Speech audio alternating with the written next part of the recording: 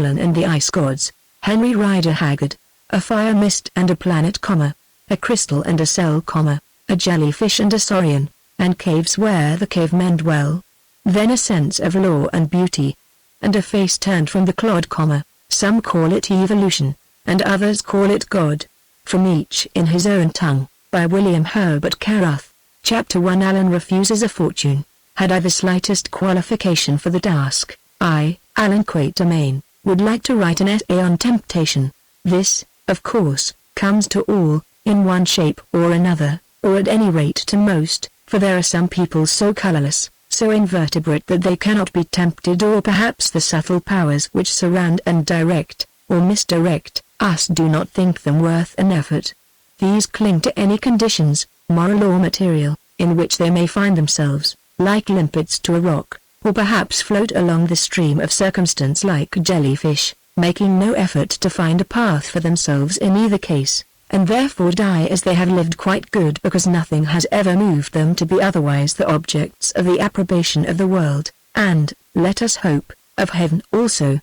The majority are not so fortunate. Something is always egging their living personalities along this or that road of mischief. Materialists will explain to us that this something is but the passions inherited from 1,000 generations of unknown progenitors who, departing, left the curse of their blood behind them. I, who am but a simple old fellow, take another view, which, at any rate, is hallowed by many centuries of human opinion. Yes, in this matter, as in sundry others, I put aside all the modern talk and theories and am plumb for the good, old-fashioned, and most efficient devil as the author of our woes. No one else could suit the lure so exactly to the appetite as that old fisherman in the waters of the human soul, who knows so well how to bait his hooks and change his flies so that they may be attractive not only to all fish but to every mood of each of them.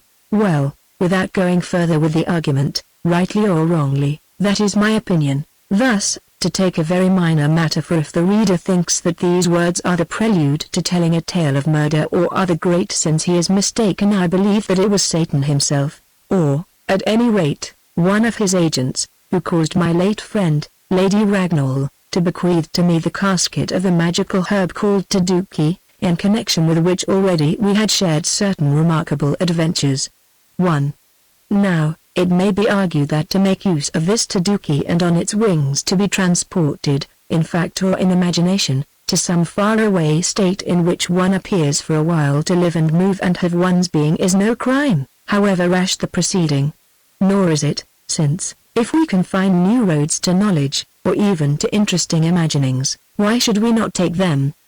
But to break one's word is a crime, and because of the temptation of this stuff, which, I confess, for me is more allurement than anything else on earth, at any rate, in these latter days, I have broken my word. For, after a certain experience at Ragnall Castle, did I not swear to myself and before heaven that no power in the world, not even that of Lady Ragnall herself, would induce me again to inhale those time-dissolving fumes and look upon that which, perhaps designedly, is hidden from the eyes of man, namely, revealments of his buried past, or mayhap of his yet unacted future? What do I say? This business is one of dreams no more, though I think that those dreams are best left unexplored, because they suggest too much and yet leave the soul unsatisfied. Better the ignorance in which we are doomed to wander than these liftings of corners of the veil, than these revelations which excite delirious hopes that, after all, may be but marsh lights which, when they vanish, will leave us in complete blackness. Now I will get on to the story of my fall, of how it came about and the revelations to which it led, and which I found interesting enough, whatever others may think of them. Elsewhere I have told how, years after our joint adventure into Central Africa, once again I came into touch with the widowed Lady Ragnall and allowed myself to be persuaded in her company to inhale the charmed smoke of the Taduki herb, with which she became familiar when, in a state of mental collapse, she fell into the hands of the priests of some strange African faith. Under its influence, the curtain of time seemed to swing aside, and she and I saw ourselves playing great parts as inhabitants of Egypt in the days of the Persian domination. In that life, if the tale were true, we had been very intimate, but before this intimacy culminated in actual union, the curtain fell and we re-awoke to our modern world. Next morning, I went away, much confused and very frightened, nor did I ever again set eyes upon the stately and beautiful Lady Ragnall. After all that we had learned or dreamed, I felt that further meetings would be awkward. Also, to tell the truth, I did not like the story of the curse which was said to hang over the man who had to do with her who, in it, was named Amada and filled the role of priestess of Isis, the goddess whom she betrayed, in whatever generation might be born, or perchance reborn. Of course, such ancient maledictions are the merest nonsense. And yet the truth is that in our separate fashions we are all superstitious, and really the fate of Lord Ragnall, who had married this lady, was most unpleasant and suggestive, too much so to encourage anyone else to follow his example. Further, I had come to a time of life when I did not wish for more adventures in which women were mixed up, even in dreams, since such, I have observed, however entrancing at the moment, lead to trouble as surely as sparks fly upward. Thus it came about that when Lady Ragnall wrote asking me to stay with her as she did on 2 subsequent occasions, I put her off with excuses which were perfectly valid, although at this moment I forget what they may have been, it being my firm intention never again to place myself within reach of her beauteous and commanding personality. You see, in that dream we dreamed together, the story came to an end just as I was about to marry the princess and high priestess Amada, who was, or appeared to be, Lady Ragnall's prototype. Indeed, on regaining her senses, she, whose vision lasted a second or two longer than did mine, let it slip that we actually had been married in some primitive Egyptian fashion, and I could see clearly enough, although I knew it to be nonsense, she believed that this event had happened.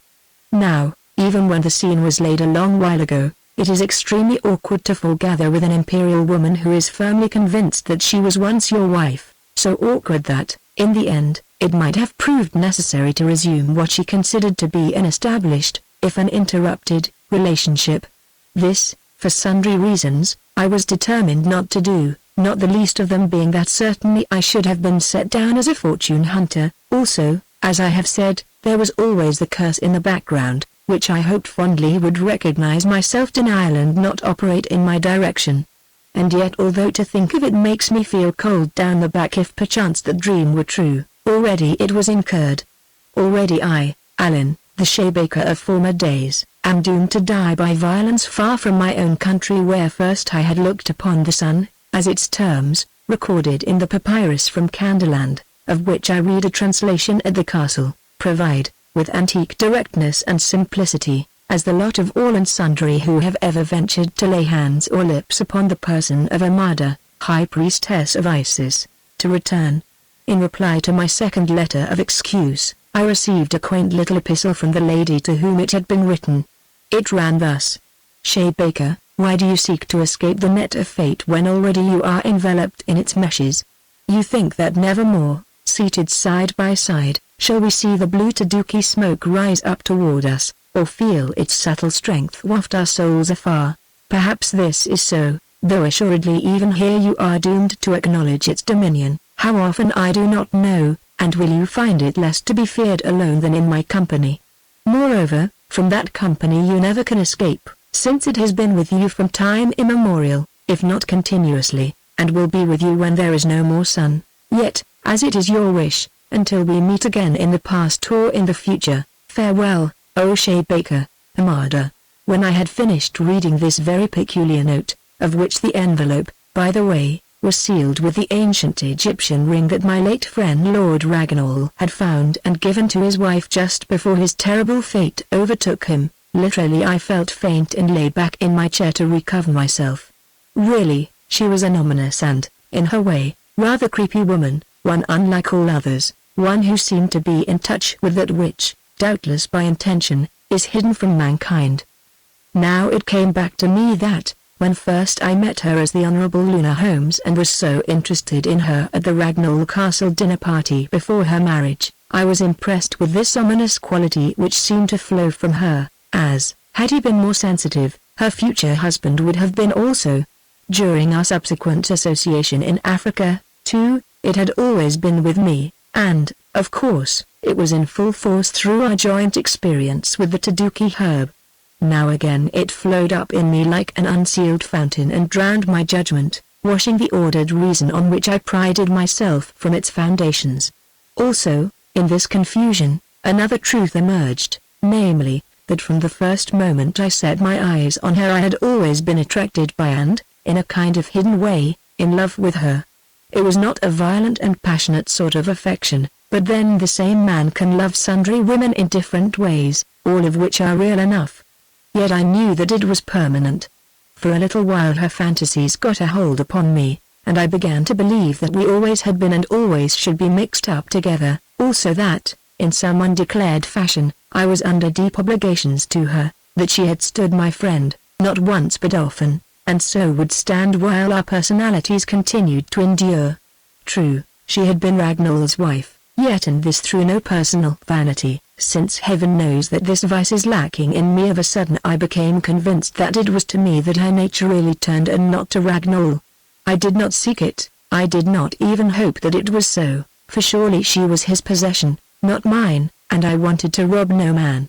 Yet in that moment the fact loomed before me large and solid as a mountain, a calm, immovable mountain, a snow-capped volcano, apparently extinct, that still, one day, might break into flames and overwhelm me, taking me as its possession upon wings of fire. Such were my reflections during the moments of weakness which followed the shock I had received from that remarkable letter, outwardly and visibly so final, yet inwardly and spiritually opening up vast avenues of unexpected possibilities.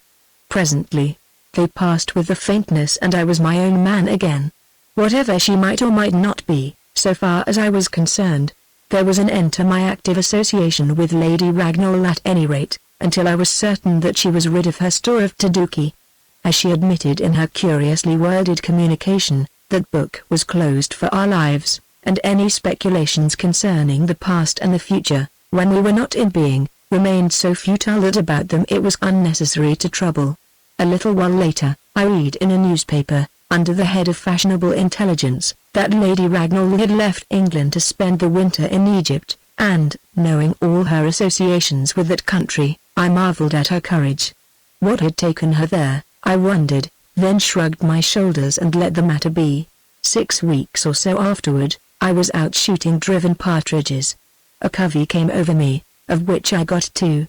As I thrust new cartridges into my gun, I saw approaching me, flying very fast and high, a couple of wild duck that I suppose had been disturbed from some pond by the distant beaters. I closed the gun and lifted it, being particularly anxious to bag those wild duck, which were somewhat rare in the neighborhood, especially at that season of the year.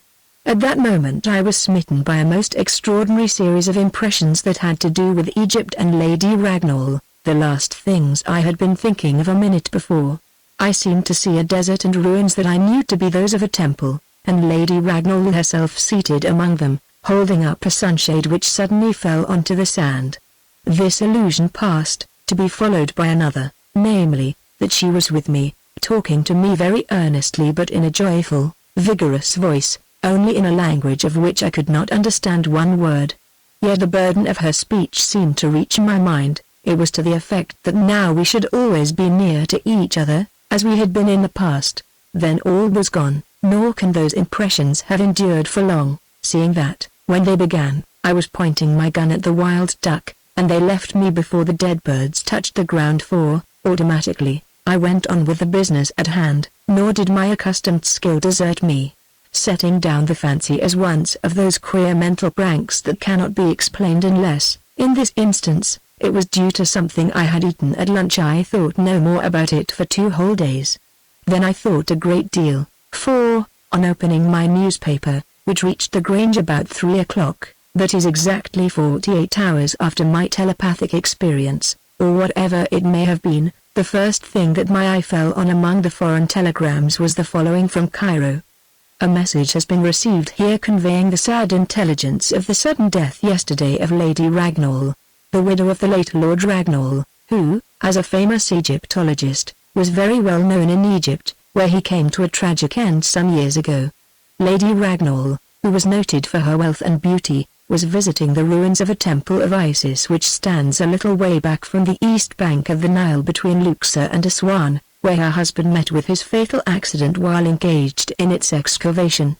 Indeed, She was seated by the monument erected on the sand which entombed him so deeply that his body was never recovered, when suddenly she sank back and expired. The English medical officer from Luxor certified heart disease as the cause of death, and she has been buried where she died, this ground having been consecrated at the time of the decease of Lord Ragnall. If I had felt queer when I received Lady Ragnall's mystical letter before she left for Egypt, now I felt much queerer. Then I was perplexed, now I was terrified, and, what is more, greatly moved. Again that conviction came to me that, deep down in my being, I was attached, unchangeably attached, to this strange and charming woman, and that with hers my destiny was intertwined. If this were not so, indeed, why had her passing become known to me, of all people, and in so incongruous a fashion? For, although the hour of her death was not stated, I had little doubt that it occurred at the very moment when I shot the wild duck. Now I wished that I had not refused to visit her, and even that I had given her some proof of my regard by asking her to marry me, notwithstanding her great wealth, the fact that I had been her husband's friend, and all the rest. No doubt, she would have refused. Still, the quiet devotion of even so humble an individual as myself might have pleased her. However, regrets came too late. She was dead, and all between us at an end. A few weeks later, I discovered that here I was mistaken, for, after a preliminary telegram inquiring whether I was in residence at the Grange, which I answered on a prepaid form to the address of some unknown lawyers in London, there arrived at lunchtime on the following day a gentleman of the name of Millis, evidently one of the firm of Millis and Millis who had sent me the telegram. He was shown in and, without waiting for luncheon, said, "I believe I am addressing Mr. Allan Quatermain." I bowed and he went on. "I come upon a strange errand, Mr. Quatermain, so strange that I doubt whether, in the course of your life, which as I have heard has been full of adventure, you have ever known its sequel. You were, I believe, well acquainted with our late client, Lord Ragnall, also with his wife, Lady Ragnall, formerly the Honourable Luna Holmes, of whose recent sad death you may perhaps have heard." I said that this was so, and the lawyer went on in his dry precise way, watching my face as he spoke. "It would appear, Mr. Quatermain, that Lady Ragnall must have been much attached to you, since, a while ago, after a visit that you paid to her at Ragnall Castle, she came to our office and made a will, a thing I may add that we had never been able to persuade her to do. Under that will, as you will see presently, for I have brought a copy with me, she left everything she possessed, that is, all the great Ragnall property and accumulated personalty of which she had the power to dispose at her unfettered discretion, to a hem to you." "Great heavens!" I exclaimed, and sank back into a chair.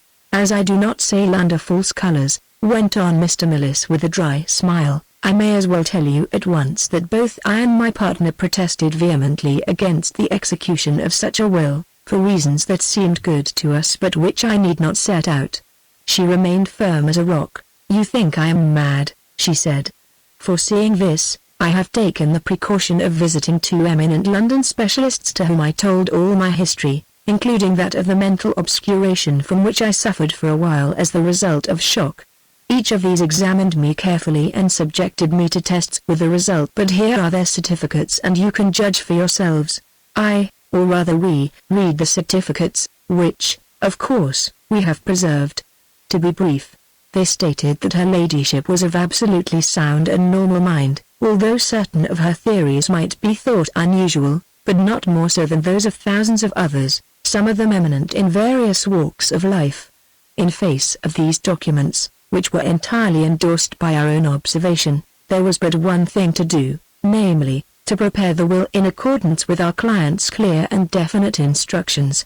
While we were writing these down, she said suddenly, "Something has occurred to me. I shall never change my mind, nor shall I remarry, but, from my knowledge of Mr. Quatermain, I think it possible and even probable that he will refuse this great inheritance." A statement, sir, which struck us as so incredible that we made no comment. "In that event," she continued, "I wish all the real property to be realized and together with the personalty, except certain legacies, to be divided among the societies, institutions, and charities that are written down upon this list," and she handed us a document, "unless indeed Mr. Quatermain, whom, should he survive me, I leave my sole executor, should disapprove of any of them." Do you now understand the situation, sir? Quite, I answered. That is, no doubt I shall when I have read the will. Meanwhile, I suggest that you must be hungry after your journey and that we should have lunch. So we lunched, talking of indifferent matters while the servants were in the room, and afterward returned to my study, where the documents were read and expounded to me by Mr. Millis.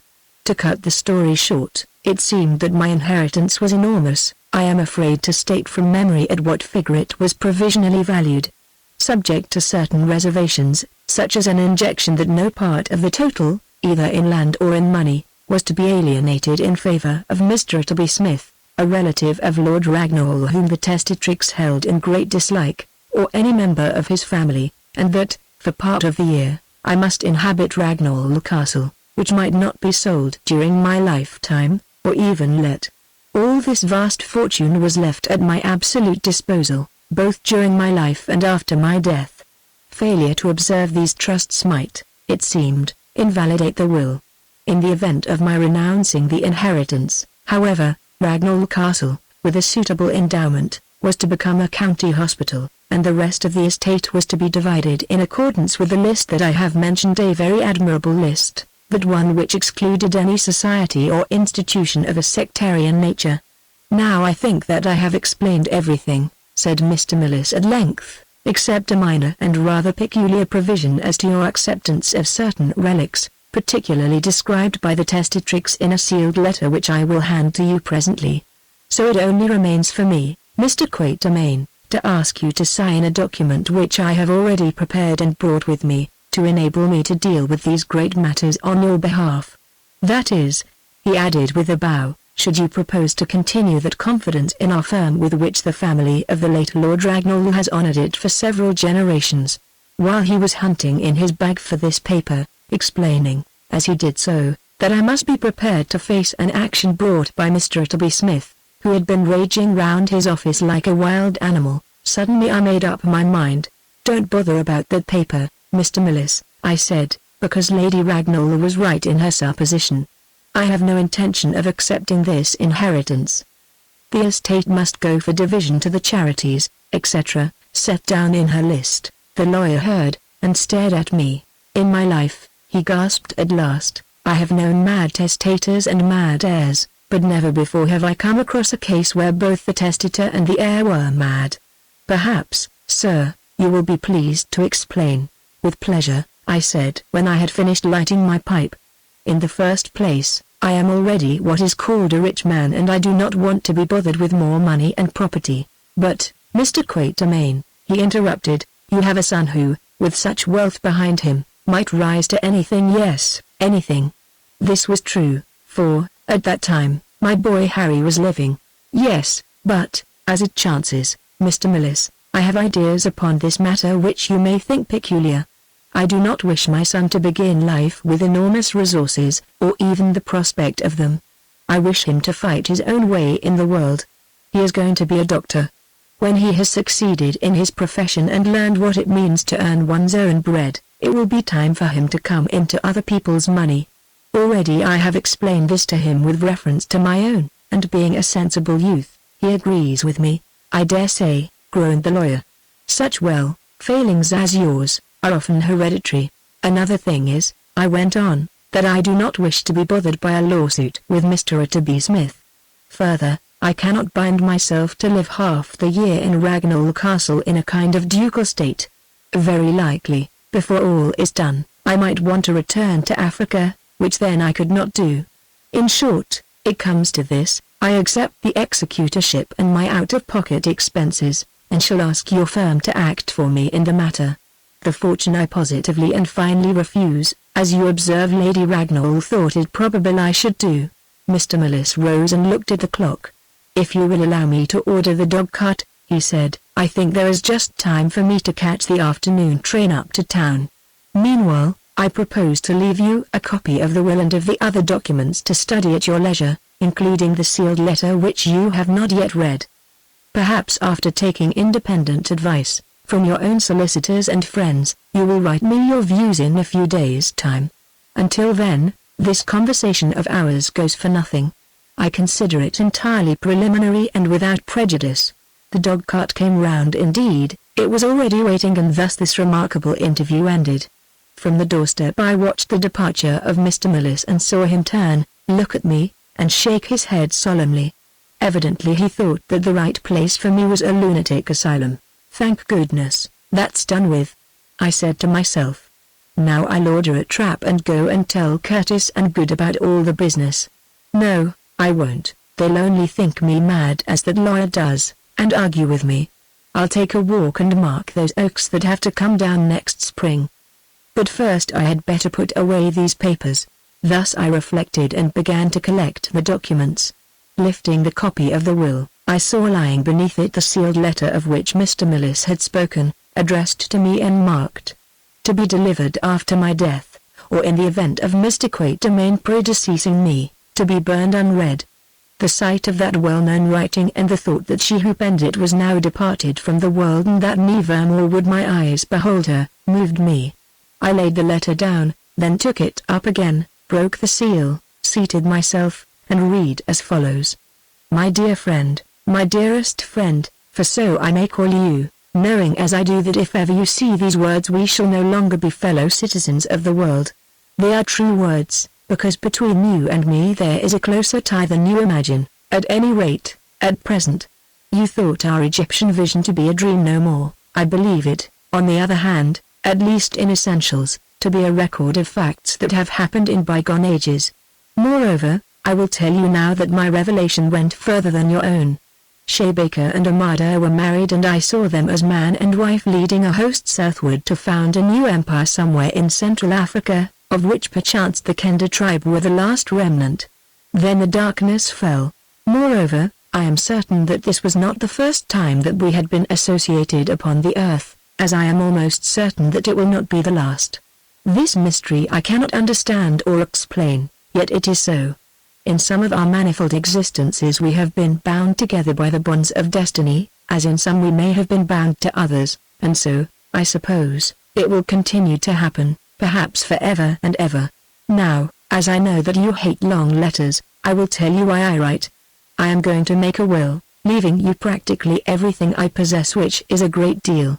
As there is no relationship or other tie between us, this may seem a strange thing to do, but after all, why not? I am alone in the world, without a relative of any kind.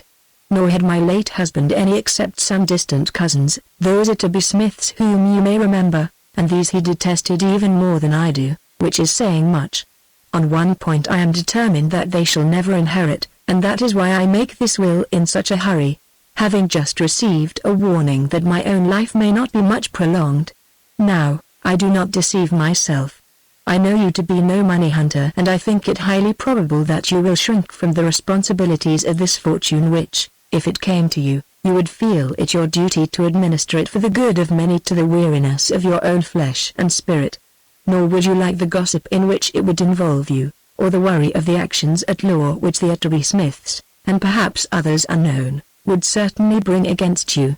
Therefore, it seems possible that you will refuse my gift, a contingency for which I have provided by alternative depositions. If a widowed lady without connections chooses to dispose of her goods in charity or for the advancement of science, etc., no one can complain. But even in this event I warn you that you will not altogether escape, since I am making you my sole executor, and although I have jotted down a list of the institutions which I propose to benefit, you will be given an absolute discretion concerning them with power to vary the amounts, and add to, or lessen, their number.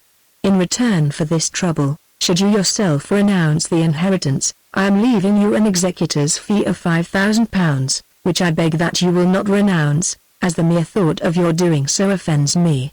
Also, as a personal gift, I ask you to accept all that famous set of Caroline silver which was used on grand occasions at Ragnall, that I remember you admired so much, and any other objects of art that you may choose. Lastly, and this is the really important thing, together with the Egyptian collection, I pass on to you the chest of Taduki herb with the Kenda brazier, etc., enjoining you most strictly, if ever you held me in any friendship, to take it, and above all to keep it sacred.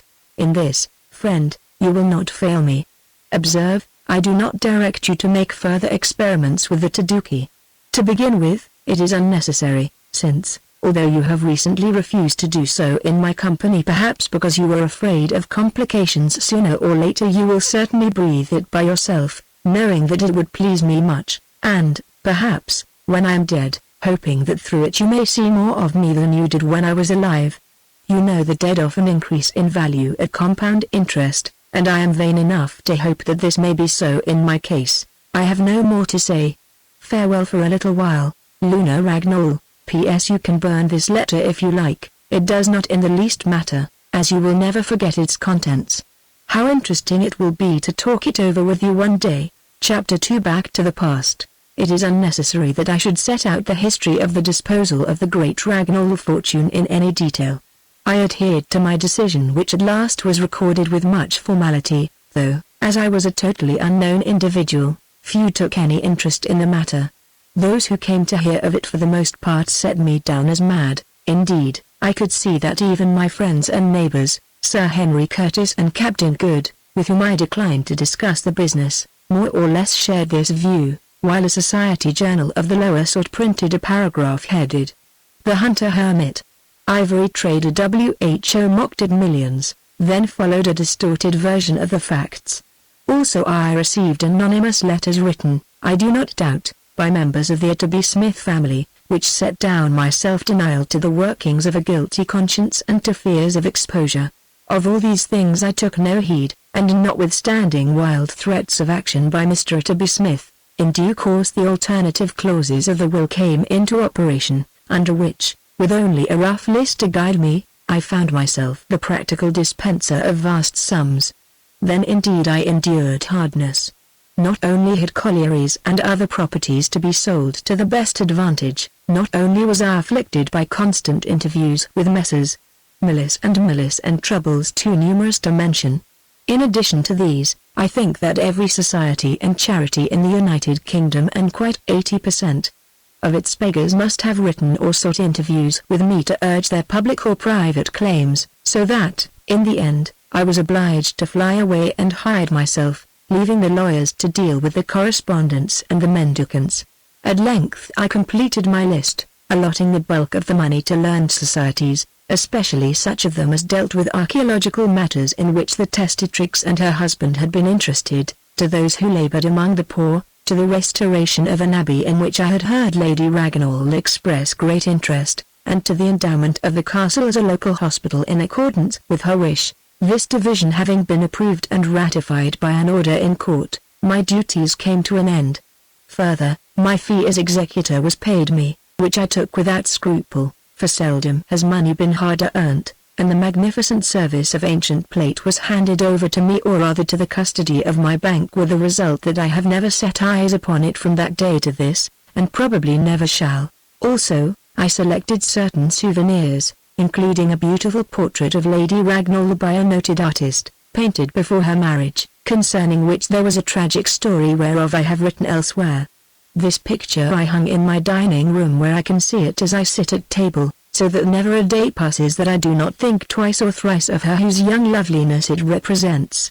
Indeed, I think of her so much that often I wish I had placed it somewhere else. The Egyptian collection I gave to a museum which I will not name. Only the chest of Taduki and the other articles connected with it I kept, as I was bound to do, hiding them away in a bookcase in my study and hoping that I should forget where I had put them, an effort wherein I failed entirely. Indeed, the chest might have been alive to judge from the persistence with which it inflicted itself upon my mind, just as if someone were imprisoned in the bookcase. It was stowed away in the bottom part of an old Chippendale bookcase which stood exactly behind my writing chair, and which I had taken over as a fixture when I bought the Grange. Now this chair, that I am using at the moment of writing, is one of the sort that revolves, and, heedless of the work I had to do, continually I found myself turning it round so that I sat staring at the bookcase instead of at my desk. This went on for some days, until I began to wonder whether there was anything wrong, whether, for instance, I had placed the articles so that they could fall over, and my subconscious self was reminding me of the fact. At length, one evening after dinner, this idea fidgeted me so much that I could bear it no more.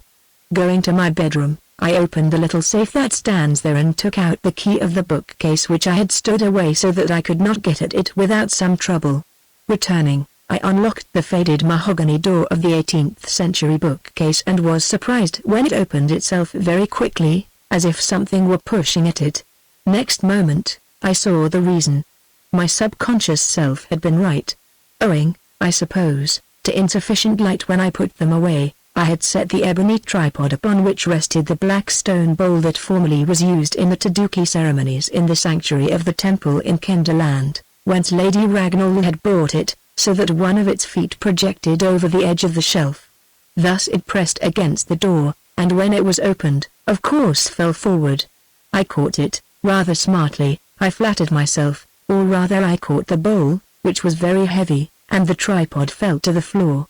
Setting down the bowl on the hearthrug which was near, I picked up its stand and made a hasty examination, fearing lest the brittle, short-grained wood should have broken.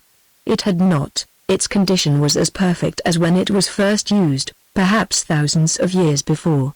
Next, that I might examine this curiosity with more care than I had ever yet done, I placed the bowl upon its stand to consider its shape and ornamentation. Though so massive, I saw that in its way it was a beautiful thing, and the heads of the women carved upon the handles were so full of life that I think they must have been modeled from a living person. Perhaps that model was the priestess who had first used it in her sacred rites of offering or of divination, or perhaps Amada herself, to whom, now that I thought of it, the resemblance was great, as I had seen her in my Taduki dream. The eyes, for both handles were identical, seemed fixed on me in a solemn and mystical stare. The parted lips looked as though they were uttering words of invitation. To what did they invite? Alas! I knew too well, it was that I should burn Taduki in the bowl so that they might be opened by its magic and tell me of hidden things. Nonsense! I thought to myself. Moreover, I remembered that one must never take Taduki after drinking wine. Then I remembered something else, namely, that, as it happened, at dinner that night I had drunk nothing but water, having for some reason or other preferred it to claret or port. Also, I had eaten precious little, I suppose because I was not hungry. Or could it be that I was a humbug and had done these things, or rather left them undone, so that should temptation overtake me its results might not prove fatal? Upon my word, I did not know, for on such occasions it is difficult to disentangle the exact motives of the heart. Moreover, this speculation was forgotten in a new and convincing idea that suddenly I conceived. Doubtless, the virtues, or the vices, of Taduki were all humbug, or rather non-existent. What caused the illusions was the magnetic personalities of the ministrants, that is to say, of Lady Ragnall herself and, on my first acquaintance with it, here in England, of that remarkable old medicine man, Haggard. Without these personalities, and especially the first who was now departed from the earth, it would be as harmless as tobacco and as ineffectual as hay. So delighted was I with this discovery that almost I determined to prove it by immediate demonstration. I opened the carved chest of rich-colored wood and drew out the aged black and silver box within which now I observed for the first time had engraved upon it several times a picture of the goddess Isis in her accustomed ceremonial dress, and a god, Osiris or Da, I think, making incantations with their hands, holding lotus flowers and the cross of life stretched out over a little altar. This I opened also, whereon a well-remembered aroma arose and for a moment clouded my senses. When these cleared again, I perceived, lying on the top of the bundles of Taduki leaves, of which there seemed to be a large quantity remaining, a half-sheet of letter paper bearing a few lines in Lady Ragnall's handwriting. I lifted it and read as follows. My friend, when you are moved to inhale this Taduki, as certainly you will do, be careful not to use too much lest you should wander so far that you can return no more. One of the little bundles, of which I think there are 13 remaining in the box, should be sufficient, though perhaps as you grow accustomed to the drug you may require a larger dose. Another thing, for a hidden reason with which I will not trouble you, it is desirable, though not necessary, that you should have a companion in the adventure. By preference, this companion should be a woman, but a man will serve if he be one in whom you have confidence and who is sympathetic to you. Ella, that settles it, I thought. I am not going to take Taduki with one of the housemaids, and there is no other woman about here, and I rose from my chair. preparing to put the stuff away. At that moment, the door opened and in walked Captain Good. "Hello, old fellow," he said. "Curtis says a farmer tells him that a lot of snipe have come in onto the Brathal marshes, and he wants to know if you will come over tomorrow morning and have a go at them." I say, "What is this smell in the room? Have you taken to scented cigarettes or hashish?" "Not quite, but, to tell you the truth, I was thinking of it," I answered, and I pointed to the open silver box. Good, who is a person of alert mind and one very full of curiosity, advanced, sniffed at the taduki, and examined the brazier and the box, which in his ignorance he supposed to be of Grecian workmanship. Finally, he overwhelmed me with so many questions that, at length, in self-defense, I told him something of its story and how it had been bequeathed to me with its contents by Lady Ragnall. "Indeed," said Good. "She who left you the fortune which you wouldn't take, being the lineal descendant of Don Quixote, or rather of Sancho Panza's donkey. Well, this is much more exciting than money. What happened to you when you went into that trance?" "Oh," I answered wearily, "I seemed to foregather with a very pretty lady who lived some thousands of years ago, and after many adventures, was just about to marry her when I woke up." "How jolly. Though I suppose you have been suffering from blighted affections ever since.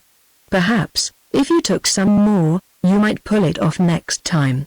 I shook my head and handed him the note of instructions that I had found with the taduki, which he read with attention, and said, "I see, Allan, that a partner is required and that failing a lady, a man in whom you have confidence and who is sympathetic to you, will serve. Obviously that's me, for in whom could you have greater confidence, and who is more sympathetic to you? Well, my boy, if there's any hope of adventures, real or imaginary, I'll take the risk and sacrifice myself upon the altar of friendship. Light up your stuff, I'm ready." "What do you say? That I can't because I have been dining and drinking wine or whiskey?" "Well, as a matter of fact, I haven't. I've only had some tea and a boiled egg." I won't stop to explain why and intended to raise something more substantial out of you. So fire away and let's go to meet your lovely lady in ancient Egypt or anywhere else. "Look here, Good," I explained, "I think there is a certain amount of risk about this stuff, and really you had better reflect, before I rush in where angels fear to tread, eh? Well, you've done it and you ain't even an angel. Also I like risks or anything that makes a change in this mill round of a life. Come on. What have we got to do?" Then, feeling that fate was at work, under a return of the impulse of which the strength had been broken for a moment by the reading of Lady Ragnall's note of instructions, I gave way.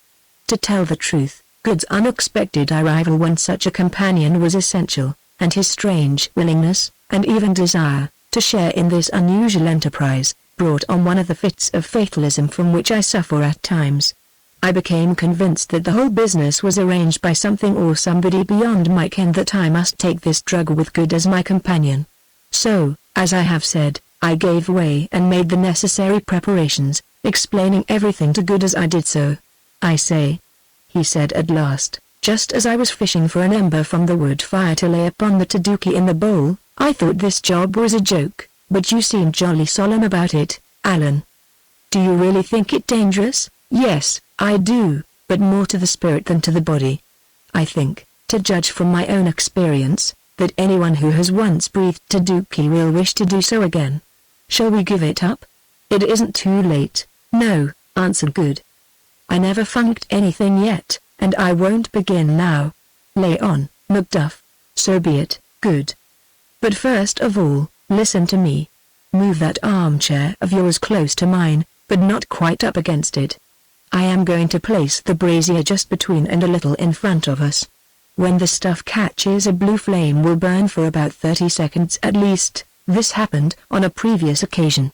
So soon as it dies away and you see the smoke begin to rise, bend your head forward and a little sideways so that it strikes you full in the face, but in such a fashion that, when you become insensible, the weight of your body will cause you to fall back into the chair, not outward to the floor. It is quite easy if you are careful. Then open your mouth and draw the vapor down into your lungs. 2 or 3 breaths will suffice, as it works very quickly, just like laughing gas," remarked Good. "I only hope I shan't wake with all my teeth out." The last time I took it I felt. Stop joking, I said, for this is a serious matter, a jolly sight too serious. Is there anything else? No.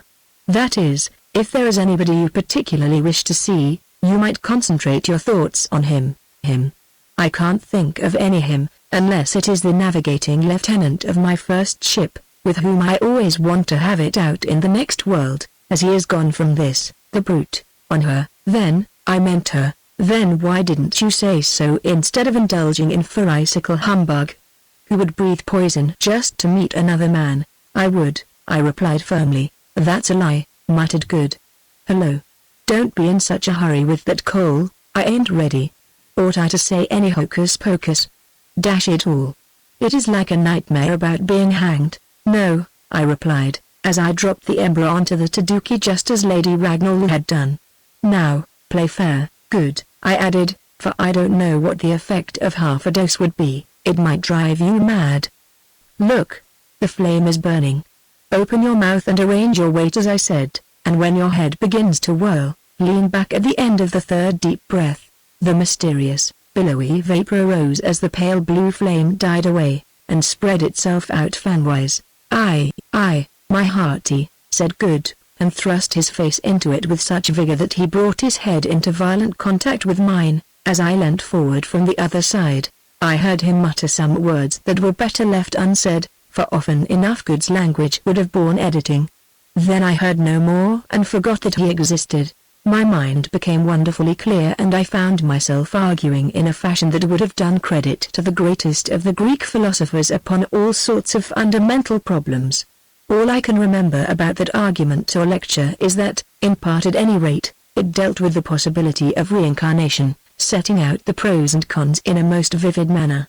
Even if I had not forgotten them, these may be passed over, as they are familiar to students of such subjects. The end of the exposition, however, was to the effect that, accepted as it is by a quarter of the inhabitants of the earth, this doctrine should not lightly be set aside, seeing that in it there is hope for man, that it is at least worthy of consideration. If the sages who have preached it, from Plato down and indeed for countless ages before his time, since without doubt he borrowed it from the East are right, then at least we pure human creatures do not appear and die like gnats upon a summer's eve, but in that seeming day pass on to life eternally renewed, climbing a kind of Jacob's ladder to the skies. It is true that as our foot leaves it, each rung of that ladder vanishes. Below is darkness and all the gulf of time. Above is darkness and we know not what. Yet our hands cling to the uprights and our feet stand firm upon a rung, and we know that we do not fall, but mount, also that, in the nature of things, a ladder must lean against some support and lead somewhere. A melancholy business, this treadmill doctrine, it may be said, where one rung is so like another and there are so many of them. And yet is it not better than that of the bubble which bursts and is gone? Aye, because life is better than death, especially if it be progressive life, and if at last it may lead to some joy undreamed, to some supernal light in which we shall see all the path that we have trodden, and with it the deep foundations of the rock of being upon which our ladder stands and the gates of eternal calm whereon it leans. Thus, in the beginning of my dream state, I, the lecturer, argued to an unknown audience, or perhaps I was the audience and the lecturer argued to me, I am not sure, pointing out that otherwise we are but as those unhappy victims of the revolution in the prisons of Paris, who for a little while bow and talk and play our part, waiting till the door opens and the jailer Death appears to lead us to the tumbril and the knife. The argument, I should point out, was purely rational, it did not deal with faith, or any revealed religion, perhaps because these are too personal and too holy. It dealt only with the possible development of a mighty law, under the workings of which man, through much tribulation, might accomplish his own will and at last come to look upon the source of that law and understand its purpose. Obviously these imperfectly reported reflections, and many others that I cannot remember at all, were induced by the feeling that I might be about to plunge into some seeming state of former existence, as I had done once before under the influence of this herb. My late friend, Lady Ragnall, believed that state to be not seeming but real, while I, on the other hand, could not accept this as a fact. I set it down, as I am still inclined to do, to the workings of imagination, super excited by a strange and powerful drug and drawing, perhaps, from some fount of knowledge of past events that is hidden deep in the being of every one of us. However these things may be, this rhetorical summing up of the case, of which I can only recollect the last part, was but a kind of introductory speech such as is sometimes made by a master of ceremonies before the curtain rises upon the play. Its echoes died away into a deep silence. All the living part of me went down into darkness, dense darkness that seemed to endure for ages. Then, with strugglings and effort, I awoke again reborn. A hand was holding my own, leading me forward, a voice I knew whispered in my ear, saying, "Look upon one record of the past, O doubter. Look and believe." Now there happened to me, or seemed to happen, that which I had experienced before in the museum at Ragnall Castle, namely, that I, Allan, the living man of today, beheld myself another man, and yet the same, and whilst remaining myself, could enter into and live the life of that other man, knowing his thoughts, appreciating his motives and his efforts, his hopes and his fears, his loves and his hates, and yet standing outside of them, reading him like a book and weighing everything in the scales of my modern judgment. The voice surely it was that of Lady Ragnall, though I could not see her face died away, the hand was loosed. I saw a man in the cold, glimmering light of dawn. He was a very sturdy man, thick-limbed, deep-chested, and somewhat hairy, whose age I judged to be about 30 years. I knew at once that he was not a modern man, although his weather-tanned skin was white where the furs he wore had slipped away from his shoulder, for there was something unusual about his aspect. Few modern men are so massive of body, and never have I seen one with a neck so short and large in circumference, although the feet and hands were not large. His frame was extraordinarily solid, being not more than 5 feet 7 inches in height and by no means fat, yet he must have weighed quite 15 stone, if not more. His dark hair was long and parted in the middle, it hung down to his shoulders. He turned his head, looking behind him as though to make sure that he was alone, or that no wild beast stalked him, and I saw his face. The forehead was wide and not high, for the hair grew low upon it, his eyebrows were beetling and the A's beneath them deep set. They were remarkable eyes, large and grey, quick glancing also, yet when at rest somewhat sombre and very thoughtful. The nose was straight with wide and sensitive nostrils, suggesting that its owner used them as a dog or a deer does, to scent with. The mouth was thick-lipped but not large, and within it were splendid and regular white teeth, broader than those we have. The chin was very massive, and on it grew 2 little tufts of beard, though the cheeks were bare. For the rest, this man was long-armed, for the tip of his middle finger came down almost to the kneecap. He had a sort of kilt about his middle and a heavy fur robe upon his shoulder which looked as though it were made of bearskin. In his left hand he held a short spear, the blade of which seemed to be fashioned of chipped flint, or some other hard and shining stone, and in the girdle of his kilt was thrust a wooden-handled instrument or axe, made by setting a great, sharp-edged stone that must have weighed 2 pounds or so into the cleft end of the handle which was lashed with sinews both above and below the axe head. I, Allan, the man of today, looked upon this mighty savage, for mighty I could see he was both in his body and, after a fashion, in his mind also, and in my trance knew that the spirit which had dwelt in him hundreds of thousands of years ago, mayhap, or at least in the far, far past, was the same that animated me, the living creature whose body for aught I knew descended from his, thus linking us in flesh as well as soul. Indeed, the thought came to me I know not whence that here stood my remote forefather whose forgotten existence was my cause of life, without whom my body could not have been. Now, I, Allan Quatermain, fade from the story. No longer am I he. I am with a hunter, the future chief of a little tribe which had no name, since, believing itself to be the only people on the earth, it needed none.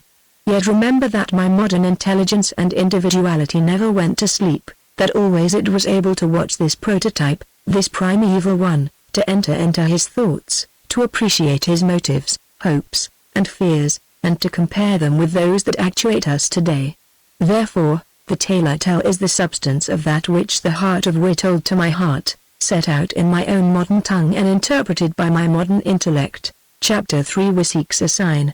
Wit being already endowed with a spiritual sense, was praying to such gods as he knew, the ice gods that his tribe had always worshipped.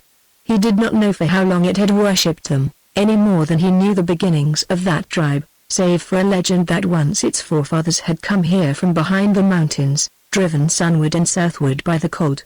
These gods of theirs lived in the blue-black ice of the mightiest of the glaciers which moved down from the crests of the high snow mountains. The breast of this glacier was in the central valley, but most of the ice moved down smaller valleys to the east and west and so came to the sea, where in springtime the children of the ice gods that had been begotten in the heart of the snowy hills were born, coming forth in great bergs from the dark wombs of the valleys and sailing away southward. Thus it was that the vast central glacier, the house of the gods, moved but little. Urk the aged one, who had seen the birth of all who lived in the tribe, said that his grandfather had told him, when he was little, that in his youth the face of this glacier was perhaps a spear's cast higher up the valley than it stood today, no more. It was a mighty threatening face of the height of a score of tall forest pines set one upon the other, sloping backward to its crest. For the most part, it was of clear black ice which sometimes when the gods within were talking, cracked and groaned, and when they were angry, heaved itself forward by an arm's length, shaving off the rocks of the valley which stood in its path and driving them in front of it. Who or what these gods might be, we did not know. All he knew was that they were terrible powers to be feared, in whom he believed as his forefathers had done, and that in their hands lay the fate of the tribe. In the autumn nights, when the mists rose, some had seen them, vast, shadowy figures moving about before the face of the glacier, and even at times advancing toward the beach beneath, where the people dwelt. They had heard them laughing also, and their priest, Ngi the magician, and Taran the witch who hid herself, who only came out at night and who was the lover of Ngi, said that they had spoken to them, making revelations. But to Wu they had never spoken, although he had sat face to face with them at night, which none others dared to do. So silent were they that, at times, when he was well-fed and happy-hearted and his hunting had prospered, he began to doubt this tale of the gods and to set down the noises that were called their voices to breakings in the ice caused by frosts and thaws. Yet there was something which he could not doubt. Deep in the face of the ice, the length of 3 paces away, only to be seen in certain lights, was one of the gods who for generations had been known to the tribe as the Sleeper because he never moved. We could not make out much about him, save that he seemed to have a long nose as thick as a tree at its root and growing smaller toward the end. On each side of this nose projected a huge curling tusk that came out of a vast head, black in color and covered with red hair, behind which swelled an enormous body, large as that of a whale, whereof the end could not be seen.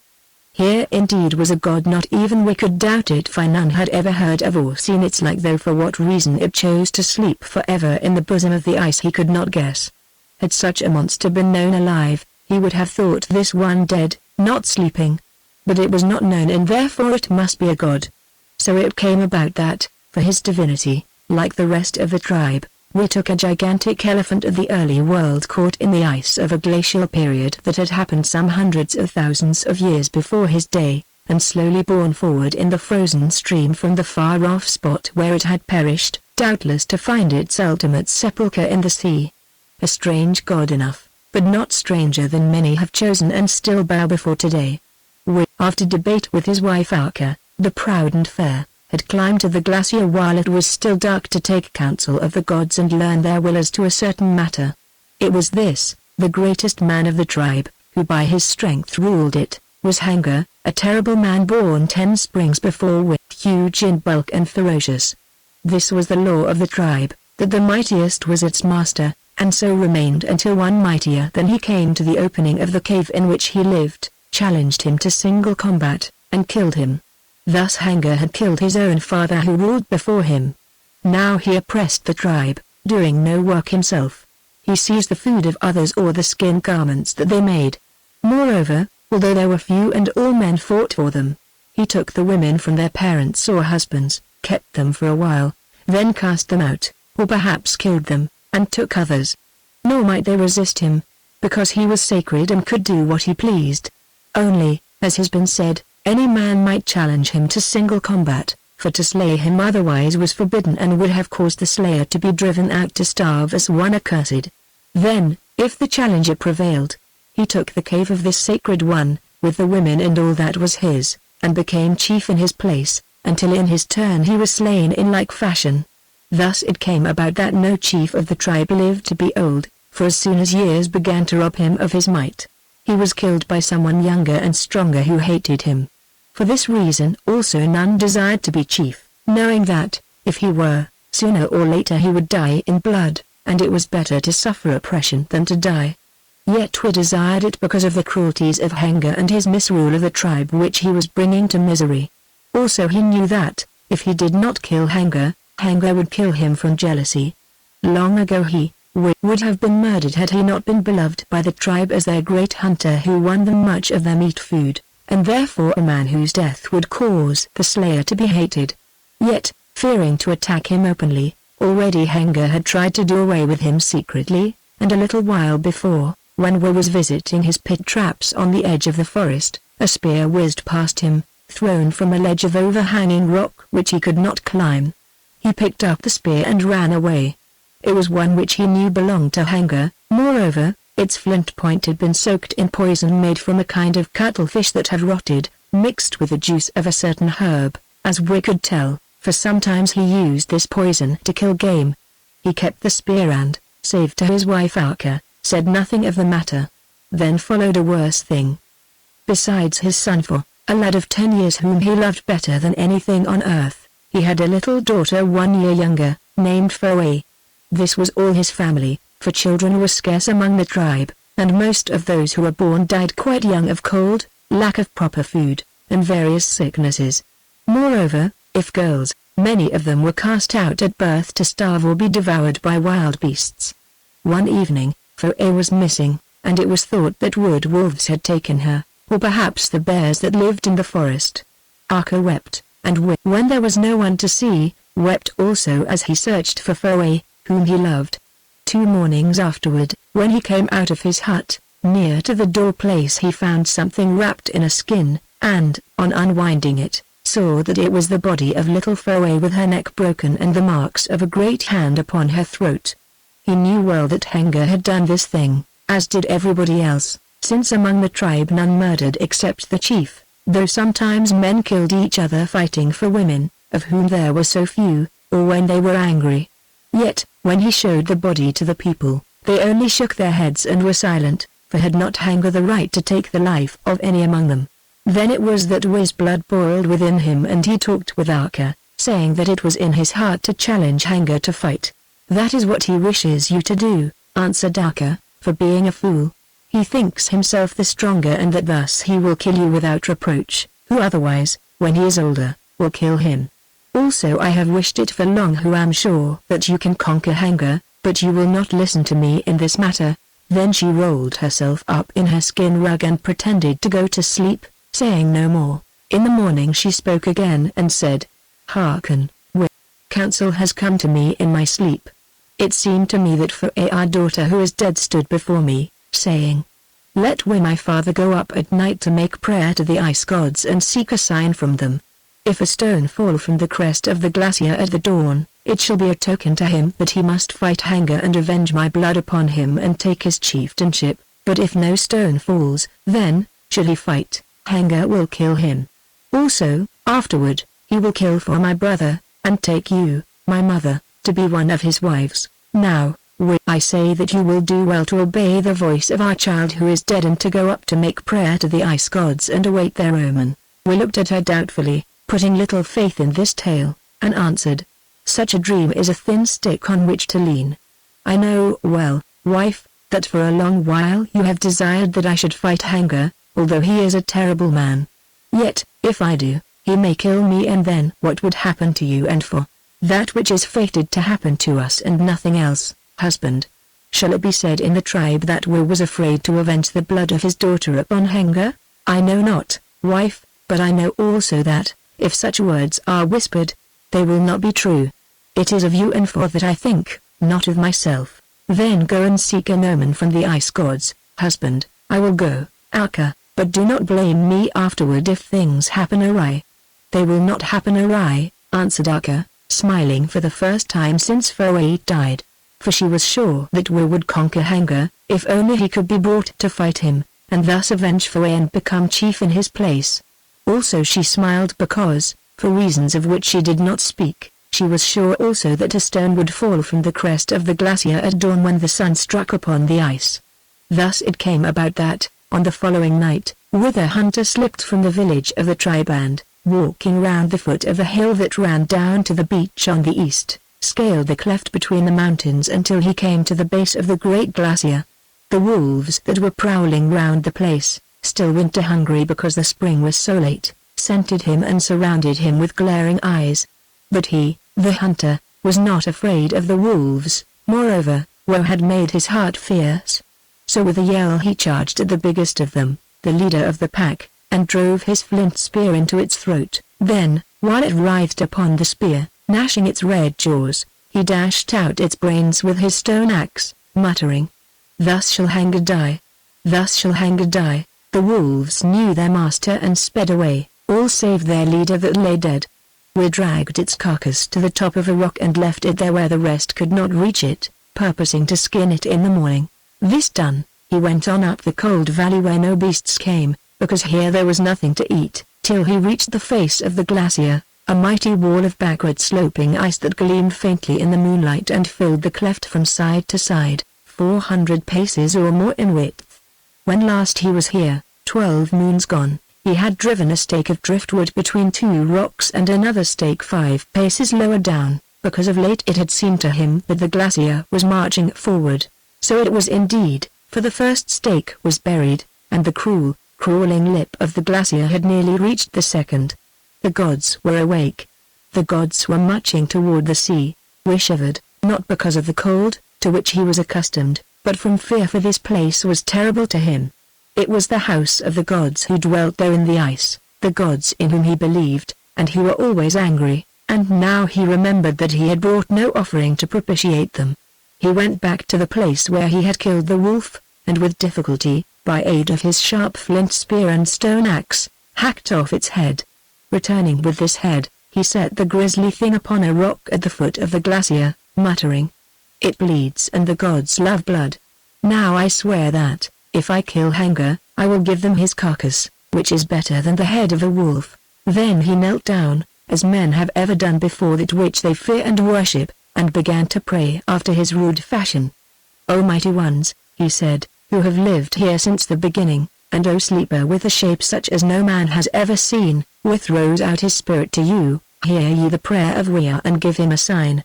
Haggard the fierce and hideous, who kills his own children lest in a day to come they should slay him as he slew his father, rules the people and does evilly. The people groan, but according to the old law may not rebel, and to speak they are afraid. Haggard would kill me, and my little daughter Foy he has killed, and her mother weeps. I would fight Haggard as I may do under the law, but he is strong as the wild bull of the forest, and if he prevails, not only will he kill me, he will also take Haggard, whom he covets, and will murder our son and perhaps devour him. Therefore, I am afraid to fight, for their sakes.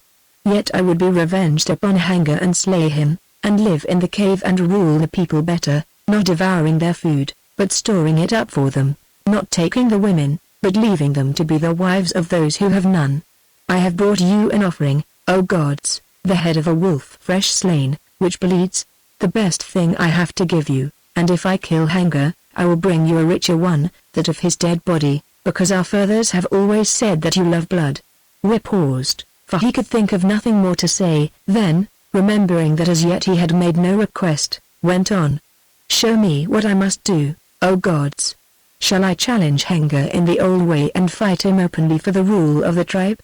Or, since if I fear to do this I cannot stay here among the people, shall I fly away with Audiobooks and, perhaps, Pag, the wise dwarf, the wolf man who loves me, to seek another home beyond the woods, if we live to win through them?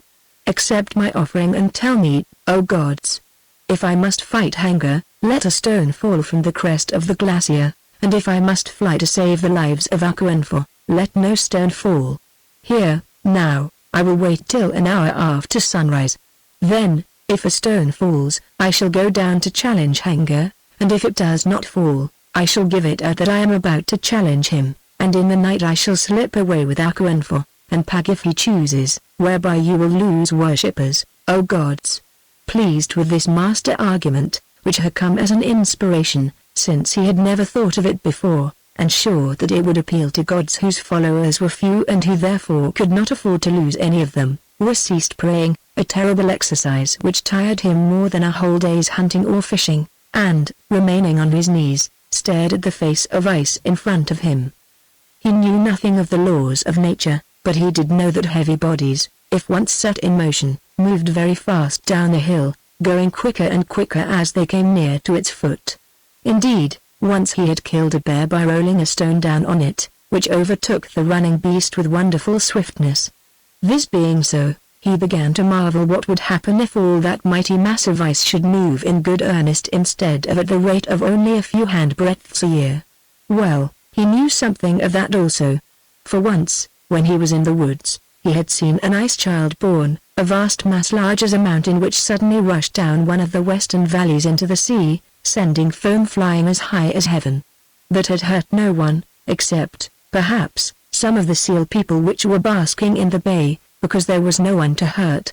But if it had been the great central glacier that thus moved and gave birth, together with the other smaller glaciers of the west, what would chance to the tribe upon the beach beneath? They would be killed, every one, and there would be no people left in the world. He did not call it the world, of course, since he knew nothing of the world, but rather by some word that meant the place, that is, the few miles of beach and wooden mountain over which he wandered. From a great height he had seen other beaches and woods, also mountains beyond a rocky, barren plain, but to him these were but a dreamland. At least, no men and women lived in them, because they had never heard their voices or seen the smoke of their fires, such as the tribe made to warm themselves by and for the cooking of their food. It was true that there were stories that such people existed, and Pag, the cunning dwarf, thought so. However, being a man who dealt with facts, paid no heed to these tales. The below him lived the only people in the world, and if they were crushed, all would be finished. Well, if so, it would not matter very much, except in the case of Alka, and, above all, of for his son, for of other women he thought little, while the creatures that furnished food, the seals and the birds and the fish, especially the salmon that came up the stream in spring, and the speckled trout, would be happier if they were gone. These speculations also tired him, a man of action who was only beginning to learn how to think. So he gave them up, as he had given up praying, and stared with his big, thoughtful eyes at the ice in front of him. The light was gathering now, very soon the sun should rise and he should see into the ice. Look! There were faces, grotesque faces, some of them vast, some tiny, that seemed to shift and change with the changes of the light and the play of the shadows. Doubtless, these were those of the lesser gods, of whom probably there were a great number, all of them bad and cruel, and they were peering and mocking at him. Moreover, beyond them, a dim outline, was the great sleeper, as he had always been, a mountain of a god with huge tusks and a curling nose much longer than the body of a man, and a head like a rock, and ears as big as the sides of the hut, and a small, cold eye that seemed to be fixed upon him, and behind all this, vanishing into the depths of the ice, an enormous body the height of 3 men standing on each other's heads, perhaps. There was a god indeed, and, looking at him, Will wondered whether one day he would awake and break out of the ice and come rushing down the mountain. That he might see him better, Will rose from his knees and crept timidly to the face of the glacier to peer down a certain crevice in the ice. While he was thus engaged, the sun rose in a clear sky over the shoulder of the mountain and shone with some warmth upon the glacier for the first time that spring or rather early summer. Its rays penetrated the cleft in the ice so that Will saw more of the sleeper than he had ever done. Truly, he was enormous, and look, behind him was something like the figure of a man of which he had often heard but never before seen so clearly. Or was it a shadow? Will could not be sure, for just then a cloud floated over the face of the sun and the figure vanished. He waited for the cloud to pass away, and well was it for him that he did so, for just then a great rock which lay, doubtless, upon the extreme lip of the glacier, loosened from its last hold by the warmth of the sun, came thundering down the slope of the ice and, leaping over Will, fell upon the spot where he had just been standing, making a hole in the frozen ground and crushing the wolf's head to a pulp, after which, with mighty bounds, it vanished towards the beach. "The sleeper has protected me," said Wit to himself, as he turned to look after the vanishing rock. "Had I stayed where I was, I should have been as that wolf's head." Then, suddenly, he remembered that this stone had fallen in answer to his prayer, that it was the sign he had sought, and removed himself swiftly, lest another that he had not sought should follow after it. When he had run a few paces down the frozen slope, he came to a little bay hollowed in the mountainside, and sat down, knowing that there he was safe from falling stones. Confusedly, he began to think. What had he asked the gods? Was it that he must fight Haggard if the stone fell, or that he must not fight him? Oh! Now he remembered. It was that he must fight as Akka wished him to do, and a cold trembling shook his limbs. To talk of fighting that raging giant was easy enough, but to do it was another matter. Yet the gods had spoken, and he dared not disobey the counsel that he had sought. Moreover, by sparing his life from the falling stone, surely they meant that he would conquer Haggard. Or perhaps they only meant that they wished to see Haggard tear him to pieces for their sport, for the gods loved blood, and the gods were cruel. Moreover, being evil themselves, would it not, perhaps, please them to give victory to the evil man?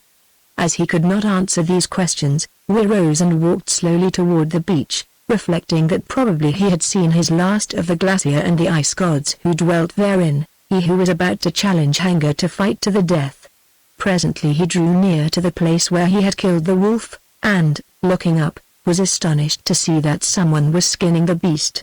Indeed, his fingers tightened upon the haft of his spear, for this was a crime against the hunter's law that one should steal what another had slain. Then the head of the skinner appeared, and Wis smiled and loosened his grip of the spear. For this was no thief, this was Pag, his slave who loved him. A strange-looking man was Pag, a large-headed, one-eyed dwarf, great-chested, long-armed, powerful, but with thick little legs, no longer than those of a child of 8 years, a monstrous, flat-nosed, big-mouthed creature, who yet always wore upon his scarred countenance a smiling, humorous air. It was told of Pag that, when he was born, a long while before for his youth had passed, he was so ugly that his mother had thrown him out into the woods, fearing that his father, who was absent killing seals farther up the beach, would be angry with her for bearing such a son and purposing to tell him that the child had been stillborn. As it chanced, when the father came back, he went to search for the infant's bones, but in place of them found the babe still living, but with one eye dashed out against a stone and its face much scarred. Still, this being his firstborn, and because he was a man with a merciful heart, he brought it home into the hut, and forced the mother to nurse it. This she did, like one who is frightened, though why she was frightened she would not say, nor would his father ever tell where and how he had found Pag. Thus it came about that Pag did not die, but lived, and because of what his mother had done to him, always was a hater of women, one, too, who lived much in the forest, for which reason, or some other, he was named Wolfman. Moreover, he grew up the cleverest of the tribe, for nature, which had made him ugly and deformed, gave him more wits than the rest of them, and a sharp tongue that he used to jibe with at the women. Therefore they hated him also and made a plot against him, and when there came a time of scarcity, persuaded the chief of the tribe of that day, the father of Haggard, that Pag was the cause of ill fortune. So that chief drove out Pag to starve. But when Pag was dying for lack of food, we found him and brought him to his hut, where, although like the rest of her sex Akka loved him little, he remained as a slave, for this was the law, that, if any saved a life, that life belonged to him. In truth, however, Pag was more than a slave, because, from the hour that we, braving the wrath of the women, who thought that they were rid of Pag and his jibes, and perchance the anger of the chief, had rescued him when he was starving in a season of bitter frost, Pag loved him more than a woman loves her firstborn, or a young man his one-day bride.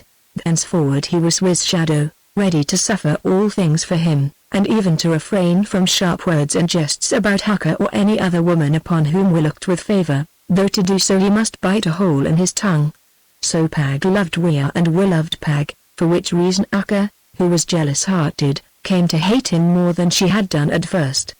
There was trouble about this business of the saving of the life of Pag by Wea after he had been driven out to starve as an evil-eyed and scurrilous fellow, but the chief, Haggard's father, a kindly-natured man, when the matter came before him, said that, since twice Pag had been thrown out and brought back again, it was evident that the gods meant him to die in some other fashion.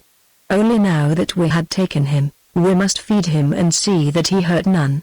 If he chose to keep a one-eyed wolf, it was his own business and that of no one else. Shortly after this, Haggard killed his father and became chief in place, and the matter of Pag was forgotten. So Pag stayed on with Wea and was beloved of him and by Wea's children, but hated of Akka. Chapter 4. The tribe. A good belt, said Pag, pointing to the wolf with his red knife, for, the spring being so late, this beast had not begun to shoot its hair. When I have braided it as I know how, it will make a cloak for. He needs one that is warm, even in the summer, for lately he has been coughing and spitting. Yes, answered Wea anxiously. It has come upon him ever since he hid in the cold water because the black bear with the great teeth was after him, knowing that the beast hates water, for which, he added viciously, I swear that I will kill that bear. Also he grieves for his sister, for Wea, snarled Pag, his one eye flashing with hate. For grieves, Akka grieves, you grieve, and I, Pag the wolfman, grieve, too. Oh, why did you make me come hunting with you that day when my heart was against it and, smelling evil, I wished to stop with Foe, whom Akka let run off by herself just because I told her that she should keep the girl at home. It was the will of the gods, Pag, muttered Wea, turning his head away. The gods? What gods? I say it was the will of a brute with 2 legs, nay, of the grey-toothed tiger himself of which our forefather told, living in a man's skin, yes, of Haggard, helped by Akka's temper. Kill that man-tiger, Wea, and never mind the great black bear. Or, if you cannot, let me. I know a woman who hates him because he has put her away and made her serve another who has her place, and I can make good poison, very good poison. Nay, it is not lawful, said Wea, and would bring a curse upon us. But it is lawful that I should kill him, and I will. I have been talking to the gods about it. Oh, that is where the wolf's head has gone an offering, I see. And what did the gods say to you? Wea, they gave me a sign. A stone fell from the brow of the ice, as Akka said that it would if I was to fight Haggard. It nearly hit me, but I had moved closer to the ice to look at the sleeper, the greatest of the gods. I don't believe it is a god, Wea. I believe it is a beast of a sort we do not know, dead and frozen, and that the shadow behind it is a man that was hunting the beast when they both fell into the snow that turned to ice. We stared at him, for this indeed was a new idea. How can that be, Pag, seeing that the sleeper and the shadow have always been there, for our grandfathers knew them, and there is no such beast known. Also, except us, there are no other men. Are you sure? Wea? The place is big. If you go to the top of that hill, you see other hills behind as far as the eye can look, and between them plains and woods. Also, there is the sea, and there may be beaches beyond the sea. Why, then, should there not be other men? Did the gods make us lone? Would they not make more to play with and to kill? Wea shook his head at these revolutionary arguments, and Pag went on.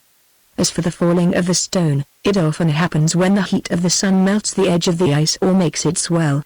And as for the groans and callings of the gods, does not ice crack when the frost is sharp, or when there is no frost at all and it begins to move of its own weight? Cease, Pag, cease, said Wea, stuffing his fingers into his ears. No longer will I listen to such mad words. If the gods hear them, they will kill us. If the people hear them, they may kill us because they walk in fear of what they cannot see and would save themselves at the cost of others. But for the gods that... And Pag snapped his fingers in the direction of the glacier, which, after all, is a very ancient gesture of contempt. Wea was so overcome that he sat down upon his stone, unable to answer, and, that first of skeptics, Pag, went on. If I must have a god, you have found men quite bad enough to deal with, without one above them more evil than they, I would choose the sun. The sun gives life. When the sun shines, everything grows, and the creatures mate and the birds lay eggs and the seals come to bear their young and the flowers bloom. When there is no sun, only frost and snow, then all these die or go away, and it is hard to live, and the wolves and bears raven and eat men, if they can catch them. Yes, the sun shall be my good god and the black frost my evil god. Thus did Pag propound a new religion, which since then has been very popular in the world.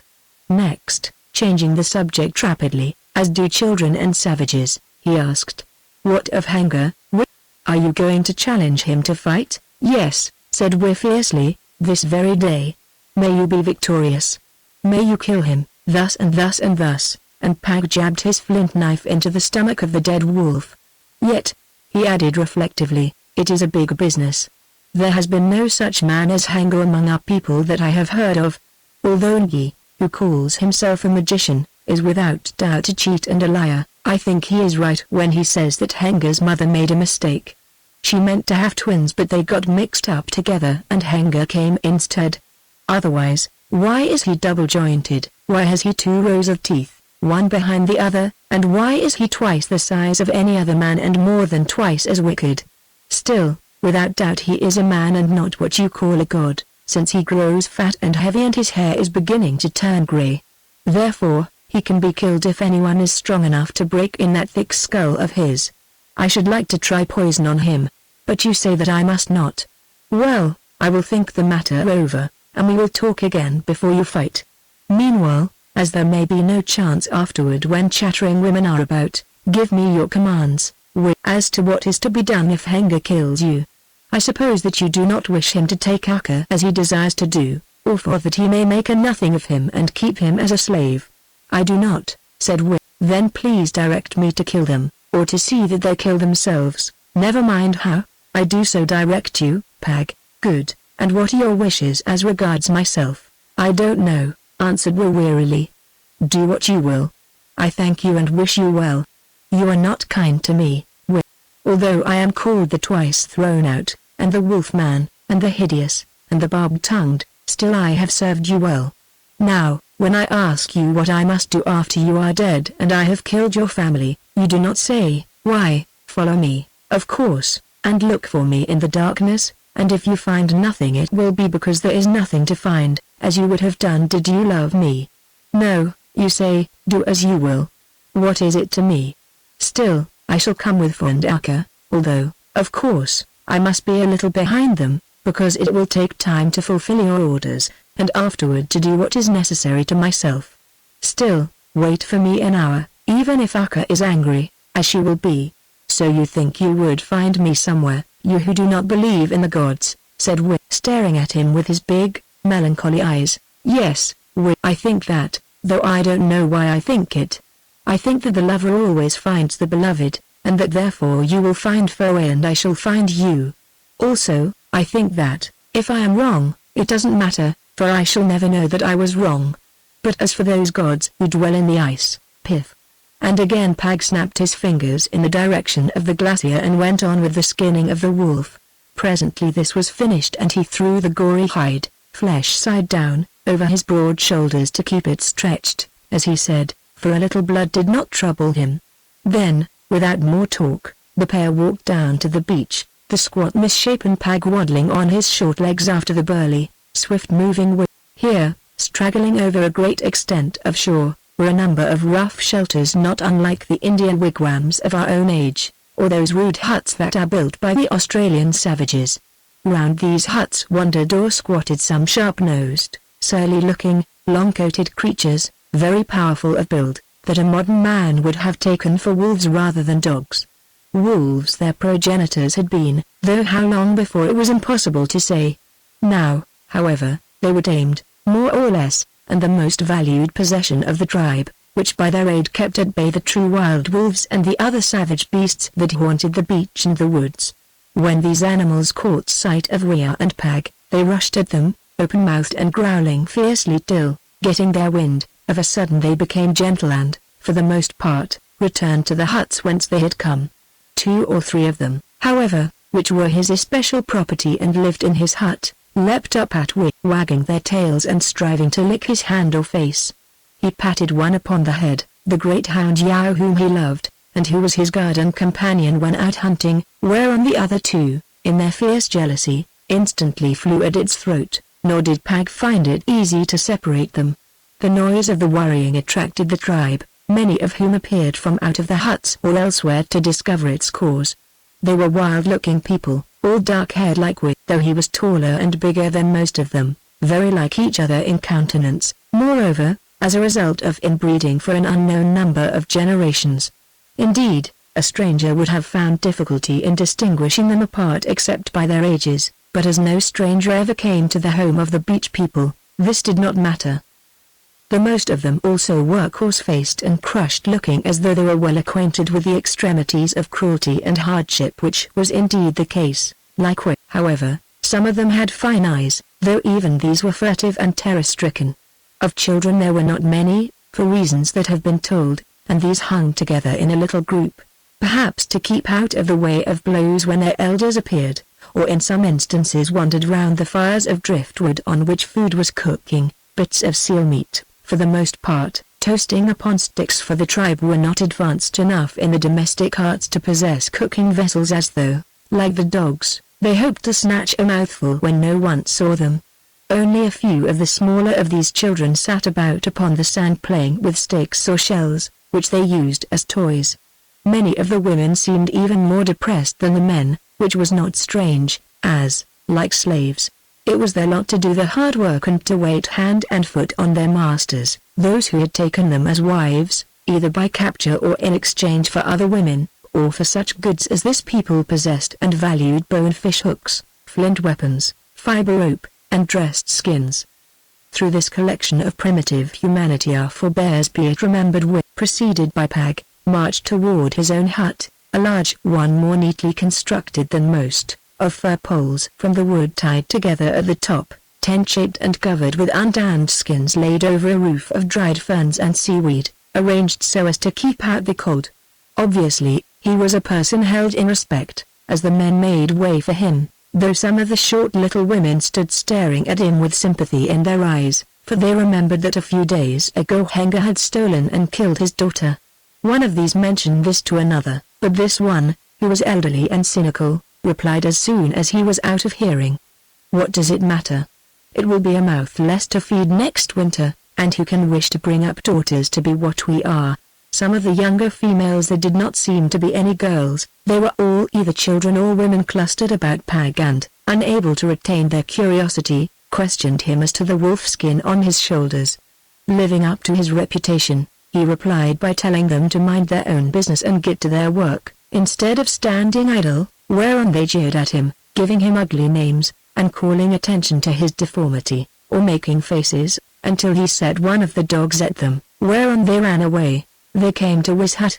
As they approached, the hide curtain which hung over the front opening was thrust aside, and out rushed a lad of some 10 years of age, a handsome boy though rather thin, with a bright, vivacious face, very different in appearance to others of the tribe of the same age. For it was he, flung himself into his father's arms, saying, "My mother made me eat in the hut because the wind is so cold and I still cough, but I heard your step, also that of Pag, who lumbers along like a seal on its flippers. Where have you been, father? When I woke up this morning I could not find you." "Near to the god's house, son," answered Will, nodding toward the glacier, as he kissed him back. At this moment, Fo's quick glance fell upon the wolf skin which hung from Pag's shoulders to the ground and still dripped blood. "Where did you get that?" he cried. "What a beautiful skin! A wolf indeed, a father of wolves. Did you kill it, Pag?" "No, for I flayed it. Learn to take note. Look at your father's spear. Is it not red? So is your knife, Pag, and so are you, down to the heels. How was I to know which of you slew this great beast when both are so brave? What are you going to do with the skin? Braid it into a cloak for you, for, very cunningly with the claws left on the pads, but polished so that they will shine in front when you tie it about you. Good. Cure it quickly, Pag, for it will be warm and these winds are cold. Come into the hut, father, where your food is waiting, and tell us how you killed the wolf." And seizing Will by the hand, the boy dragged him between the skin curtains while Pag and the dogs retreated to some shelter behind, which the dwarf had constructed for himself. The place within was quite spacious, 16 feet long, perhaps, by about 12 in breadth. In the center of it, on a hearth of clay, burned a wood fire, the smoke of which escaped through a hole in the roof, though, the morning being still, much hung about, making the air thick and pungent, but this Will, being accustomed to it, did not notice. On the farther side of the fire, attending to the grilling of strips of flesh set upon pointed sticks, stood Akka, his wife, clothed in a kirtle of sealskins fastened beneath her breast, for here, the place being warm, she wore no cloak. She was a finely built woman of about 30 years of age, with masses of black hair that hung to her middle, clean and well-kept hair arranged in 4 tresses, each of which was tied at the end with fibers of grass or sinew. Her skin was whiter than that of most of the race, indeed, quite white, except where it was tanned by exposure to the weather. Her face, though rather broad, was handsome and fine-featured, if somewhat querulous, and, like the rest of her people, she had large and melancholy dark eyes. As we entered, she threw a curious, searching glance at him, as though to read his mind, then smiled in rather a forced fashion and drew forward a block of wood. Indeed, there was nothing else for him to sit on, for furniture, even in its simplest forms, was not known in the tribe. Sometimes a thick, flat stone was used as a table, or a divided stick for a fork, but beyond such expedients the tribe had not advanced. Thus their beds consisted of piles of dried seaweed thrown upon the floor of the hut and covered with skins of one sort or another, and their lamps were made of large shells filled with seal oil in which floated a wick of moss. We sat down on the log, and Akka, taking one of the sticks on which was spitted a great lump of frizzling seal meat, not too well cooked and somewhat blackened by the smoke, handed it to him and stood by dutifully while he devoured it in a fashion which we should not have considered elegant. Then it was that for, rather shyly, drew out from some hiding place a little parcel wrapped in a leaf, which he opened and set upon the ground. It contained desiccated and somewhat sandy brine, or rather its deposit, that the lad with much care had scraped off the rocks of a pool from which the sea water had evaporated. Once we by accident had mingled some of this dried brine with his food and found that thereby its taste was enormously improved. Thus he became the discoverer of salt among the people, the rest of whom, however, looked on it as a luxurious innovation which it was scarcely right to use. But we, being more advanced, did use it, and it was Fo's business to collect the stuff, as it had been that of his sister, Foe. Indeed, it was while she was thus engaged, far away and alone, that Haggard the chief had kidnapped the poor child. Remembering this, we thrust aside the leaf, then, noting the pained expression of the boy's face at the refusal of his gift, drew it back again and dipped the meat into its contents. When we had consumed all he wanted of the flesh, he signed to Akka and Fo to eat the rest, which they did hungrily, having touched nothing since yesterday, for it was not lawful that the family should eat until its head had taken his fill. Lastly, by way of dessert, we chewed a lump of sun-dried stockfish upon which no modern teeth could have made a mark, for it was as hard as stone, and by way of a savory a handful or so of prawns that Fo had caught among the rocks and Akka had cooked in the ashes. The feast finished, we bid Fo bear the remnants to Pag in his shelter without, and stay with him till he was called. Then he drank a quantity of spring water, which Akka kept stored in big shells and in a stone, her most valued possession, hollowed to the shape of a pot by the action of ice, or the constant grinding of other stones at the bottom of the sea. This he did because there was nothing else, though at certain times of the year Akka made a kind of tea by boiling an herb she knew of in a shell, a potion that all of them loved for both its warmth and its stimulating properties. This herb, however, grew only in the autumn and it had never occurred to them to store it and use it dry. Therefore, their use of the first intoxicant was limited of necessity, which was perhaps as well. Having drunk, he closed the skins that hung over the hut entrance, pinning them together with a bone that passed through loops in the hide, and sat down again upon his log. "What said the gods?" asked Akka quickly. "Did they answer your prayer, woman?" "They did. At sunrise a rock fell from the crest of the ice field and crushed my offering so that the ice took it to itself." "What offering?" "The head of a wolf that I slew as I went up the valley." Akka brooded a while, then said, "My heart tells me that the omen is good. Haggard is that wolf, and as you slew the wolf, so shall you slay Haggard. Did I hear that its hide is to be a cloak for Fo?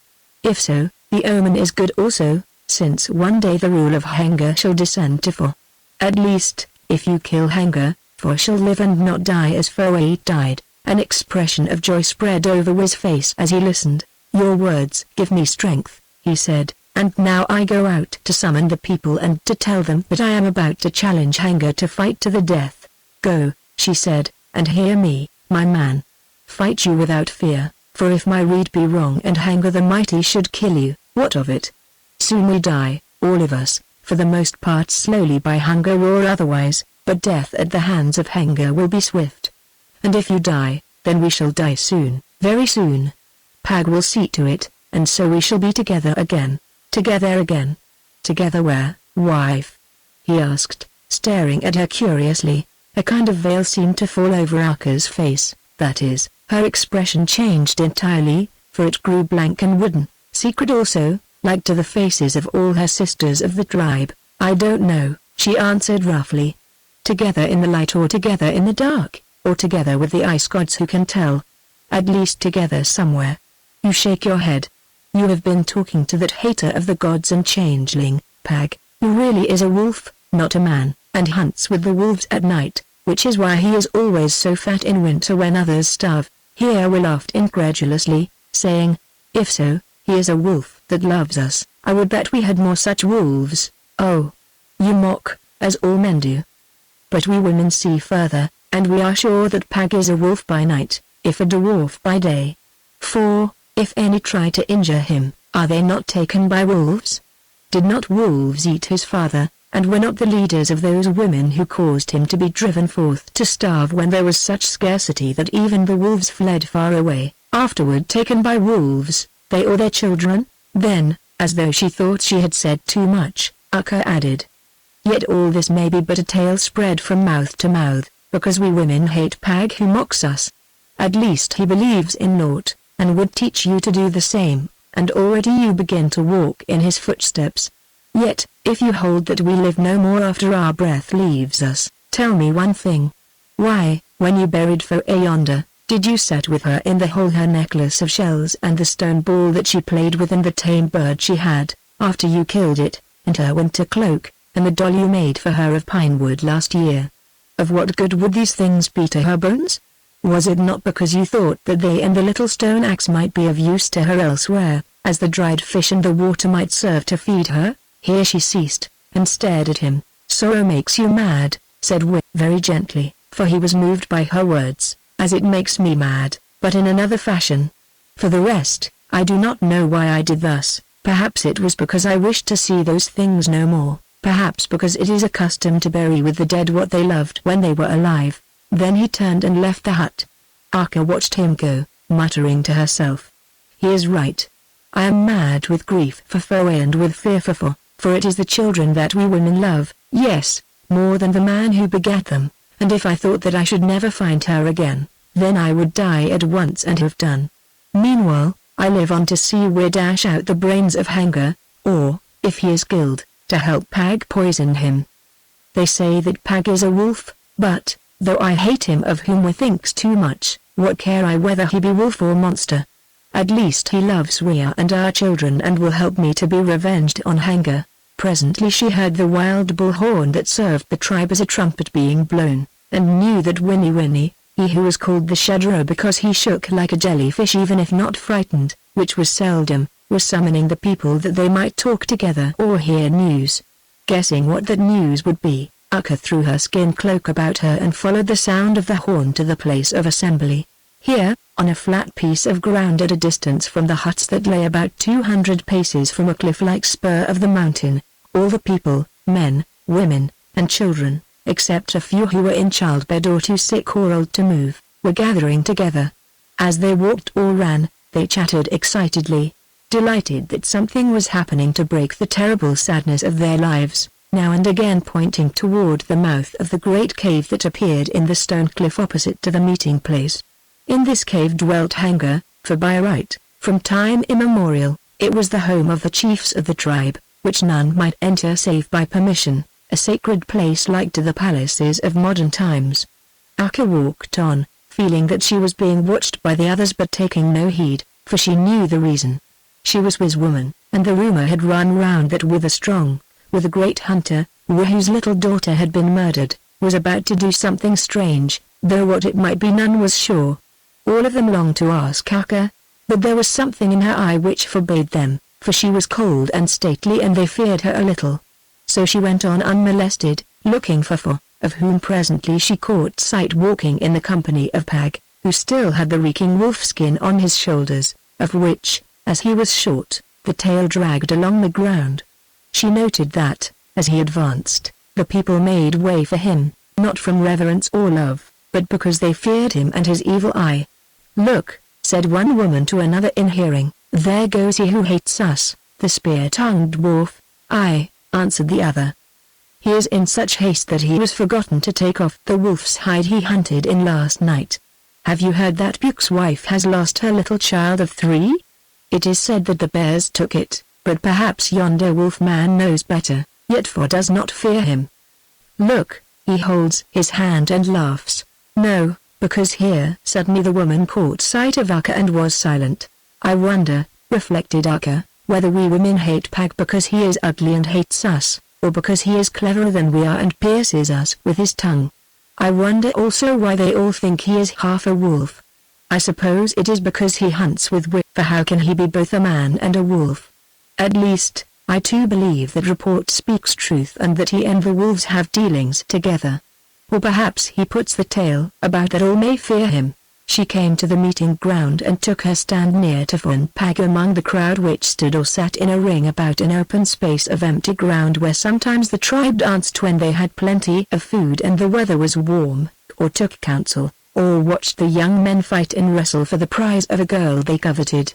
At the head of the ring, which was oblong in shape rather than round, standing about Winnie the Shudderer, who from time to time still blew blasts upon his horn, were some of the leaders of the tribe. Among them old Turi the avaricious, the hoarder of food who was always fat, who ever grew thin, and Pitakiti the unlucky with whom everything went wrong, whose fish always turned rotten, whose women deserted him, whose children died, and whose net was sure to break, so that he must be supported by others for fear lest he should die and pass on his ill luck to them who neglected him, and Waka the bird of ill omen, the lean-faced one who was always howling of misfortunes to come, and who the unstable, a feather blown by the wind, who was never of the same mind 2 days together, and Rai the rich, who traded in stone axes and fish hooks and thus lived well without work, and Hotoa, the great-bellied and slow-speeched, who never gave his word as to a matter until he knew how it was settled, and then shouted it loudly and looked wise,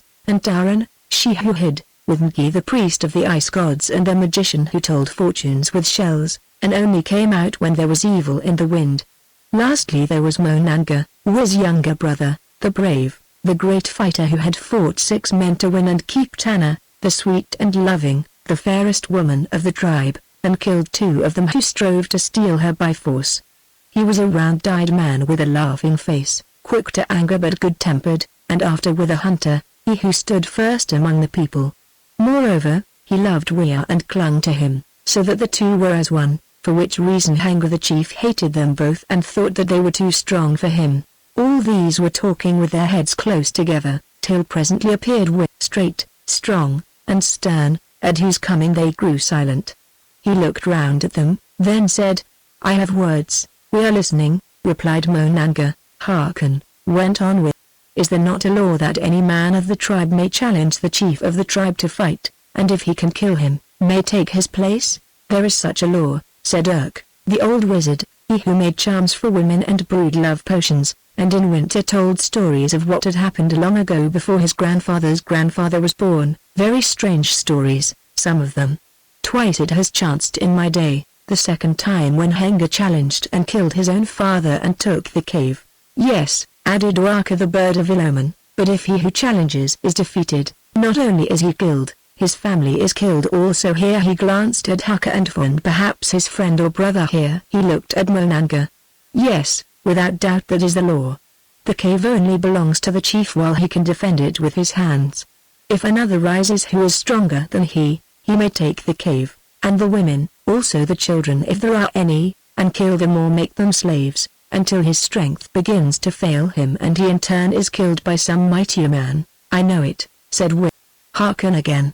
Haggard has done me wrong, he stole and murdered my daughter Foe.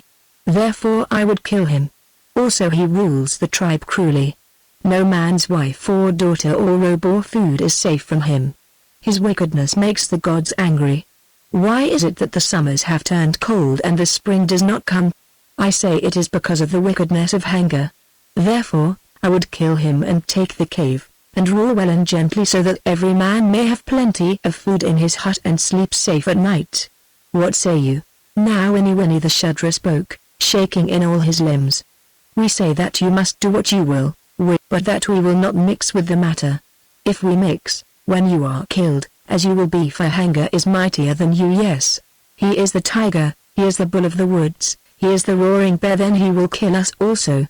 Do what you will, but do it alone. We turn our backs on you, we put our hands before our eyes and see nothing. Pag spat upon the ground and said in his low, growling voice that seemed to come out of his stomach, I think that you will see something one night when the stars are shining. I think, Winnie, that one night you will meet that which will make you shudder yourself to pieces. It is the Wolfman, exclaimed Winnie. Protect me. Why should the Wolfman threaten me when we are gathered to talk? Nobody answered, because if some were afraid of Pag, all, down to the most miserable slave woman, despised Winnie. Take no heed of his words, brother, said Monanga the happy-faced. I will go up with you to the cave mouth when you challenge Haggard, and so I think will many others to be witnesses of the challenge, according to the custom of our fathers. Let those stop behind who will. You will know what to think of them when you are chief and sit in the cave. It is well, said Will. Let us go at once. Chapter 5 The Axe that Pag made. This matter being settled, there followed a jabber of argument as to the method of conveying the challenge of to Haggard the chief. The aged was consulted as to precedents and made a long speech in which he contradicted himself several times.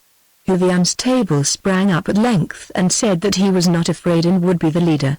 Suddenly, however, he changed his mind, declaring he remembered that this office by right belonged to Winnie the hornblower, who must sound 3 blasts at the mouth of the cave to summon the chief.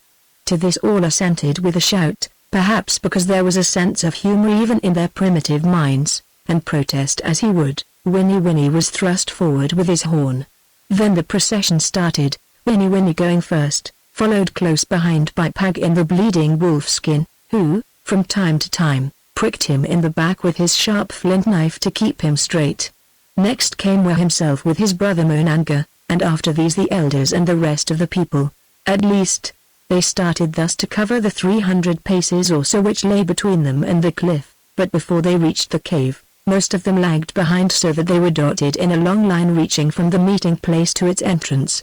Indeed, here remained only Winnie, who could not escape from Pag, Monanga, and, at a little distance behind, Waka the bird of ill omen, prophesying evil in a ceaseless stream of words. At his side, too, was Akar, walking boldly and looking down at his withered shape with scorn. Of the remainder, the bravest, drawn by curiosity, kept within hearing, but the rest stayed at a distance or hid themselves. Blow! Growled Pag to Winnie and, as he still hesitated, pricked him in the back with his knife. Then Winnie blew a quavering blast. Blow again louder, said Pag. Winnie set the horn to his lips, but before a sound came out of it, a large stone hurled from the cave struck him in the middle and down he went, writhing and gasping. Now you have something to shake for, said Pag, as he waddled to one side lest another stone should follow. None came, but out of the cave with a roar rushed a huge, hairy, black-browed fellow waving a great wooden club. Haggard himself.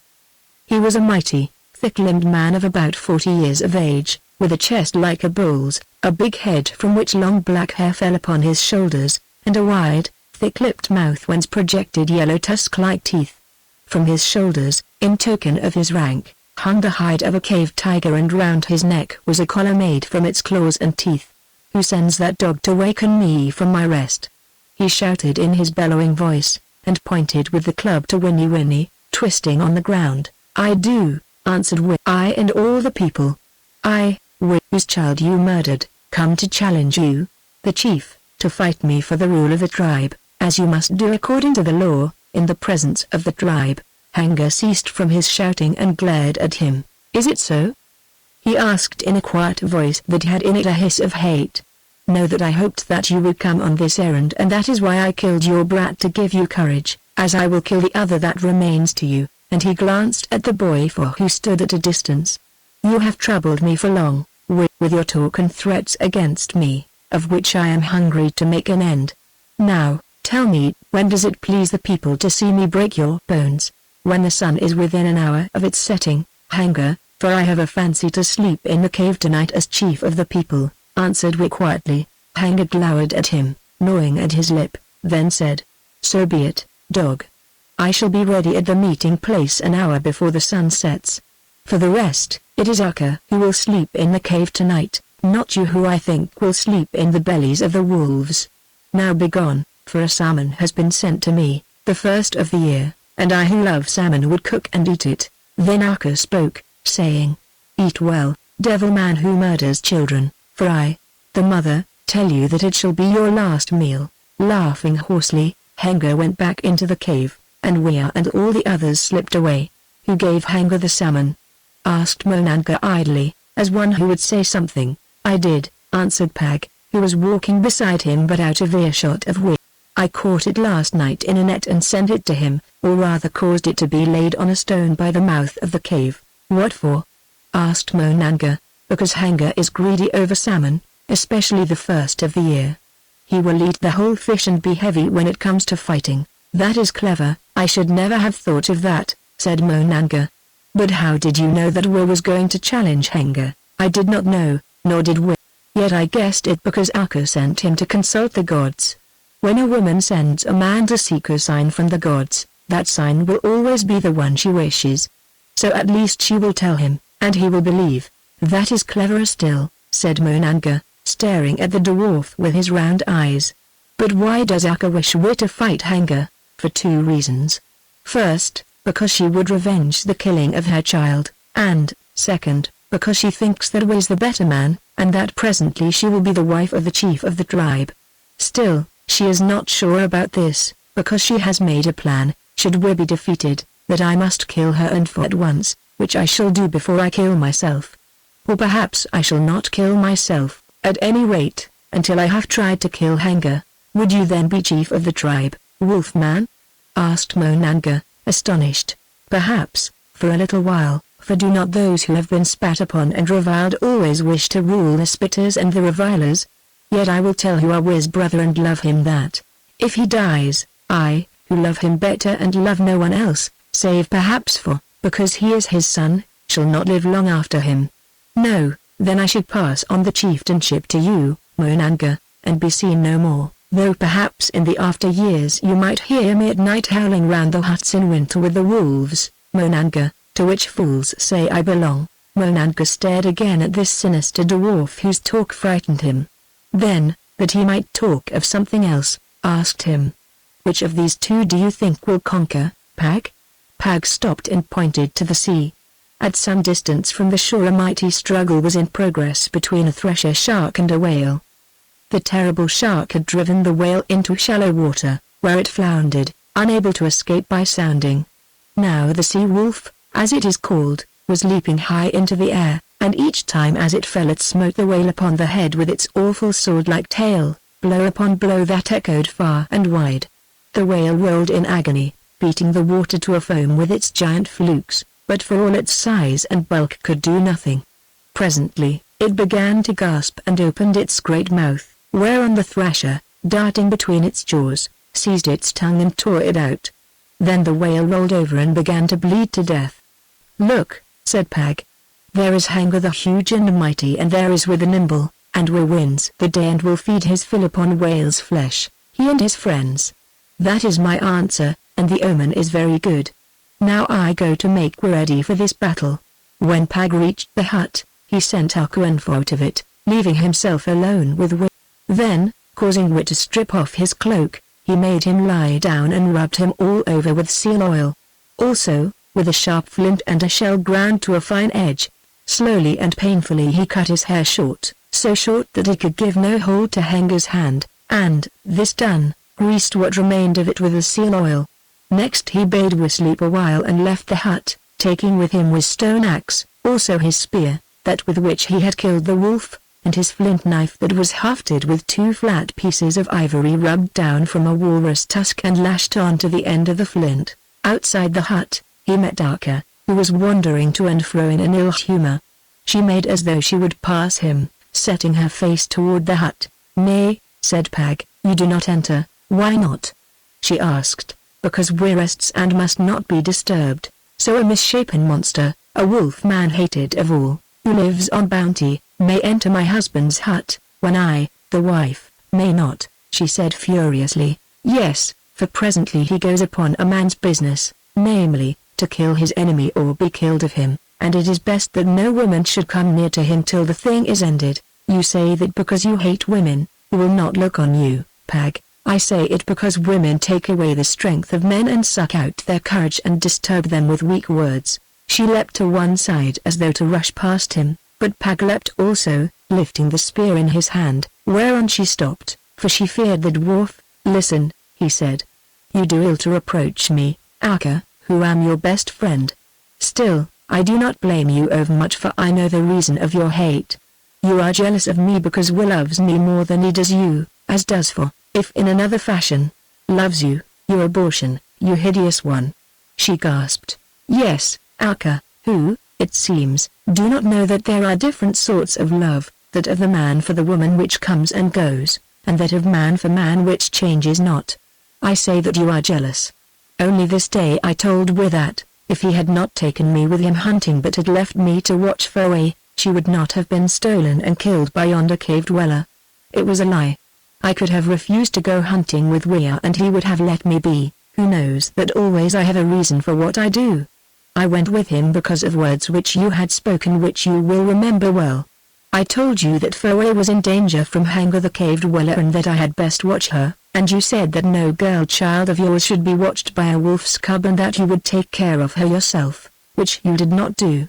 Therefore, because you goaded me, I went hunting and Foe was taken and killed." Now Arka hung her head, answering nothing, for she knew that his words were true. "Let that be," went on Pag. "The dead are dead, and well dead, perchance.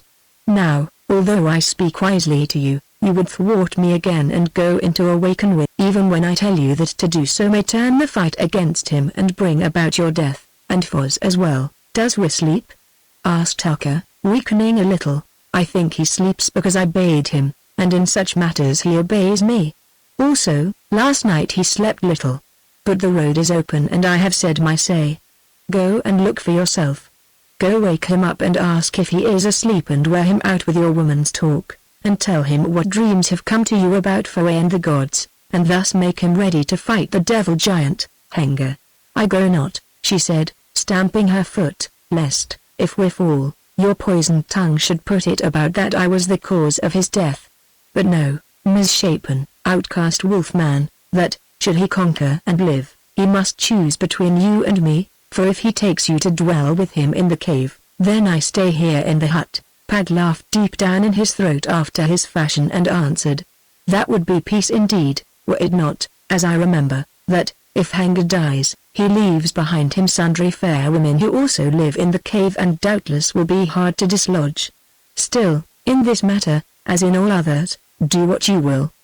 Only I tell you, Arka, that you do ill to revile me, whom you may need presently to help you out of the world." Then, ceasing from his mockery and the rolling of his great head from side to side, as was his habit when he mocked, he looked her in the face with his one bright eye with which folk said he could see in the dark like a wild cat, and said quietly, "Why do you reproach me because I am hideous? Did I make my own shape or was it the gift of a woman? Did I throw away my right eye or did a woman dash it out against a stone? Afterward, did I leave the camp to starve in the winter, or did women drive me out because I told them the truth? Why are you angry with me because I love Will who saved me from the cruelty of women, and your son for whom we caused to be? Why will you not understand that, although I be misshapen, yet I have more wisdom than all the rest of you and a larger heart, and that the wisdom and the heart are the servants of Rhea and those with whom he has to do? Why should you be jealous of me? Would you know, Pag? Because you speak truth. Because you are more to Will than I am, yes, and to Foe also. When one comes whom Will loves better than he does you, then we may be friends again, but not before. That may happen," said Pag reflectively. "Now trouble me no more, who go to make ready Will's weapons for this fight and who have no time to waste. Go now to the hut, as I have said, the way is open, and tell your own tale to wit. Akka hesitated, then she said, Nay, I come to help you with the weapons, for my fingers are defter than yours. Let there be peace between us for an hour, or jibe on if you will, and I will not answer. Again Pag laughed his great laugh, saying, Women are strange, so strange that even I cannot weigh or measure them. Come on. Come on. The edges of the spear and axe need rubbing, and the lashings are worn. For a while did Pag and Akka, with the lad for to help them, fetching and carrying or holding hide strips, labor at the simple weapons of wit, pointing the spear and grinding the edge of the axe. When this axe was as sharp as they could make it, Pag weighed the thing in his hand and cast it down with a curse. It is too light, he said. What chance has this toy against the club of Haggard? Then he rose and ran to his hovel at the back of the hut, whence he returned bearing in his hand a glittering lump fashioned to the shape of an axe. See here, he said. This is not much larger, yet it has thrice the weight. I found it on the mountainside, one of many shattered fragments, and last winter, working by the light of seal oil, I fashioned it. Akka took it in her hand, which it bore to the ground, so heavy was it. Then she felt its edge, which was sharper than that of new flaked flint, and asked what it was. I don't know, answered Pag. Outside it looks like stone that has been in hot fire, but see, within it shines. Also, it is so hard that I could only work it with another piece of the same stone, hammering it after it had lain in fire until it turned red, and polishing it with fine sand and water. Here it may be stated that, although he knew it not, this substance was meteoric iron that had fallen from heaven, and that Pag, by the light of nature, had become one of the first of blacksmiths.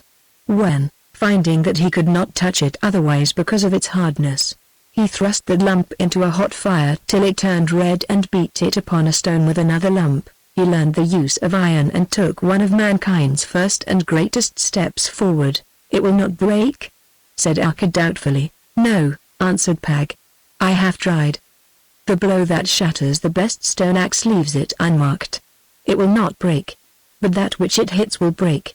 I made it for myself, but we shall have it. Now help me. Then he produced the handle that, like the blade, was of a new sort, being fashioned with infinite patience and labor from the solid lower leg bone of a gigantic deer that he had found blackened and half fossilized when digging in a bog by the banks of a stream to make a waterhole, doubtless that of the noble creature that is now known as Cervus giganteus or the Irish deer, which once roamed the woods of the early world. Having cut off a suitable length of this bone, he had made a deep slot, dividing the end in two to receive the neck of the axe, which it exactly fitted, projecting 2 inches or so above this neck.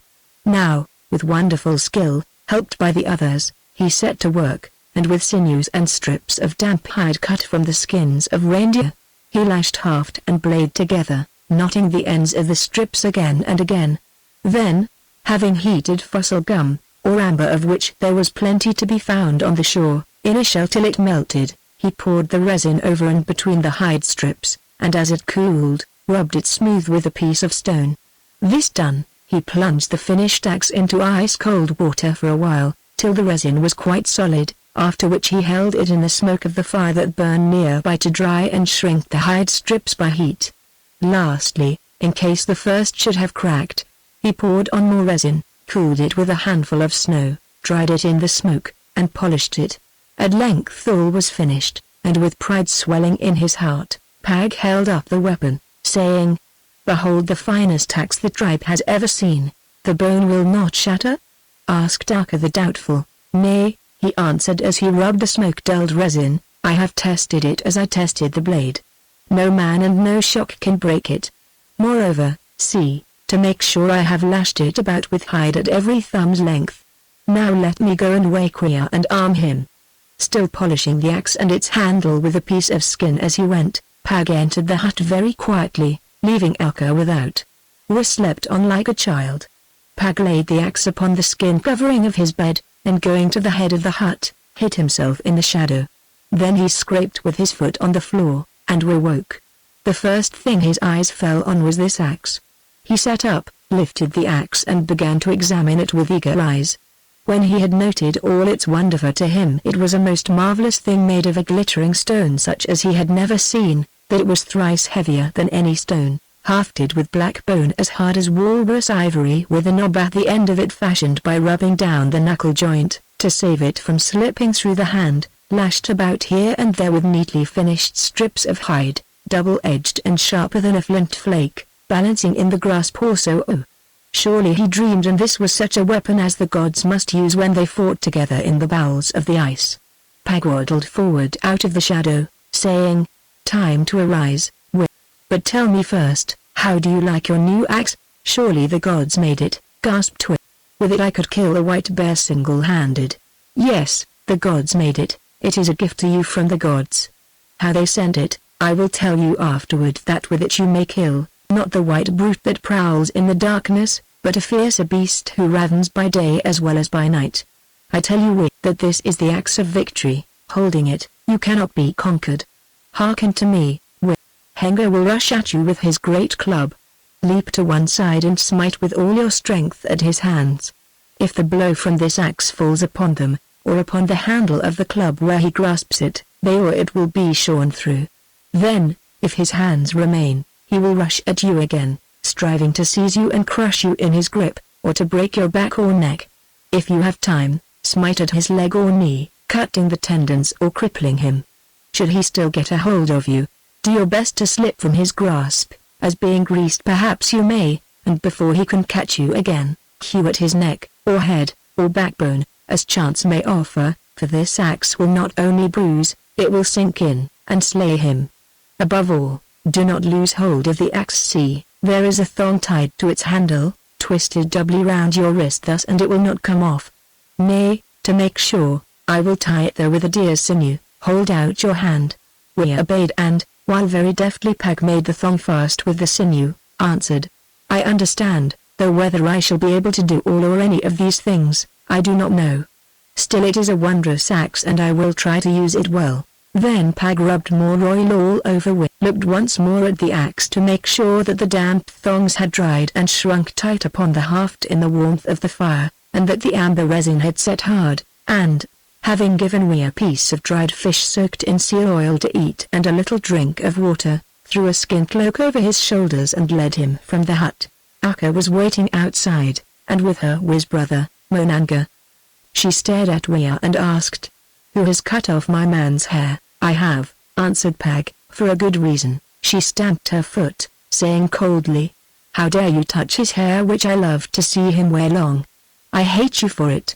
Since you are minded to pick a quarrel with me, why not hate me for this as well as for anything else? Yet, Akka, you may have cause to thank me for it in the end, though if so, it will only make you hate me more." "That cannot be," said Akka, and they went on toward the meeting place. Here all the tribe was gathered in a ring, standing silent because they were too moved for speech. On the issue of this fight hung their fate. Haggard they feared and hated, because he used them cruelly and brought any who murmured to their death, while Wi they liked well. Yet they dared say nothing who knew not how the fight would go and thought that no man could stand against the strength of the giant Haggard or save himself from being crushed beneath his mighty club. Still, they stared wonderingly at the new axe which Wi bore, and pointed to it, nudging each other. Also they marveled because his hair had been cut off, for what reason they did not know, though they thought it must be as an offering to the gods. The time came. Although because of the cold mist that hung over sea and shore the sun could not be seen, all knew that it was within an hour of its setting and grew more silent than before. Presently the voice of one who watched on the outskirts of the crowd called, "He comes. Haggard comes." Whereon, taking their eyes from Wi, they turned and stared toward the cave. Emerging from the shadow of the cliff, the giant appeared, walking toward them with a heavy tread but unconcernedly. Wi stooped down and kissed for his son, beckoning to Akka to take charge of him. Then, followed by Monanga his brother and by Pag, he walked to the center of the open space where Urk the Aged, the wizard, whose duty it was to recite the conditions of the duel in the ancient form, stood waiting. As he went, Waka the bird of Iloman called to him, "Farewell, Wi, whom we shall see no more. We shall miss you very much, for I know not where we shall find so good a hunter or one who brings in so much meat." Pag turned, glowering at him, and said, "Me at least you shall see again, croaking raven." Taking no note, Wi walked on. As he went, it came into his mind that, while he lay asleep in the hut, he had dreamed a beautiful dream. He could not remember much of it, but its substance was that he was seated in a rich and lovely land where the sun shone and water rippled and birds sang, where the air was soft and warm and the wild creatures wandered round him unafraid and there was plenty of fragrant food to eat. Then, in that sweet place, came his daughter Foe, grown very fair and with a face that shone as moonlight shines upon the sea, and set a garland of white flowers about his neck. This was all he could recall of the dream, nor, indeed, did he search for more of it, for this vision of Foe, the cruelly slain, brought tears of rage to his eyes. Yet of a sudden his strength seemed to double and he swore that he would kill Haggard, even though afterward he must enter that happy land of peace in which she seemed to wander. The chief appeared before him wearing his cloak of tiger skin and holding the great club in his left hand. "It is well," muttered Pag to Will. "Look! He is swollen. He has eaten all the salmon." Haggard, who was followed by 2 servants or slaves, stopped at a little distance. "What?" he growled. "Have I to fight this mannequin's friends as well as himself?" "Not yet, Haggard," answered Monanga boldly. "First kill the mannequin, afterward you can fight his friends." "That will be easy," sneered Haggard. Then Urk advanced, waving a wand, and with a proud air called for silence. Chapter 6 The Death of Haggard. First, at great length, as master of the ancient customs of the tribe, Urk set out the law of such combats as that of Weir and Haggard. He told how the chief only held his office and enjoyed his privileges by virtue of the strength of his body, as does the bull of a herd. When a younger and stronger than he arose, he might kill the chief, if he could, and take his place. Only, according to the law, he must do so in fair and open fight before the people, each combatant being armed with a single weapon. Then, if he conquered, the cave was his with those who dwelt there, and all would acknowledge him as chief, whereas, if he were conquered, his body would be thrown to the wolves, such being the fate of those that failed. In short, though Urk knew it not, he was setting out the doctrine of the survival of the fittest, and the rights of the strong over the weak, as nature preaches them in all her workings. At this point, Haggard showed signs of wishing to have done with Urk's oratory, being, for reasons of his own, quite certain of a speedy victory over an enemy whom he despised, and anxious to return to the cave to receive the praises of the women folk and to sleep off the salmon, which, as Pag guessed, he had devoured almost to the tail. But Urk would not be silenced. Here he was master as keeper of the oral records, head official and voice of the ceremonies of the tribe, who naturally regarded any departure from established customs as one of the worst of crimes. Everything must be set out, Urk declared in a high and indignant voice, otherwise how would he earn his fee of the robe and weapons of the defeated? Here he cast covetous looks at Wiz's strange axe, the like of which he had never seen before, although his withered arm could scarcely have found strength to lift it for a blow.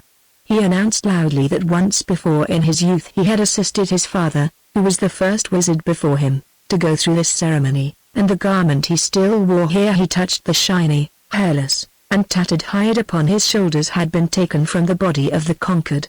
If he were interrupted now, he added, as wizard he would pronounce his most formidable curse upon the violator of tradition and privilege, and what that meant probably both of them would understand. Will listened and said nothing, but Haggard growled out, "Be swift then, old fool, for I grow cold, and soon there will not be enough light for me to see, so to smash up this fellow, that even his dog would not know him again." Then Urk set out the reasons that caused Wit to challenge, which, being angered by Haggard's description of him as old fool, he did with point and acidity. He told how Weir alleged that Haggard oppressed the people, and gave startling instances of that oppression, all of them quite true. He told of the kidnapping and murder of Wiz's daughter Foe, which were lay at the door of Haggard, and of how the gods were wroth at such a crime. Warming to his work, indeed, he began to advance other grievances, not strictly connected with Wit, whereon Haggard, able to bear no more, rushed at Urk and sent his frail old body flying with a kick of his huge foot. As Urk picked himself up and hobbled off, calling down on Haggard's head his widest if somewhat confused wizard's curse, Haggard threw off his tiger skin cloak which a slave removed. As Wit did likewise, Pag, who took the garment, whispered to him, "Beware. He has something hidden in his right hand. He plays a trick." Then he hobbled off with the cloak, leaving the giant and the hunter facing each other at a distance of 5 paces. Even as Pag went, Haggard lifted his arm and with fearful force hurled at Wei a flint knife set in a whale's tooth for handle, which he had hidden in his great paw. But Wei, being warned, was watching, and as a shout of "Ill done!" went up from the crowd, dropped to the ground so that the knife whizzed over him. Next instant, he was up again, charging at Haggard, who now grasped the club with both hands and swung it aloft to crush him. Before it could fall, Wei, remembering Pag's counsel, smote with all his strength. Haggard sloped the club sideways to protect his head. Wei's axe fell on it halfway up the handle, and the sharp steel, forged in heaven's furnace, shore through the tough wood, so that the thick part of the club fell to the ground, a sight that caused the people to shout with wonder. Haggard threw the handle at Wei, striking him on the head and, as he staggered back, picked up the thick end of the club. Wei paused to wipe the blood out of his eyes, for the broken stick had grazed his skin. Then again he charged at Haggard, and keeping out of reach of the shortened club, strove to smite him on the knee, once more following the counsel of Pag. But the giant's arms were very long and the handle of Wei's axe was short, so that the task was difficult. At length, however, a blow went home and although no sinew was severed, cut into Haggard's flesh above the knee so deeply that he roared aloud. Maddened with rage and pain, the giant changed his plan. Dropping the club, as Wei straightened himself after the blow, he leapt at him and gripped him in his huge arms, purposing to break his bones or hug him to death, as a bear does. They struggled together. "All is over," said Waka. "That man whom Haggard embraces is dead."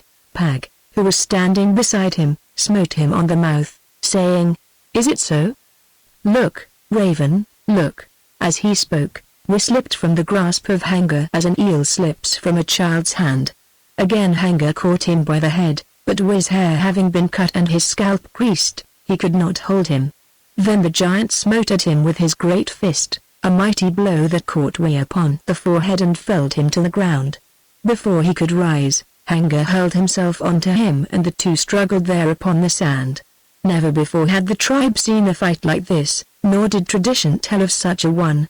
They writhed, they twisted, they rolled over, now this one uppermost, and now that one.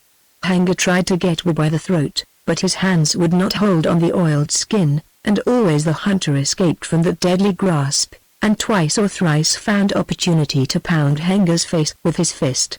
Presently they were seen to rise together, the giant's arms still about Wei, whom he dared not loose because he was weaponless, while the axe still hung to the hunter's wrist.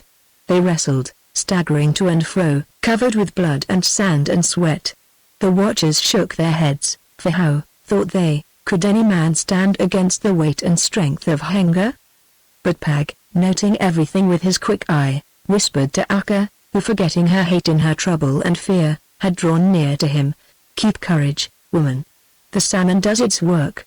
Haggard tires." It was true. The grip of the giant loosened, his breath came in short gasps. Moreover, that leg into which the axe of Wei had cut began to fail and he dared not put all his weight upon it. Still, gathering up his strength, with a mighty effort he cast Wei from him with such force that the hunter fell to the ground and lay there a moment, as though he were stunned or the breath had been shaken out of him. Now Monanga groaned aloud, waiting to see Haggard spring upon his foe's prostrate form and stamp him to death. But some change came over the man. It was as though a sudden terror had taken him. Or perhaps he thought that Wei was dead. If so he did not wait to look, but turning, ran toward the cave.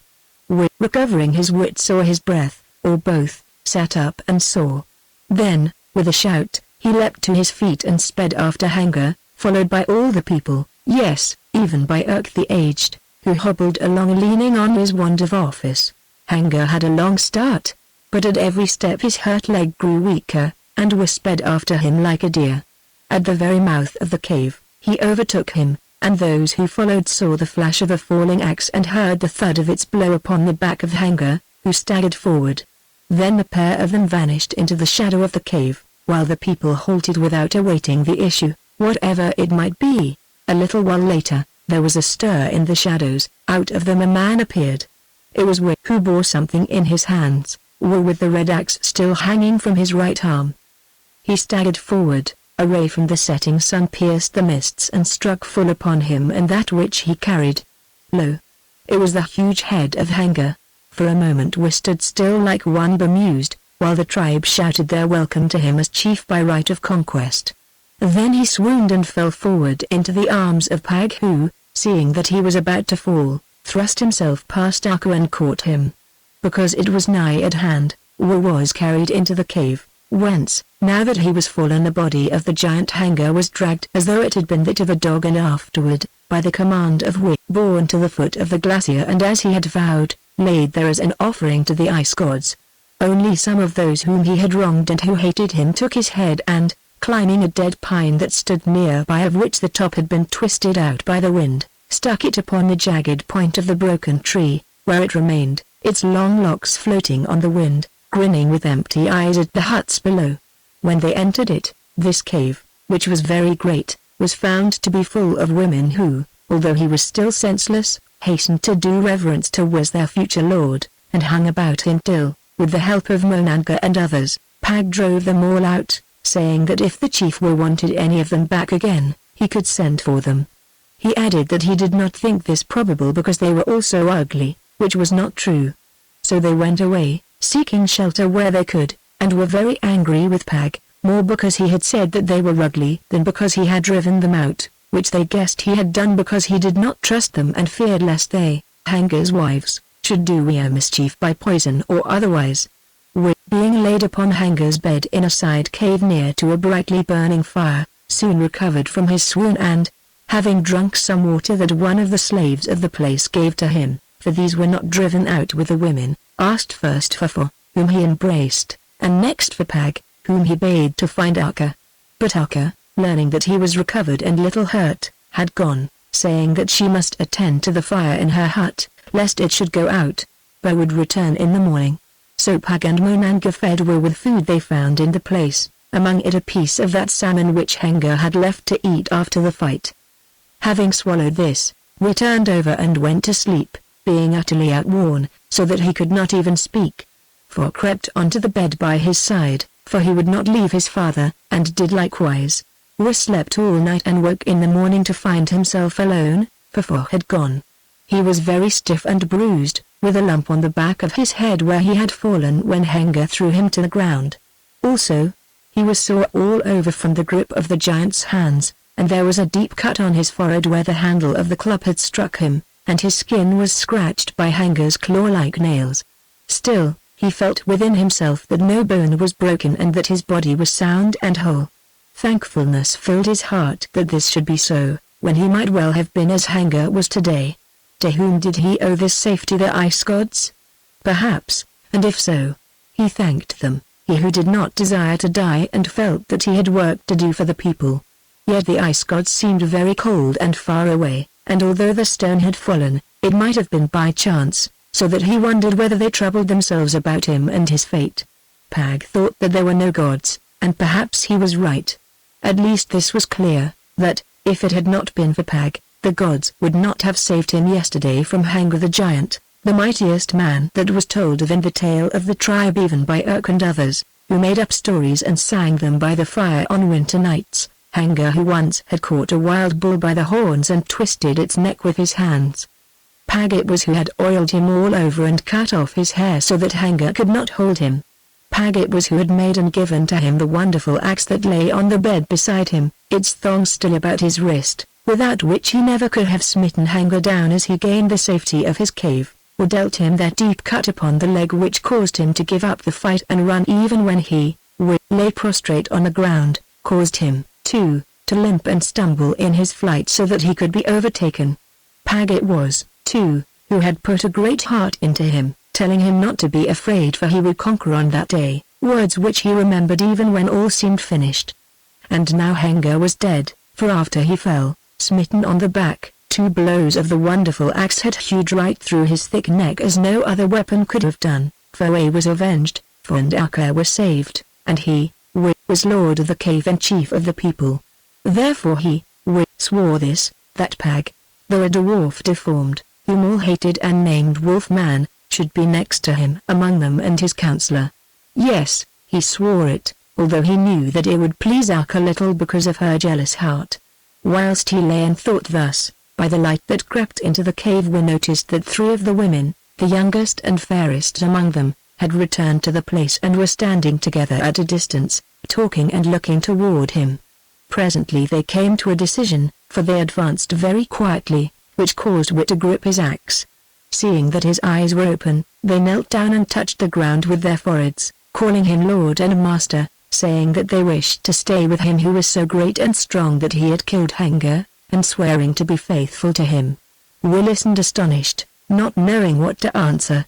Least of all did he wish to take these women into his household, if for no other reason because anyone whom Haggard had touched was hateful to him. Yet, being kind-hearted, he did not desire to tell them this roughly. While he was seeking for soft words, one of the women crept forward, still upon her knees, and seizing his hand, pressed it against her forehead and kissed it. It was at this moment that Alka appeared and followed by Pag. The women sprang up and, running a few paces, huddled themselves together, while Pag laughed hoarsely, and Alka, drawing herself to her full height, said, "It seems that you soon make yourself at home in your new house, husband, since already I find Haggard's cast oaths kissing you in love, answered Wit. Am I in a state for love? The women came, I did not seek them. Oh, yes, without doubt they came, knowing where they would be welcome, husband. Indeed, perhaps, they never went away. Of a truth, I perceive that there will be no room for me in this chief's cave. Well, I am glad of it, who love my own hut better than such a darksome hole. Yet often, wife, I have heard you say when the wind whistled through the hut in winter, that you wished you lay safe and warm in this cave. Did I? Well, I have changed my mind. You had never seen the place, not having been one of Haggard's family. Peace, woman, said Pag, and let us see how the chief fares. As for those slaves, I have hunted them out once and presently will do so again. Chief, we bring you food. Can you eat? I think so, answered Wit. If Alka will hold me up. Alka looked wrathfully at the women and still more wrathfully at Pag, so that Wit thought that she was about to refuse. If so, she changed her mind and supported Wit, who was too stiff to stand up alone, while For, who had now returned, fed him with pieces of food, chattering all the while about the fight. Were you not afraid for your father? Asked Wit at length, who must fight a giant twice his size. Oh, no, said For cheerfully. Pag told me that you would win in the end and that therefore I must never be afraid, and Pag is always right. Still, he added, shaking his head, when I saw you lying on the ground and not moving and believed that Haggard was about to jump on you, then I began to think that for once Pag might be wrong. Will laughed and, lifting his hand with difficulty, patted For's curling hair. Pag in the background growled, "Never think that I am wrong again, for the god lives on the faith of his worshippers." Words that For did not in the least understand. Nor did Alka quite, but guessing that Pag was comparing himself to a god, she hated him more than ever and frowned. Although she believed in them after her fashion, because her forefathers had done so before her, she was not a spiritual woman and did not like his talk of gods, who, if, in fact, they existed at all, were, she was sure, beings to be feared. It was true that she had sent Wit to worship the ice gods in which he put faith and to watch for the sign of the falling stone. But that was because she had made up her mind that the time had come for him to fight Haggard and avenge the death of Foe, if he could, taking the risk of being killed, and knew that at this time of year at sunrise a stone was almost certain to fall from the crest of the glacier which was strewn with hundreds of them, and that without some sign he would not move. Indeed, she had made sure that one or more of those stones would fall upon that very morning. Also, she had some gift of foresight with which women are often endowed, especially among northern people, that told her we would conquer Haggard. She said that something of this had been revealed to her, and it was true enough that she had dreamed that Foe had appeared and told her that we would work vengeance upon Haggard, because the thirst for vengeance and desire for the death of Haggard were always present to her mind. Therefore she frowned and told For sharply that it was foolish to believe sayings because they came out of the mouth of Pag. Yet, mother, answered For, what Pag said was true. Moreover, he made the wonderful, sharp axe, and he oiled father's skin and cut off his hair, which none of us thought of doing. Now Pag, wishing to stop this talk, broke in. These things are nothing, and if I did them, it is only because a hideous deformed one such as I am, who was born different from others, must think and protect himself and those he loves by wisdom, as do the wolves and other wild beasts.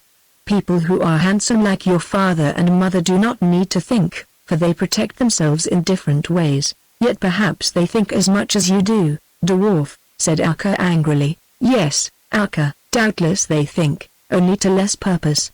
The difference is that such as I think right and they think wrong. Without waiting for an answer, Pag waddled off very swiftly on some business of his own. Alka watched him go with a puzzled look in her fine eyes, then asked, "Is Pag going to live with you in this cave, husband?" "Yes, wife. Now that I am chief, he to whom I owe so much, he the wise and the axe-giver, will be my counselor. Then I shall live in my hut," she answered, "where you can visit me when it pleases you. I hate this place, it smells of Haggard and his slave women, bah." Then she went away, to return later, it is true. Yet, as to sleeping in the cave, she kept her word, that is, until winter came. Chapter 7 The Oath of Wi. Being very strong and healthy, Wi soon recovered from this great fight, although for a time he suffered from festering sores where he had been scratched by Haggard, whose nails, it would seem, were poisonous as are a wolf's teeth. Indeed, on the following day, he came out of the cave and was received by all the people who were waiting without to give him welcome as the new chief. This they did very heartily, and next, through the mouth of Urk the Aged, went on to set out their grievances, of which they had prepared a long list. These they suggested, he, the present ruler, should redress. First they complained of the climate, which of late years had grown so strangely cold and sunless. As to this, he answered that they must make prayer to the ice gods, whereon someone cried out that, if they did, these gods would only send them more ice, of which they had enough already, an argument that we could not combat. He said, however, that perhaps the weather had changed because of the evil doings of Haggard, and now that he had gone it might change again. Next they went on to speak of a delicate and domestic matter. Women, they pointed out, were very scarce among them, so much so that some men, although they were prepared to marry the ugliest or the most evil-tempered, could find no wives and make no homes. Yet certain of the strongest and richest took as many as 3 or 4 into their households, while the late chief, by virtue of his rank and power, had swallowed up from 15 to 20 of the youngest and best-looking, whom they supposed he intended to keep for himself. On this point we replied that he intended nothing of the sort, as he would make clear in due season, and for the rest, that women were few because of their habit of exposing female children at birth, rather than bear the pains of rearing and feeding them. Then they went on to other matters, such as the pressure of taxation, or its primeval equivalent. The chief took too much, they said, and gave too little. He did not work himself and produced nothing, yet he and all his great household expected to be supported in luxury and with the best. Moreover, he seized their wives and daughters, raided their stores of food or skins, and occasionally committed murder. Lastly, he favored certain rich men among them. Here Urk looked hard at Uri the food hoarder, the avaricious, and at Rai the rich, the trader in fish hooks, skins, and flint instruments, which he caused to be manufactured by forced labor, only paying the makers with a little food in times of want. These rich men, they alleged, were protected in their evil-doing by the chief, to whom they paid a heavy tithe of their ill-gotten goods, in return for which he promoted them to positions of honor and gave them fine names such as counselor, ordering that others should bow down to them.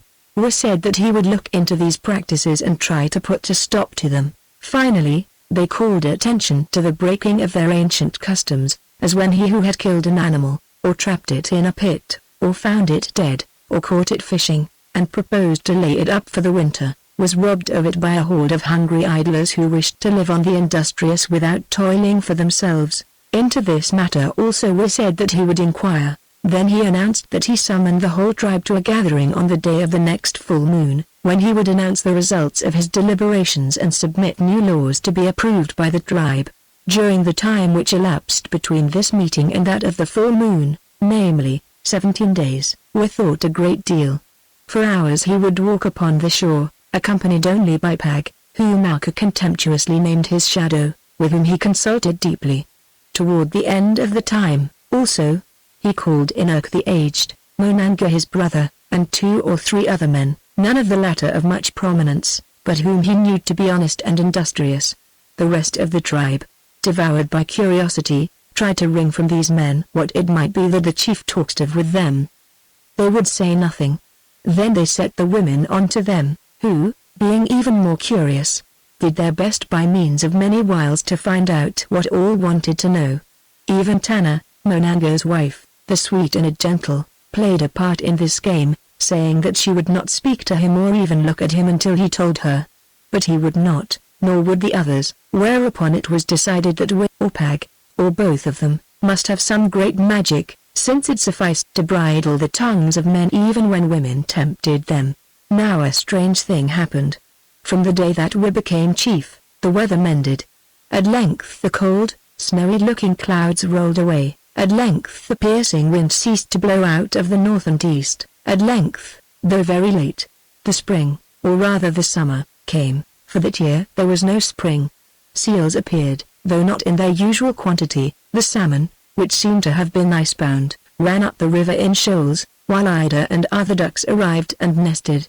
Late come, soon gone, said Pag, as he noted these things. Still, better that than nothing. Thus it came about that, on the appointed day, the tribe, full of food and in high good humor, met its chief, whom it felt to be an auspicious person.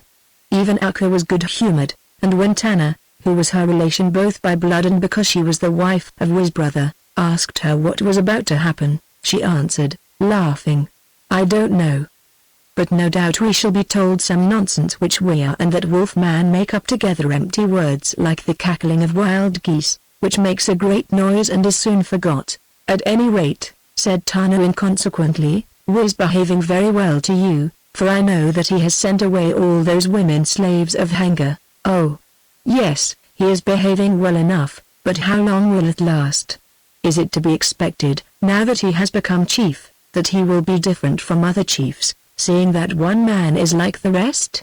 They are all the same.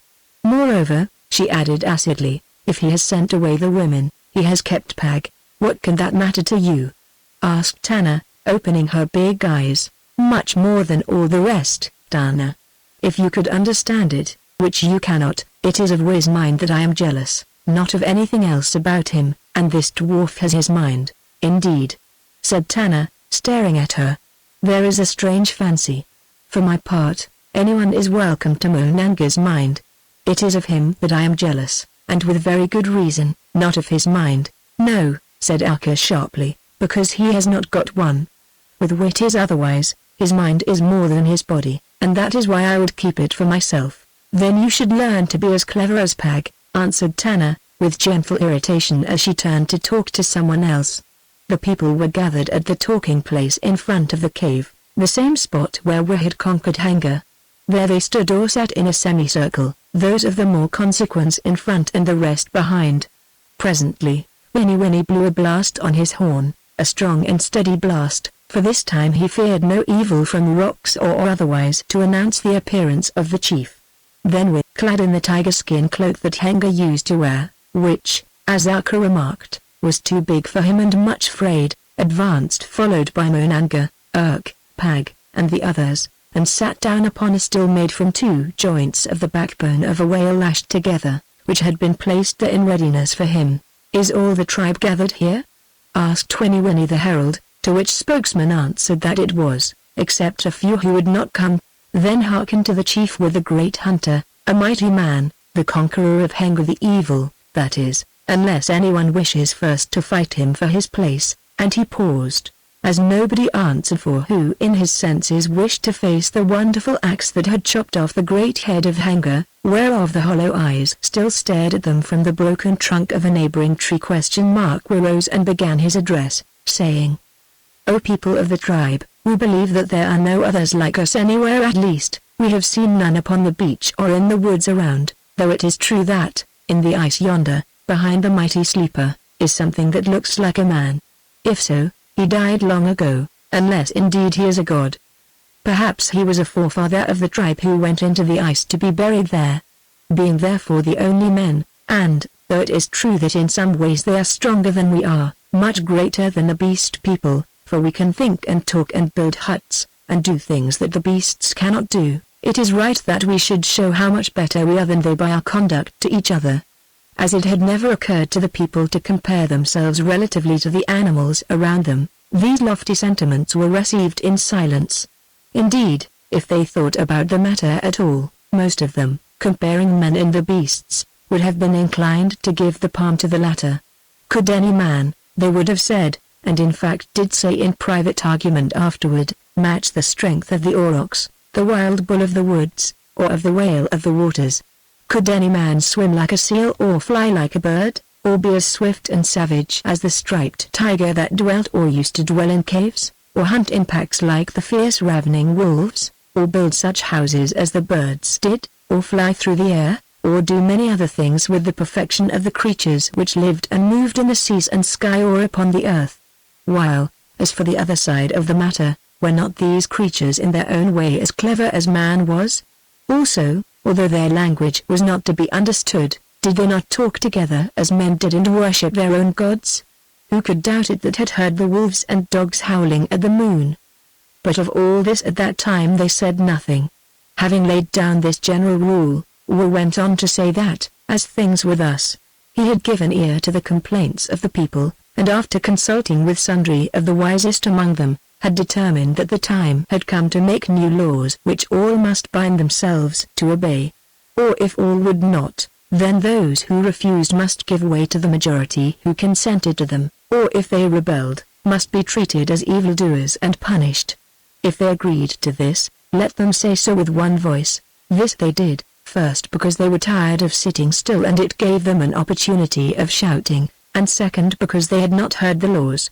Only one or two of the most cunning exclaimed that they would like to hear the laws first, but these were overruled by the cries of general approbation.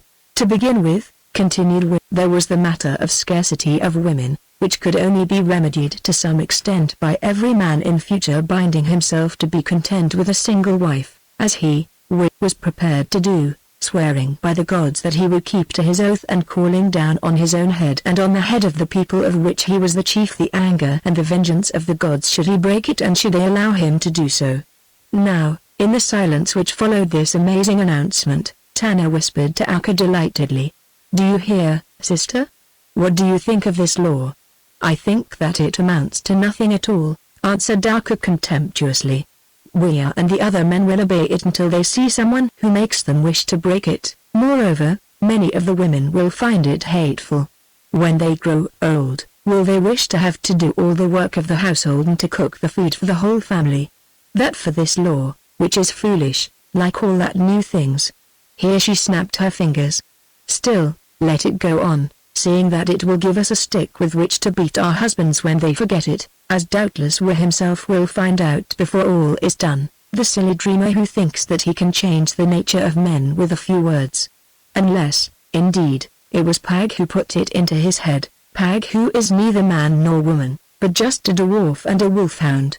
"Wolfhounds are very useful sometimes, Akka," said Tana reflectively, then turned to listen to the voices about her. These, as it happened, were many, for as soon as the meaning of Will's startling proposal had come home to the minds of his audience, great tumult arose. All the men who had no wives, or wished for those of others, shouted for joy, as did many of the women who were members of large households and therefore much neglected. On the other hand, some of the lords of those households protested with vigor, whereas others acquiesced with a shrug and a smile. Long and loud was the debate, but at length it ended in a compromise, the polygamists agreeing to the proposal provided that they were allowed to keep that wife whom they liked best, also, to change her when they wished, by mutual consent of all concerned. As public opinion among the tribe, an easy-going folk, was tolerant on such matters, ultimately his solution was accepted by all except by Will himself. He, with the newborn enthusiasm of the reformer, and as one who wished to set an example, rose and exempted himself solemnly from the arrangement. "Others may do what they will," he said, "but it is known that I, the chief, will never change my wife while she lives, no, not even if she desires me to do so, which can scarcely happen. Hearken, O people, once more I swear by the gods to lay their curse upon me if I break this, my oath." Moreover, lest at any time I should grow weak and foolish and be tempted so to do, I pray the gods, if that chances, to lay their curse upon the people also, all of them, from the oldest to the youngest." Here some of his audience grew uneasy and a voice shouted out, "For what reason?" "Because," answered Wi, in his burning zeal, "knowing the evil that my ill-doing would bring upon your heads, never would I yield to folly, I who am your chief and your protector. Also, if I went mad and did such a thing, you could kill me." Silence followed this remarkable declaration, in the midst of which Hotoa the slow-speeched at last got out a question. "How would killing you help us, if the curse for which you have been asking had already fallen upon our heads? Moreover, who is likely to kill you while you have that wonderful axe with which you chopped Haggard in two?" he asked. Before we could think of a suitable answer, for the question was shrewd and the point one which he had not considered, the general argument broke out again, many women taking part in it at the top of their voices, so that he lost his opportunity. At length 3 men were thrust forward, a somewhat ominous trio as it happened, Pitakiti the Unlucky, Hu the Unstable, and Waka the Bird of Ill Omen, of whom Waka was the spokesman. "Chief Wi," he said, "the people have heard your proposals as to marriage. Many of us do not like them because they overthrow old customs. Still, we acknowledge that something must be done lest the people should come to an end, for those who have many wives bring up no more children than those who have but one. Also, the unmarried turn into murderers and thieves both of women and of other property. Therefore, we accept the new law for a period of 5 summers, which will give us time to see how it works. Also, we note your oath that you will take no other wife while Ark alive and that you call down the curse of the gods upon yourself if you do so. We do not think that you will keep that oath, for, being a chief, who can do what he likes, why should you? But when you break it, we shall wait to see if the curse falls upon you. As for the rest, that you call it down on the people also, with that we will have nothing to do, nor do we believe it. For why should the people suffer because you break an oath? If there are gods, they will be avenged upon him who does the wrong, not on others who are innocent. Therefore, speaking on behalf of the people, I say that we accept your law, though for myself add that I am sure no good can ever come of the changing of ancient customs. Indeed, I dare say that the curse will fall upon you and that soon you will be dead." Thus spoke Waka the Bird of Ill Omen, fulfilling his repute, and retired with his companions. By now it was growing dark, for all this debate had taken a long time. Moreover, many of the people had slipped away to try to make new arrangements in view of this sudden and unexpected revolution in their matrimonial law. Therefore, we adjourned the discussion of the next rule of his new code, that which dealt with the exposure of unwanted female infants, till the morrow, and the tribal conference broke up. That night, he slept in the hut where he lived before he became chief, and at the evening meal tried to open a discussion with Arka on his great new law. She listened for a minute, then remarked that she had heard enough of it that afternoon, and if he wanted to talk more of the matter instead of eating his food and discussing what was of real importance, namely, how she should lay up her winter stores now that he had become chief, he had better do so with his counselor Pag. This retort angered Wi, who said, "Do you not understand that this law makes women taller by a head than they have been, for now they are the equals of men, who give up much? If so," answered Arka, "you should first have asked us whether we wished to grow taller. Had you done so, you would have found, I think, that the most of us were content to remain the same size, seeing that we do not desire more work and more children. Still, it matters little, for your law is all nonsense, one made by fools, of whom I should hold you the biggest. Did I not know that you speak with the mouth of Pag the woman-hater and the cutter down of old trees?" By this she meant the destroyer of old customs. Man is man and woman is woman, and what they have done from the beginning they will continue to do. Nor will you change them by talking, although you think yourself so clever.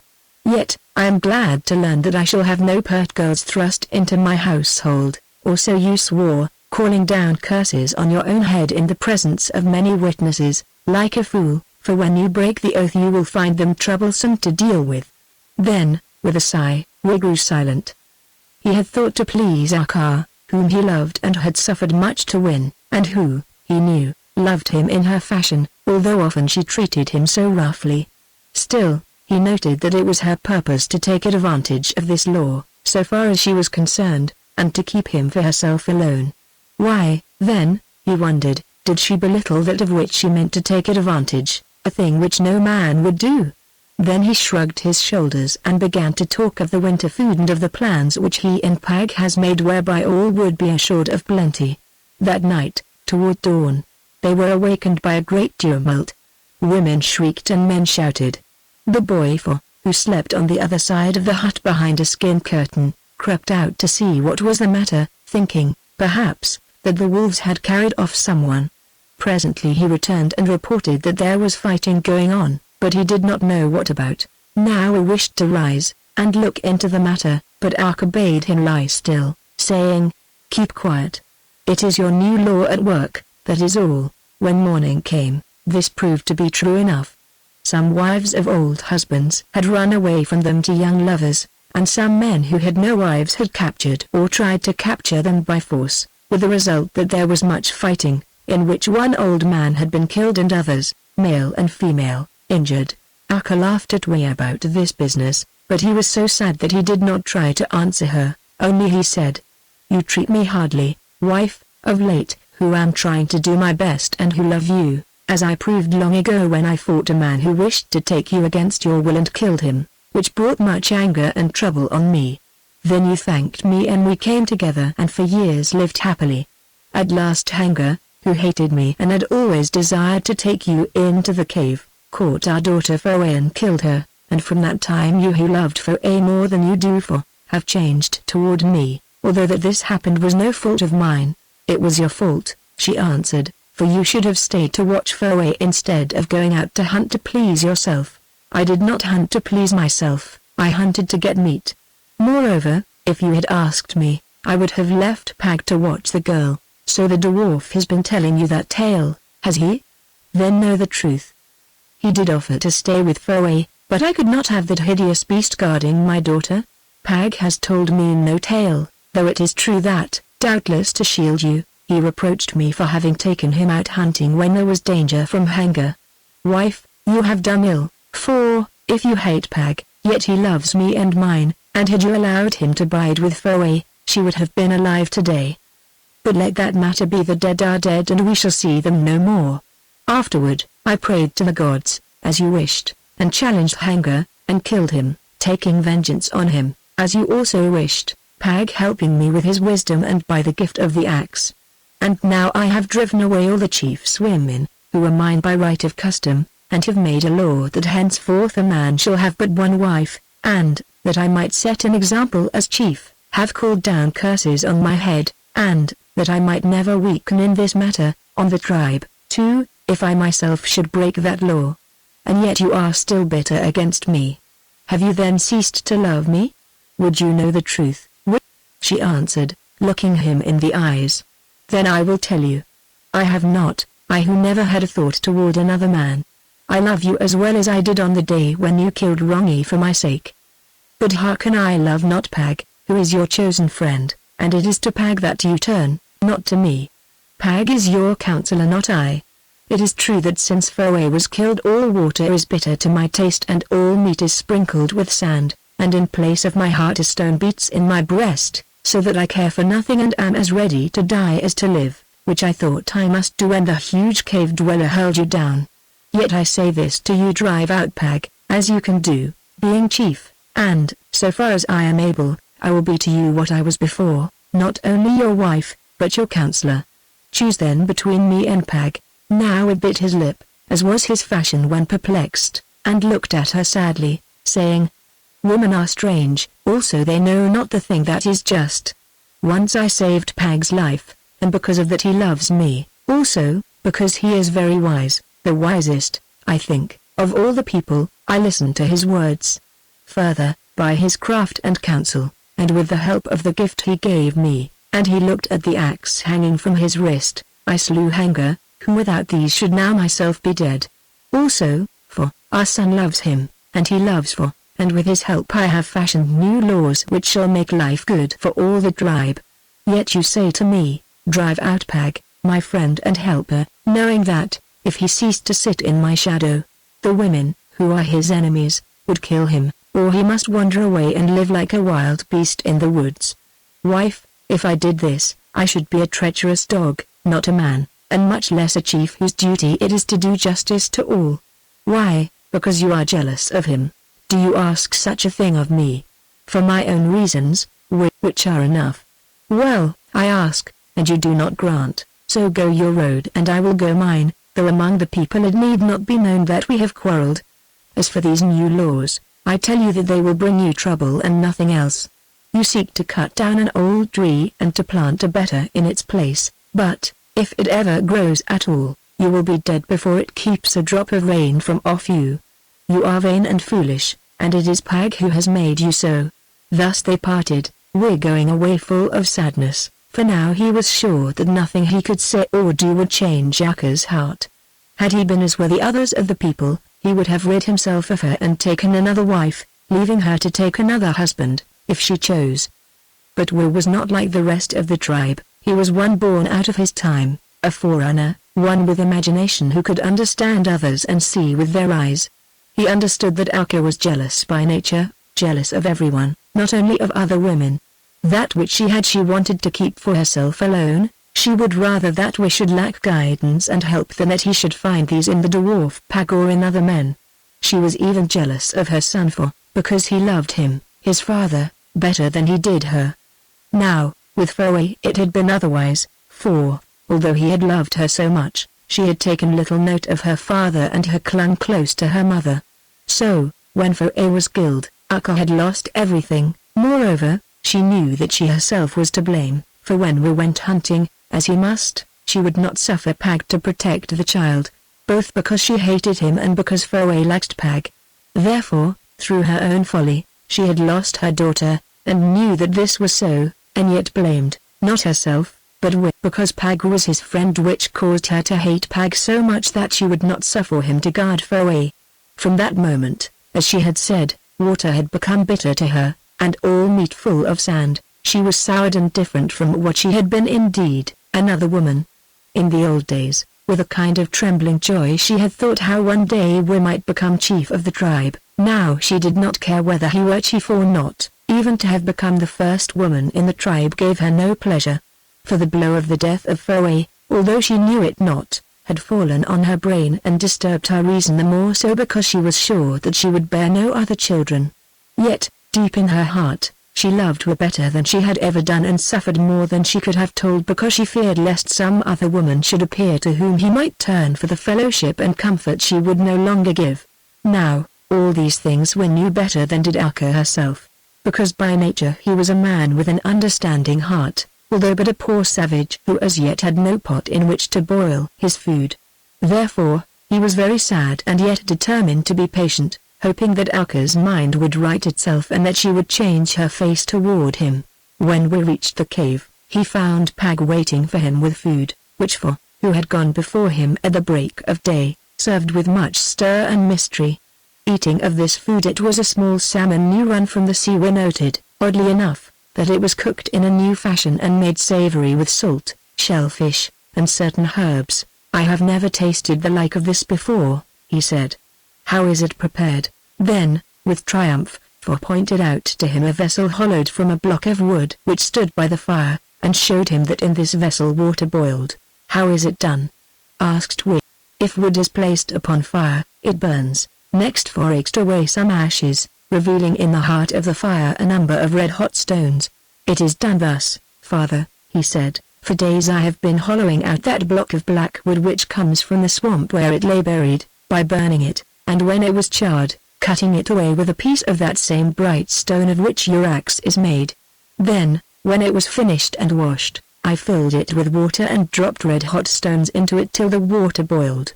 After this, I put in the cleaned fish with the oysters and the herbs, and kept on dropping in red-hot stones till the fish was cooked. That's how it is done, father. And is the fish nice? And he laughed and clapped his hands. It is very nice, son, said Wig, and I would that I had more stomach to eat it. But who thought of this plan, which is clever? Oh, Pag thought of it, father, but I did nearly all the work. Well, son, take away the rest of the fish and eat it, and then go wash out your pot lest it should stink. I tell you that you and Pag have done more than you know, and that soon you will be famous in the tribe." Then Thor departed rejoicing, and afterward even took the pot to his mother to show her all, expecting that she would praise him. But in this he was disappointed, for when she learned that Pag had hit upon this plan, she said that, for her part, she was content with food cooked as her forefathers had cooked it from the beginning, and that she was sure that seethed flesh would make those who ate of it very sick. But it did not make them sick, and soon this new fashion spread, and the whole tribe might be seen burning hollows in blocks of wood, cutting away the char that was left with their chipped flints, and when the pots were finished, making water boil with the red-hot stones and placing in it meat that was tough from having been stored in the ice, or fish or eggs, or whatever they needed to cook. Thus, those who were old and toothless could now eat again and grew fat. Moreover, the health of the tribe improved much, especially that of the children, who ceased to suffer from dysentery brought on by the devouring of lumps of flesh charred in the fire. Chapter 8 Pag traps the wolves. On the afternoon of this day of his quarrel with Akka and of the boiling of the salmon, Wea and his counselors again met the tribe in front of the cave to declare to them more of his new laws. This time, however, not so many attended because, as a fruit of the first law, a number of them were laid by hurt, while others were engaged quarreling over the women, or, if they belonged to the unmarried, in building huts large enough to hold a wife. At once, before the talk began, many complaints were laid as to the violence worked upon the previous night, and demands made for compensation for injuries received. Also, there were knotty points to be decided as to the allotment of women when, for example, 3 or 4 men wished to marry one girl, which of them was to take her.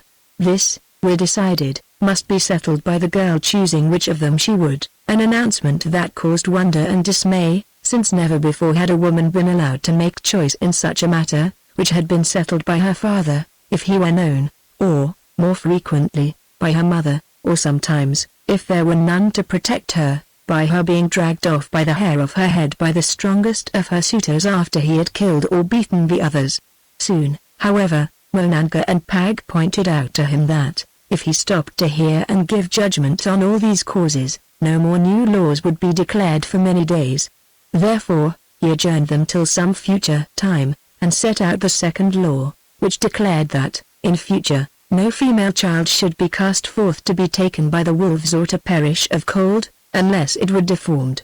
This announcement caused much grumbling, because, said the grumblers, the child belonged to the parents and especially to the mother, and they had a right to do with their own as they wished. Then an inspiration seized Wea and he uttered a great saying which afterward was to be accepted by most of the world: "The child comes from heaven and belongs to the gods, whose gift it is and who will require account of it from those to whom it has been lent," he said. These words, so amazing to the people, who had never even dreamed their like, were received in astonished silence. Urk the aged, sitting at Wea's side, muttered that he had never heard anything of the sort from his grandfather, while Pag the skeptic, behind him, asked, "To what gods?" Again an inspiration came to Wea, and he answered aloud, "That we shall learn when we are dead, for then the hidden gods will become visible." Next, he went on hastily to declare the punishment for the breaking of this law. It was terrible, namely, that the casters forth should themselves be cast forth to suffer the same fate and that none should succor them. "But if we had no food for the children?" cried a voice. "Then, if that is proved to be so, I, the chief, will receive them and care for them as though they were my own, or give them to others who are barren. Surely soon we shall have a large family," Akka remarked to Tana. "Yes," said Tana. "Still, Wea has a great heart, and was right." At this point, as though by general consent, the meeting broke up, for all felt that they could not swallow more than one law a day. On the following afternoon, they came together again, but in still fewer numbers, and we continued to give out laws, very excellent laws, which did not interest his audience much, either because, as one of them said, they were full to the throat with wisdom, or for the reason that, like other savages, they could not keep their attention fixed for long on such matters. The end of it was that no one came at all to listen, and that the laws must be proclaimed throughout the tribe by Winnie Winnie with his horn. For days he might be seen going from hut to hut blowing his horn and shouting out the laws into the doorways, till at last the women grew angry and set on the children to pelt him with eggshells and dried cod's heads. Indeed, by the time he had finished, Those in the first huts, where he began, had quite forgotten of what he was talking. Still, the laws, having been duly proclaimed without any refusal of them, were held to be in force, nor was ignorance of them allowed to be pleaded as excuse for their breaking, every man, woman, and child being presumed to know the laws, even if they did not obey them. Yet we discover that it is much easier to make laws than to force people to keep them, with the result that, soon, to his office of lawgiver, he must add that of chief magistrate. Nearly every day was he obliged to sit in front of the cave, or in it when the weather was bad, to try cases and award punishments which were mostly inflicted by certain sturdy fellows who wielded whips of whalebone. In this fashion, a knowledge of the code and of what happened to those who broke it grew by degrees. Thus, when Terry the food hoarder managed to secure more than his share of the spread of stockfish by arriving earlier than the others, his hoard was raided and most of it distributed among the poor, after which he was more careful in the hiding of his ill-gotten gains. Again, when Rai, the rich trader, was proved to have supplied bad bone fish hooks, broken at the point or weak in the shank, in exchange for skins which had been received by him in advance, Monanga went with some men, and digging beneath the floor of his hut, found scores of hooks wrapped up in hide, which they took and distributed amongst those of the tribe who had none. Great was the outcry of Rai, but in this case few joined in it, for all loved to see who battened on the poor in the hour of their necessity forced to disgorge some of his gain. Moreover, although he offended many who murdered and plotted against him on the whole, we gained great credit for these good laws of his. For now the people knew that he who dwelt in the cave was no murderer or robber, as Haggard and other chiefs had been, but a man who, taking from them as little as might be, was honest, and although often, as they thought, foolish, one who strove for the good of all. Therefore, by degrees, they came to obey his laws, some more and some less, and, although they abused him openly, in private they spoke well of him and hoped that his rule would continue. Yet at last trouble came. It chanced that a certain sour-natured woman named Edgy bore a female child, and, not wishing to be troubled with it, forced her husband to lay it on a stone at the edge of the forest where the wolves came every night, that it might be devoured by them. But this woman was watched by other women set about the business by Pag, who knew her heart and suspected her as was her husband, who was seized when he had laid the child upon the stone at nightfall, even as he told his wife Edgy what he had done and received her thanks. Next morning, both of them were brought before Wi, who sat dealing out justice at the mouth of the cave. He asked them what had become of the girl child that was born to them within a moon. Edgy answered boldly that it had died and its body had been cast away according to custom. Thereon Wi made a sign and a foster mother was led from the cave bearing the child in her arms, for thither it had been taken, as Wi had promised should be done in such cases. The woman Edgy denied that it was her child, but the husband, taking it in his arms, said otherwise and, on being pressed, admitted that what he had done was against his will and for the sake of peace in his home. Then, when the finding of the child had been proved, Wi, after reciting the law, ordered that these two, who were rich and not driven by need, should be taken at sunset and tied to trees by that stone upon which they had exposed the child, that the wolves might devour them. At this stern sentence there was much trouble among the tribe, most of whom had thrown out female infants in their time, and threats were made against Wi, yet he would not change his judgment, and at nightfall, amidst lamentations from their relatives and friends, the pair were taken out and tied to the trees, whereon they were abandoned by all as evildoers who had been unlucky enough to be found out. During the night, growlings and cries were heard rising from the direction of the trees, which told the tribe that Edgy and her husband had been devoured by the wolves which always wandered there at a distance from the huts where, unless they were very hungry, they dared not come, because of the fires and the pitfalls. The death of these two made the people very angry, so much so that many of them ran up to the cave to revile Wi by whose order it had been brought about, shouting out that the killing of men and women because they wished to be rid of a useless brat was not to be borne. Greatly were they astonished when, there in the mouth of the cave, they saw 3 dead wolves, and standing behind them, bound hand and foot, Edgy and her husband. Then waddled forth Pag, holding a red spear in his hand, who said, "Listen. This pair were justly condemned to die by the death that they would have given to their child. Yet went forth with the chief, and Monanga his brother, and I, Pag, with some dogs and waited in the night close by but where they could not see us. Came the wolves, 6 or 8 of them, and flew at these 2. Then we loosed the dogs and, at risk to ourselves, attacked the brutes, killing 3 and wounding others so that they ran away. Afterward we unbound Edgy and her husband and carried them here, for they were so frightened that they could scarcely walk. Now, by the command of we, I set them free to tell all that, if another girl is cast forth, those who do the deed will be left to die and none will come to save them. So Edgy and her husband were loosed and crept away, covered with shame, but for his dealings in this matter we gained great honor, as Monanga and even Pag did also. After this, no more girl children were thrown out to die or to be devoured, but, on the other hand, several were brought to we because their parents said they could not support them. These infants, as he had promised he would do, he took into the cave, setting aside a part of it near to the light and fires for their use, which, as the place was large, could be done easily. Here the mothers must come to feed them till they were old enough to be given into the charge of certain women whom he chose to nurse them. Now, all these changes caused much talk in the tribe, so that 2 parties were formed, one of which was in favor of them and one against them. However, as yet no one quarreled with we, whom all that knew to be better and wiser than any chief told of in their tradition. Moreover, the people had other things to think of, since now, in the summer months, was the time when food must be stored for the long winter.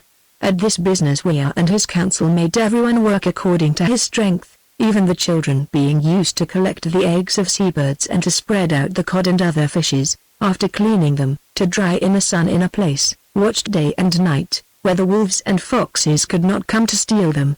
A tithe of all this food went to the chief for his support and for that of those dependent on him.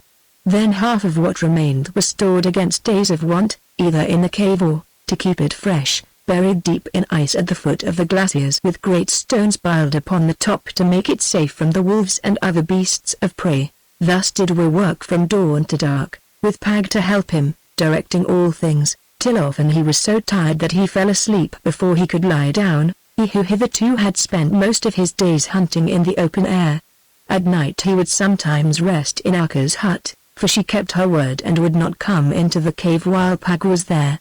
Thus they lived in seeming agreement and talked together of small matters of daily life, but no more of those over which they had quarreled. The boy however, although he slept in his mother's hut at night as he was commanded to do, lived more and more with his father because there he was so welcome. Frauke was jealous even of and this the lad knew or felt. The winter came on very early indeed that year, there was little autumn. Of a sudden, on one calm day when a sun without heat shone, who was walking on the shore with Urk the aged, Monanga, and Pag, for he was so busy that thus he was forced to take counsel with them, heard a sound like thunder and saw the eider duck rise in thousands, wheel round, and fly off toward the south. What frightened them? He asked, and Urk answered, nothing, I think, but when I was a boy, over 70 summers gone, I remember that they did just the same thing at about this time, after which came the harshest and longest winter that had been known, when it was so cold that many of the people died.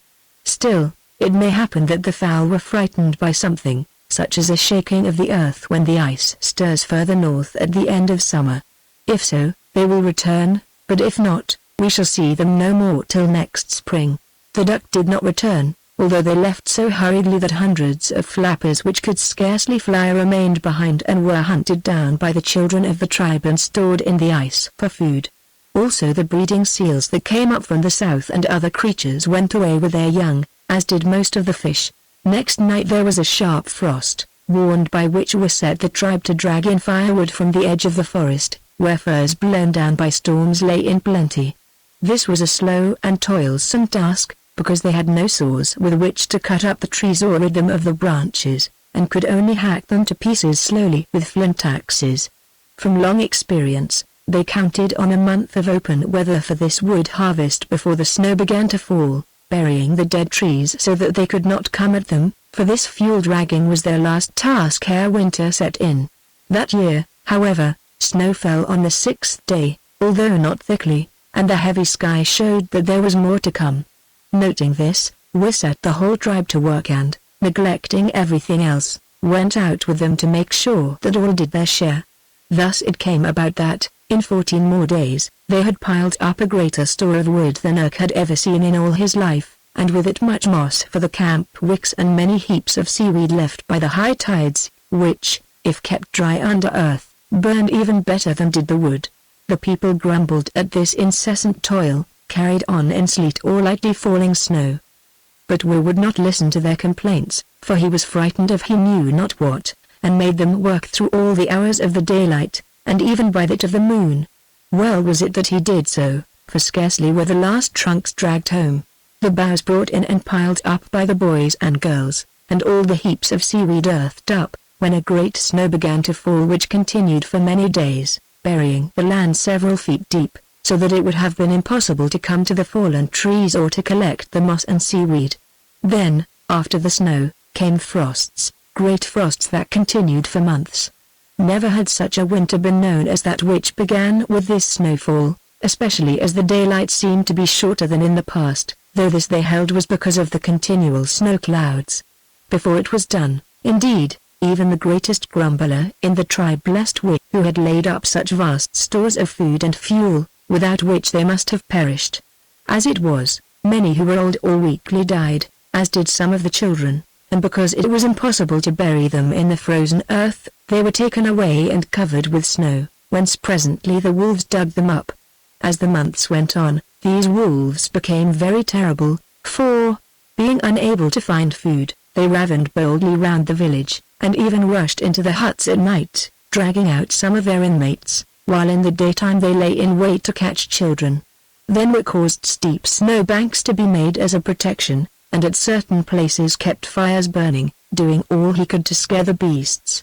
Great white bears from the sea-born ice appeared also, roaming round and terrifying them, though these creatures seemed to be afraid of man and did not kill any people.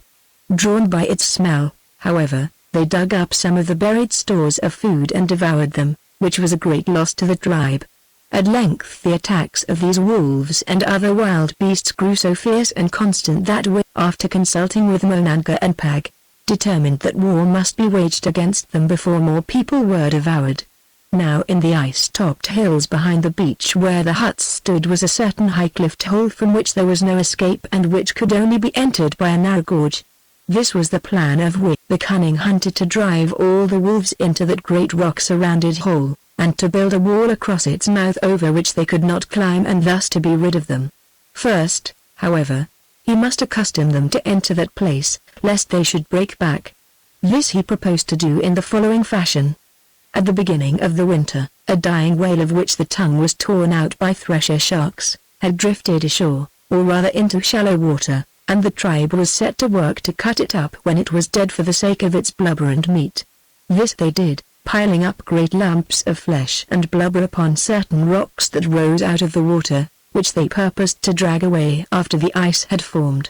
Whilst they were still engaged upon this task, there came terrible snowstorms and gales, so that they must abandon it, and after these a thaw, with more gales, had prevented them from coming to the rocks.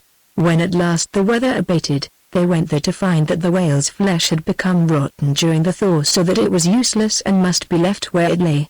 Now, when everything was frozen, we determined to fetch this flesh, or as much of it as they could carry, and place it in the great rock hollow, whither the wolves would certainly be drawn by its smell.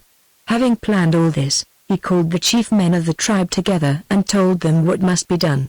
They listened very doubtfully, especially a party of them led by Pitakiti the Unlucky and Waka the Bird of Ill Omen, who said that wolves attacked men, but never had they heard such a thing as that men should attack the host of the wolves in the dead of winter when these were fierce and terrible. Listen, said Will.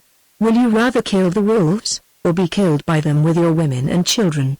For know that it has come to this, the brutes being mad with hunger. Then they wrangled for a long time, so that the matter could not be settled that day and must be put off till the morrow. As it chanced, that very night, the wolves made a great attack upon the huts, 100 or more of them, scrambling over the snow banks and rushing past the fires, so that before they could be driven off, a woman and 2 children were torn to pieces, while others were bitten. After this, the elders accepted the plan of Wi because they could see no other. So, first of all, the strongest men were sent to the mouth of the gorge, where they dragged together loose stones of which there were hundreds lying about, though many of these they could not move because the frost held them fast. These stones they built into a wall with a broad bottom and twice the height of a man, filling in the cracks with snow, which soon froze solid, but leaving a gap in the middle through which the wolves might enter, also other piled up stones wherewith it could be closed very swiftly. Then they went down to the seashore and, crossing the ice or, if it was broken, wading through the shallow water, came to those rocks on which the whale's flesh was stored, and scraped the deep snow off the heaps. Now, however, they found themselves beaten, for, notwithstanding the covering snow, the frost had frozen the outer lumps of flesh and blubber so hard that they could not move them. Therefore, their labor lost, they returned home, Waku announcing loudly that he knew all the while that this would be so. That night Wea and Pag talked long and earnestly, but, though they were wise, they could find no plan to overcome this trouble.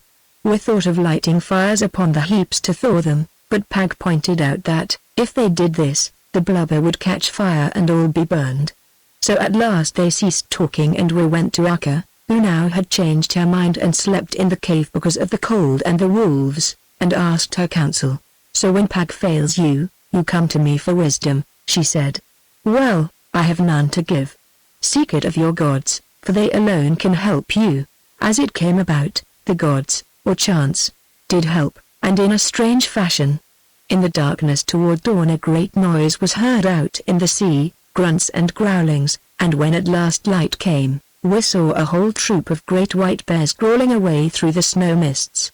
When they had all gone, calling Pag and some others, he made his way over the ice to the rocks where the whale's flesh was piled up, and found that with their sharp claws and giant strength the bears, scenting food now that the snow had been removed, had torn the heaps open and scattered them so that the centers, which were not frozen so hard because of the protection of the snow, lay exposed. Much they had eaten, of course, but more remained.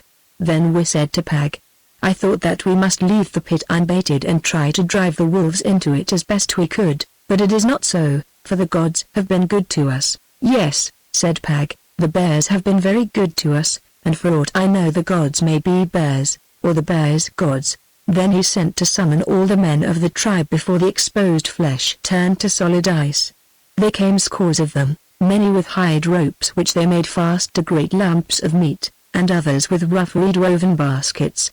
Setting to work, before night fell they had carried tons of the flesh into the rock pit, which was round and may have measured 100 paces from side to side, where they left it to freeze so that the wolves could not drag it away, or eat it easily. That night, watching by the moonlight, they saw and heard many wolves gathered at the mouth of the pit and walking to and fro, filled with doubt and fear of raps. At last some entered, though only a very few of them, and were suffered to go away unhindered when they had gorged themselves.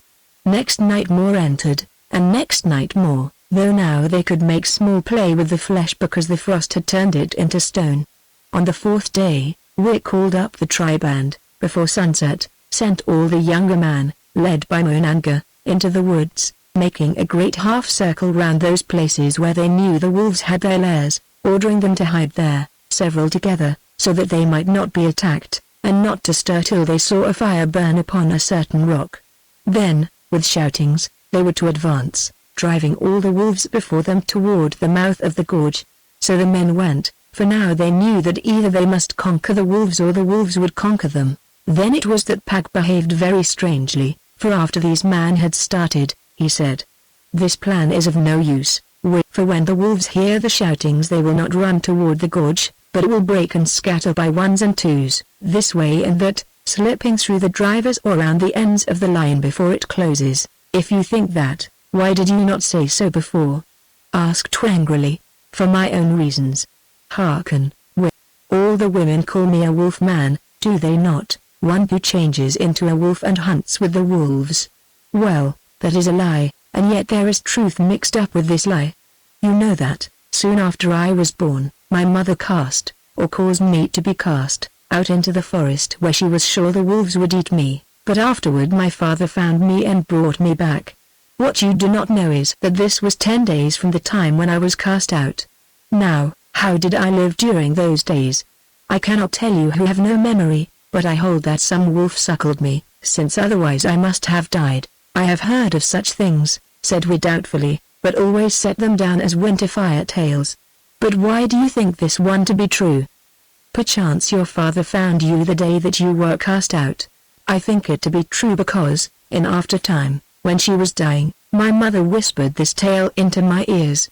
She said my father, who himself was killed by wolves not long afterward, told her secretly, for he dared not speak of the matter openly, that when he came upon me in the forest whither he had gone to seek my bones and, if any of them could be found, bury them, he discovered me in such a nest as wolves make when they bear their young, and saw a great grey wolf standing over me with her teat in my mouth, one that had lost her cubs, mayhap. She growled at him but ran away, and seizing me, he also ran and bore me home. This my mother swore to me, a dying woman's fancy," said we. "I think not," answered Pag, "and for this reason. When for the second time I was driven out by the women, or rather by Haggard's father, whom they persuaded that I was a bewitcher and unlucky, having nowhere else to go and all hands being against me, I wandered into the woods that there the wolves might kill me and make an end. The day began to die, and presently wolves gathered round me, for I saw them moving between the tree trunks, waiting till night fell to spring upon me. I watched them idly, caring nothing, since I had come there to be their meat. They drew near when suddenly a great grey she-wolf ran up as though to seize me, then stopped and sniffed at me. Thrice she smelt, then licked me with her tongue, and leaping round, rushed at those other wolves, snarling and open-jawed, her fur starting up from her back. The dog-wolves ran away from her, but two of the she-wolves stood, being hungry. With these she fought, tearing the throat out of one and mauling the other so that it limped off howling. Then she, too, went away, leaving me amazed till I remembered my mother's story, after which I wondered no more, being sure that this old wolf was she that had suckled me and knew me again. "Did you see more of her, Pag?" "Aye. Twice she returned, once after 5 days, and once after 6 more days, and each time she brought me meat and laid it at my feet. It was filthy carrion torn from some dead deer that she had dug up from beneath the snow, but doubtless the best she could find. Moreover, although she was thin with hunger and this was her portion, still she brought it to me." "And did you eat it?" asked we, astonished. "Nay, why should I who had crept into that hole to die? Moreover, my stomach turned at the sight of it. Then you found me and carried me into your hut, and I have met that foster mother of mine no more. Yet she still lives, for more than once I have seen her. Yes, this very winter I have seen her, who now is the leader of all the wolf people." "A strange story," said we, staring at him. "Surely if you have not dreamed it, you who slay many of them should be more tender toward wolves." "Not so, for did they not kill my father, and would they not have killed me? Yet to this wolf I am tender, as I shall show you, for in payment of what I would do, I ask her life." "And what would you do?" asked we. "This. Now, before the fire is lighted, I will go down into the forest and find that wolf, for she will know me again and come to me. Then, when the shouting begins and the brutes grow frightened, she will follow me and all the other wolves will follow her, and I shall lead them thither into the trap. Only her I will save from the trap, for that is my bargain." "You are mad," said we. "If I come back no more, then call me mad, or if my plan fail. But if I live and it succeeds, then call me wise," answered Pag with a low guttural laugh. "There is yet an hour before the lighting of the fire when the edge of the moon covers yonder star. Give me that hour and you shall learn." Then, without waiting for more words, Pag slipped down the rock on which they were standing and vanished into the gloom. "Without doubt he is mad," said Wit to himself, "and without doubt this is the end of our fellowship." Presently, waiting there in the cold frost and watching his breath steam upon the still air, Wiz's mind went back to this matter of Pag. Now that he came to think of it, it was very strange that all the people believed Pag to be a companion of wolves. What was accepted by all, he had noted, was generally true. If one person smelt a fox, he might be mistaken, but if everybody smelt it, surely there was a fox. It was certain also that Pag never had any fear of wolves and would go down into the forest when they were howling all around as quietly as another would walk into his hut and take no harm, whereas from bears or other wild beasts he would run like the rest. Further, now he remembered having heard the tale told in his youth that, when Pag was cast out by his mother shortly after birth, for some reason that he forgot, 15 days went by before his father went to seek his bones to bury them. Yet he found him living and strong, because of which so ran the tale the people held Pag to be not human but a monster sprung from one of those evil spirits that might be heard howling round the huts at the dead of night. So perhaps what Pag said was true. Perhaps his father had found him in a wolf's den and seen her suckling him. Perhaps, too, since these beasts were known to live many years, especially if the spirit of a dead man were in them, as Urk and other aged ones declared happened from time to time both in the case of wolves and of other creatures, such as the great-toothed tiger, food had been brought to him by that same wolf when he was cast out for the second time. Well, he would learn presently. Meanwhile, the moment drew near when he must light the signal fire. A while later, we looked at the moon and saw that the star was vanishing in the light of its edge. Then he whispered to For, who now had come to him and crouched at his side, watching all things eagerly as a boy does. For nodded and slipped away, to return presently with a smouldering brand that he had brought from a little fire which was burning out of sight further down the hillside. We took it and went to the pile of dried wood that had been prepared upon the rock, where he blew it to a flame and set it among some powdered seaweed at the base of the pile. The seaweed caught readily, as this sort does when dry, giving out a blue light, and presently the pile was aflame. Then we bade For go home to the cave, which he pretended to do but did not, for, desiring above all things to see this great wolf hunt, he hid himself away behind a rock. Thinking that For had departed, we crept down to where the old men, to the number of 50 or more under the command of Hotoa the slow-speeched, lay hidden among the stones, downwind so that the wolves might not smell them, and near to the mouth of the gully that, save for a gap in the middle, was built up with a wall of snow-covered boulders, as has been told. These men he bade be ready, and when the wolves had gone through the gap and they heard his command, but not before, to rush forward, each of them carrying a large stone, and fill up the gap so that the wolves could not come out again. Meanwhile, they must keep stirring the stones lest the frost should fasten them to the ground. These men, many of whom were shivering with cold or fear, or both, listened dully. Walker said that his heart told him that no good would come of this business, who the unstable asked if they could not change their plan and go home, and Gi the magician announced that he had sought an omen from the ice gods, whose priest he was, and had dreamed a very evil dream in which he had seen Pitakiti sleeping in the belly of a wolf, signifying, no doubt, that they were all about to be killed and eaten, news at which Pitakiti moaned and wrung his hands. Urk the aged shook his head and declared that no such plan as this had ever been made from the beginning, at least. His grandfather had never told him of it, and what had not been done before could not be done now. Only Hotoa, a man of good heart, though stupid, answered at length that the stones were ready and that, for his part, he would build them up if and when the wolves were in the pit, even if he had to do so alone. Now he grew angry. "Hearken," he said. "The moon is very clear and I can see all. If one man runs, be sure I shall note him and shall dash out his brains now or later. Yes, the first man who runs shall die," and he lifted his axe and looked at Hu and Waka. After this, all grew silent, for they knew that what we said, that he would do. Presently the wolves began to appear, looking like shadows on the snow, and by twos or threes loped past with lolling tongues and vanished through the cleft into the pit beyond. "Stir not," whispered Wi. "These are not driven, they come to eat the whale's flesh as they have done before." This was true enough, for soon, from within the pit, the watchers heard the sound of growls and of the teeth of the starved beasts grating on the frozen flesh. Then, from far away arose the sound of shouts, and they knew that the drivers had seen the fire on the high rock and were at their work. A long time went by. Then those watchers saw a terrible sight, for behold, the snow slope beneath them grew black with wolves, more wolves than they had ever counted. Hundreds of them there seemed to be, all coming on in silence, slowly, doggedly, like a marshaled host. And lo!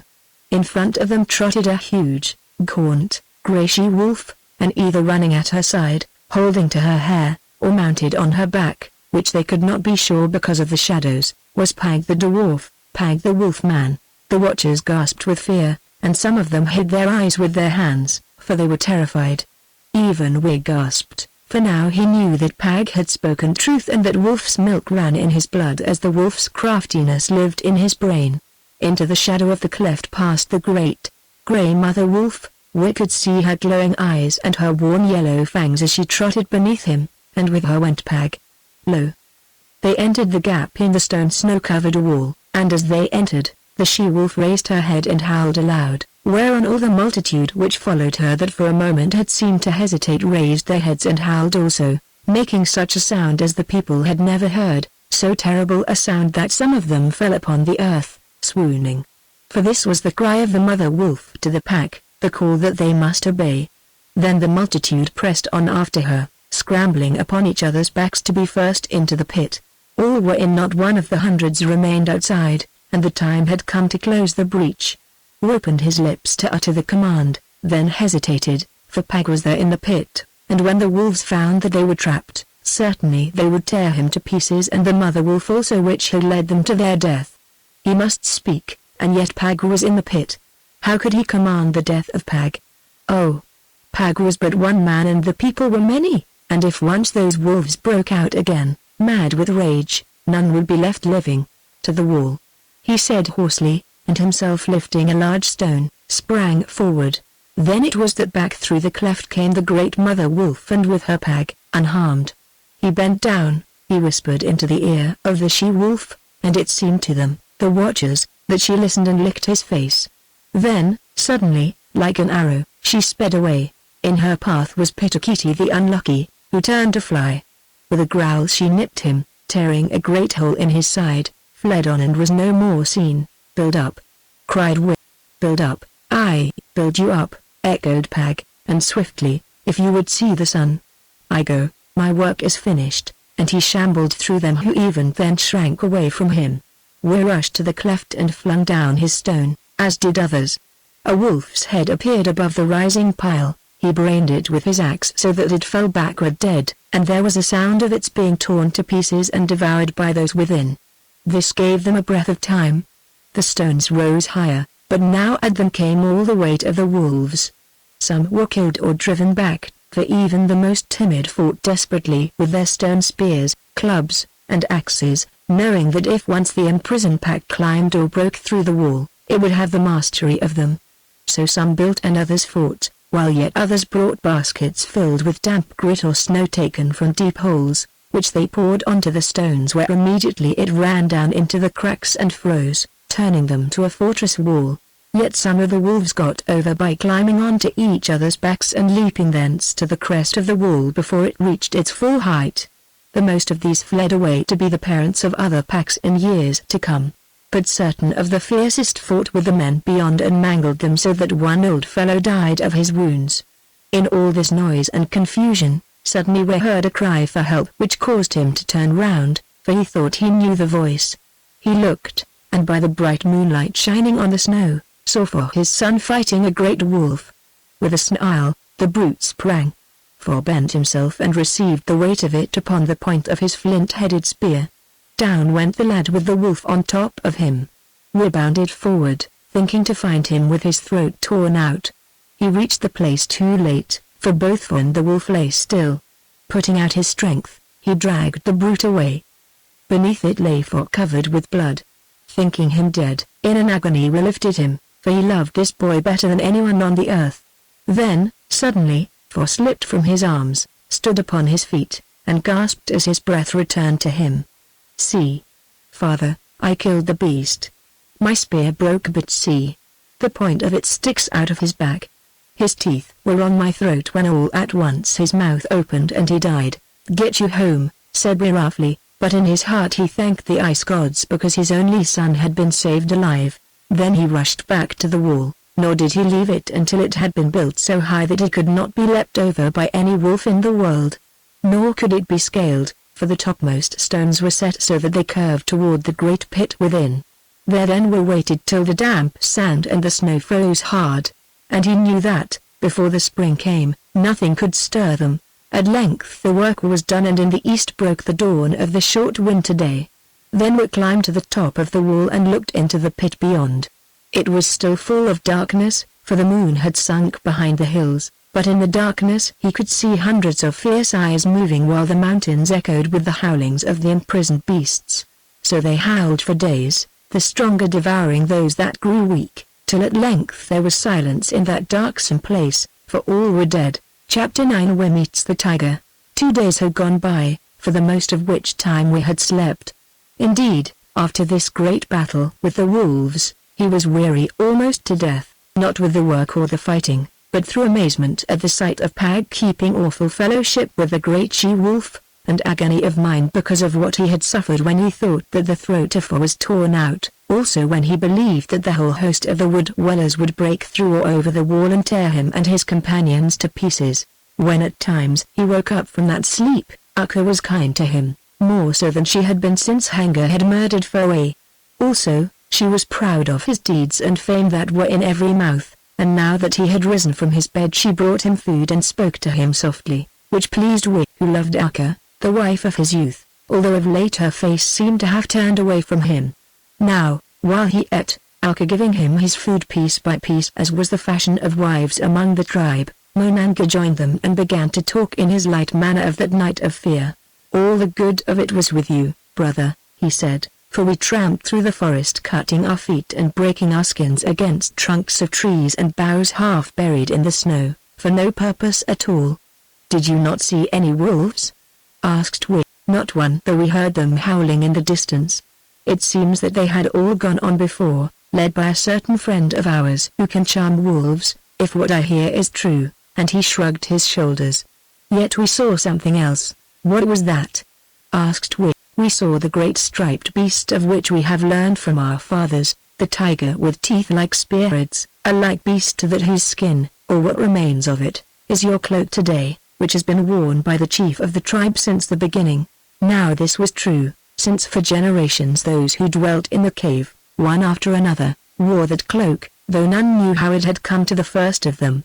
Moreover, although tradition told of this great tiger beast, which was once the terror of the tribe, hitherto none living had seen it, so that, although they still talked of it, men thought that its race was dead or had left their land. What did it do? Said Wick, much stirred, as a hunter would be. It appeared from between the trees, and walking forward boldly, leapt onto the rock and stood there staring at us and lashing its tail, a mighty brute, tall as a deer and longer. We shouted, thinking to scare it away, but it took no heed, only stood and purred like a wildcat of the woods, watching us with its glowing eyes. Now, in front of it, with others, was the man named Finn, he whom Haggard hated and swore to kill so that he must hide himself in the woods whence he only came out again after you had slain Haggard. Suddenly, the tiger ceased purring and fixed his eyes on Finn. Finn saw it and turned to run. Then the tiger leapt, such a leap as has never been seen. Right over the heads of the others he leapt, landing onto the back of Finn, who fell down. Next instant the tiger had him in his jaws and bounded away with him, as the wildcat bounds with a bird which it has seized. That was the last we saw of it and of Finn. Strange that the tiger should have chosen him who was hated of Haggard the tiger man, said Wick. Yes, Wick. So strange that all the people hold that the spirit of Haggard has entered into this tiger. Now, we did not laugh at this saying, because it was the belief of his folk that the ghost of an evil man often passed into the shape of some terrible beast that could not be killed, and in that form took vengeance upon those whom that man had hated in life, or on his children. Therefore he only said, if it be so, it seems that I must guard myself, seeing that, if Haggard hated Finn, he hated me 10 times more, and with good reason, as perhaps he knows today. Well, I slew Haggard and I swear that I will slay this tiger also, if he troubles us more, though whence the beast came I cannot guess. At this moment Pag appeared, whereon Akka, who had been listening to the tale of the death of Finn, turned and went away, saying over her shoulder, here comes one who perchance can show you how to lead the tiger into a trap. For what is a tiger but a big striped wolf? Others, too, shrank to one side as Pag advanced, because, although they were grateful to him for what he had done, they who had always feared Pag, now feared him 10 times more. Yes, even Monanga shrank and made a place for him. Fear not, said Pag mockingly. The grey wolf mother has fled afar and no more of her can follow after me and her. Indeed, I come from watching them. They fight and devour each other there in the pit and ere long, I think, all will be dead, for that wall they cannot climb or tunnel through. Tell us, Pag, said Monanga boldly, after his fashion. "What are you, a man, or a wolf fashioned to the shape of a dwarf? You knew my father and my mother, Monanga, and therefore should be able to answer your own questions. Yet in all men there is something of the wolf and, for certain reasons that we has heard, in me perhaps more than in most. So the people think, Pag, do they, Monanga? If so, tell them from me that I am not a wolf that can be caught in any trap, also that, if they will leave me alone, I will leave them alone. But if they will not, then they may feel my fangs. How did you lead the wolves, Pag? Why should you ask secrets, Monanga? Yet if you would know, I will tell you that you may tell it to others. The mother of them all is my friend. I went into the wood and called and she came to me. Then I bade her follow me as a dog does. She followed and the rest followed her, that is all." Monanga looked at Pag doubtfully and answered. "I hold that there is more behind, Pag." "Aye, Monanga, there is always more behind everything, for those who can find it. We cannot see far and know very little, Monanga, not even what we were before we were born, or what we shall be after we are dead." Now there was something so grim about Pag's talk that, although he was curious, Monanga asked him no more questions, only he said, "If there be something of a wolf in man, there may be something of man in a tiger," and he repeated to him that tale which he had told to Will. Pag listened eagerly and answered, "When one cloud passes, another comes. The wolves have gone, the tiger follows. Whether Haggard dwells in this beast I do not know. But if so, the sooner it is slain the better," and he glanced at Wea and at Fo, who now was standing by his father, his arm thrown about him. Then he went to fetch his food, for he was hungry.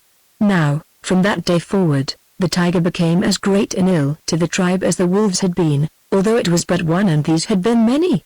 It lurked around the village in the dark of night, and when light came and people crept out of their huts, it rushed in, seizing now one and now another, and bounding away with its prey in its mouth. No fence could keep it out, nor would it tread on any pitfall, while so swift were its movements that none could hit it with a spear. It was noted, moreover, that all those who were taken had been men whom Haggard hated, or their children, or perchance women who had been his and now were married to others. Therefore, the people grew sure that in this tiger dwelt the spirit of Haggard. Also, Ngi the priest and Taran his wife, having taken counsel with the ice gods, returned from the glacier and declared that this was so. Pondering these things, Will was much afraid, though more for Fo than for himself. Certainly, soon or late, the lad would be seized, or perchance his own turn would come first. The people lived in terror also, and now none of them would come out of his hut till it was full day, much less walk beyond the village unless there were many of them together.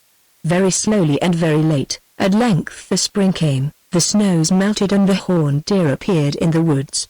Now I hoped the huge tiger with the flashing teeth would cease from killing men and fill himself with venison, or perhaps go away altogether whence he came, wherever that might be, to seek a mate there.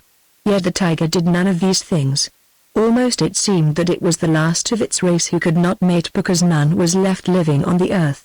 At least, it stayed in the great woods that bordered the beach, living now in one place and now in another. Moreover, it continued to find victims, for between the spring and the first month of summer 3 of the tribe were dragged away, so that the end of it was that they dared not go out to seek food, never being sure but that the striped beast might spring upon them from some lair where it lay hid, for it seemed to watch all their movements and to know where they would come. The end of it was that the people gathered at the meeting place and sent Winnie the Shudderer to pray where to speak with them. He came accompanied by Pag. Then, by the mouth of Urk the Aged, they addressed him, saying, "This tiger with the great teeth, whom we believe to be Haggard in the shape of a beast, kills us. We demand that you who slew Haggard and turned him into a tiger, you who are a mighty hunter and our chief by right of conquest, should slay the tiger as you slew Haggard, and if I cannot or will not, what then?" asked we. "Then, if we are strong enough, we will kill you and Pag and choose another chief," they replied through Winnie the Mouth. "Or if we cannot, at least we will obey you and your laws no more, but will go away from this place where we have lived since the beginning and seek another home far from the tiger. Mayhap the tiger will go with you," said Pag darkly, a grin upon his ugly face, which saying did not please them, for they had not thought of such a thing. Before any of them could answer, however, Wi spoke in a slow, sad voice. It seems that among you I have many enemies, he said, nor do I wonder at this, for in sundry ways the past winter has been most evil, with fiercer cold and longer snows than were ever known, whence have come much death and sickness. Also a number of us have been killed, first by the wolves, which are now destroyed, and afterward by this tiger, nor, although we have made offerings, do the gods who live in the ice yonder help us at all. Now you tell me that I must kill the tiger or that you will kill me if you can, which by the ancient custom you have a right to do, and find another chief. Or, if you cannot, that you will leave me and go hence to seek a new home far from where you were born. Hearken, people of the tribe. I say to you it is not needful that you should wander away perhaps to find worse dangers than those which you have left. Soon I go out to seek this tiger and match myself against it, as I did against Haggard, whose spirit you believe lives in its skin. Perhaps I shall kill it, or more probably it will kill me, in which case, you must fight with the beast as best you can, or if it should please you better, fly away. In any case, it is not needful that you should try to kill me, for learn that I am weary of this chieftainship. A while ago I rid you of a tyrant who murdered many of you, as he did my own daughter, and since then, laboring day and night, I have worked for the good of all and done my best to serve you. Now, as you hold that I have failed and I am of the same mind, for otherwise you would love me better, it is my wish to lay down my chieftainship, or if the custom will not allow this, to stand here unarmed while he whom you may choose to succeed me puts an end to my life with his club and spear. Therefore, choose the man that I may submit myself to you. Yet if you will take my last counsel as your chief, when you have done so, command him to spare me a little while that I may go forth to kill the tiger if I can. Then, having done this, if perchance it does not kill me, I will return and you can deal with me as you will, either by suffering me to live on as one of you, such as I was before I became your chief, or by putting an end to me. When the people heard these words and understood their nobleness, they were ashamed. Also they were confused, for they knew not whom to choose as chief, if indeed there was anyone who would take that office. Moreover, Pag did not comfort them by announcing loudly that this new chief would find one to challenge him, and that within an hour, namely, Pag himself. Indeed, at this saying, they looked aside, or rather those among them who had cast eyes of longing on the cave did so, for, although Pag was a dwarf, his strength was terrible. Moreover, he was a wolf man who could doubtless summon powers to help him from the earth or air, perhaps the grey wolf mother, or ghosts that howl in the night. Still, one voice did call out the name of Monanga, whereon he answered, "Not so, fool. I stand with my brother Wea and tell you that, if you thrust him out, it will be because the gods have made you mad, for where can you find one who is braver or wiser and more honest? Why do you not go up yourselves against the tiger and kill it? Is it perchance that you are afraid?" None answered. For a while they murmured together confusedly, and then, as though with one voice, cried out, "Was our chief? We will have no other chief but we." So that trouble ended. That night Wea and Pag took counsel together as to how they might make an end of the tiger. Earnestly they debated, but for a long while could see no light. Everything had been tried. The brute would not walk over their most cunning pitfalls, it would not eat their meat poisoned with the juices of a certain fish that, when rotten, was deadly, it feared no fires, and could not be driven away. Twice men in numbers had gone out to attack it, but once it hid itself, and the next time it charged them, smote down a man with its great paw, and vanished, after which they would go no more. "You and I must fight it alone," said Whip. But Pag shook his head. "Our strength is not enough," he answered. "Before you could smite a blow with your axe, it would have killed us both. Or perchance if the ghost of Haggard dwells in it, as all the people think, it would not face that axe again, but it would hide itself." Then he walked to the mouth of the cave and idly enough stared up at that broken tree where, as the moonlight showed, the blackened head of Haggard still was fixed, its long locks waving in the wind. He returned and said, "That tiger must be very lonely, having none of its kind with which to talk or mate. Will you lend me your chief's cloak, Whip? If it is lost I will promise you a better." "What for?" asked Whip. "That I will tell you afterward." "Will you lend me the cloak and the necklace of tiger claws?" "Take them if you wish," said Whip wearily. knowing that it was useless to dig for secrets in the dark heart of Pag. "Take them and the chieftainship also, if it pleases you, for of all these I have had enough. He would that once again I were a hunter and no more." "A hunter you shall be," said Pag, "the greatest of hunters.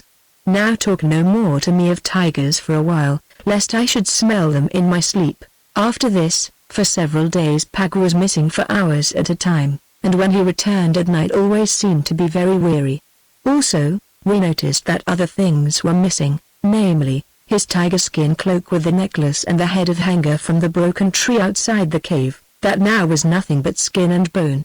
Akka asked him why he did not wear his cloak. He answered, "Because winter passes and it grows too warm." "I do not find it warm," said Akka. "And why do you not wear the necklace?" "Because in spring the skin is tender and it scratches me." "Surely Pag is a good master to you," said Akka. Himself he could not have answered with a smoother tongue. "But where does Pag go so secretly?" "I do not know, wife. I was about to ask you, who watch him well, if you could tell me." "That I think I can. Without doubt he goes to hunt with the old mother wolf, as he must do when she calls him, which is why he comes home so tired. I hear that certain of our dead have been dug out of the snow lately and eaten." "That has not been reported to me," said Wick. "Even a chief is not told everything, especially of those he loves," answered Akka, and walked away laughing. 2 nights later Pag went to the mouth of the cave and, by wetting his finger and holding it in the wind, tested its direction very carefully. Then he came to Wea and whispered, "Will you rise an hour before dawn and come with me to kill the tiger? Had we not better take others also?" asked Wea, hesitating. "Nay. Only fools share their meat with strangers. Let the glory be ours alone. Now, ask me no more in this place where there are many ears." "Good," said Wea. "I will come with you to kill the tiger or be killed by it." So, a little more than an hour before dawn, the 2 of them might have been seen slipping from the cave like shadows. But before he went, Wick hissed for, who lay fast asleep at his side, because he did not think to see him again. Also, he looked at the place where Akka slept, and sighed sadly. He was fully armed with his heavy axe of bright stone, 2 flint-headed spears, and a knife also of flint. Pag likewise carried 2 spears and a knife. When they were clear of the huts and picking their way toward the wood by the light of the moon, now near her death, and of the stars, Pag said that the gale which had been raging for days seemed to have blown itself away, and the stars shone so brightly that he prophesied fair weather. Then Wig grew angry, exclaiming, "Have done with your talk of the weather and the stars, and tell me whither we go and to what end. Am I a child that you should keep me thus in the dark?" "Yes," answered Pag, "I think that you are something of a child, out of whom women can suck secrets, which cannot be said of me." "I return home," said Wick, stopping. "Yet," went on Pag quietly, "if you would hear the tale, it is short. Only do not stand there like a girl looking after her lover, but come on, for our time is also short." "That I can well believe," muttered Wick as he walked forward. "Listen," said Pag. "You know the 2 rocks yonder near the edge of the forest that people call man and wife because they are so close together and yet divided?" "Yes, I know them. Once we thought of digging a pit there, but did not do so because the bases of the rocks slope inward and doubtless meet just under the ground." "Those who would know must first look to see," said Pag. "I heard that talk about the pit, heard also Urk declare that his grandfather had tried to dig one there but could not because the rocks met. Then, because I knew that Urk's grandfather must have been a great liar, or perhaps it is Urk who is the liar, I went to try for myself with a sharpened stake and found that the rocks do not meet. I found another thing also, that the tiger used this path. So to scare him away for a while I hung up cast-off skin garments with a man's scent on them. Then I set to work and dug my pitfall, a very nice pitfall, narrow like a grave, and placed sharp stakes in it, and lit a fire at the bottom of it to take away the smell of man, and laid pine boughs over it which smell of themselves, and covered it with fine sand like to that around, that I carried there in a skin filled with a shell so that my hand never touched a grain of it, and did all other things that might deceive a tiger." "This tiger cannot be deceived," said Wig gloomily, "for is it not as cunning as a man? How many pitfalls have we made, and has it not walked round every one of them?" "Yes, Wig, that tiger is cunning, but it is also lonely, and when it sees that another tiger has crossed the pit and is waiting for it on the farther side, then perhaps it will follow at least. I hope so. Another tiger. What do you mean? That you shall learn presently. And now, I pray you to forget that you are a good chief and to remember that you are a better hunter, and be silent, for then there is naught to fear, because the wind blows straight down the cleft and the tiger cannot smell us. Presently they came to the pit where there was a gap in a rocky ridge at the height of a tall pine, which gap was wider at the top than at the bottom, worn so by ice or water, perhaps. Indeed, at its foot it did not measure more than 2 paces across. To one side of this cleft lay some stones, large stones, and among these Pag told Wit to hide, whispering, "Be swift and lie close, for the dawn is near, and if, as I hope, the tiger comes, it will be soon. Have your axe ready too." "What are you going to do?" asked Wit. "That you shall learn. Be not astonished at anything you may see, and do not stir unless you are attacked or I call to you." Then Pag slipped away into the darkness, and, kneeling on the ground, were watched between a crack in the stones. By such light as there was, having been a hunter from his youth and therefore accustomed to see in the gloom, as wild beasts can, he perceived that, on the snow-sprinkled bottom of the cleft, for here in this shaded place the snow had not melted, appeared footmarks, such as were made by the tiger's pads, of which the claws cut lines in the snow, and thought to himself that Pag was too late, for the brute had already passed here. Then he remembered that this could not be, because, if it had, it would have fallen into the pit which was dug beneath. Whence, then, came the footprints? He wondered. Soon he wondered much more, for almost beneath him in the shadow of the rock and on the hither side of the pitfall appeared the tiger. Yet how could the tiger be there, seeing that they had just come to the place across open land where there were no trees, such as grew in plenty on the farther side of the cleft, and must have seen it. Yet it was the tiger, for he could distinguish its striped hide, or some of it. Moreover, it growled as do beasts of prey, and appeared to be tearing with its jaws at something that lay before it on the snow just where the pitfall should end. Now, thought Wit to himself, if I spring down suddenly and hit it with all my strength, perhaps I may break this brute's neck or dash out its brains with a blow of my axe before it turns upon me. Then he remembered that Pag had said he must not stir except to defend himself, unless he, Pag, called to him, also that Pag boasted that he never spoke without a reason. So he stayed where he was and watched. The first grey light of dawn began to gather, and though the tiger was still hid in the shade, it fell upon that which it seemed to be devouring, something black and round from which hung hair. By the gods! It was the head of Haggard. Now we understood everything. Pag was the tiger. Yes, inside that skin, fashioned from the chief's cloak set out to a tiger's shape upon a framework of twigs covered with dried grass or seaweed, was Pag, in front of whom lay the dried head of Haggard which he pretended to devour. And to think of it! A few moments ago he had proposed to smite this sham with his axe, thereby killing Pag. The blood of Wit ran cold at the thought, then he forgot it and all else. For, on the farther side of the cleft, creeping up slowly, belly to ground, with waving tail, flashing fangs, and bristling hair, appeared the monstrous creature they had come out to seek.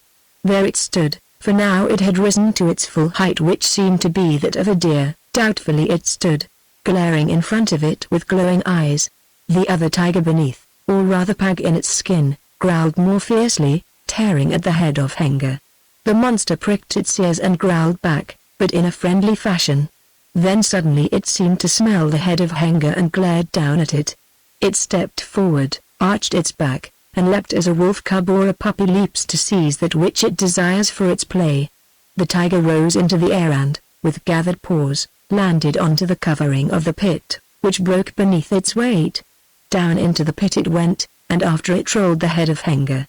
Roar upon roar rent the air as the sharp stakes which Pag had set at the bottom of the pit sank deeper into the beast beneath the pressure of its bulk. Will leapt forward from his hiding place and ran forward to Pag, who, having cast off the stuffed-out tiger skin, stood staring into the pit, a spear in his hand. Will looked down and saw the huge tiger, its eyes glowing like lamps, twisting on the stakes. Suddenly, it ceased its awful roarings, and for one moment they thought that it was dead. The next Pag cried, "Beware! The brute comes!" As he spoke, the tiger's claws appeared over the edge of the grave-like pit, followed by its great flat head. For it had freed itself from the stakes and with all its mighty strength was drawing itself from the hole. Pag drove at it with his spear, wounding it in the throat. It caught the handle with its teeth and bit it in two. "Smite," he said, and brought down the axe upon its head, crushing its skull a great blow. Yet even this did not kill the tiger. Struck again and shattered one foreleg. It heaved itself upward and now it was out of the pit. It reared up and smote at him with its uninjured paw.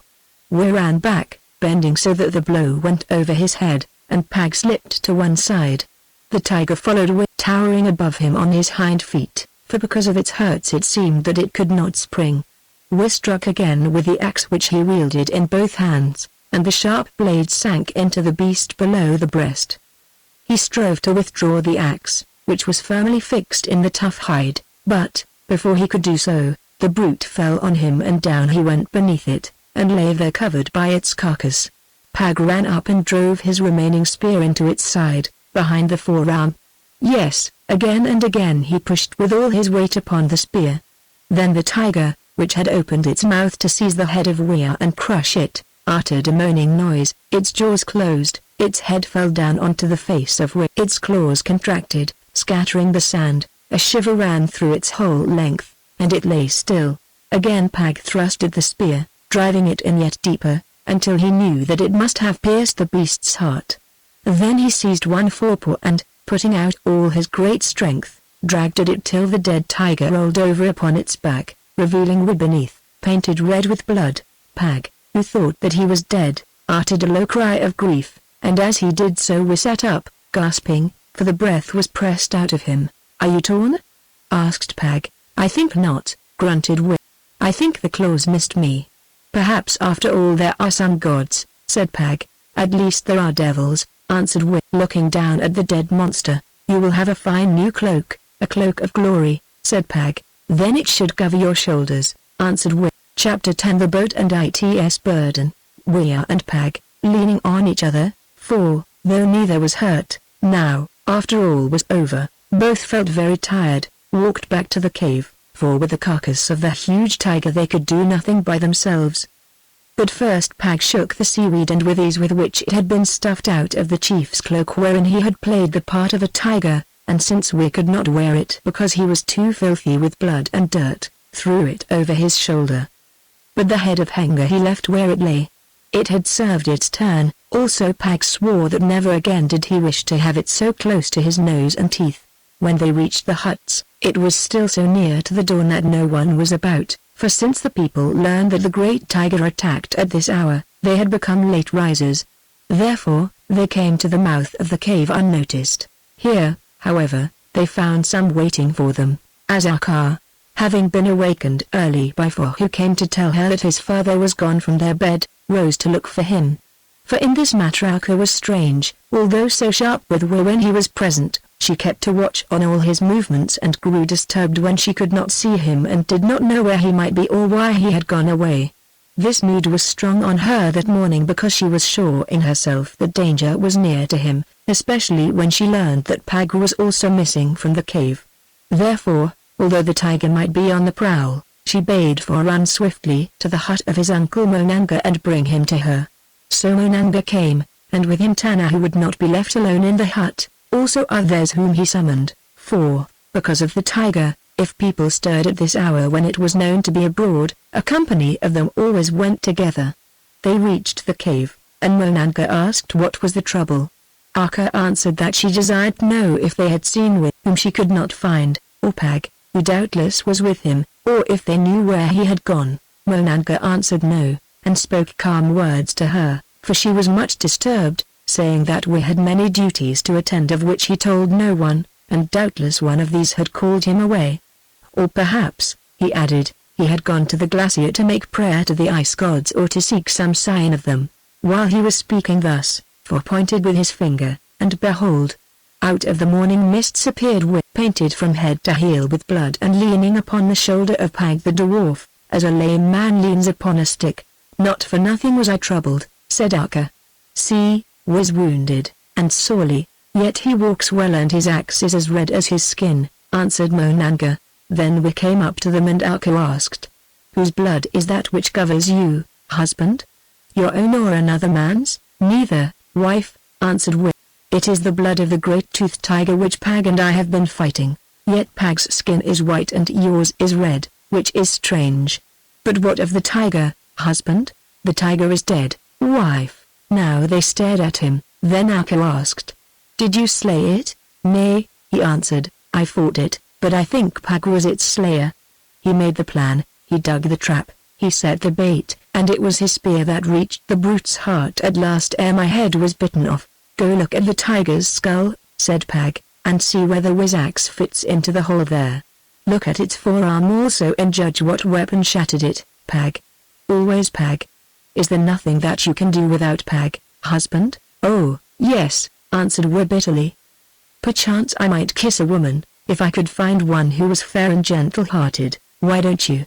mocked Alka. Then he went past her into the cave and called for water to wash himself, while Pag sat down in front of it and told the tale of how we had slain the tiger to all who would listen to him, but of his part in that place saying nothing at all. Led by Monanga, men went out, a score of them or more, and carried in the beast, which they laid down in a place where it could be seen by everyone. That day all who could stand upon their feet from the oldest to the youngest of the tribe, came to stare at the dead monster which had worked them so much mischief, while Pag sat by grinning, and pointed out how the axe of we had shattered its skull and well-nigh hewn off its great forepaw. "But who gave the wound that pierced its heart?" asked one. "Oh, we did that, too," answered Pag. When the beast charged him with its last strength he leapt aside and thrust his spear through its heart, after which it fell on top of him and tried to bite off his head. "And what did you do all this time?" asked Tana, the wife of Monanga. "I? Oh, I looked on. No, I forgot.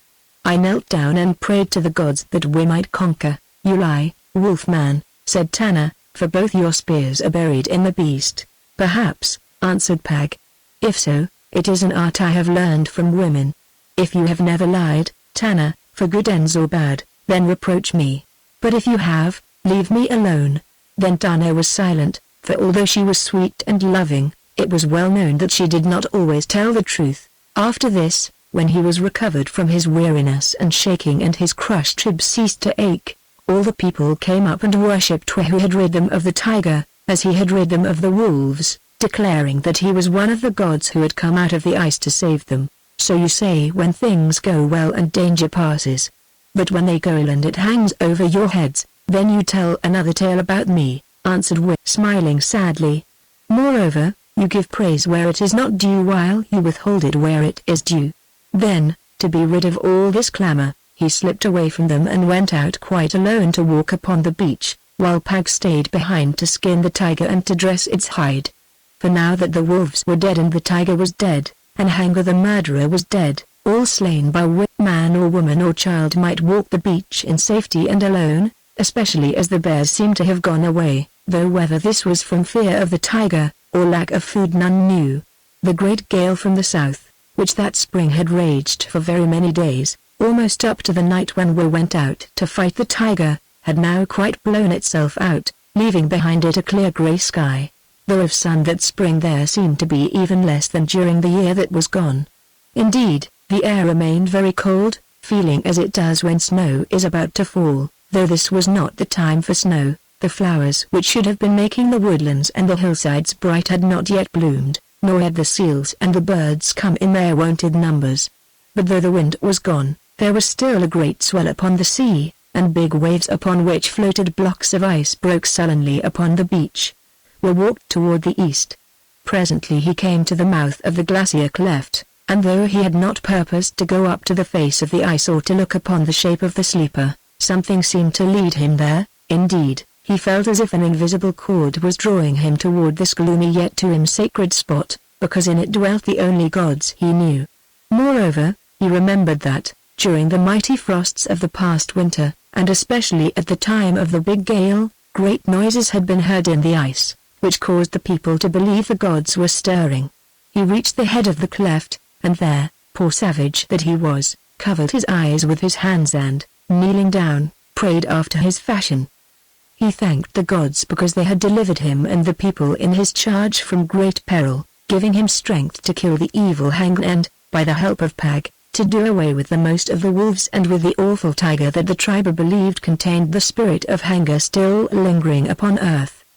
He prayed also that the laws which he had made might prosper, that there might be plenty of food, that for his son might grow and be strong, ceasing to cough, that Alka might be gentle toward him who felt so lonely and companionless and who by the law that he had made was forbidden to seek any other wife. Lastly, he prayed that the sun might shine and the weather become warm. Then, as had happened to him before in this spot, something seemed to speak in his heart, reminding him that he had brought no offering, also that it was too late to find one, especially now that the wolves were gone and he could not slay a beast as he had done before and set its head upon a stone that the gods might smell blood. Well, if so, what did it matter? How could the blood of wolves be of any service to gods, and if it were so, was it good to worship beings who rejoiced in blood and suffering? If they lived and had power, must they not desire a very different sacrifice? What sacrifice? A thought came to him. Surely that of the heart, that of repentance for past evil, that of promise to do better. A gust of passion seized him. He flung himself upon his face, muttering, "O gods, let me be the sacrifice. Give me strength to see and understand, to bring blessing upon the heads of all, to protect and nurture all, if only for a little while, and then, if you will, take my life in payment for your gifts." Thus prayed poor Will, and for a moment thought that he was better than those among whom he lived, since he knew that not in the heart of one of them would this prayer have been born, except perhaps in that of Pag, if Pag had believed in anything, which he did not. For even then Will understood that he who does not believe cannot pray.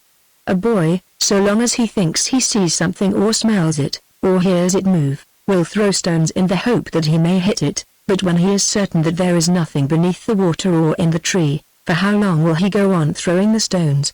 Now this was the difference between them, although he could not see it, Will thought that there was something beneath the water or in the tree, and therefore continued to throw his stones of prayer, whereas Pag was sure that there was nothing at all, and therefore kept his stones and saved his strength. Then Will remembered that, after all, he had no cause to boast himself. He prayed for the people. But why did he do so? Oh! The answer was plain. It was not for the people and their woes that he was sorry, but for his own, in which he saw theirs reflected by the mirror of his heart, as images are seen in clear water. His little daughter had been taken from him in a cruel fashion. He had avenged her death upon the murderer, thinking thus to satisfy his soul. Yet it was not satisfied, for he had learned that there is no comfort in vengeance. What he needed was his daughter, not the blood of her butcher. Therefore he hoped that some land unseen lay beyond that of life, where he might find her and others whom he had loved, which was why he prayed to the gods. He was sorry for others who had lost their children, because he could measure something of their suffering by his own. But at bottom he was most sorry for himself. So it was with everything. By his own unhappiness he measured that of others, and when he feared for them, really he feared for himself and those he loved, feeling for all with the ache of his own heart and seeing all by the light of his own eyes. These thoughts crushed Will, who by help of them now understood that even the sacrifice which he offered for others was full of selfishness, because he desired to escape from trouble and at the same time to earn merit and to leave a hallowed name behind him, he who did not know that than this no higher measure is given to man, for if it were he would cease to be man and become a god. Of a sudden Will abandoned prayer. He had thrown the spear of his mind at the skies, and lo! It stood there fixed in the ground before his feet.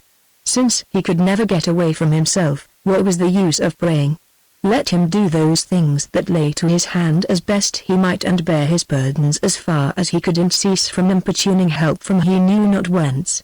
He who in this bitter moment of understanding for a while became sure that man could not hunt the gods, since it was they who hunted him, paying no more heed to his petitions than he, Will, did to the groanings of any seal that he pursued as it strove impotently to struggle to the sea where it would be safe.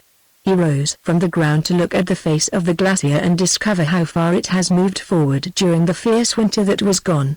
He stared at it and started back, for there in hideous imagery stood his own thought portrayed. In that clear ice he had been accustomed to see the dim form of the sleeper and behind it, rather to one side, a yet dimmer form, thought to be that of a man who pursued the sleeper, or perchance of one of the gods taking his rest with it. Now, behold, all this was changed. There stood the sleeper as before, but by magic, or perhaps by some convulsion of the ice, the figure that had been behind was now in front. Yes, there it stood, with not more than one's pace length of ice between himself and it. A weird and awful thing. It was a man, of that there could be no doubt, but such a man as we had never seen, for his limbs were covered with hair, his forehead sloped backwards, and his great jaw stood out beyond the line of his flat nose. His arms were very long, his legs were bowed, and in one of his hands he held a short, rough staff of wood. For the rest, his sunk but open eyes seemed to be small and his teeth large and prominent, while his head was covered with coarse and matted hair and from his shoulder hung a cloak, the skin of some animal of which the forepaws were knotted about his neck.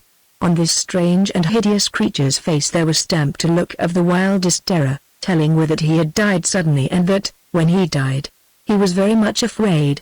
Of what had he been afraid? We wondered. Not of the sleeper, he thought, because until some movement of the glacier had thrust him forward during the past winter, he had been behind the sleeper, as though he were pursuing it. No, it was something else that he feared. Suddenly we guessed what it was. Long, long ago this forefather of the tribe, for knowing no other men, we thought that so he must be, thousands of winters ago perhaps, this man had been flying from the ice and snow, when in an instant they rushed down and swallowed him up, so that there he choked and died. He was no god, but just a poor man, if indeed he were altogether a man, whom death had taken in this fashion and whom the ice had preserved with his story written on his hideous face and fleeing form. Then, was the sleeper a god, or was he some huge wild beast that lived when the man lived and perished when the man perished, and in like fashion roaring open-mouthed to the heavens for help? So much for the gods. If they dwelt there in the glacier, as perhaps they dwelt everywhere, it was not in the shapes of this enormous brute, or of the man who also looked like a brute, for, as Will had never seen an ape, he did not know that this was what he really resembled. Whatever their end may have been, as he stared at them a fancy, or a vision, came to Will. That man was himself or all men, and the huge brute behind was death who pursued, and the ice around was doom which swallowed up both life and death. Vague thoughts of all this mystery got hold of his untutored mind and overcame it, so that presently he turned to creep shivering and terror-struck from these relics and emblems of a tragedy he could not comprehend. Coming to the beach again, Will continued to walk eastward past the smaller hills and ice-filled valleys, for he desired to visit a certain bay beyond them, where the seals were wont to gather when they arrived, hoping that he would see the first of them coming up from the south to breed. Like the rest of the people, Will thought more of seals than he did of anything else, because these furnished the most of their winter food and of the other things that they needed. On he went till, turning a spur of cliff which here ran down to the sea to the east of the glacier field, he came to the bay that was bordered by a wide stretch of white sand and backed by a barren, rocky plain. Ceasing to ponder upon the sleeper and the man and the deeper things that the sight of them had awakened in his heart, Will searched the shore with his keen hunter's eyes, and the water of the bay and the ridge of rock whereby at low tide it was almost enclosed, that ran at some 4 spear casts from the shore, but not one seal could he see. They are even later this spring than they were last year, he muttered to himself, and was about to make his way homeward when, on the farther side of the ridge, where the waves broke, he caught sight of some strange object that was stranded among the surf, a long thing which seemed to be pointed at both ends. At first he thought that it might be a dead animal of a sort new to him, washed up by the sea, and was turning to go when the surf lifted the object and he saw that it seemed to be hollow and that there lay in it what looked to him like a human form. Now Will's curiosity was awakened, and he wished that he could come nearer. This, however, was impossible, for at each end of the ridge of rocks was open water through which the tide raced swiftly. Or rather it was not possible except by swimming out from the shore of the bay. It is true that Will was a great swimmer, but the water was bitterly cold, for in it still floated many lumps of drift ice, so cold that there was much danger to a swimmer, who might, moreover, be cut or bruised by the sharp edges of the ice. Also, the swim would be long, for the ridge was far away. So again he thought that he would go home and not give himself up to more fancies about someone who lay in that hollow thing which was strange to him, for Will had never seen a boat. Indeed, he turned to do so and walked a few paces. Then for a second time that day it seemed to him as though a rope were drawing him, this time not to the glacier face but to the ridge of rock and that which lay upon its farther side. Supposing that there was a man or woman yonder? It seemed impossible because no other men or women lived except those upon the beach of whom he was chief. What he saw was some drift logs splintered white by rolling upon stones, or perhaps a great fish dead and rotten. And yet how could he say that there were no other men and women? He who had just looked upon the corpse of a man who must have lived thousands of years ago when the ancient ice that wrapped him round was born in the womb of the distant mountains whence it had flowed? How could he be sure that he and his people were the only two-legged creatures on the earth, which perhaps was bigger than they knew? Oh! He would go to look, for if he did not he would be sorry all his life. Should he be cramped in the cold water and drowned, or should the pack ice strike him so that he sank? After all it would not matter very much. Then, doubtless, Pag would become chief, or perhaps he would make Monanga chief, which would please the people better, and be the whisperer in his ear. Either of them would look after for, or if they did not, Akka would, especially when he was gone and she could no more be jealous because the boy loved him better than he did her. Probably, too, there at the bottom of the sea was peace without fears or hopes, questionings, or disappointments. Also fate was always behind them as the huge sleeper was behind that wild, hairy creature that was once a man. So thought Will, and as he thought he threw off his cloak and laid it on a rock, hiding the axe beneath it so that, if he returned no more, Pag and the others might learn that the sea had taken him. Then he plunged into the water very swiftly, lest his courage should desert him, and struck out for the reef. At first that water was bitterly cold but, as he swam with great strokes, stopping now and again to push aside the blocks of floating ice or to feel them with his hand beneath the surface lest on them should be sharp points that would cut him, he grew warmer. Also, the joy of the quest, the hope of adventure, caused his blood to flow more quickly than it had done there upon the beach, where he was filled with so many sad thoughts and haunted by the memory of the strange and hideous man with whom he had come face to face in the ice of the glacier. Now he felt as he had done when as a boy he had climbed the mountain crag on which none had ever dared to set foot, to rob the great eagle's nest, and had brought down its young one in a basket on his back, while the parent eagles screamed round him striking at this head and tearing him, which young one he had pinioned and kept for years, till at last the dogs killed it. Yes, once more he was a fearless boy, untroubled by memories of yesterday or fears for tomorrow, and seeking only what the hour might bring him. At length we reached the reef, uncramped and unhurt. Crawling onto it, he shook himself as a dog does, then very cautiously picked his way among its stones and peered down at the spot, where from the height of the shore he had seen that strange, sharp-pointed thing in which a figure seemed to be lying. It was gone. No, there it was right beneath him, lifted up toward him by the scent of the surf. It was something made by man to float upon the water, much larger than he had thought, for 5 or 6 people could have sat in it, hollowed it would seem from a great tree, thicker than any that he knew, for there were axe marks in the red-hued wood.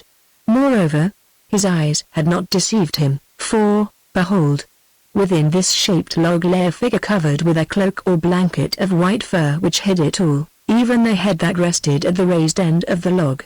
No, not quite all, for outside of the cloak lay a dress of hair, long hair, yellow as the marsh flowers that came in spring, also a white arm and hand, which hand grasped a wooden implement, that from its shape, he guessed, must be used to drive the hollowed log through the water. Will stared and stared, and while he stared became aware that this hand was not that of a dead woman, for from its delicate shape he knew it to be a woman's, because, although blue with cold, presently the little finger moved, bending itself inward.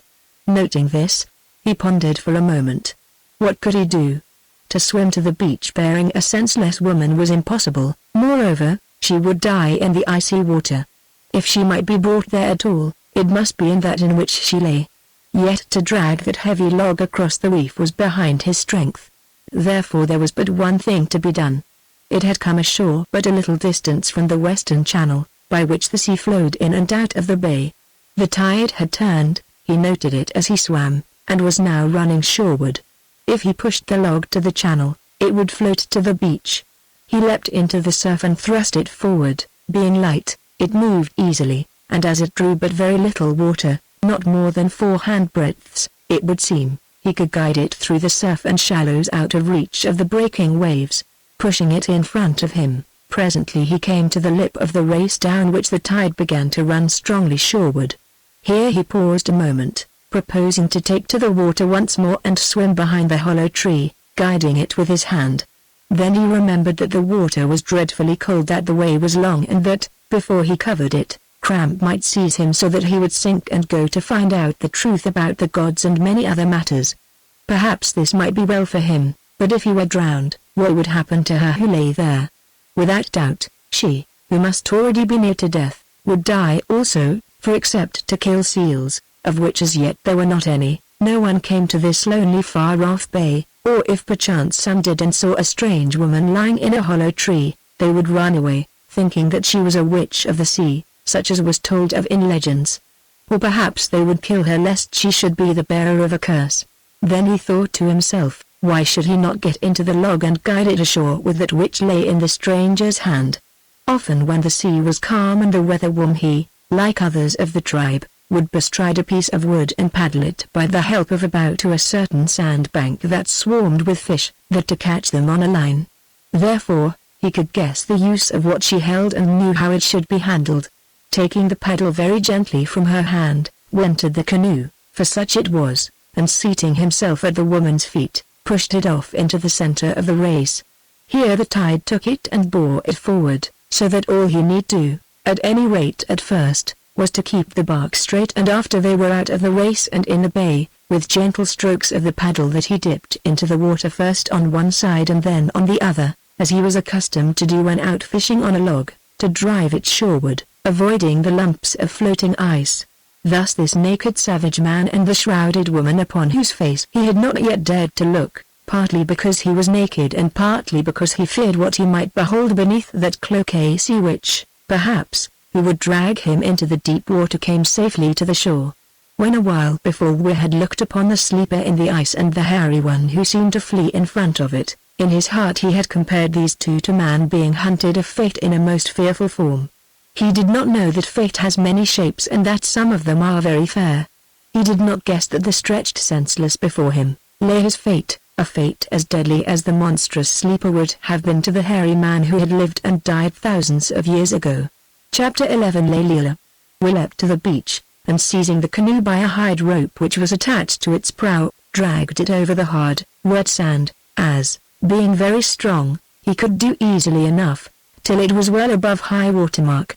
Then he ran to the rock and clothed himself swiftly in his girdle of dressed seal fur and his hooded cloak of grey wolf skin which he wore when out hunting, slipping his hand through the loop of the axe, for, after all, who knew what might lie beneath that covering? Also, about his shoulders he hung the bag in which when he went abroad he kept food for a day or two and his tools for making fire. Then he returned to the canoe and, with a beating heart, for like all savages he was frightened of the unknown, drew off the fur wrapping from her who lay senseless, and stared down. Next instant he staggered back, for never had he seen and never had he dreamed of a woman so beautiful as this that the sea had brought to him. Tall she was, and shapely. Young, too, and all about her hung the matted masses of her yellow hair. Though somewhat blue with cold and reddened where the weather had caught it, her skin was of the whiteness of snow, her face was oval and her features were fine and well cut. Her eyes he could not see because they were shut, at which he rejoiced, for had they been open he would have known that she was dead, but he noted the long curling eyelashes which lay upon her cheek, also that they were not yellow like her hair, but dark, indeed, almost black in hue. She was clothed, but in a fashion that was strange to him, for beneath her breast, supported by straps across her shoulders, was a long garment blue in color made of he knew not what, that was tied in at the waist with a girdle of fur to which were sewn polished stones and beautiful little shells that glittered. Also about her neck was a string of amber rounded into beads and pierced, while on her feet were sandals made fast with broidered thongs. Lastly from her shoulders hung a long cloak, also deep blue in color and of the same soft unknown stuff as was her gown, and with this a bag worked like the sandals, yes, Wi staggered back, muttering. The sea witch. The sea witch herself. She who brings curses, no woman. Now what says the tale that such should be thrust back into the sea, taking their curse with them? I will thrust her back into the sea. He drew near again and touched her cheek with his fingertip, as though expecting to find it vapor, which he did not, for he asked himself, this one has flesh like women. Have sea witches flesh like a woman's? Just then the sea witch shivered and made a little moaning noise. And can they shiver? Went on with, they who are said to live upon the ice? Surely first I should warm her who can suffer and bring her back to life. I can always kill her afterward if I find that she is a witch and not a woman. That is, unless she kills me. He looked about him. At the back of the beach was a sloping cliff of soft stone, and in it a little cave hollowed out by water. Indeed a spring of pure water bubbled beside it, of which we had often drunk when he sheltered in this cave, weary with the hunting of seals. Now he bethought him of this place and stooping down, encircled the sea witch's shape with his strong arms, lifted her, and although she was heavy, if somewhat wasted, perhaps with want and cold, carried her past the beach to the cave, where he laid her down upon a bed of dried seaweed which he himself had used at the last seal hunting. Then he began to rub her hands and arms, and as still she did not wake, he lifted her again and held her against his breast that she might gather warmth from him. Still she swooned on, although he clasped her fast, so once more he laid her down and, covering her with his cloak and her own, bethought him of another plan. In this cave amongst other things used by the hunters, was a store of driftwood for making fires on which to cook seal meat. We took from his bag his fire sticks and, setting one between his feet and on it a pinch of dry touchwood powder from his pouch, twirled the sharp-pointed hardwood rod between the palms of his hands more quickly, perhaps, than ever he did before. The spark appeared, the touchwood lighted. We blew on it and on little pieces of crumbled seaweed that he added till there was a tiny flame, on which he placed more dried seaweed and more. Then he set the burning seaweed beneath the wood that he had built up ready, leaving a hollow in its center, and presently there was a great blaze.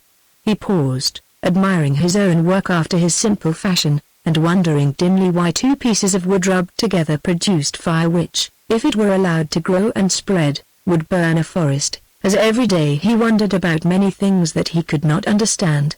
Then, bringing his mind back to the matter with which he had to deal, he lifted the sea witch and laid her down upon her fur rug quite close to the fire, being careful first to arrange the masses of her tumbled hair so that no spark could fall among them.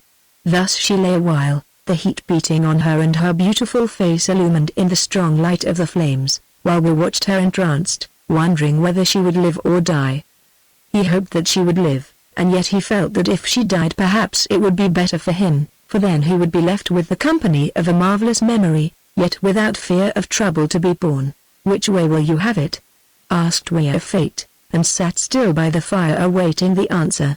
Presently it came, for the sea which was strong and did not mean to die. She needed nothing but warmth to call her back to life and, on his breast and by his fire, we had given her warmth. She opened her eyes and with a little catching of the breath we noted that they were large and dark, not black but of the hue of those woodland flowers that we call violets, and very tender.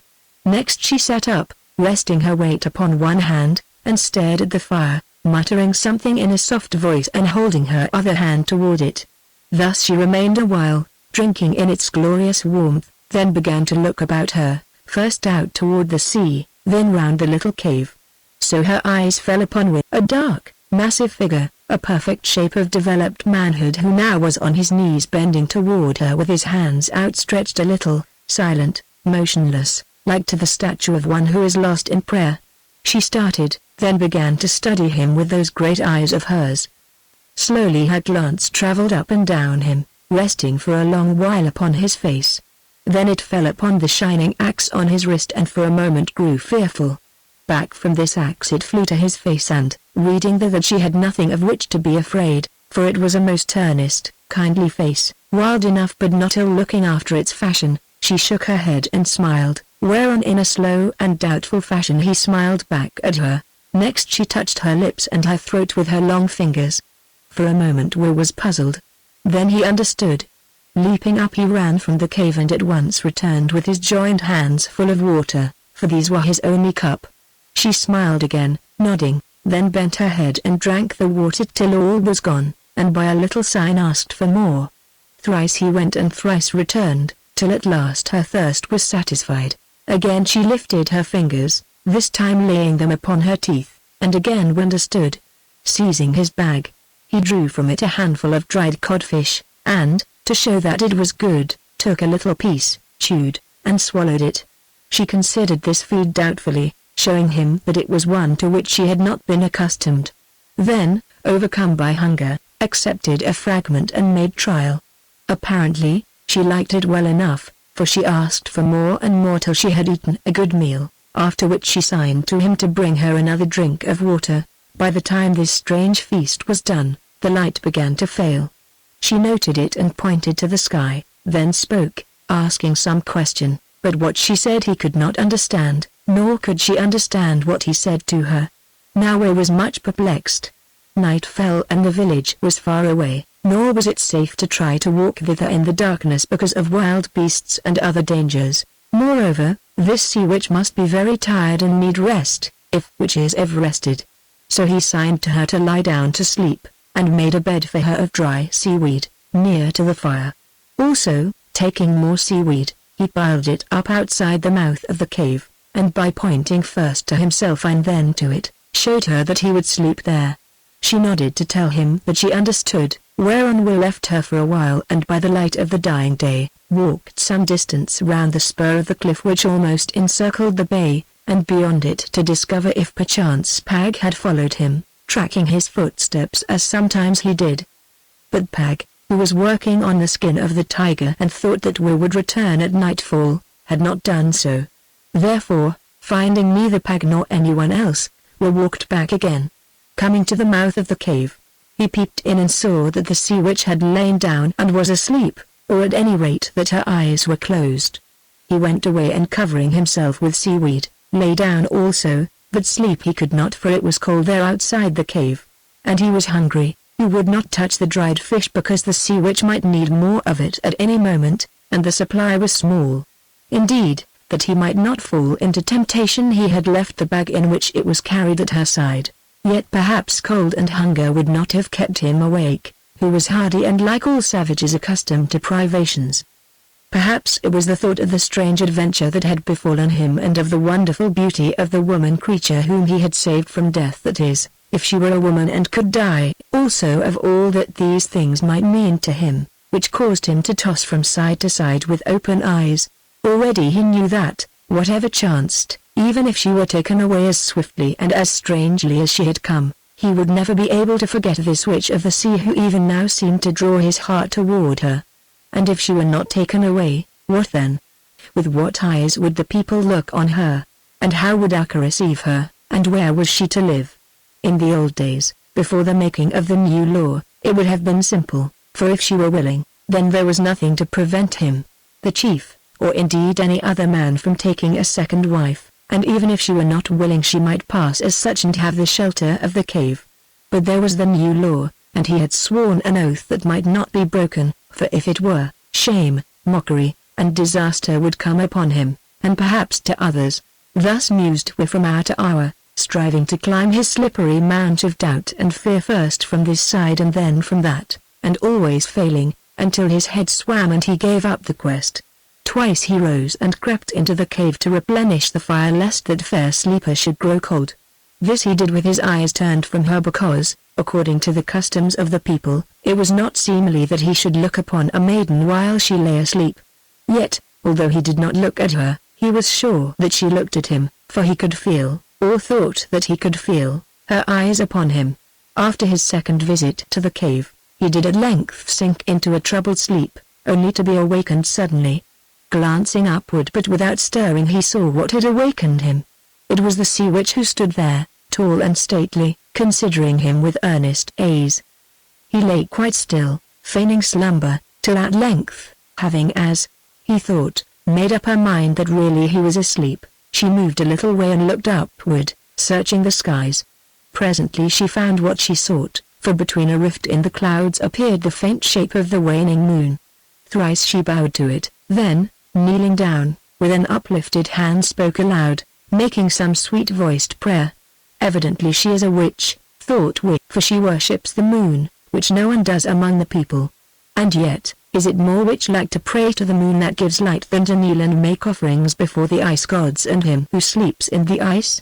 Perhaps, if she saw me do that, she would say that I was a wizard. She rose, again bowed thrice, turned, and glanced at Wizard in farewell, and glided away across the beach. She is going back into the sea, as a witch would.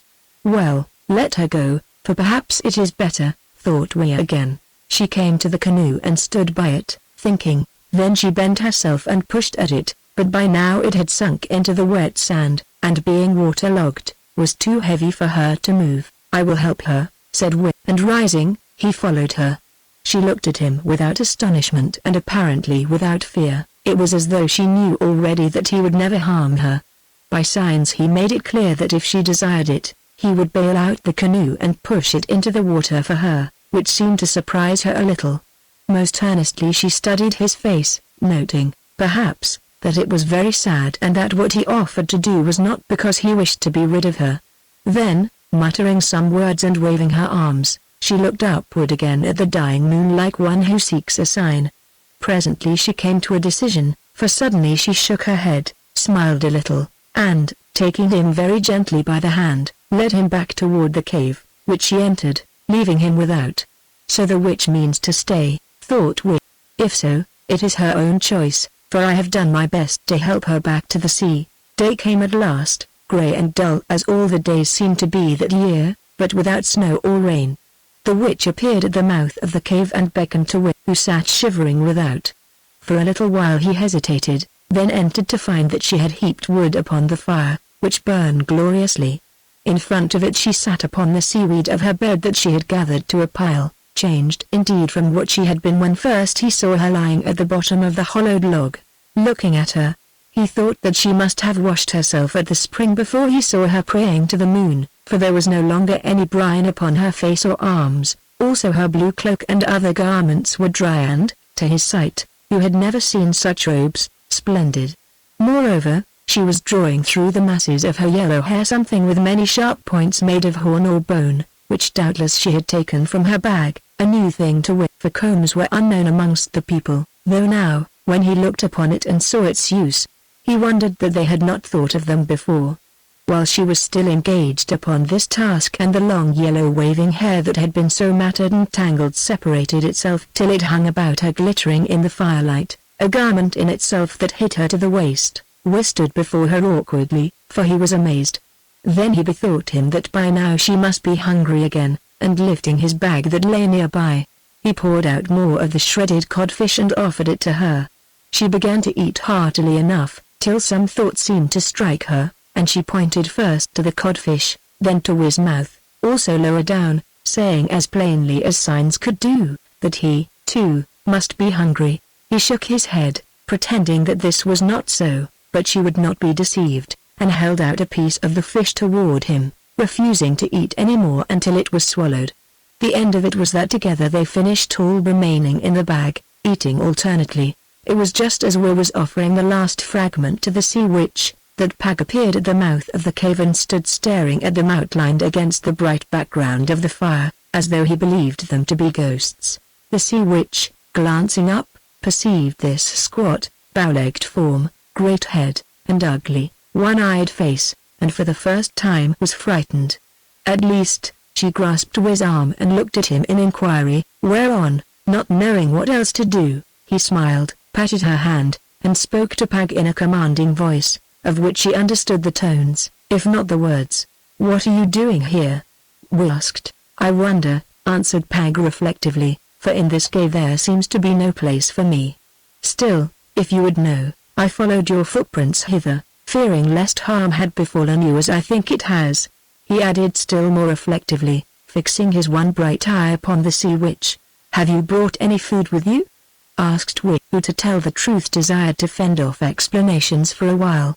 "If so, give it to me, for this maiden," and he nodded at the sea witch, "has fasted long and is still hungry." "How do you know that she is not married and that she has fasted long?"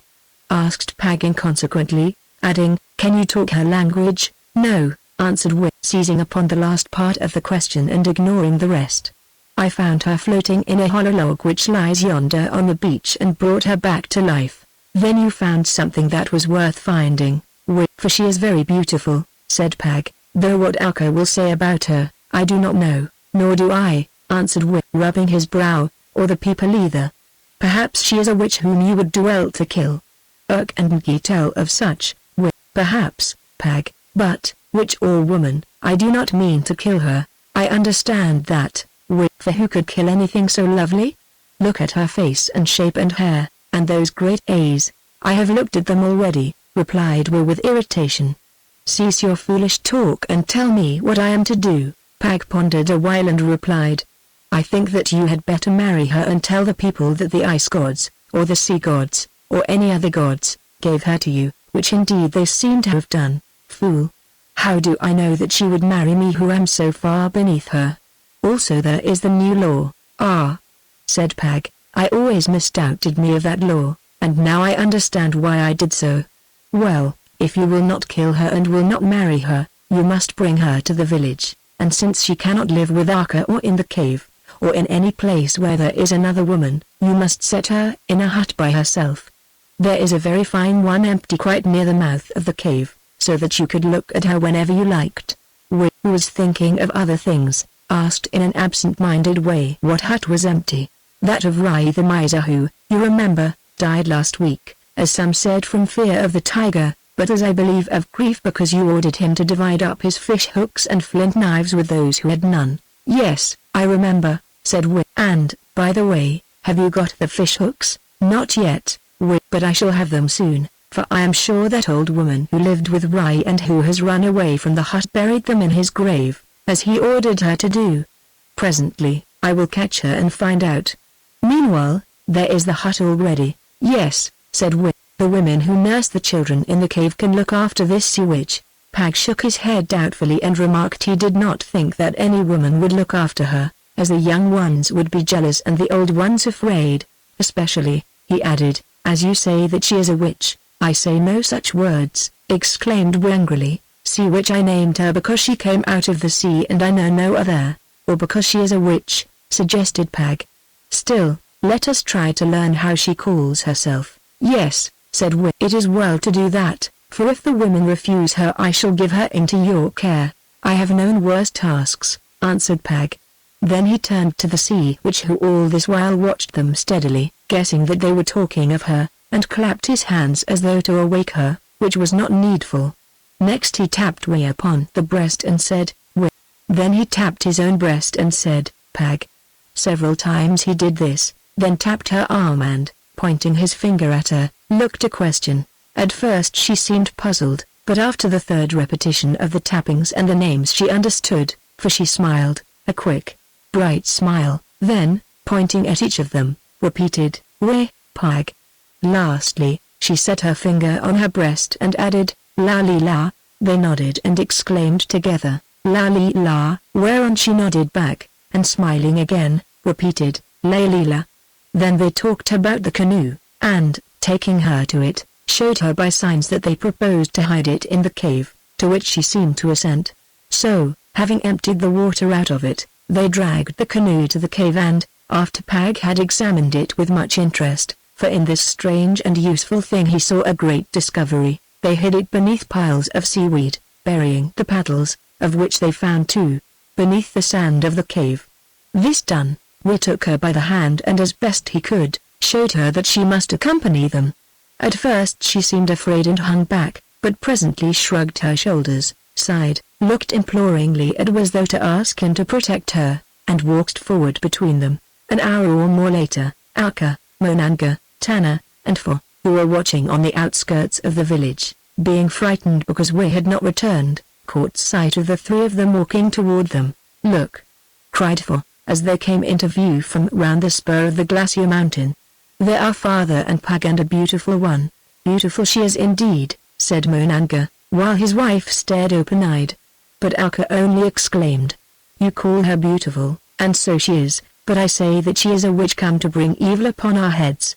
Tana watched this tall stranger advancing with a gliding step across the sands, noted her blue cloak and amber necklace, her yellow tresses and, when she came nearer, her great dark eyes set in a face that was pink as the lining of a shell. Then she said, "You're right, Akka. Here comes a witch, if not of the sort you mean, such a witch as you and I wish that we could be." "Your meaning?" asked Akka. "I mean that this one will draw the hearts of all men after her and earn the hate of all women, which is what every one of us would do if she could." "So you say," said Akka, "but I hold otherwise. Yet you will walk the same road as the rest of us, although you hold your head sideways and pretend that it is different, you who tell us that weighs nothing to you and who treat him so badly, and yet always watch him out of the corners of your eyes," said Tana, who had never loved Akka overmuch and was very fond of wit. Now Akka would have answered sharply enough, but at this moment the three came up to her. For dashed forward and threw his arms about his father, who bent down and kissed him. Monanga uttered some word of welcome, for he, who loved his brother, was glad to see him safe, and Tana smiled doubtfully, her eyes fixed upon the stranger's marvelous robe and necklace. Waffered some greeting to Akka, who answered, "Welcome, husband. We feared for you, and are glad to see you safe, and your shadow with you here." She glanced at Pag. "But who is this third in a strange robe? Is it a tall boy whom you have found, or perhaps a woman?" "A woman, I think," answered Will. "Study her and you will see for yourself, wife. It is needless, for doubtless you know, husband. But if so, where did you find her?" "The story is long, wife, but the heart of it is that I saw her floating in a hollow log yesterday and, swimming out, brought her to shore in the Bay of Seals." "Is it so? Then where did you sleep last night? For know that we feared for you. In the cavern at the Bay of Seals. At least the woman Layla slept there after I had brought her back to life." "Indeed, and how did you learn her name?" asked Pag, said Wish shortly. "He learned it, not I, so Pag's hand is in the business as in every other." "Well, I hope that this witch whom he has brought to you is not one of his grey wolves turned to the shape of woman. I have said that I found her myself and carried her to the cave, where Pag came to us this morning. Laugh if you will, but it is true, as Pag can tell you. Doubtless Pag will tell me anything that you wish, husband." Yet, here we grew angry and exclaimed, "Have done. I need food and rest, as does this stranger Layla." Then he walked forward with Layla and Pag, who grinned as he went, followed by the others, except Tana, who had run on ahead to tell the people what had happened. Chapter 12. The Mother of the Cast-Outs. The news spread fast, so fast that, when they reached the village, even from the huts that were farthest off, folk were rushing to look on this witch from the sea whom we had found, for a witch they knew she must be, because they of the tribe were the only people who lived, or ever had lived, in the world. Of course, there was the dead one who stood in the ice with the sleeper, but if he were a man, of which they were not sure, doubtless he was one of their forefathers. Therefore this was no woman whom Wea and Pag brought with them, but a ghost or a spirit.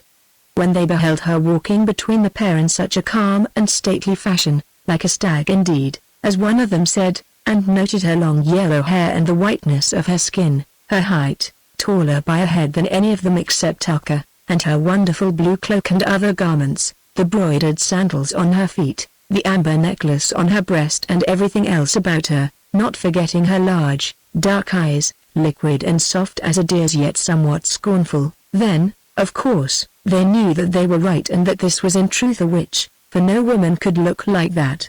They stared, they gaped, they pointed, some of the children ran away. Here was proof of the worst, so did certain of the dogs that bounded forward barking, but on seeing and smelling that at which they barked, had turned tail and fled, as it was their custom to do from ghosts who pelted them with invisible stones.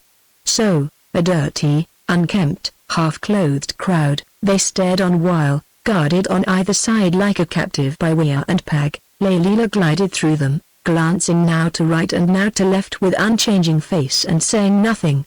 At first they were silent, then, when she had passed and with her the fear that she would shoot a curse at them with a glance of those dark eyes, whispered debate broke out among them as, huddled together, they followed on her footsteps. "She is a very ugly witch," said one woman, "who has hair the color of sunlight and such long arms." "I wish you were as ugly," answered her husband rudely. and thus the argument began to rage, all the women and some of the old men holding that she was vile to look on, while the young men, also the children as soon as they grew used to the sight of her, thought her beautiful. "Where will we take her?" asked one. "Nowhere," answered Urk the aged, "because she will vanish away," and as the point was disputed, hastily invented a tale. His grandfather, he said, had been told by his grandfather that such a witch as this, probably the same witch, since witches never grew old, had visited the tribe, coming to the shore standing upon an ice floe that was pushed by white bears with their noses. Knowing her for what she was, the people had tried to kill her with stones, but when they threw the stones, these fell back upon their heads and killed them, also the bears attacked them.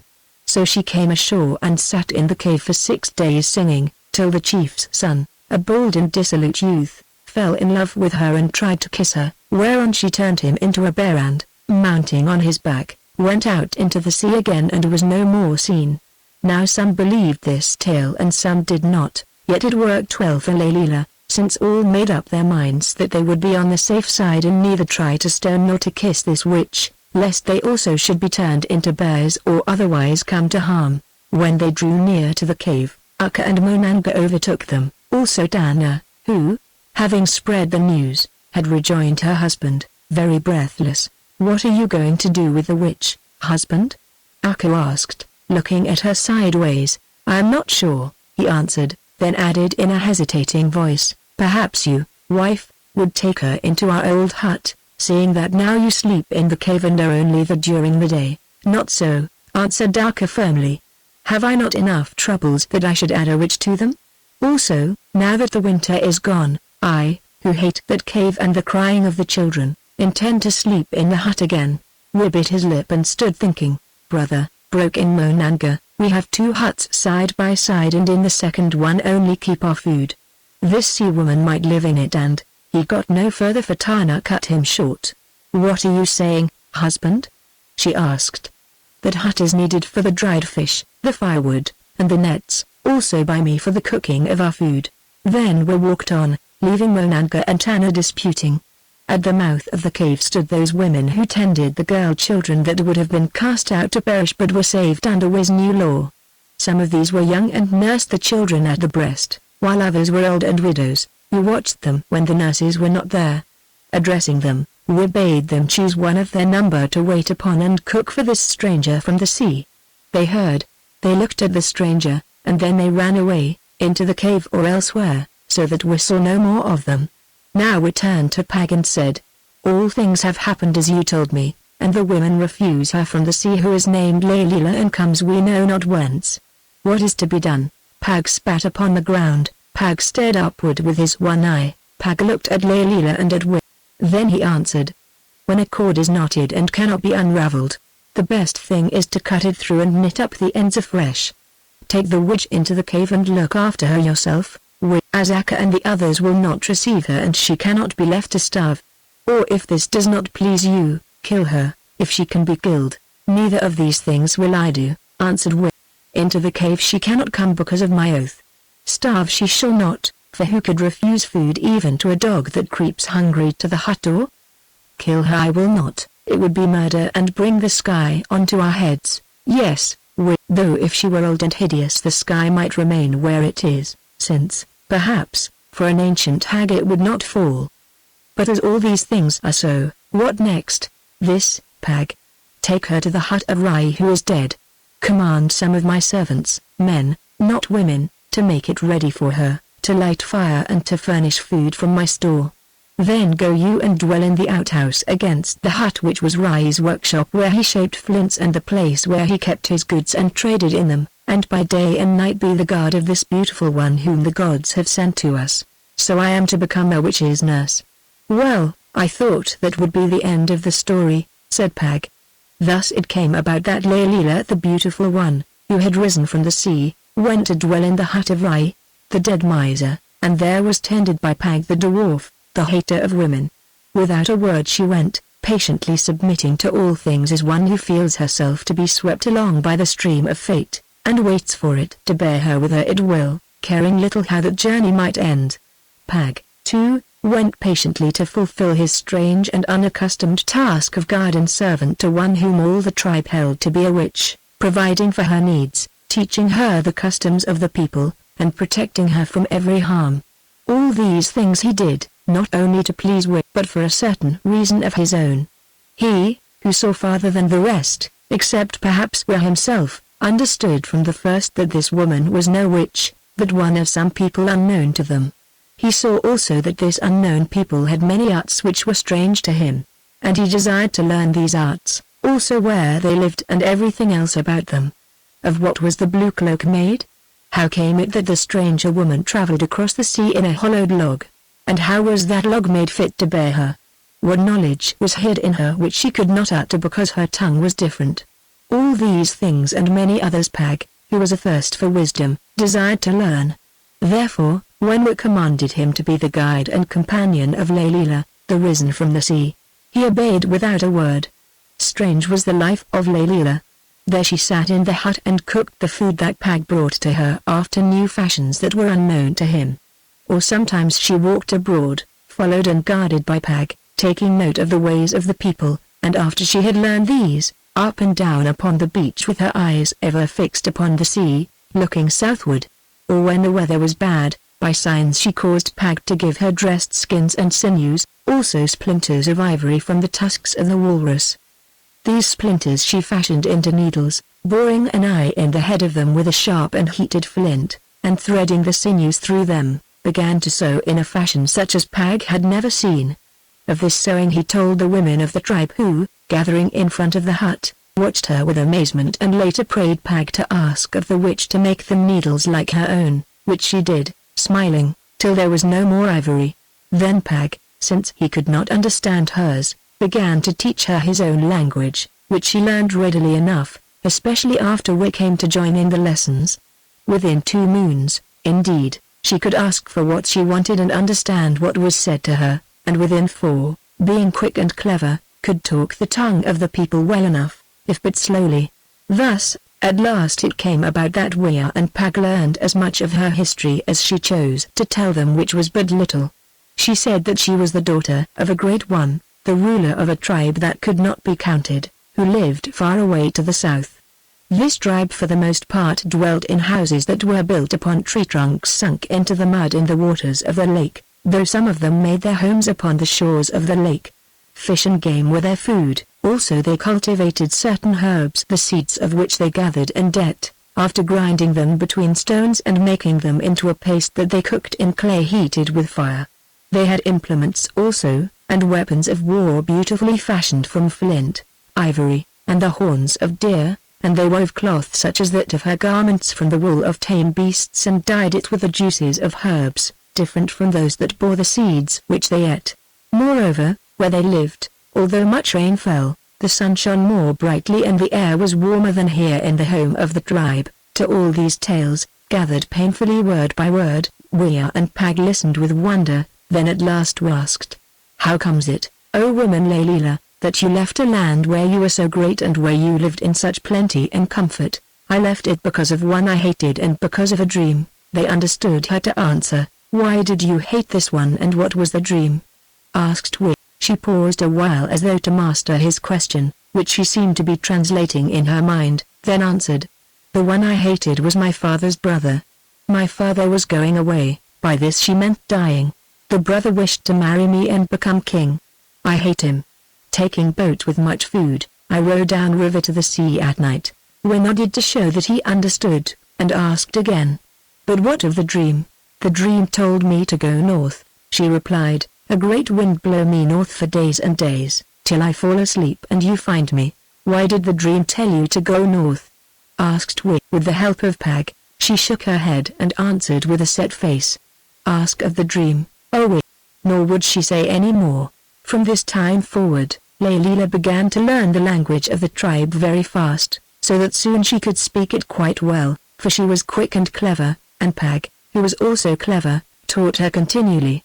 In the evenings, when his work was done, Wea would come to her hut and, sitting there with Pag, he asked her many things about her people and her country. In answer, she told him that it was much warmer than his own, though there was a great deal of rain if little snow. also that it lay a long way off, for she had been days and nights in the boat driven by the gale before she fell asleep. "Could you find your way home?" asked Wit. "I think so," she answered, "because all the time I was seldom out of the sight of the shore, and I marked the headlands and know the mountains between which the river runs that leads to my country. I mean that I should know all this if once I were out of the ice that floats upon your sea. For it was after I passed the last headland and came across open water into the ice, that I fell asleep."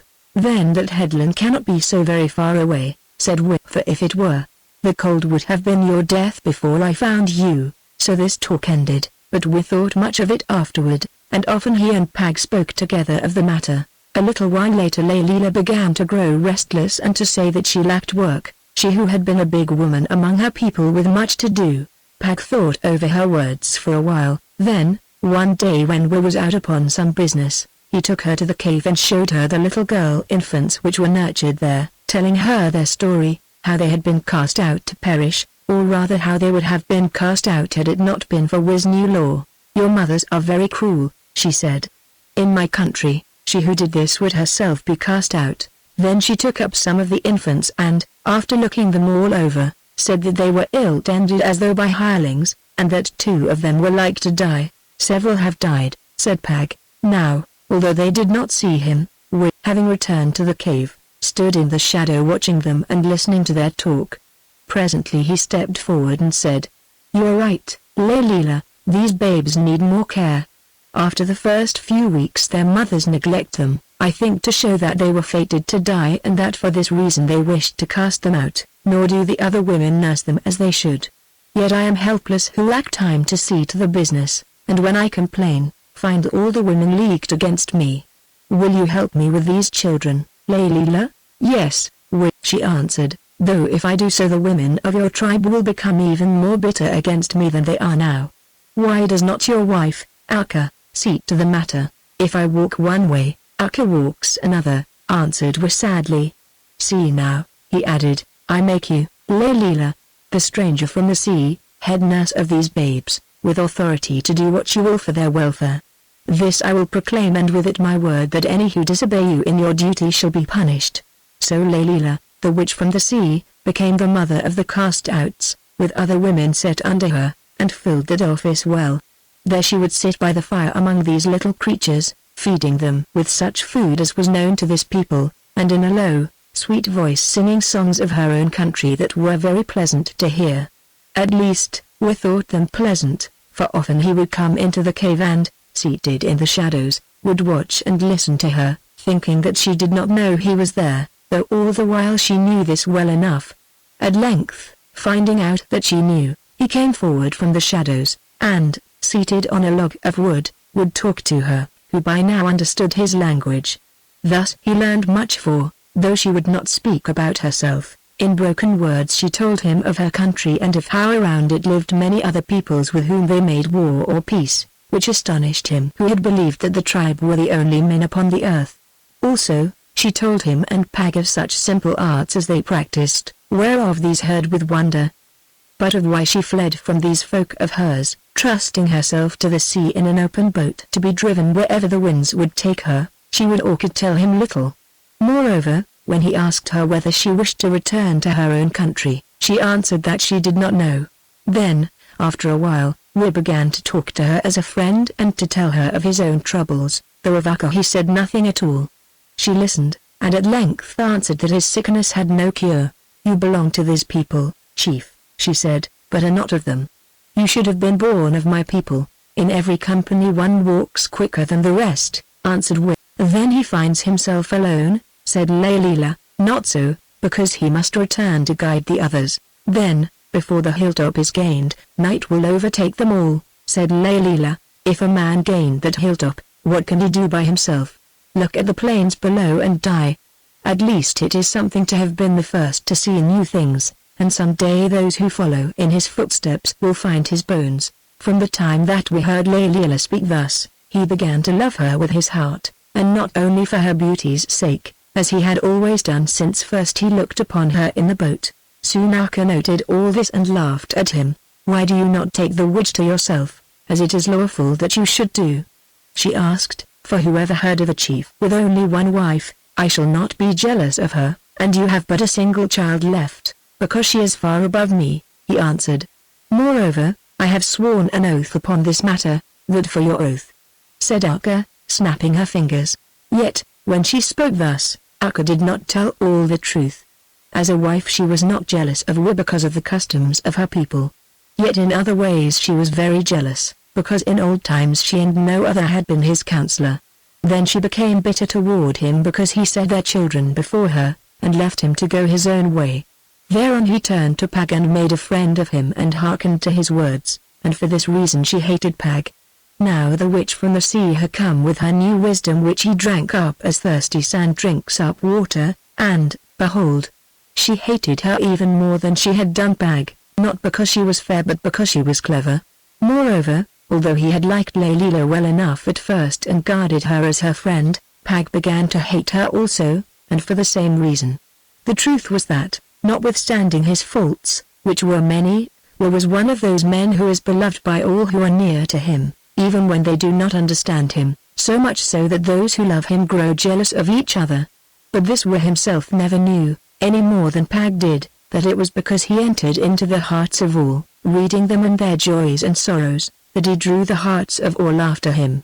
So Wu made a friend of Layla, telling her his troubles, and the closer he drew to her, the farther away moved Akka and Pag. Layla listened and advised and comforted, and being a woman, in her heart wondered why he did not come still nearer, though whether or not she would have been glad if he had, she did not know. At least, she would have wondered, had not Wu told her of the new law that he had made, under which, because women were so few among the tribe, no man might take more than one wife, and of the oath that he had sworn that this law he would keep himself, calling down upon his head the curse of the ice gods whom he worshipped, should he break it, and not on his own only, but also upon those of the people. Now, Layla did not believe in the ice gods because she was a moon worshipper. Yet she did believe that a curse invoked in the name of one god was just as terrible as that invoked in the name of another. In fact, she put more faith in the curse than she did in the gods, because, if the gods were invisible, always evil could be seen. Therefore, she was not angry because Wu, who was so near to her in mind, still remained as far away from her as though he were her brother, or her father, nor did she try to draw him closer as, had she wished, she knew well enough that she could do. Meanwhile, it is to be told that this year all things went ill with the tribe. There was no spring, and when the time of summer came the weather remained so cold and sunless that always it felt as though snow were about to fall, while the wind from the east was so bitter that but little could grow. Moreover, only a few seals appeared from the south to breed, not enough to furnish the food of the people or their garments for the winter. With the ducks and other wild fowl, and the fish, especially the salmon, the story was the same, so that had it not been for the chance that 4 whales of the smaller sort, coming in with a high tide, were left stranded in the bay, which whales they cut up, preserving their flesh as best they could by smoking it, and otherwise, there would have been little for them to eat until the spring of another year. At the cutting up of these whales, also at the collection of all food that could be found, Wu worked very hard.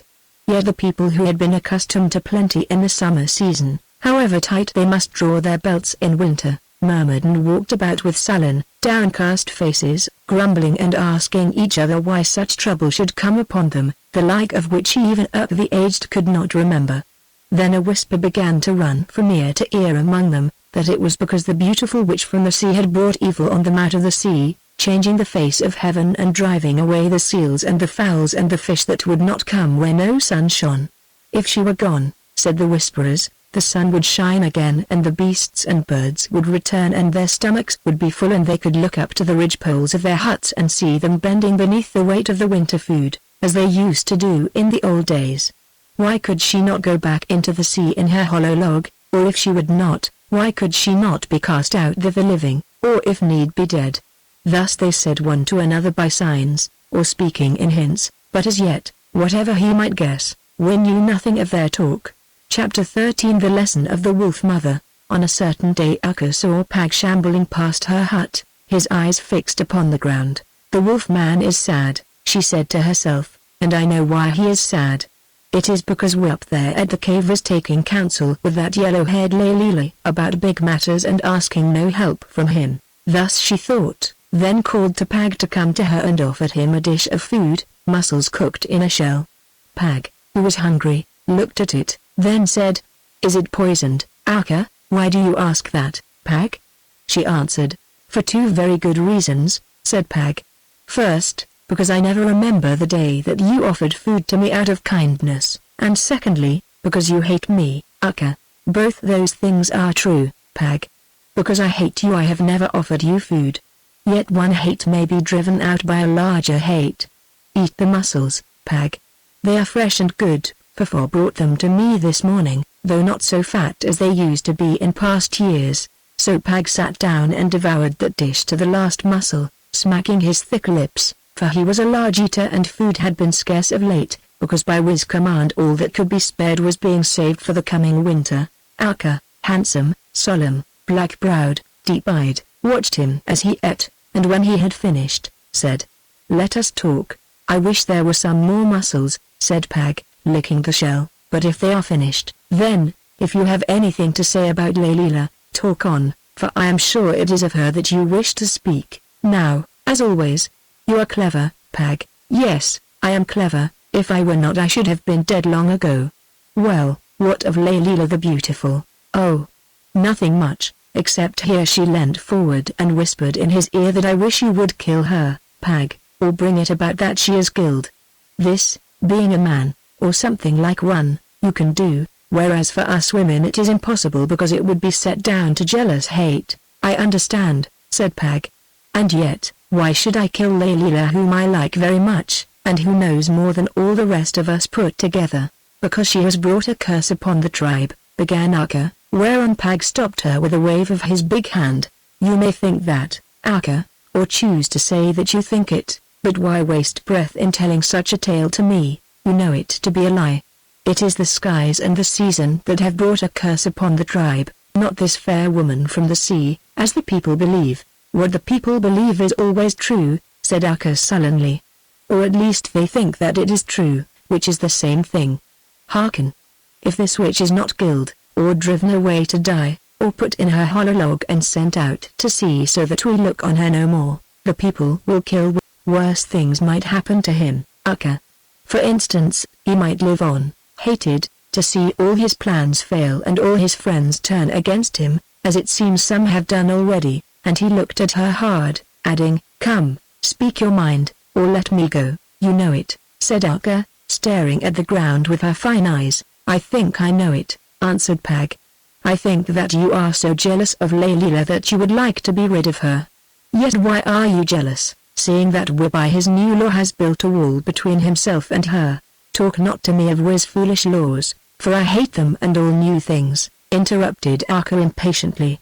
"If Wi wishes more wives, let him take them. That I could understand, for it is our custom. What I do not understand is that, seated with her by the fire, he should make a friend and counselor of this witch, leaving me, his wife, standing outside the hut in the cold while she is warm within. Me and you also, Pag," she added slowly. "I understand it well enough," said Pag. "Wi, being wise and in trouble, seeks wisdom to help him out of his trouble. Finding a lamp to his hand, he holds it up to search the darkness. Yes, and while he stares at this new light, his feet will fall into a pit. Listen, Pag. Once I was Wi's counselor. Then you, the wolf man and outcast whom he had saved, came and took him from me. Now another has come and taken him from both of us. Therefore, we who are foes should be friends and rid ourselves of that other, to find ourselves enemies again afterward. Well, there is something in what you say, Alka, for, if you can be jealous, so can I. Now what you want me to do is to bring about the death of Layla, either by causing her to be killed or by driving her into the sea, which is the same thing. Is that so?" "Yes, Pag, you wish me to do this, not with my own hand, because you know that I would never strike down with an axe or a stone one whom I have been set to watch and who has always been kind to me, but by stirring up the people against her." "Perhaps that might be the better plan," said Alka uneasily, "since it is the people upon whom she brings the curse. Are you sure of that, Alka?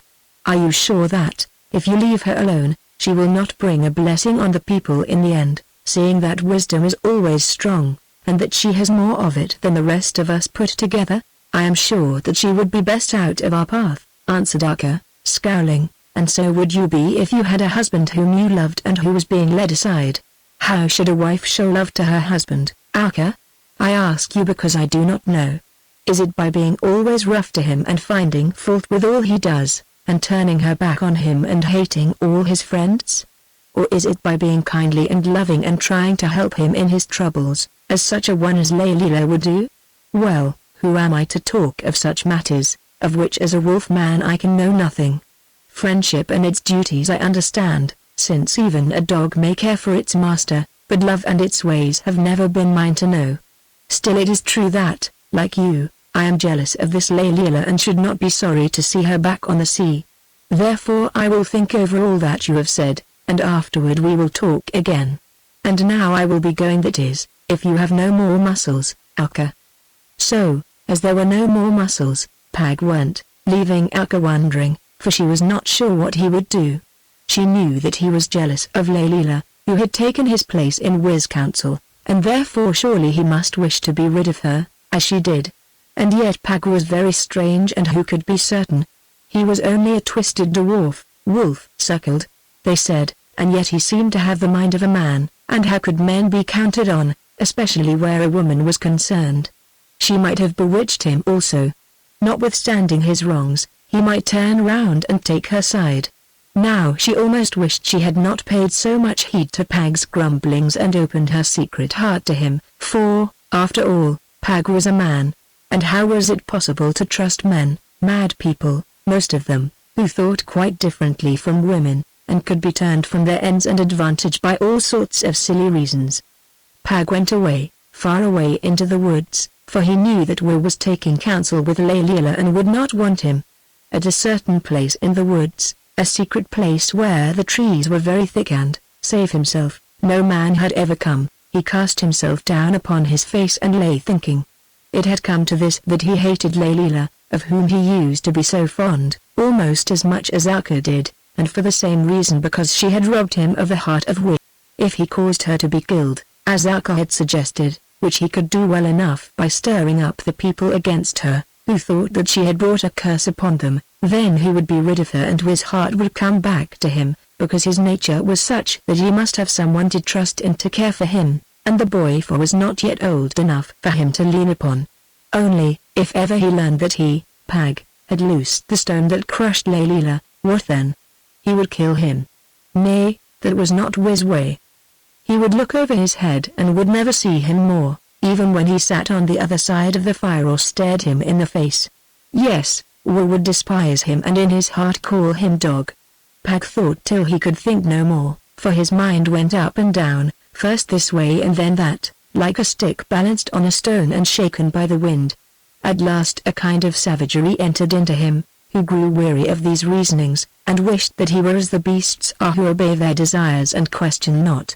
He set his hand to his big mouth and uttered a low howling cry.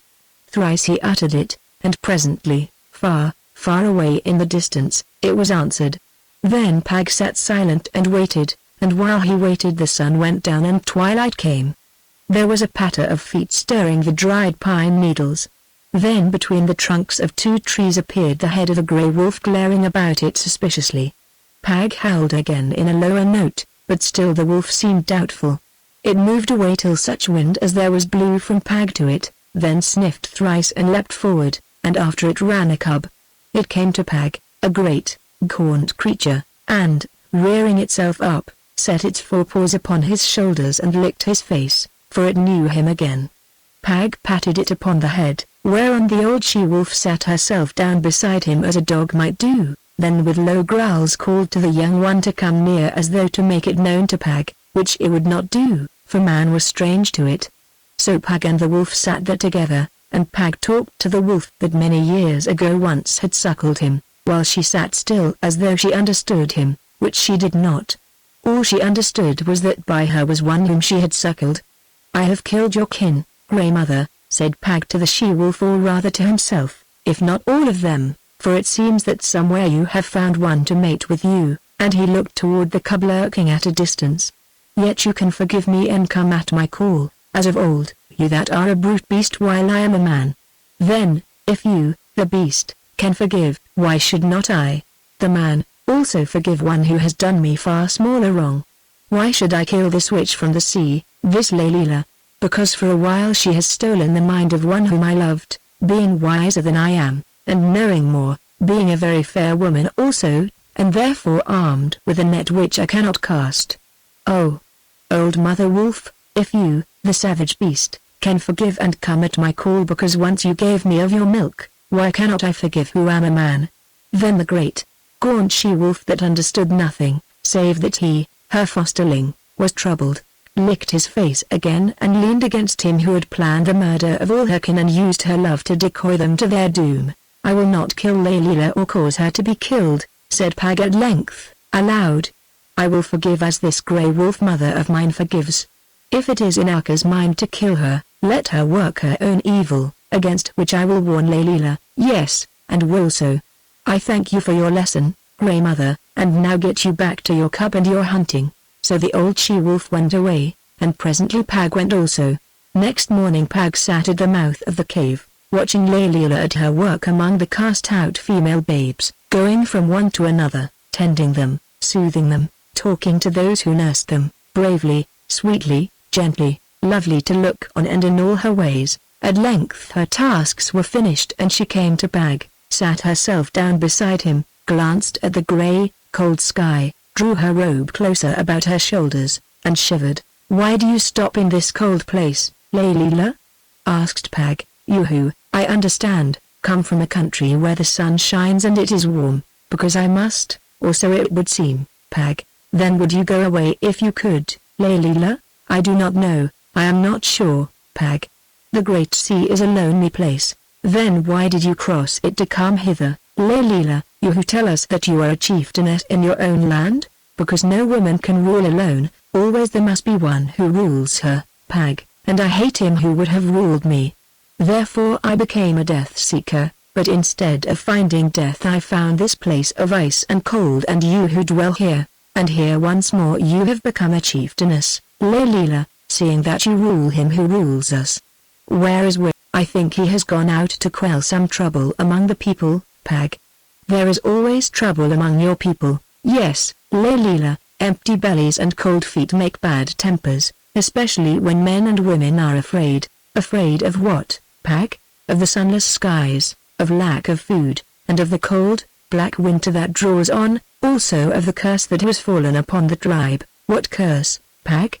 The curse of the witch from the sea, the curse of a fair woman called Layla. Why am I a curse bearer, Pag? She asked, staring at him open-eyed and turning pale.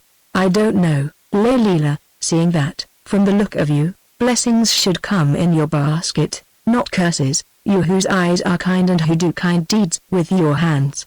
Yet the people hold differently, because they believe that they are the only men and women on the earth and think that therefore you must be a witch born of the sea.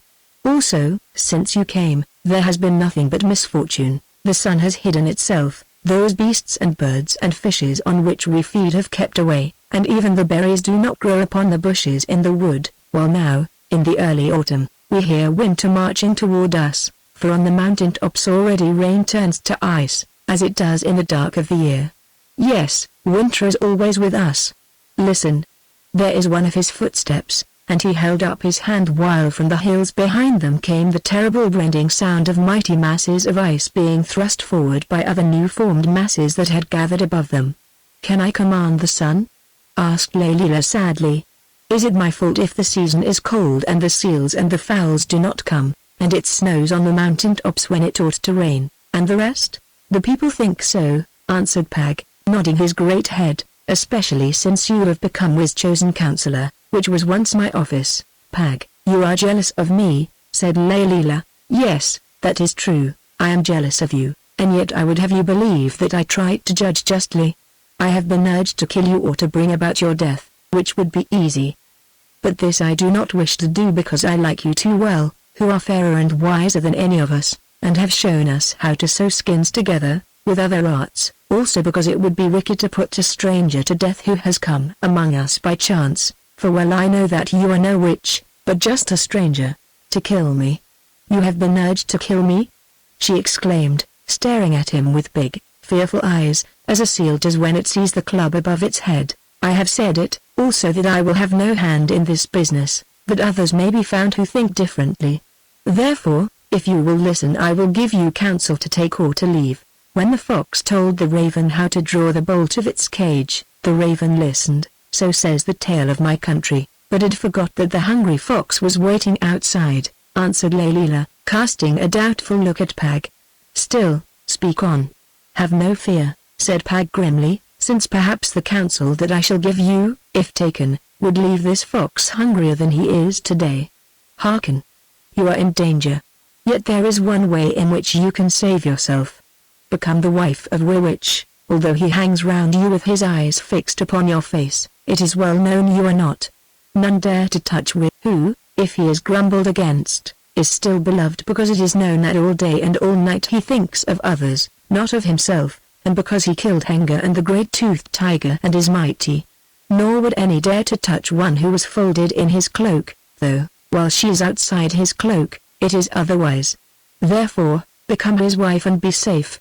Yes, I say this, although I know that, when it happens, I, Pag, who love you better than you do, if indeed you love him at all, shall be driven far from the cave and mayhap shall go to live in the woods, where I can still find friends of a sort, who will not turn on me even when they are mating, or, at any rate, one friend. Marry Will, exclaimed Layla. I do not know that I wish to marry Will. I have never thought of it. Also, was married already to Akka. Also, never has he sought to marry me. Had such been his desire, surely he would have told me, who speaks to me of no such matters. Men do not always talk of what they desire, or women either, Layla. Has not Wit told you about his new laws? Yes, often. And do you not remember that, because women are so few among us, the first of these was that no man should have more than one wife? Yes, said Layla, dropping her eyes and coloring. Also, perhaps, he has told you that he called down a curse upon his head and on all the tribe, if he broke that law. Yes, she said again in a low voice. Then perhaps it is because of this oath that Wit, although he is always so close to you and sees no one else when you are near, has never spoken to you of coming closer, Layla, nor would he, having sworn that oath, Pag. Now Pag laughed hoarsely, saying, there are oaths and oaths. Some are made to be kept and some made to be broken, yes, but this one is coupled with a curse. Aye, said Pag, and there comes the trouble. Choose now.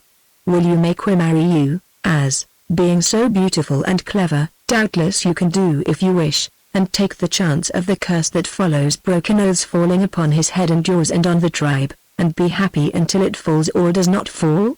Or will you not marry him and continue as his counselor with your hand in his but never round his neck, until the wrath of the tribe strikes you, stirred up by your enemies, of whom perhaps I am the worst? Here Layla smiled. And you are killed or driven out to die?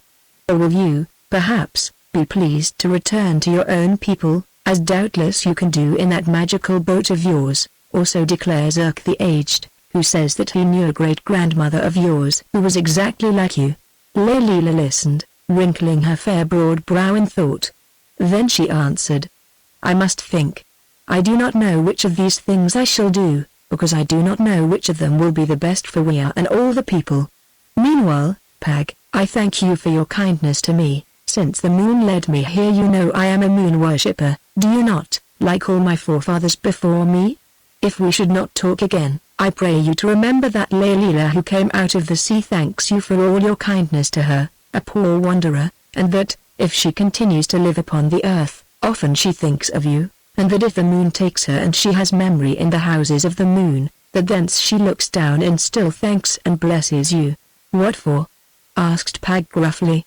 Is it because I hate you who have robbed me of the company and the trust of whom alone I love upon the earth? Or is it because with one ear I have listened to Akka, who urges me to make an end of you? Do you thank me for these things? No, Pag, she answered in her quiet fashion. How can I thank you for that which is not? I know that Akka hates me, as it is natural that she should, and therefore I do not blame her. But I know also that you do not hate me, nay, rather that you love me in your own fashion, even if I seem to have come between you and which, if you knew all, in truth I have not done. You may have listened to Akka with one ear, Pag, but your finger was pressed hard upon the other, for you know well that you never meant to kill me or to cause me to be killed, you who in your goodness have come to warn me against dangers. Now, hearing these gentle words, Pag stood up and stared at the kind and beautiful face of her who spoke them. Then, seizing Laylila's little hand, he lifted it to his thick lips and kissed it.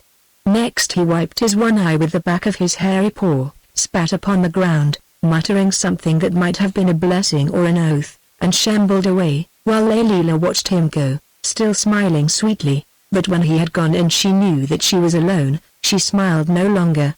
Nay, she sat down, covered her lovely eyes with her hands, and wept. That evening, when we returned, she made her report to him as to the babes whom he had set in her care, speaking particularly of 2 who were ailing that she thought needed watching and chosen food. What of it? Asked in his pleasant fashion, seeing that you watch them and give them their food, Laylila? Oh, nothing, she answered, except it is well that everything should be known to 2, since always one might be ill or forget. And that puts me in mind of Pag. Why? Asked we, astonished. I do not know, and yet it does. Oh. It was the thought about 2. You and Pag were 1, and now you have become 2, or so he thinks. You should be kinder to Pag, and talk more to him, as it seems you used to do. Hark! That sick baby is crying, I must go to it. Good night, good night. Then she went, leaving him wondering, for there was something about her manner and her words which he did not understand. Chapter 14 The Redbeards. Next morning, Laylila was missing. When we noticed this, as he was quick to do, and inquired of her whereabouts, one of the women who helped her in the care of the cast-out babes answered that the sun-haired white one, as she called her, after she had prepared their food that morning, had told her that she needed rest and fresh air. She added, said the woman, that she was going to spend that day in the woods and that therefore none must trouble about or search for her, as she would be back at nightfall. Did she say anything else? Asked anxiously. Yes, answered the woman. She spoke to me of what food should be given to those 2 sick babes and at what hours, in case she should make up her mind to spend the night in the woods, which, however, she was almost sure she would not do. That was all. Then Will went away to attend his business, of which he had much in hand, asking no more questions, perhaps because Akka had come into the cave and must have overheard them. Yet the day passed slowly for him, and at nightfall he hurried home to the cave, thinking to find Laylila there and to speak to her sharply, because she had troubled him by going out thus without warning him so that he could cause her to be guarded against dangers. But when he came to the cave, as the day died, there was no Laylila. He waited a while, pretending to eat his food, which he could not touch. Then he sent for Pag. Presently Pag shambled into the cave, and looking at Wee, asked, "Why does the chief send for me, which he has not done for a long while?" It was but just in time, for, as I am never wanted nowadays, I was about to start for the woods. "So you, too, desire to wander in the woods?" said Wee suspiciously, and was silent. "What is it?" asked Pag. Then Wee told him all. Now, as Pag listened, he remembered his talk with Laylila and was disturbed in his heart. Still, of that talk he said nothing, but answered only, "There is no cause for fear. This Laylila of the sea is, as you know, a moon worshipper.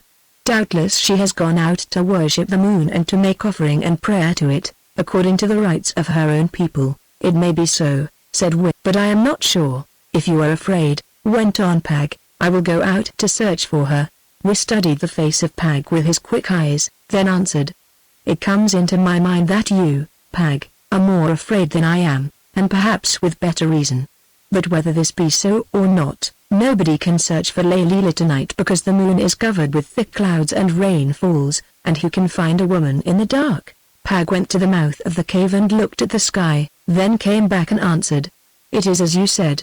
The sky is black, rain falls heavily. No man can see where to set his foot. Doubtless Laylila is hid in some hole or beneath thick trees, and will return at dawn. I think that she has been murdered, or has gone away, and that you, Pag, or Akka or both of you, know where and why she has gone," said Wee in a muttering, wrathful voice, and glaring at him. "I know nothing," answered Pag. Perhaps she is at the hut of Monanga. I will go to see." He went, and a long while afterward returned with the rainwater running off him, to say that she was not in Monanga's hut, or in any other that he could find, and that none had seen her that day. All that night Rhea and Pag sat on either side of the fire, or lay down pretending to sleep, saying nothing but with their eyes fixed upon the mouth of the cave. At length dawn came, a wretched dawn, grey and very cold, although the rain had ceased. At the first sign of it, Pag slipped from the cave, saying no word to anyone. Presently we followed, thinking to find him outside, but he had vanished, nor did any know where he had gone. Then we sent out messengers and inquired for Leila. These returned in due course but without tidings. After this, he dispatched people to search for her, yes, and went himself, although Akka, who had come up to the cave, asked him why he should be so disturbed because a witch woman had vanished, seeing that it was well known that this was the fashion of witch women when they had done all the ill they could. "This one did good, not ill, wife," said Wit, looking at the foundling babes. Then he went out to the woods, taking Monanga with him. All that day he searched, as did others, but found nothing, and at nightfall returned, weary and very sad, for it seemed to him as though Leila had torn out his heart and taken it with her.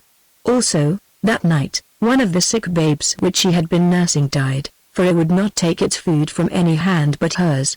We asked for Pag, but no one had seen him. He, too, had vanished. "Doubtless he has gone with Leila, for they were great friends, although he pretended otherwise," said Akka. We made no answer, but to himself he thought that perhaps Pag had gone to bury her. A second dawn came, and shortly after it Pag crept back to the cave, looking very thin and hungry, like a toad when it crawls out of its hole after winter is past. "Where is Leila?" asked we. "I don't know," answered Pag, "but her hollow log has gone. She must have dragged it down to the sea out of the seal cave at high tide, which is a great deed for a woman." "What have you been saying to her?"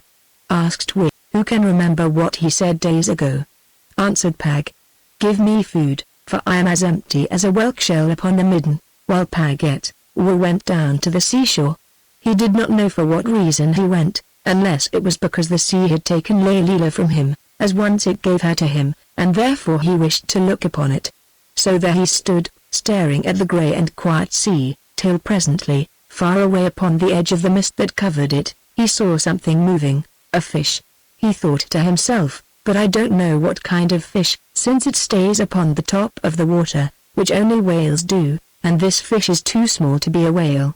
There he stood staring idly and caring nothing what sort of fish it might be, till presently he noted, although it was still so far away and so hidden by mist wreaths, that the thing was not a fish at all. Yet it reminded him of something. Of what did it remind him? He knew of that hollow log in which Leila had drifted to this shore. But it was not drifting now, it was being pushed beachward by one who paddled swiftly. The gathering light fell on this paddler's hair, and he saw that it glinted yellow. Then one knew that Leila was the paddler and ran out into the sea up to his middle. On she came, not seeing him until he hailed her. Then she paused breathless and the canoe glided up to him. "Where have you been?" he asked angrily. "Know that I have been much troubled about you, is it so?" she gasped, looking at him in an odd fashion. "Well, we will talk of that afterward. Meanwhile, learn, that many people descend on you, coming in boats like this, only larger. I have fled away from them to warn you." "Many people?" said Wit. "How can that be? There are not other people, unless they be yours that you have brought upon us." Nay, she answered, "these are quite different. Moreover, they come from the north, not from the south. To shore now, and quickly, for I think that they are very fierce." Then she paddled on beachward, were wading alongside of her. They reached the shore, where some who had seen the canoe had gathered, among them Monanga and Pag. It was dragged upon the sand, and Leila climbed out of it stiffly, helped by Wit. Indeed, she sank down upon the sand as though she were very tired. "Tell us your story," said Wit, his eyes fixed upon her as though he feared lest she should vanish away again. "It is short, chief," she answered. "Being weary of the land, I thought that I would float upon the sea for a while. Therefore I took my boat and paddled out to sea for my pleasure." "You lie, Leila," said we rudely. Still, go on. So I paddled far, the weather being calm, toward the end of the great point of rocks which lies out yonder, though perhaps you have never seen it, she continued, smiling faintly.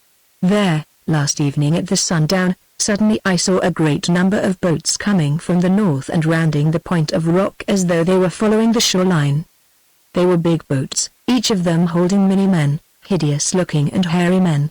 They caught sight of me and yelled at me with harsh voices in a talk I did not understand. I turned and fled before them. They followed after, but the night came down and saved me. Sometimes, however, the moon shone out between the clouds and they caught sight of me again. Then at last her face was covered up and I paddled on through the mist and darkness, having seen the outline of these hills and knowing which way to row. I think that they are not far off. I think that they will attack you and that you must make ready at once. That is all I have to say to you. What do they come for? Asked Wei, amazed. I do not know, answered Layla, but they looked thin and hungry. Perhaps they seek food. What must we do? Asked Wei again. Fight them, I suppose, said Layla, fight them and drive them off. Now he looked bemused, for this thought of folk fighting against each other was strange to him. He had never heard of such a thing, because the tribe, until Layla came, believed themselves to be alone in the world and therefore had no need of defense against other men. Then Pag spoke, saying, Chief, you have fought wild beasts and killed them, you fought Haggard and killed him. Well, it seems that this is what you and all of us must do against this people who attack us. If Layla is right, either they will kill us, or we must kill them. Yes, it is so, said Wit, still bemused, then added, let Winnie summon all the tribe and bid them bring their weapons with them. Yes, and let others go with him, that they may hear more quickly. So certain of those who had gathered there on the beach departed, running their hardest.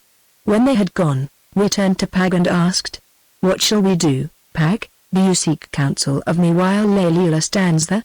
Answered Pag bitterly, Layla, a woman, has played her part, said Wit. Now men must play theirs. It always comes to that in the end, said Pag. What can we do? Asked Wit. I don't know, answered Pag. Yet low tide draws on, and at low tide there is but one entrance to this bay, through the gap in the rocks yonder. These strangers will not know this, and if they come on presently, their boats will be stranded, or only a few of them will get through the gap. These we must fight, also any who remain upon the reef. But what do I know of fighting, who am but a dwarf? There is Monanga your brother, one who is strong and tall and brave. Let him be captain and manage the fighting, but do you, Wit, keep behind it to look after the people, who will want you, or, if need be, to fight any of these strangers who get on shore. Let it be so, said Wit. Monanga, I make you captain. Do your best and I will do my best behind you. I obey you, said Monanga simply. If I am killed and you live, look after Tana and see that she does not starve. Just then, summoned by the furious trumpetings of Winnie and by rumors that flew from mouth to mouth, the people began to run up, each of them armed in a fashion, some with stone axes, some with flint-headed spears and knives, some with stakes hardened in the fire, or with slings. We addressed them, telling them that devils who came from the north floating on the sea, were about to attack them, and that they must fight them unless they wished to be killed with their wives and children, also that Monanga would direct them. Then there arose a great noise, for the women who had run up with the men began to wail and cling to them, till in the end these were driven away. After this the unstable began to argue loudly, saying that Layla was a liar, that there were no men in boats and that therefore there was no need for all this making ready. Also Waka, the bird of ill omen, declared that, if there were such men, there was no use trying to fight against them, because, if they did, they would all be killed, since men in boats must be very strong and clever. So the only thing to do was to run away at once and hide in the woods. This counsel seemed to move many, indeed, some departed at once. Noting this, Wu went up to Waka and knocked him down with a blow of his fist. Also he strove to serve Hu in the same way, but seeing him come, Hu escaped. After this, he called out that the next man who ran he would catch and brain with his axe, whereon all the rest stayed where they were. Still Hu went on talking from a distance, till presently there was a shout further on the misty surface of the sea appeared a great number of large canoes, manned, some of them, by as many as 8 or 10 paddlers. These canoes rowed on toward the bay, knowing nothing of the falling tide or of the reef of rocks. So it happened that presently 6 or 8 of them struck these rocks upon which waves broke, and then overturned, throwing the men in them into the water, where some were drowned. But the most of them reached the rocks to the right and stood upon them, jabbering in loud voices to their companions in the other boats outside the reef, who jabbered back to them. At length these men paddled forward gently, which, the sea being calm, they could do well enough, not to the gap where those boats that went first had been overturned, but to the rocks upon its right side, on which many of them landed, leaving some in each canoe to hold on to the seaweed that grew upon the rocks. When they had gathered there to the number of 100 or more, they began to talk, waving their long arms and pointing to the shore with the spears they carried that seemed to be tipped with walrus ivory or white stone. Which, watching them from the beach, said to Pag at his side, "Surely these strangers are terrible. See how tall and strong they are, and behold their skins covered with fur and their red hair and beards. I think that they are not men but devils. Only devils could look like that and travel about without women or children." "If so," answered Pag, "they are very hungry devils, for that big fellow who seems to be their chief, opens his mouth and points down it, also at his stomach, and then waves his hand toward the shore, telling the others thus that they will find food. Likewise, they are devils who can drown," and he nodded toward the corpses of 1 or 2 of them who had been in those canoes that were overset, which corpses now were rolling to and fro in the shallow water. "For the rest," he added after a pause, "wives can always be stolen," and he glanced toward the women of the tribe, who were gathered in little companies behind them, all talking together at once, or screaming and beating their breasts, while the children clung to them terrified. "Yes," said Will. Then he thought for a moment and called certain men to him. "Go," he said, "to Urk the aged, and bid him lead the women, the children, and the old people to the woods and hide them there, for how this business will end, I do not know, and they will be better far away." The men went, and there followed much screaming and confusion. Some of the women began to run toward the woods, others would not move, while others threw their arms about their husbands and tried to drag these away with them. "Unless this wailing stops, soon the hearts of the men will melt like blubber over a fire," said Pag. "Look. Some of them are creeping away to the women. Go you and drive them to the woods," said Will. "Nay," answered Pag, "I who never liked the company of women overmuch stay where I am." Now we took another counsel. Seeing Alka standing at a distance between the women and the men, or most of them, whom Monanga was marshalling as best he might, he called to her. She heard and came to him, for Alka did not lack courage. "Wife," he said, "those red devils are going to attack us, and we must kill them or be killed." "That I know," answered Alka calmly. "It is best," went on Will, looking down and speaking in a rapid voice, "that the women should not see the fighting. I ask you, therefore, to lead them all to the woods and hide them away, together with the old people and children and those who have run there already. Afterward you can return. What is the use of returning to find our men dead? It is better that we should stay here and die with them." "You would not die, Alka. Those red wanderers may want wives. At least, you would not die at once, though in the end they might kill and eat you. Therefore I command you to go. Surely the witch from the sea who guided the wanderers to attack us should go also before she works more treachery," answered Alka. "She did not guide them, she fled before them," exclaimed angrily. "Still, take her with you if you will, and for also. Only drive back any men. Go now, I command you." "I obey," said Alka, "but know, husband, that, although we have grown away from each other, if you die, I die also, because once we were close together." "I thank you," answered Will. "Yet, if that should happen, I say live on, rule the tribe, and build it up afresh. Of what use are women without men?" replied Alka, shrugging her shoulders. Then she turned to walk away, and as she went, we saw her wipe her eyes with the back of her hand.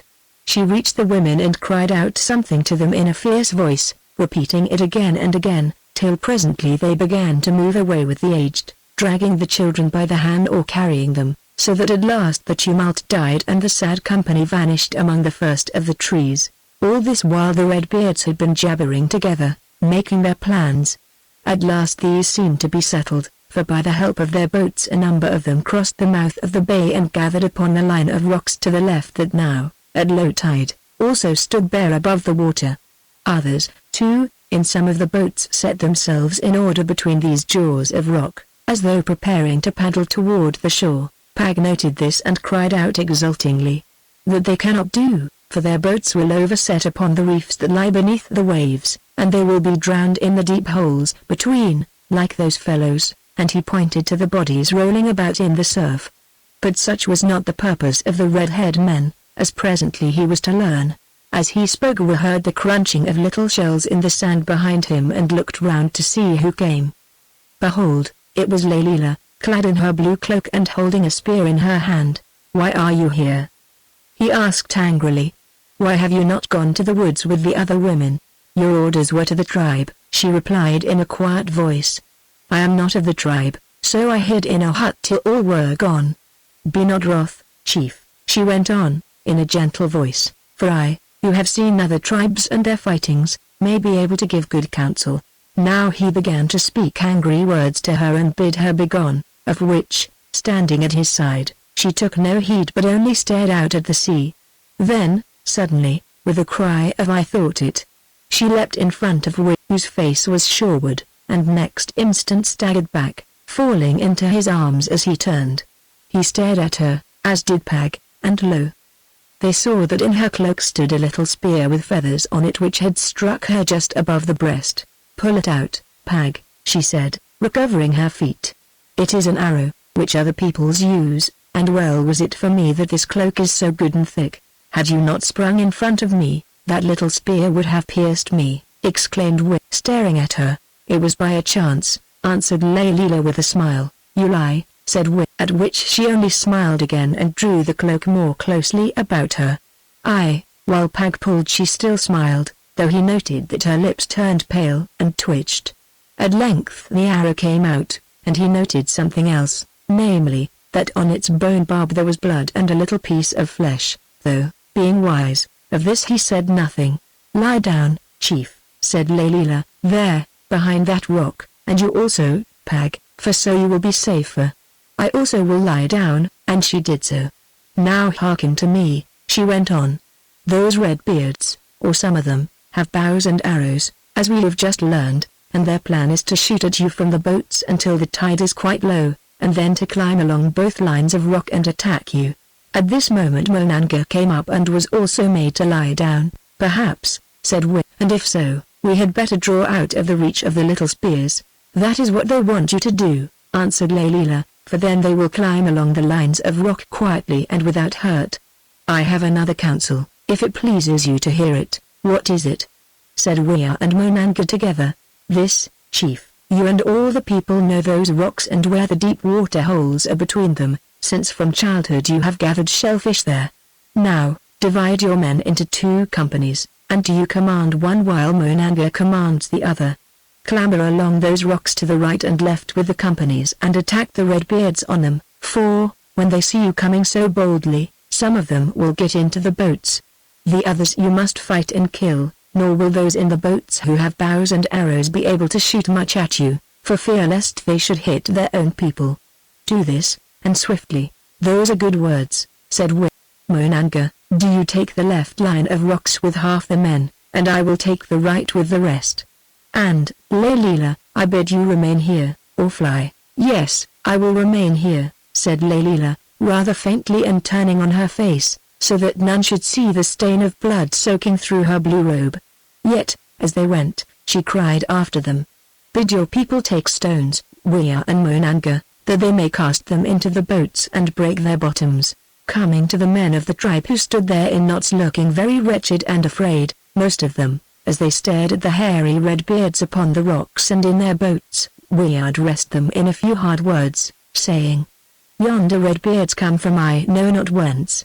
They are starving, which will make them very brave, and they mean to kill us, every one, and to take first our food and then our women, if they can find them, also perhaps to eat the children.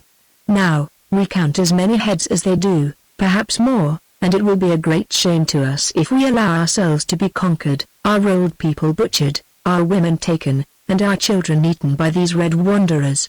Is it not so?" To this question the crowd answered that it was, yet without eagerness, for the eyes of most of them were turned toward the woods, whither the women had gone. Then Monanga said, "I am chief in this matter. If any man runs away, I will kill him at once if I can. And if not, I will kill him afterward, and I," added Pag, "who have a good memory, will keep my eye fixed on all and remember what every man does, which afterward I will report to the women." Then the force was divided into 2 companies, of whom the bravest were put in the rear to prevent the others from running away.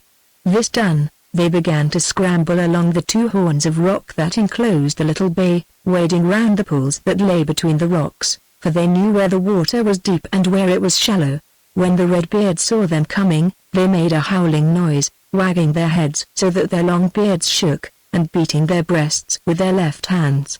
Moreover, waving their spears, they did not wait to be attacked, but clambered forward down the rocks, while those of them in the boats shot arrows, a few of which hit men of the tribe and wounded them. Now, at the sight of blood flowing from their brothers whom the arrows had struck, the tribe went mad. In an instant they seemed to forget all their fears. It was as though something of which neither they nor their fathers had thought for hundreds of years came back to their hearts. They waved their stone axes and flint-pointed spears, they shouted, making a sound like to that of wolves or other wild beasts. They gnashed their teeth and leapt into the air, and began to rush forward. Yet, moved by the same thought, Wea and Monanga made them stay where they were for a while, for they knew what would happen to the Redbeards. This happened. These Redbeards, also leaping forward, slipped upon the seaweed-covered rocks and fell into the pools between them. Or, if they did not fall, they tried to wade these pools, not knowing which were deep and which were shallow, so that many of them went under water and came up again spluttering. Then Wea and Monanga screamed to the tribe to charge. On they went, bounding from rock to rock, as they could do readily enough who from boyhood had known every one of these stones and where to set their feet upon them. Then, coming to the pools into which the Redbeards had fallen, they attacked them as they tried to climb out, breaking their skulls with axes and stones and thus killing a number without loss to themselves. Now, the Redbeards scrambled back to the ends of the 2 horns of rock, purposing to make a stand there, and here the tribe attacked them, led by Wea and Monanga. That fight was very hard, for the Redbeards were strong and fierce, and drove their big, ivory-pointed spears through the bodies of a number of the tribe. Indeed, it looked ill for the tribe, until with his bright axe that Pag had made, that with which he slew Haggard, killed a great fellow who seemed to be the chief of the Redbeards, cutting his head in 2 so that he fell down into the water. Seeing this, the Redbeards wailed aloud and, seized by a sudden panic, rushed for the boats into which they began to scramble as best they could. Then Wea and Monanga remembered the counsel of Laylila and gave commands to the tribe to throw the heaviest stones they could lift into the boats. This they did, breaking the bottoms of most of them, so that water flowed in and they sank. The men in the boats swam about till they drowned or tried to come to the shore, where they were met with spears or stones, so that they died every one of them. The end of it was that but 5 boatloads got away, and these rowed out to sea and were never seen again. That night, a wind blew in which they may have foundered, or, perhaps, being so hungry, they starved upon the sea. At least the tribe saw no more of them. They came none knew whence, and they went none knew whither. Only the most of them remained behind in the pools of the rocks or sunk in the deep sea beyond the rocks. Thus ended the fight, the first that the tribe had ever known. Chapter 15 Wikisses Laylila. When all was over, Wea and Monanga, having come together on the shore, bearing the hurt with them, counted their losses. They found that in all 12 men had been killed and 21 wounded, among whom was Monanga, who was hit in the side with an arrow, though not badly. Of the Redbeards, however, more than 60 had died, most of them by drowning, at least. This was the number that they found after the next high tide had washed up the bodies. There may have been more that were taken out to sea. It is a great victory, said Monanga, as we washed the wound in his side with salt water, and the tribes fought well. Yes, answered we, the tribes fought very well. Yet, interrupted Pag, it was the witch from the sea who won the fight by her counsel, for I think that, Had we waited for the Redbeards to attack us on the beach, it would have ended otherwise. Also it was she who taught us to throw stones into the boats." "That is true," said Wick. "Let us go to thank her." So they went, all three of them, and found Layla lying where they had left her behind the rock, but face downward. "She has fallen asleep, who must be very weary," said Monanga. "Yes," said Wick. "Yet it is strange to sleep when death is so near," and he looked at her doubtfully. Pag said nothing, only, kneeling down, he thrust his long arms underneath Layla and turned her over onto her back. Then they saw that the sand beneath her was red with blood and that her blue robe was also red. Now Wick cried aloud and would have fallen had not Monanga caught him by the arm. "Layla is dead," he said in a hollow voice. "Layla, who saved us, is dead." "Then I know one who will be glad," muttered Pag. "Still, be not so sure." Then he opened the robe, and they saw the wound beneath her breast, which still bled a little. Pag, who was skilled in the treating of hurts, bent down and examined it, and while he did so, Monanga said to Wick, "Do you understand, brother, that the little spear gave her this wound while she was talking to us, and that she hid it so that none of us knew she had been pierced?" Wick nodded like one who will not trust himself to speak. "I knew well enough," growled Pag. "I who drew out the arrow." "Then why did you not tell us?" asked Monanga. "Because if we had known that this witch from the sea was smitten in the breast, the heart would have gone out of him and his knees would have become feeble. Better that she should die than that the heart of our chief should have turned to water while the Red Wanderers gathered to kill us." "What of the wound?" asked Wick, paying no heed to this talk. "Be comforted," answered Pag. "Although she has bled much, I do not think that it is deep, because this thick cloak of hers almost stopped the little spear. Therefore, unless the point was poisoned, I believe that she will live. Stay now and watch her." Then he shambled off towards certain bushes and sea herbs that grew upon the beach, and searched among them till he found one that he sought. From this he plucked a number of leaves which he put into his mouth and chewed between his great teeth. He returned and, taking the green pulp from his mouth, thrust some of it into Layla's wound and the rest into that of Monanga. "It burns," said Monanga, wincing. "Aye, it burns out poison and staunches blood," answered Pag as he covered Layla with her cloak. Then we seemed to awake from the deep thoughts into which he had fallen, for, stooping down, he lifted Layla in his arms as though she were a child and strode away with her toward the cave, followed by Pag and Monanga, also by certain of the tribe who waved their spears and shouted.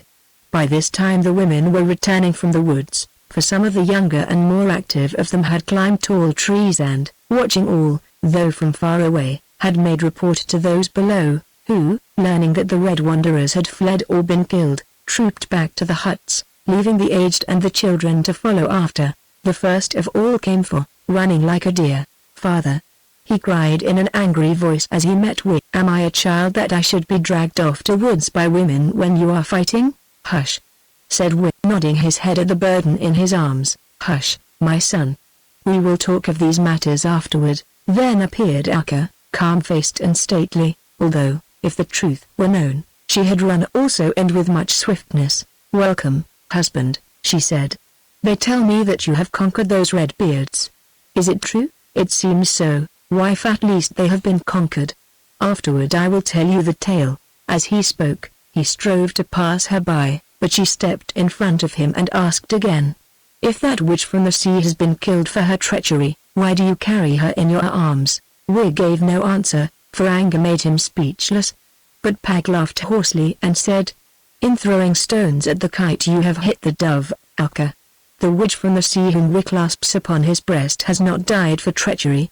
If she be dead, death came upon her in saving Wick's life, since she leapt in front of him and received into her bosom that which would have pierced him through, and this not by chance. Such things might have been looked for from her, who is ever where she should not be." "What did she among the men, she who ought to have accompanied the women?" asked Akka. "I don't know," answered Pag. "I only know that she saved Wick's life by offering up her own." "Is it so, Pag? Then it is his turn to save hers, if he can, or to bury her if he cannot. Now I go to tend the wounded of our own people. Come with me, Tanner, for I see that Monanga's hurt has been dressed and that we are not wanted here," and tossing her head, she walked away slowly. But Dana did not follow her, being curious to learn the tale of Layla, also to make sure that Monanga had taken no harm. We bore Layla into the cave and laid her down upon the bed where she slept near to the cast-out children. Tana took Monanga away, and Pag went to make broth to pour down Layla's throat, so that Wea and Layla seemed to be left alone, though they were not, for the women who nursed the cast-outs watched them from dark places in the cave. We threw fire wrappings over her, and taking her hand, rubbed it between his own. In the warmth of the cave, where fire still burned, Layla woke up and began to talk like one who dreams. Just in time. Just in time, she said, for I saw the arrow coming, though they did not, and leapt into its path. It would have killed him. If I saved him, all is well, for what matters the life of a stranger wanted of none, not even of him? Then she opened her eyes and, looking upward, by the light of the fire saw the eyes of Wei gazing down upon her. Do I live? She murmured, and do you live? Wei made no answer, only he bent his head and kissed her on the lips, and although she was so weak, she kissed him back, then turned away her head and seemed to go to sleep. But asleep or awake, Wei went on kissing her, till Pag came with the broth, and after him the women with the cast-out children appeared from their hiding places, chattering like starlings before they flight in autumn. Presently Wei looked up from his task of watching Layla who, having swallowed the broth, seemed to have fallen asleep, and saw Akka standing by the fire and gazing at them both. So the witch lives, she said in a low voice, and has found a nurse. When are you going to marry her? Wei rose and came to her, then asked. Who told you that I was going to marry her? Have I not sworn an oath upon this matter? Your eyes told me, I think. What are oaths against such service as she has done you ? Though it is strange that I should live to learn that we made use of a woman's breast as a shield in battle. You know the truth of that, he answered. I only know what I see who pay no heed to words, also what my heart tells me. And what does your heart tell you, wife? It tells me that the curse which this witch has brought upon us has but begun its work. She goes out to sea in her hollow log and returns leading a host of red wanderers. You fight these wanderers and drive them away, for a time. Yet many of the tribe are dead and wounded. What she will do next I do not know, but I am sure she has worse gifts in her bag. For I tell you that she is a witch who has been staring at the moon and talking with spirits in the air. And that you would have done well to leave this darling of yours to die upon the beach, if die she can. Some wives might have held that these are hard words to use of one who has just saved their man from death, said Wei. Yet if you think so live her, kill her, Akka, for she is helpless, and bring her curse upon my head. Nay, Wei, she is safe from me. Then, able to bear no more, Wei turned and left the cave. Outside on the gathering ground he found much tumult, for here the bodies of the dead had been carried and everybody was come together. Women and children who had lost their husbands or fathers wailed, making a great noise after the fashion of the tribe. Men who had been wounded but could still walk moved about, showing their hurts and seeking praise or comfort, while others, who had come through unscathed, boasted loudly of their deeds in the great fight with the Redbeards, the devils who came out of the sea. Here and there were groups, and in the center of each group a speaker. In one of them Waka the bird of Ill-Omen was telling his hearers that these Redbeards whom they had fought and conquered were but the forerunners of a great host which would descend upon them presently. At a little distance, who the unstable, while rejoicing in the victory of the tribe, declared that such fortune was not to be trusted and that therefore the best thing to do would be that they should all run away into the woods before it turned against them. Meanwhile, Winnie the Shudderer went from corpse to corpse followed by the mourners, blowing his horn over each and pointing out its wounds, whereon all the mourners wailed aloud in chorus.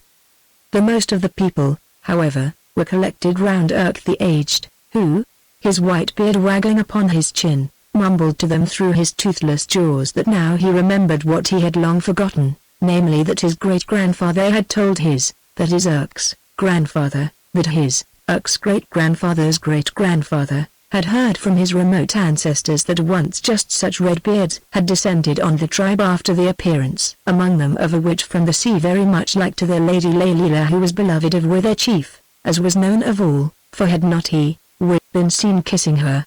And what happened then?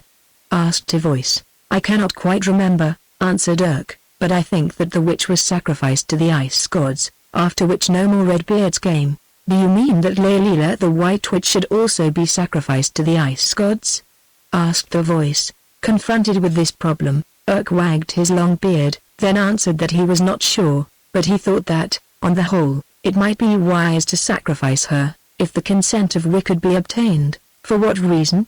Asked the voice again, seeing that she warned us of the coming of the Redbeards, and afterward took into her own breast the little spear that was aimed at Wick. Because, answered Urk, after a great event, such as has happened, the gods always seek a sacrifice, and, as none of the Redbeards has been taken alive, it would be better to offer up to them the witch from the sea, who is a stranger, rather than any one of our own people. Now Monanga, who was among those that heard this speech, limped up to Urk, for the wound in his side made him walk stiffly, and seizing his beard with one hand, slapped him in the face with the other.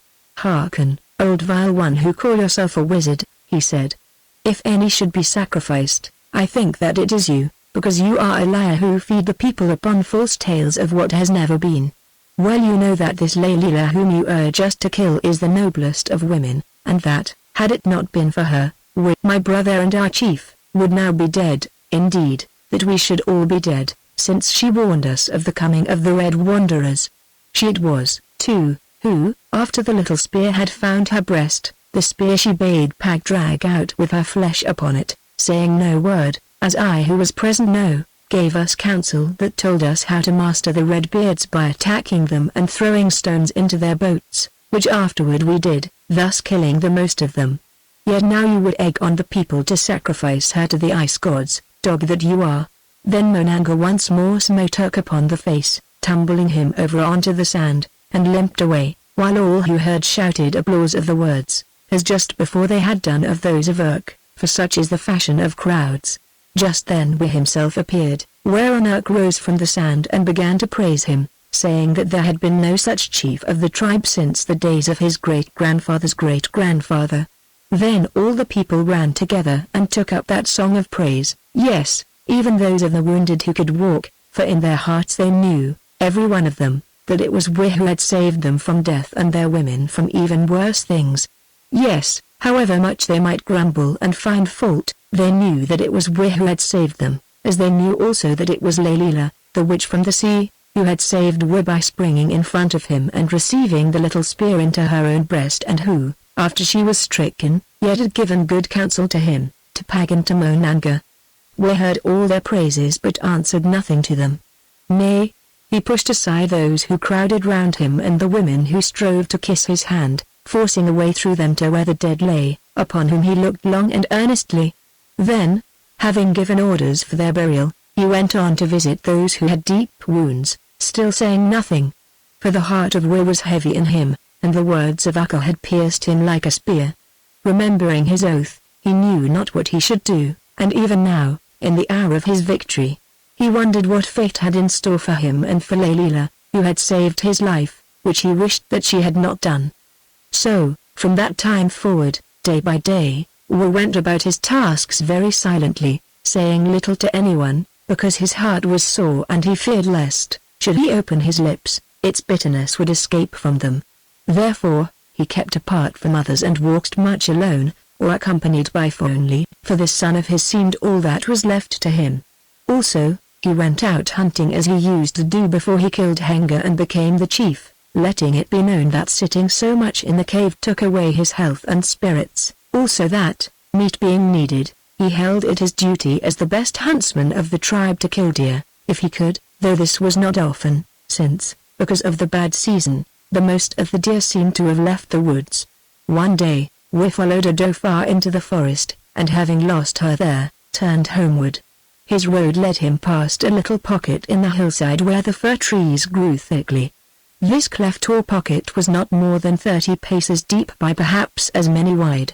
All round it were steep walls of rock, and its mouth was narrow, perhaps 3 paces across, no more. Outside of it was a patch of rain-washed rock of the size of a large hut, which rock ended in a little cliff about 4 spear lengths high. Below this cliff lay a patch of marsh, such as were common in a forest, a kind of hole filled with sticky red slime in the center of which a spring bubbled up that could be seen beneath the growth of marsh briars that grew on the red mud. which mud spread out for many paces every way, and at its edge was ringed round with fir trees. As Wit drew near to this pocket, he heard a snorting sound that caused him to stand still and take shelter behind the bole of a big tree, for he did not know what beast made that noise. Whilst he stood thus, out of the narrow entrance of the cleft there stalked a huge aurochs bull, so great a beast that a tall man standing by its side could not have seen over its shoulder. It stood still upon the patch of rock, looking about it and sniffing the air, which caused Wit to fear that it had smelt him, and to crouch close behind the tree. But this was not so, for the wind blew from the bull to him. Now, Wit stared at the aurochs as he had never stared at anything, except at Layla when first he saw her in her hollow log. For, although such beasts were told of among the tribe, they were very rare, being quite different from the wild cattle, and he had never seen but one of them before, a half-grown cow. It was a mighty creature with thick curved horns, and its body was covered with black hair, while down its spine ran a long grey streak of other lighter-coloured hair. Its eyes were fierce and prominent, its legs were short so that its dewlap hung nearly to the ground, and it had big cleft hoofs. A great desire took hold of Wit to attack that beast, but he restrained himself because he knew that he could not prevail against it, for certainly it would toss and trample him to death. Whilst he watched it, the bull turned and went away from him down the ledge of rock, and presently he heard it crashing a path through the forest, doubtless to seek its feeding ground. When it had gone, Wit crept to the mouth of the cleft and looked in, searching the place with his eyes. Then, as he could neither see nor hear anything, with a beating heart he entered the cleft, keeping close to the left-hand wall of rock, and worked his way around it, slipping from tree to tree. It was empty, but at its end grew some large firs, and beneath them, bracken, and here, from many signs, we learned that the aurochs bull had its lair. Thus the trunks of the trees were polished by its hide as it rubbed itself against them, which showed him that this was its home. Also the ground was trodden hard with its feet, and in certain places where it was soft, torn by its horns which it had thrust deep into the sandy soil to clean and sharpen them. Wit came out of the cleft and stood still, thinking. He turned and looked over the edge of the little cliff at the morass beneath. Then he climbed down the cliff and, by the help of a fallen tree, some few feet out upon the morass, where he tested the depth of the mud with his spear. It was deep, for he must drive in the spear to its full length, and the arm that held it to the elbow, before he touched the rock or hard ground that formed its bottom. Scrambling along the fallen tree, he did this thrice, and always found the bottom at the same depth. Then he climbed the cliff again, and, standing before the mouth of the cleft, Wit, the brave and cunning hunter, thought to himself thus. That mighty bull rests in the daytime in yonder hole. But when evening draws in, it comes out to feed. Now, if, when it came out, or when it returned in the morning, it found a man standing in front of it, what would it do? Certainly it would charge him. And if the man leapt aside, what would happen? It would fall over the cliff and be bogged, and the man might go down and fight it. Thus thought Wit, and his nostrils spread themselves out and his eyes flashed as he thought of that great fight which might be between a hunter and this bull of bulls wallowing together there in the slime. Then he thought again, thus, the odds are great. The bull might catch the man with a sweep of its horns and be too cunning to rush over the cliff which it knows well. Or being so mighty, when they were at it in the mud, it might break out and come onto him, and there would be an end. Yes, there would be death. A third time we thought. Am I so happy that I should fear to face death? Have I not wondered many a time of late whether it would not be well to stumble among the rough roots of the trees and to fall by chance upon the point of my spear? And were it not for, should I not have stumbled thus by chance and been found pierced with the spear? For when the spear had done its work, might there not be peace for one who has tried and failed and knows not which road to take? What better end could there be for a hunter than to die covered with glory fighting this mighty beast of the forest which no man of his people has ever yet dared to do? Would not the tribe make songs about me which they would tell on winter nights by the fire in the days to come? Yes, they and their children after them for more generations than Urk can remember? And would not Alka, the wife of my youth, then learn to think of me tenderly? Thus said Wit to himself and hastened homeward through the twilight. Indeed, as the way was far and the path difficult, the darkness had fallen ere ever he came to the cave.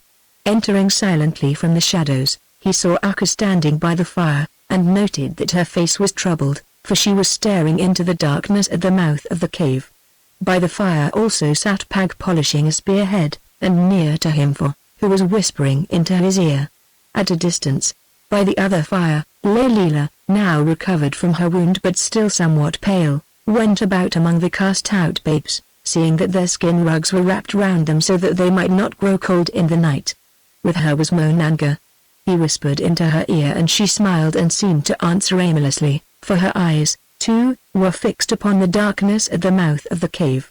Wick came forward into the firelight. Akka saw him and instantly her face changed, for on it seemed to fall its usual mask of haughtiness. "You are late, husband," she said, which, as you were alone here, she glanced first at Leila and next at Pag. "The two of whom she was so jealous is strange and caused me to fear, who thought that perhaps you might have met more red wanderers." "No, wife," he answered simply. "I think that we shall see no more wanderers on this shore. I wounded a doe with my spear which stuck in its side, and followed it far, but it escaped me, who have no fortune nowadays, even at the only craft I understand," he added with a sigh. "Now I am tired and hungry." "Did the deer carry away the spear, father?" asked for. "Yes, son," he replied absently. "Then how comes it that it is in your hand, father, for when you sent me back this morning you had only one spear? It fell from the doe's side and I found it again amongst the rocks, son." "Then, if it fell among rocks, why is the shaft covered with mud, father?" asked for, but we made no answer. Only Pag, who had been watching him with his one bright eye, rose and, taking the spear, began to clean it, noting as he did so that there was no dry blood upon its point. Before she went away to her hut where the fancy had taken her to sleep again for a while, because she said that the crying of the cast-out children disturbed her, Akka brought Wi his food. This she did because she feared that otherwise Leila might take her place and serve him with his meat. On the following day, Wi stopped at home and did those things that lay to the hand of the chief. There was much trouble in the tribe. The time of autumn had come and the weather remained cold and cheerless, as it had done during that of summer. Food was scanty, and the most of what could be won by the order of Wi was being saved up against the coming winter. Even here there was trouble, because many of such fish as could be caught, being laid out on the banks in the usual way for curing, went bad owing to the lack of sun to dry them, so that much labor was wasted. Moreover, those women whose husbands or sons had been killed in the fight with the Redbeards, forgetting the perils from which they and all the tribe had been saved, began to grumble much, as did those whose men had been wounded and were not recovered of their hurts. This was their cry. That Leila, the fair white witch from the sea, she who was the love of Wi, had brought all these ills upon them, she who had led the Redbeards to their shores, and that therefore she ought to be killed or driven away. Yet none of them dared to lift a finger against her, first because, as they supposed, she was the lover of Wi whom every one of them feared and honored, and secondly, because all did not think as they did. Thus many of the men clung to Leila, some for the reason that she was sweet and beautiful, and others because they knew that she had saved Wi from death, offering up her own life for his. Also there were women who sided with her. For instance, the mothers of the cast-out children whom she tended night and day, for although they had cast them out, the most of those mothers still loved their children and came to nurture them, in their hearts blessing Wi who had saved them from death, and her who tended them in their helplessness. Moreover, although this was strange, however much she may have plotted against her and desired her death in the past, and however much in a fashion she hated her through jealousy, in secret Leila's greatest friend and protector was Akka. For, although she would never say so, Akka knew that, had it not been for this woman whom she called Witch from the Sea, there would have been no Wi left living. Also she honored Leila, knowing, too, that if she who was so sweet and beautiful chose to stretch out her hand and to look on him with the eyes of love, she could cause Wi to forget his oath and to take her to himself, which she did not do. Therefore, although she spoke rough words of her openly and turned her back upon her and mocked at Wi about her, still in secret she was Leila's friend. Further, Leila had another friend in Monanga who, after Wi, was the most beloved and honored of any in the tribe, especially since he had borne himself so bravely against the Redbeards. For, from the moment that Monanga had seen Leila leap in front of Wi to receive the arrow in her breast, he had fallen in love with her, although it was not in front of him that she had leapt. This folly of his made trouble in his house, because, although his wife Tana, like Haggard, was jealous-natured, if in a gentler fashion, still he loved Layla, and what is more, said so openly.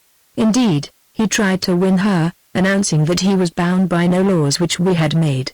But in this matter he failed, for, although Layla answered him very sweetly, she would have none of him, about which, when she came to learn of it, Tana mocked him much.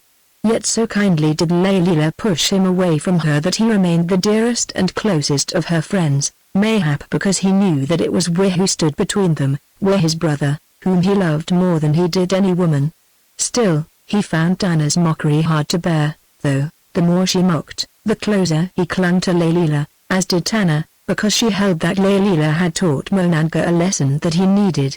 Taking heed of none of these things which meant naught to them, the common people of the tribe grumbled and moaned in their distress, and because they could find no other at whose door to lay their troubles, they bound them onto the back of Layla, saying that she had brought them with her out of the sea and that their home was on her shoulders.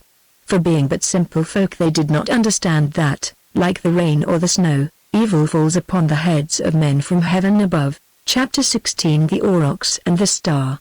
On the second morning who had made all things ready to his hand, rose while it was still dark, kissed for, who lay fast asleep at his side, and slipped from the cave, taking with him 3 spears and the bone-hafted axe of iron that Pag had made and fashioned, the same with which he had slain Haggard.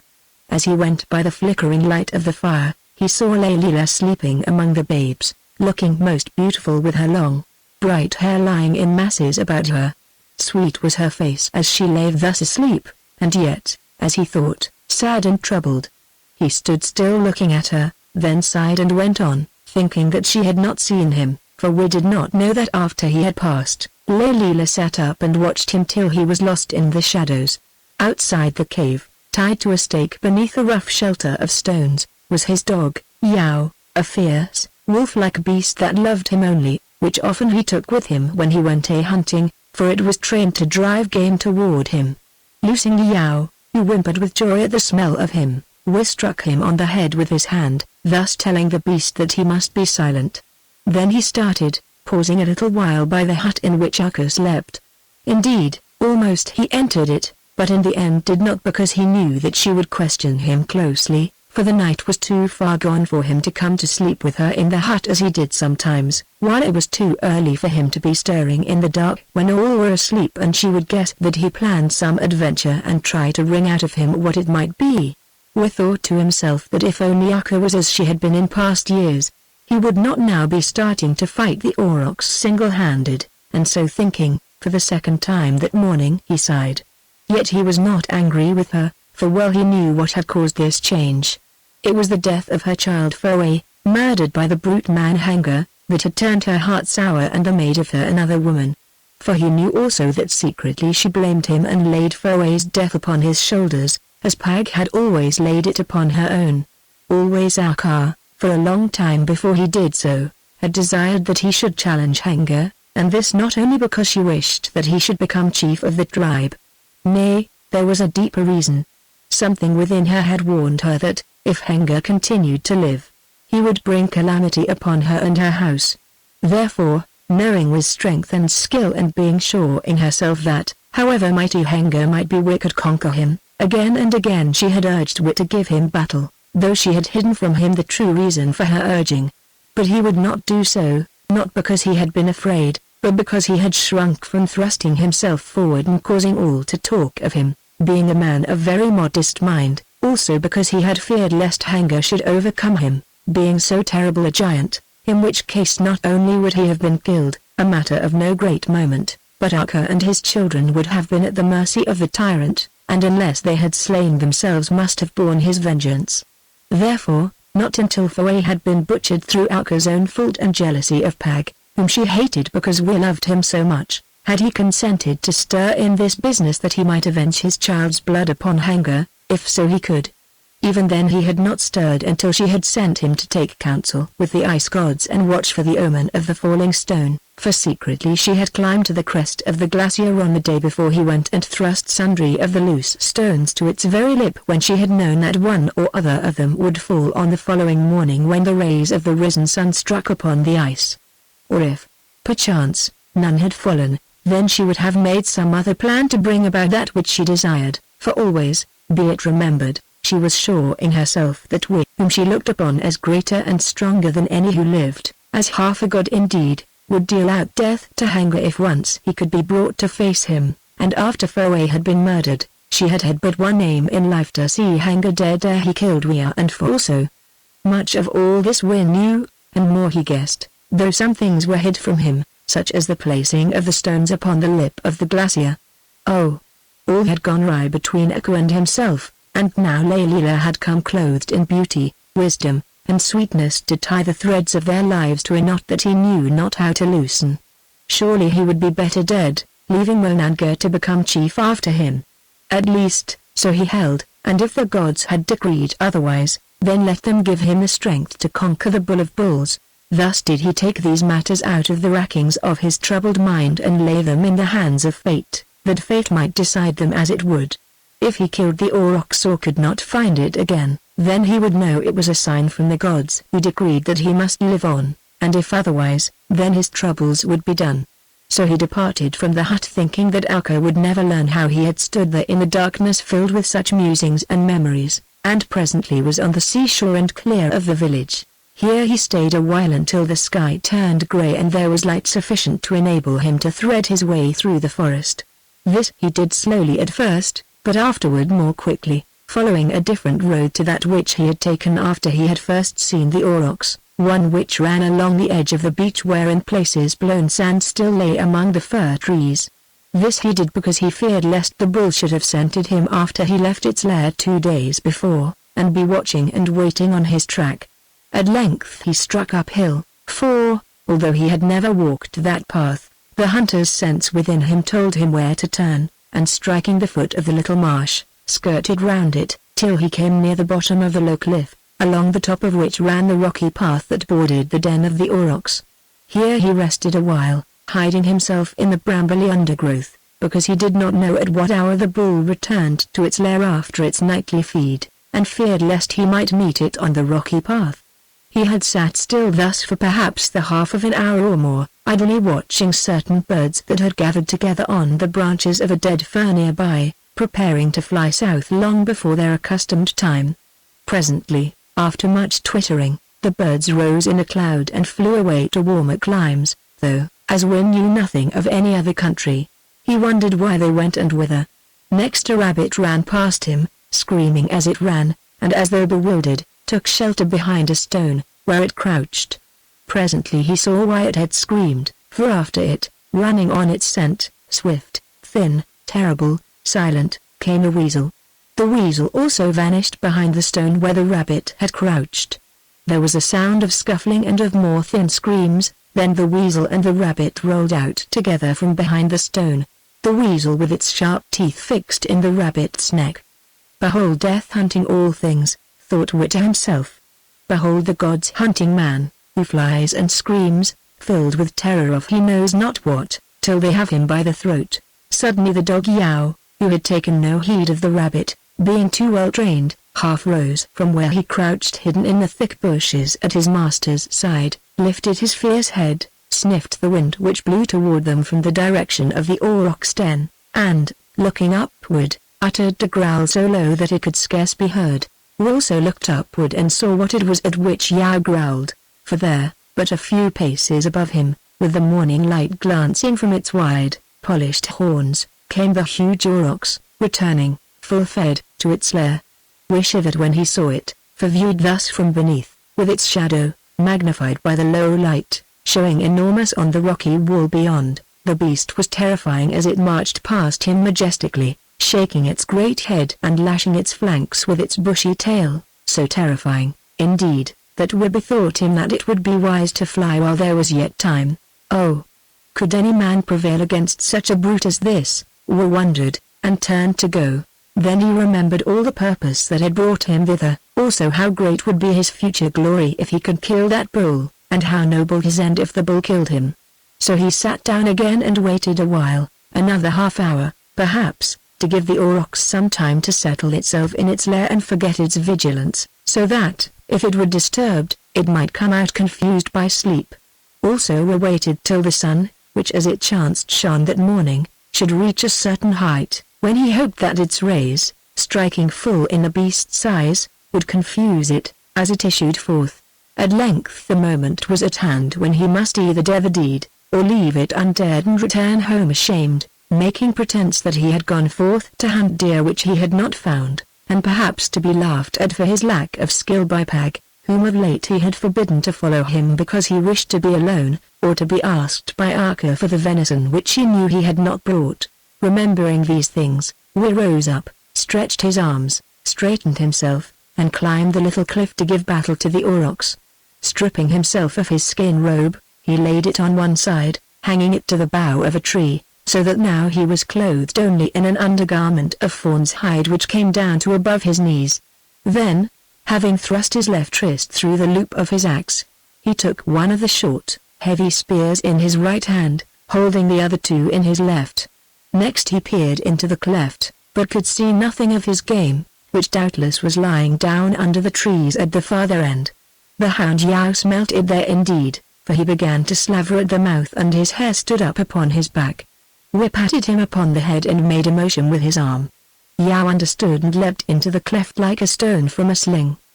Before Wick could count 10, there arose a sound of wrathful bellowing and of crashing boughs, telling him that the bull was up and charging at Yao.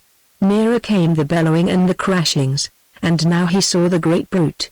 Yao was leaping to and fro in front of it, silently, after his fashion, keeping out of the reach of its horns, while the aurochs charged again and again, tearing up the ground and stamping with its feet, but never touching Yao, who thus led it forward as he had been trained to do. At length, when it was quite close to the mouth of the cleft, Yao sprang and, seizing it by the nose, hung there. Out they came, the pair of them, the aurochs tossing its head and trying to shake off Yao, who would not leave go, rearing up also as it swung the dog from side to side and striking at it with its 4 feet but without avail. Now it was alongside of Wick, who stood waiting with raised spear, like to a man of stone. It dropped its head, hoping to rub Yao on the ground and free itself. Wick saw his chance. Quickly as a swooping hawk, he sprang at it and drove the flint spear through the bull's right eye, then thrust upon it with all his strength. The spear had vanished in the bony socket of the eye. With a roar of rage and pain, the aurochs tossed up its head so mightily that the spear shaft broke close to the pierced eye, and Yao was hurled far away, torn from his hold upon the nose, though never had the brave hound unlocked his jaws.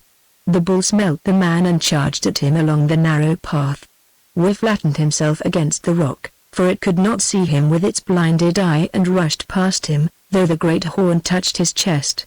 It wheeled round, whistled and scrambled up the face of the rock to twice the height of a man, where he stood upon a little ledge, steadying himself with his left elbow against the root of a fir. Now the aurochs caught sight of him and, rearing itself up on its hind legs, strove to reach him with its horns. Wick took a second spear in his right hand, letting fall the third, and with his left, that it was now free, gripped the root of the fir. The great mouth of the aurochs appeared over the edge of the ledge, but because of this ledge it could not touch him with its horns. It opened its mouth, roaring in its mad rage. Wick, bending forward, thrust the second spear down that cavern of a mouth and deep into the throat beyond. It was wrenched from his grip. Blood running from its muzzle, the aurochs drove furiously at the ledge on which Wick stood. Its horn caught underneath the ledge, and so great was its strength that it broke a length of the soft rock away from the cliff face, that length on which Wick stood, leaving him hanging to the root. Now he became aware that Yao had reappeared, for he heard his low growls. Then the growling ceased and he knew that he must have fixed his fangs into the hind parts of the bull. Down went the aurochs, seeking to kill the hound, leaping along the path and kicking, and down went Wick also, for his root broke. He landed on his feet, turned, and saw the bull a few paces to the left, almost doubled into a ball in its efforts to be rid of Yao, who clung to his flank or belly, Wi picked up his last spear, which lay upon the path. The bull came round, and as it came, saw him with its unharmed eye. It charged, dragging Yao with it. Wi hurled his last spear, which struck it in the neck and the remained fixed. Again Wi leapt aside, but this time to the right, because he must, for the bull rushed along close to the bank from which he had fallen. The brute saw, and wheeling, came at him. Wi caught it by the horns with both hands and hung there, being swung to and fro in the air over the swamp beneath. The rotten ground gave, and down went with the aurochs, and Yao into the mud below. A little while after Wi had left the cave, Pag was wakened by someone who shook him by the shoulder. He looked up and, in the low light of the fire, saw that it was Leila, her blue eyes wide open, her face distraught as though with fear. "Awake, Pag," she said. "I have dreamed a very evil dream. I dreamed that I saw Wi fighting for his life, though with what he fought I do not know. Listen. Before it was day, I woke up suddenly, and by the light of the fire, I saw Wi leave the cave carrying spears, and presently heard Yao whimper as he loosed him from his kennel. Then I went to sleep again and dreamed the evil dream." Pag sprang up, seizing his spear and his axe. "Come with me," he said, and shambled from the cave to the place where Yao was tied up at night. "The dog is gone," he said. "Doubtless Wi has taken it with him to hunt in the woods. Let us search for him, for perhaps you who are wise dream truly." They sped away, heading for the woods. As they passed Monanga's hut, he came out of it, just awakened, to look at the promise of the dawn. "Bring axe and spear and follow," called Pag. "Swift, swift. Stay not to talk." Monang rushed into his hut, seized his weapons, and raced after them. As the three of them went, Pag told the story. "A fool's dream," said Monanga. "With what would we be fighting? The tiger and the wolves are dead, and wild cattle have left the woods. Have you never heard of the great bull of the forest before which no man dare stand? It is about, as I know, for I have seen its signs and where it lies, and although I hid it from him, perhaps we knew it also," answered Pag in a low voice, to save his breath. Then in the gathering light he pointed to the ground, saying, "Wi's footmark and the track of Yao walking at his side, not an hour old," and putting down his big head, he fixed his one eye upon the ground and followed the trail, while after him came the others. Swiftly they ran, for the light was good and the trail across the sand clear to Pag the wolfman, who, it was said, could run by scent alone. Following the footprints, at length they came to the foot of the marsh that lay beneath the little cliff. Still running on the track they turned to skirt it, as Wi had done. Suddenly, Leila uttered a cry and pointed with her hand. Lo! There in the mud of the swamp, wallowing feebly, was the terrible bull. There athwart its neck sat Wi, holding to its horn with one hand, and with the other still smiting weakly at its head with his axe, while crushed beneath appeared the hindquarters of the dead dog. As they looked, the aurochs made a last effort. It reared itself up, tearing its shoulder from the sticky mud. It turned over, bearing Wi with it. Wi vanished beneath the mud. The bull moaned and lay still, its flesh quivered, its eyes shut. Pag and Monang rushed round the marsh till they came to the foot of the cliff near to which Wi and the bull were bogged. They leapt onto the body of the aurochs.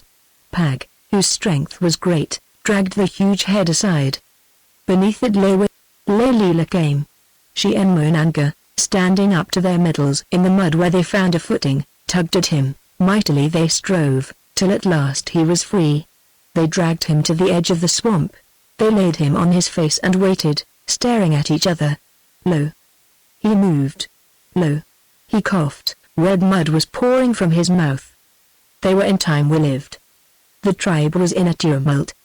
These three, Leila, Pag, and Monanga, had brought Wi back to the village, half supporting, half carrying him. Then the tribe, learning what had happened, had rushed out to the swamp beneath the little cliff, and thence by main force had dragged the aurochs and the dog Yao, which in death still clung to it with locked jaws. They washed the mud off the beast with water and saw the spears of Wi, one fixed deep in its eye socket and one in its throat at the root of the tongue. They noted how Wi had hacked at the beast's head with his axe, striving to sever its neck bone, which he could not do because of the thickness of the mane and hide, but at length battering it till it died. They marveled at its mighty horns, one of which it had splintered when it tore the ridge of rock upon which Wi stood. They measured its bulk with wands and reported it to Urk the Aged, who was too old to go so far but said that in the days of his grandfather's grandfather a still bigger bull had been killed by his great-uncle's great-uncle, who threw over it a net of withies and pounded it to death with rocks while it struggled to be free. Someone asked him how he knew this, whereon he answered that his great-great-grandmother, when she was 100 winters old, had told it to his grandmother, who had told it to him when he was a little lad. So the bull was skinned, the meat on it divided up, and the hide brought home to be a mat for the cave. Also the head was brought, carried upon poles by 4 men and tied to that tree upon which had been hung the head of Haggard until Pag used it as a bait for the great-toothed tiger. Yes, it was brought with one of Wiz's spears fixed in the eye socket, and another, whereof the shaft was champed to pieces, fast in its throat. There it hung and the people came up and stared at it. Also, when he had vomited out all the red mud and rested himself, sat in the mouth of the cave and stared at the great head hanging on the tree, wondering how he had found strength to fight that beast while it lived. Thereafter spoke with him. "You are a mighty man, husband," she said, "so mighty that long ago you might have made an end of Haggard if it had pleased you, and thus saved our daughter from death. I am proud to have borne the children of such a man. And yet, tell me, how came it that Pag and Monanga were there to drag you from the mud when the bull rolled over onto you?" "I don't know, wife," Wu answered, "but I hear that Leila had something to do with the business.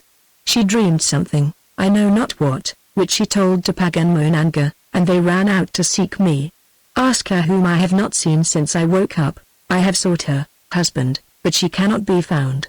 Yet I do not doubt that, being a witch, her witchcraft was at work here, as always. If so, in this case you should not grumble, wife." "I do not grumble, I thank her who has preserved alive the greatest man that is told of among the people. I say more. I think that you should marry her, for she has earned no less. Only first you must find her. As to this matter of marriage, I have made a new law," answered Wi. "Shall the maker of laws be also the breaker of laws?" "Why not?" said Akka, laughing, seeing that he who makes can also break. "Moreover, who will find fault with the man that single-handed could slay this bull of bulls?" "Not I for one, Wi. 2 of us slew it," answered Wi, looking down. "The hound Yao and I slew it together. Without Yao, I should have been slain. Aye, and therefore glory be to Yao. If I were a lawmaker like you, Wi, I should choose Yao to be a god among us." Then she smiled in her dark fashion and went away to talk with Pag and Monanga, for Akka desired to learn the truth of all this matter. Wi sat in the mouth of the cave eating his food and telling the tale of the fight to Fo, his son, who listened with open mouth and staring eyes. Then he sent Fo to help peg out the skin of the bull, and when he was gone, slipped from the cave to seek for Leila, who could not be found. Not knowing where to look, he walked, very stiffly at first, along the shore by the mouth of the great glacier and round the headland beyond, past the hills and smaller glaciers, toward the Seal Bay. There, if anywhere, he thought that he might find Leila, since thither, after the fight with the Red Wanderers, her boat had been brought back and hidden in the little cave at the head of the bay. Late in the afternoon, he reached the place and there, seated at the mouth of the small cave, he found Leila as though she were waiting for the sun to set or for the moon to rise. She started, looking down but saying nothing. "Why are you here?" he asked sternly. "I came to be alone to give thanks to the moon that I worship, because of a certain dream which was sent to me, and to make my prayer to the moon when she appears. Is it so, Leila? Are you sure that you did not come for another purpose also?" And he looked toward the cave where her boat was housed. "I am not sure, Wi. All hangs upon the answer that is sent to my prayer. Hearken, Leila," he said in a voice that was thick with rage. "Unless you swear to me that you will not fly away for a second time, I will drive my axe through the bottom of that boat of yours or burn it with fire." "To what purpose, Wi? Cannot the seekers of death travel to him by many roads? If one be blocked 100 others still remain. Why should you seek death?" he asked passionately. "Are you then so unhappy here? Do you hate me so much that you wish to die?" Now Leila bent her head and shook her long hair about her face as though to hide her face and spoke to him through the meshes of her hair, saying very softly, "You know that I do not hate you, Wi, but rather that I hold you too dear. Yet, hear me. Among my own folk I am named a prophetess, one believed to have gifts that are not given to all, and in truth sometimes I think that I have such gifts. Thus, when I left my own people, I was sure that I must do so that I might find one who would be more to me than all others, and did I not find him?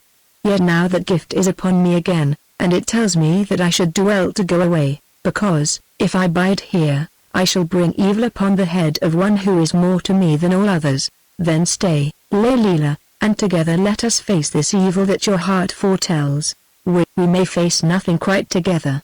Have you not sworn an oath, and would you break that oath? I think not. Yet, if you should be weak, must I therefore cease from being strong? Nay, draw not near to me lest madness take you, for here and now I swear that oath for you afresh. Never will I live to see you mocked of Akka and of your people, as a man who has broken his oath for a woman's sake. Nay, rather would I die twice over, then it is finished, said Will with a groan. Leila lifted her head and looked upward. In the sky appeared the evening star, and on this star she fixed her eyes, then answered. By what right do you say that it is finished between us, or indeed that anything is ever finished? Listen, Will. Among my folk are wise men and women who hold that death is not the end of all, indeed, that it is but the beginning, and that yonder, beyond that star, the life we lay down here will spring afresh, and that in this new life all which we have lost will be found again. I am of that company, I who am called a prophetess, and so I believe, who hold therefore that this world is of small account and that if once we find thereon that which we were sent forth to seek, for us it has served its purpose and may be well forgot. We stared at her, then asked, do you mean that somewhere beyond death there is a home where we shall find those whom we have lost, where I shall find for my child and the mother who suckled me, and others, and there be in joy and peace with them? Yes, answered Leila, looking him in the face, and her eyes were bold and happy. At times, said Will, not often, but now and again, such hope has come to me, only to fade away. If I could but be sure that I who am but what you see, a beast that thinks and talks so. Tell me of this faith, Leila. So, speaking low and earnestly, she set it out to him, a simple faith indeed, such as has been held by chosen ones throughout the earth in all the generations, yet a pure and a comfortable one, while he drank in her words and his heart burned with a new fire.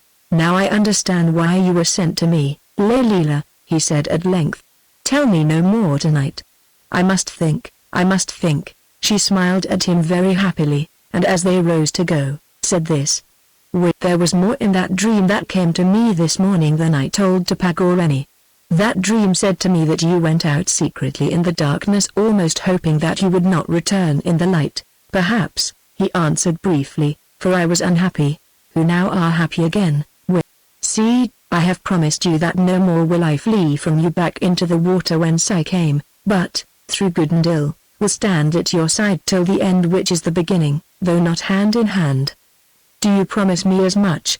I do, Leila, then all is well, and we can laugh at troubles. Yes, Leila. But there is one thing. You know that I love for, my only child, and always I am afraid for. I am afraid lest the brother should follow the sister, Leila. Cease to be afraid, I think that one day for will be a great chief over a great tribe. How do you know that? He asked eagerly. Have I not told you that I am named a prophetess, or a witch from the sea, as your people call me? She answered, and smiled at him again. Chapter 17 We defies the gods. This great talk of theirs, the light-bringing talk, as we named it, was the first of many such between him and Leila. From the cup of her wisdom he drank deeply till his heart was as full of it as is a hiving bee with honey. Soon what she believed he believed, so that their souls were one. Yet never did he break the oath that he had sworn to the people, and never did she tempt him so to do by look or touch or word. Which changed. He who had been gloomy and full of care, always looking over his shoulder to see the evil behind him, became happy-faced and full of cheerful, pleasant words. Akka stared at him amazed, who no longer even fretted or troubled her about the health and safety of their son but said outright that he had no fear for him any more, that he knew all would be well with him. At first Akka was sure that, while keeping his oath to the outward eye, in secret he had taken Leila to wife, but when she found that certainly this was not so, she felt bewildered. At length, she could bear no more and questioned in such fashion that he must answer. All things go ill, she said. There is little food, and the cold, even now at the beginning of winter, is such as has not been known. Yet you, are as happy as a boy who fishes on a rock in the sunshine and catches fishes many and great. How does this come about? Would you know, wife? Then I will tell you. I have discovered a great truth, namely that we live on after death, and that not for nothing did I bury her toys with Fowey, for when all is finished I shall find her playing with them elsewhere. Are you mad? Asked Urka. Do the ice gods promise us any such thing? Do Urk and the ancients teach any such thing? No, wife. Yet what I tell you is true, and if you would be happy, you will do well to learn the same lesson. Who is to teach it to me? I, wife, if you will listen, or rather, to begin at the beginning, she went on, who taught it to you? Was it Leila, now, who found that he could no longer lie as perhaps he would have done in the old days, answered simply. Who else, wife? I have learned the wisdom of her people. Believe me, I am not mad, and that hers is a true wisdom, which has made me happy who was wretched, which has made me brave who was full of terrors. For a while, Urka was silent, for words choked in her throat. Then she said coldly, Now I understand. That witch from the sea has made a wizard of you. She has not been content to take you as a fair woman might have done with little blame. No, she has poisoned your heart. She has turned you from our ancient gods. Little wonder that they are wroth and bring misfortune upon us, when the chief of the people and a witch from the sea join together to mock and reject them and to turn to I know not what.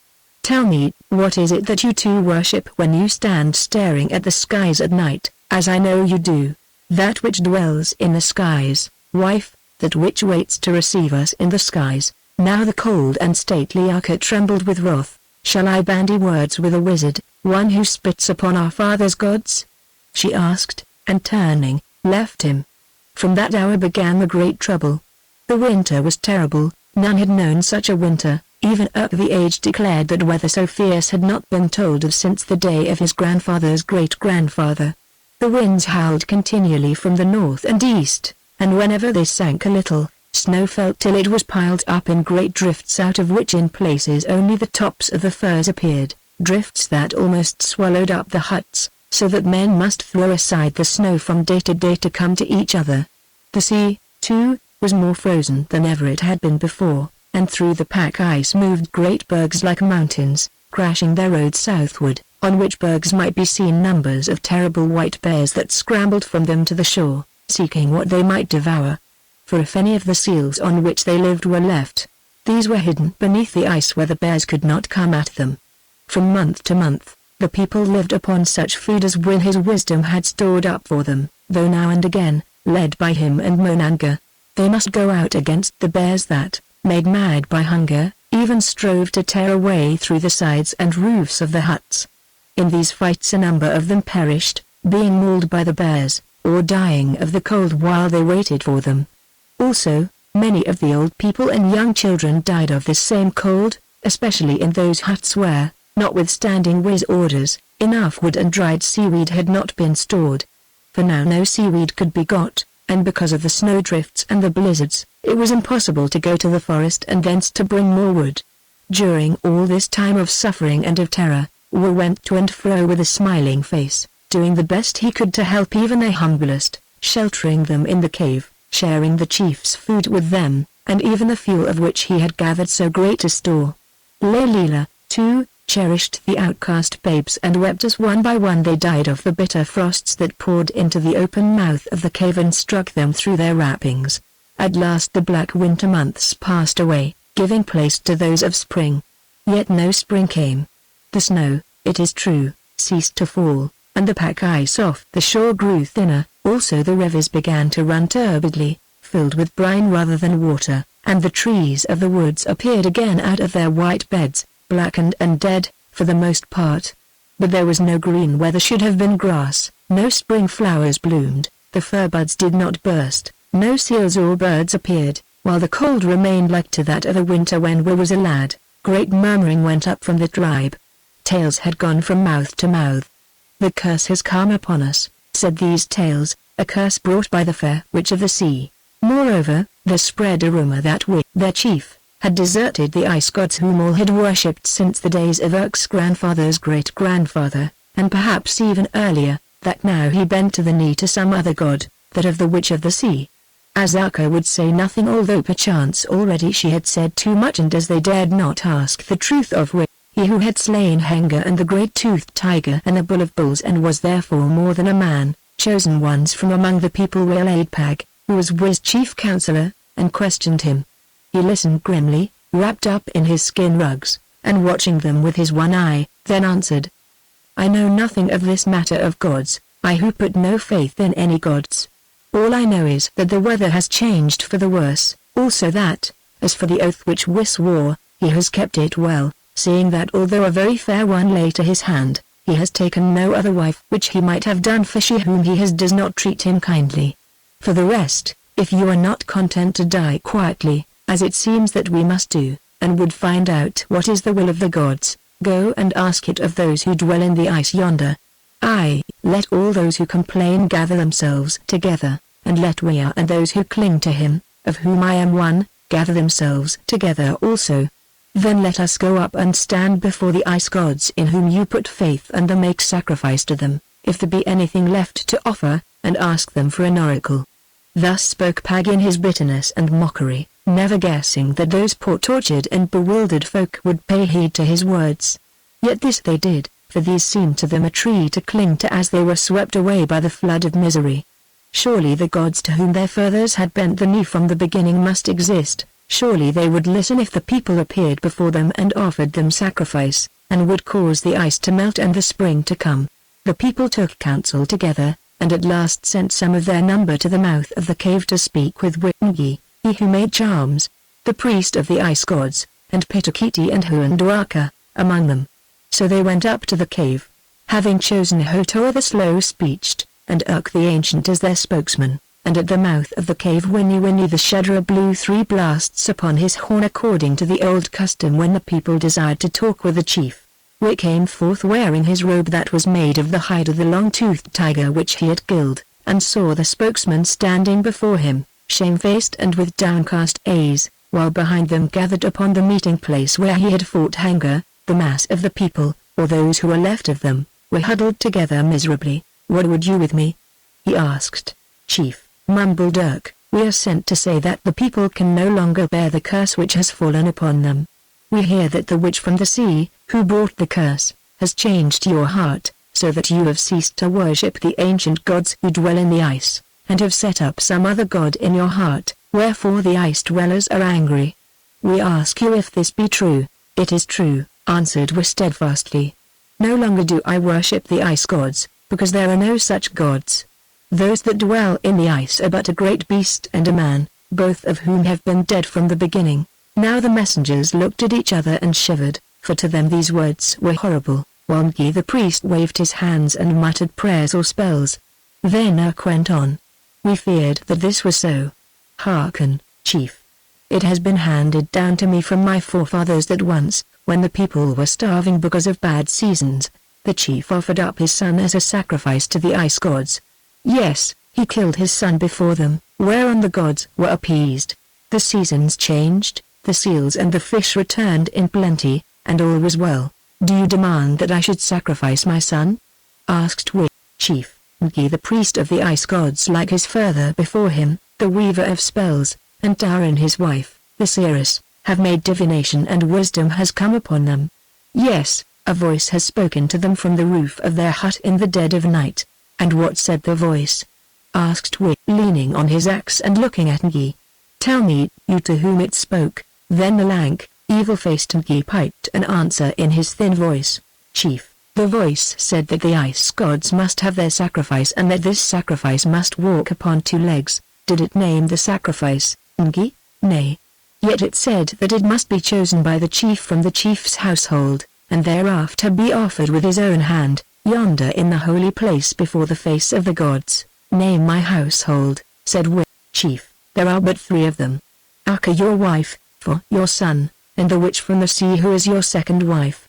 "I have no second wife," answered Wit. "In that matter, as in all others, I have kept the oath which I made to the people. We hold that she is your second wife, also that she has brought the curse upon us, as she brought the Red Wanderers," replied Ngi stubbornly, while the others nodded their heads in assent. "We demand," he went on, "that you choose one of these three to be offered to the ice dwellers at sunset on the night of full moon, which is the appointed hour of sacrifice when the sun and the moon look at each other across the sky. And if I refuse?" said Wick quietly. Ngi looked at Urk, and Urk answered, "If you refuse, Chief, this is the decree of the people, this is their message to you. They will kill all these three, Akka your wife, for your son, and the witch from the sea, your second wife, so that they may be sure that the one dies who should have been chosen. This they will do, however, whenever and wherever they can catch them, by day or by night, waking or sleeping, walking or eating, and having slain them, they will take their bodies and lay them as an offering on the threshold of the dwellers in the ice." "Why not kill me?" asked Wick. "Chief, because you are the chief, who may only be slain by one who is stronger than he, as you slew Haggard, and who is there that is stronger than you are or who dare stand before you? So, like wolves, you would kill the weak and let the mighty be," said Will with scorn. "Well, messengers, well, voices of the people, go back to them and say that the chief will take counsel with himself as to this matter which you have brought before him. Tomorrow, at this same hour of midday, return to me and I shall speak my heart to you and to the people, so that tomorrow night, at the setting of the sun, the sacrifice, if sacrifice there must be, may be accomplished, when the sun and the full moon look at each other across the skies." Then they went, shrinking before his eyes, which seemed to burn them like fire. Now of this talk was said nothing to any, no, not even to Akka or Pag or Leila, though perchance they all knew it, for when they met him they looked upon him strangely, as did even for his son, or so it seemed to him. That afternoon, going to the mouth of the cave, he saw that a large fire had been lit down among the huts and that round it many were gathered as though at a feast. "Perhaps they have found a dead seal and cook it," said Wick to himself. As he stood there wondering, Pag and Monanga came up, and he noted that Monanga was bruised as though he had been fighting. "What passes yonder?" asked Wick. "This, brother," answered Monanga, and there was horror in his voice. "Those of the people who have eaten all their store and to whom by your orders no more may be given till after the night of the full moon, and who are therefore starving, have slaughtered 2 girl children and cook and devour them. I tried to stay them but they felled me with clubs, for they are fierce as wolves and more savage." "Is it so?" said Win in a low voice, for his heart was sick in him. "Shall we gather men and fall on them and kill them?" asked Monanga. "Of what use to shed more blood?" answered Win. "They are starving brutes, and such will fill themselves. Hearken. I go out to think. Let none follow me, for I would be alone. Fear not, I shall return. Yet, keep watch over the other children, for there are many famished yonder." So we went along the base of the hills that this spring were covered with thick ice, such as had never been seen upon them before. This ice, indeed, had crept down from the glaciers above almost to the seashore, and he noted that where it ended its thickness was that of the height of 3 spears tied one to another, and wondered what it might be in the clefts farther up the slope of the hills. We came to the valley that was called the home of the ice gods and went up to it. Lo! The great glacier had moved forward, for the last one that he had set to measure its advance was covered and the rocks that the ice had pushed in front of it were piled into a heap or ridge that separated the valley into 2 parts, a larger part to the left as he faced the glacier in front of the sleeper and a smaller part to the right where the ice was not so steep. We looked at the sleeper and the man. It seemed to him that they were nearer than ever they had been before, for he could see them both more clearly, although they were also higher up in the ice. "These gods travel," he said to himself. Then he crossed the ridge of piled-up stones and sat himself down upon a rock to think, as more than once he had done before. Then he had come thither because the place was holy to him. Now it was no longer holy, but he sought it because he knew that he would be alone, for none dared enter it at nightfall. We watched the edge of the sun sinking toward the west and the edge of the moon rising in the east, and began to pray. "Oh, that which Leila worships and has taught me to worship, hear me," he prayed. "Behold, I am helpless. Those poor, starving folks seek to kill the ones I love and say to me, choose the victim, and if I choose not they will kill them. They say that the ice gods demand a human sacrifice and that this sacrifice must be given to them. O that which Leila worships, tell me what I must do." Thus he prayed in rough and simple words, with his heart rather than with his lips, and having prayed, fell into thought, communing with his own soul. The place was very silent. The frozen air hung heavily, on either side rose the black rock walls of the gulf, in front was the blue ice full of reflected lights, and above to the left of him were the grim figures of the dead man of long ago being hunted from age to age by the enormous, shadowy, unknown beast. In this dread house of the gods of his people, Wi bowed his head and communed with his soul, and not only with his own soul, but, as it seemed to him, with the souls of all who had begotten him. For he sought not his own wisdom only, but that of his race. What now should he do? The tribe believed in the ice gods, as their forefathers had done, back and back forever, and though he had come to reject those gods as gods, still he also believed in them as devils, the bearers of misery. The tribe believed that, if the sacrifice in which ran the blood of man were made to the gods, these would cease from tormenting them and that once more they would have plenty and live as their ancestors had lived. It might be so. It might be that devils could only be made kind by blood offerings, and that the devils were near while the real gods were far away. At least, so held the people, who were starving and desperate, and whose soothsayers had declared that one of his own household must be offered up to these, their gods from generation to generation, as legend told had been done in the past by chiefs who ruled before him. Moreover, if that offering were not made, they would make it for themselves by murder. Therefore, an offering must be made, and on him was laid the burden of this dreadful choice. Who, then, should he give up to be butchered? Akka, the wife of his youth, whom he still loved, although she treated him so unkindly. Never. The very thought of such a deed made him burn with shame, even in that cold. Leila, the sweet one from the south, whose beauty was that of a star and whose breath was as the balm from fir trees, she whose wisdom had given him peace, she who had offered her life for his. Never. Then who remained? Only for his son, the one child that was left to him, the bright, brave lad of promise who, as Leila had prophesied, might live on to become a better and more famous man than he had been, and to beget children to succeed him. Should he stand by and see the throat of Fok cut before the ice gods that the smoke of his blood might rise to their nostrils and give them pleasure? Never. Who then remained of his household to satisfy the hunger of the gods and to take away the fear of the people? One only. He, Wi himself, whom they dared not touch because he was chief and too strong for them. A while ago, in his wretchedness, he had gone up to fight the great bull in the woods, half hoping that the bull would prevail against him, who had no more desire to live. Afterward Leila had taught him certain lessons, amongst others, that it was wrong to die thus to please himself, and to cast the burdens from his back upon the backs of those who came after him. But Leila had never taught him that it was wrong to die for others. Indeed, she herself had shown that she was ready to do this very thing when she leapt in the path of the little spear, and when she rode out to seek to perish there in her hollow log, that he might be no more reproached or mocked. Perchance, if he died, the devils whom once he thought to be gods would be appeased and the sun would shine again as it used to do, and the snows and ice would melt, and the beasts and the birds would return and give the people food. Was it not well that one should die for the sake of many? Should he hold back his own life, if by the giving of it many might be helped, or even believe that they would be helped? Surely this must be given, nor should he grieve over much to whom Leila had taught certain lessons, except that, for a little while, he would be called upon to leave her behind him. Such were the lessons that the soul of Wi taught to wither in the icy silence of the glacier. Wi rose up and laughed aloud. He stood upon the pile of ice-born stones, a tiny form in that tremendous place, and shook his axe at the sleeper, and at him whom the sleeper hunted, and at the shadowy shapes that seemed to crowd about these in the moonlight, the towering, changeful shapes that the people held to be those of gods. "I defy you," he cried, his voice echoing strangely from the mighty ice cliffs and the wall of rock. "Ye shall have your sacrifice. My blood shall steam before you. Ye shall feed on death.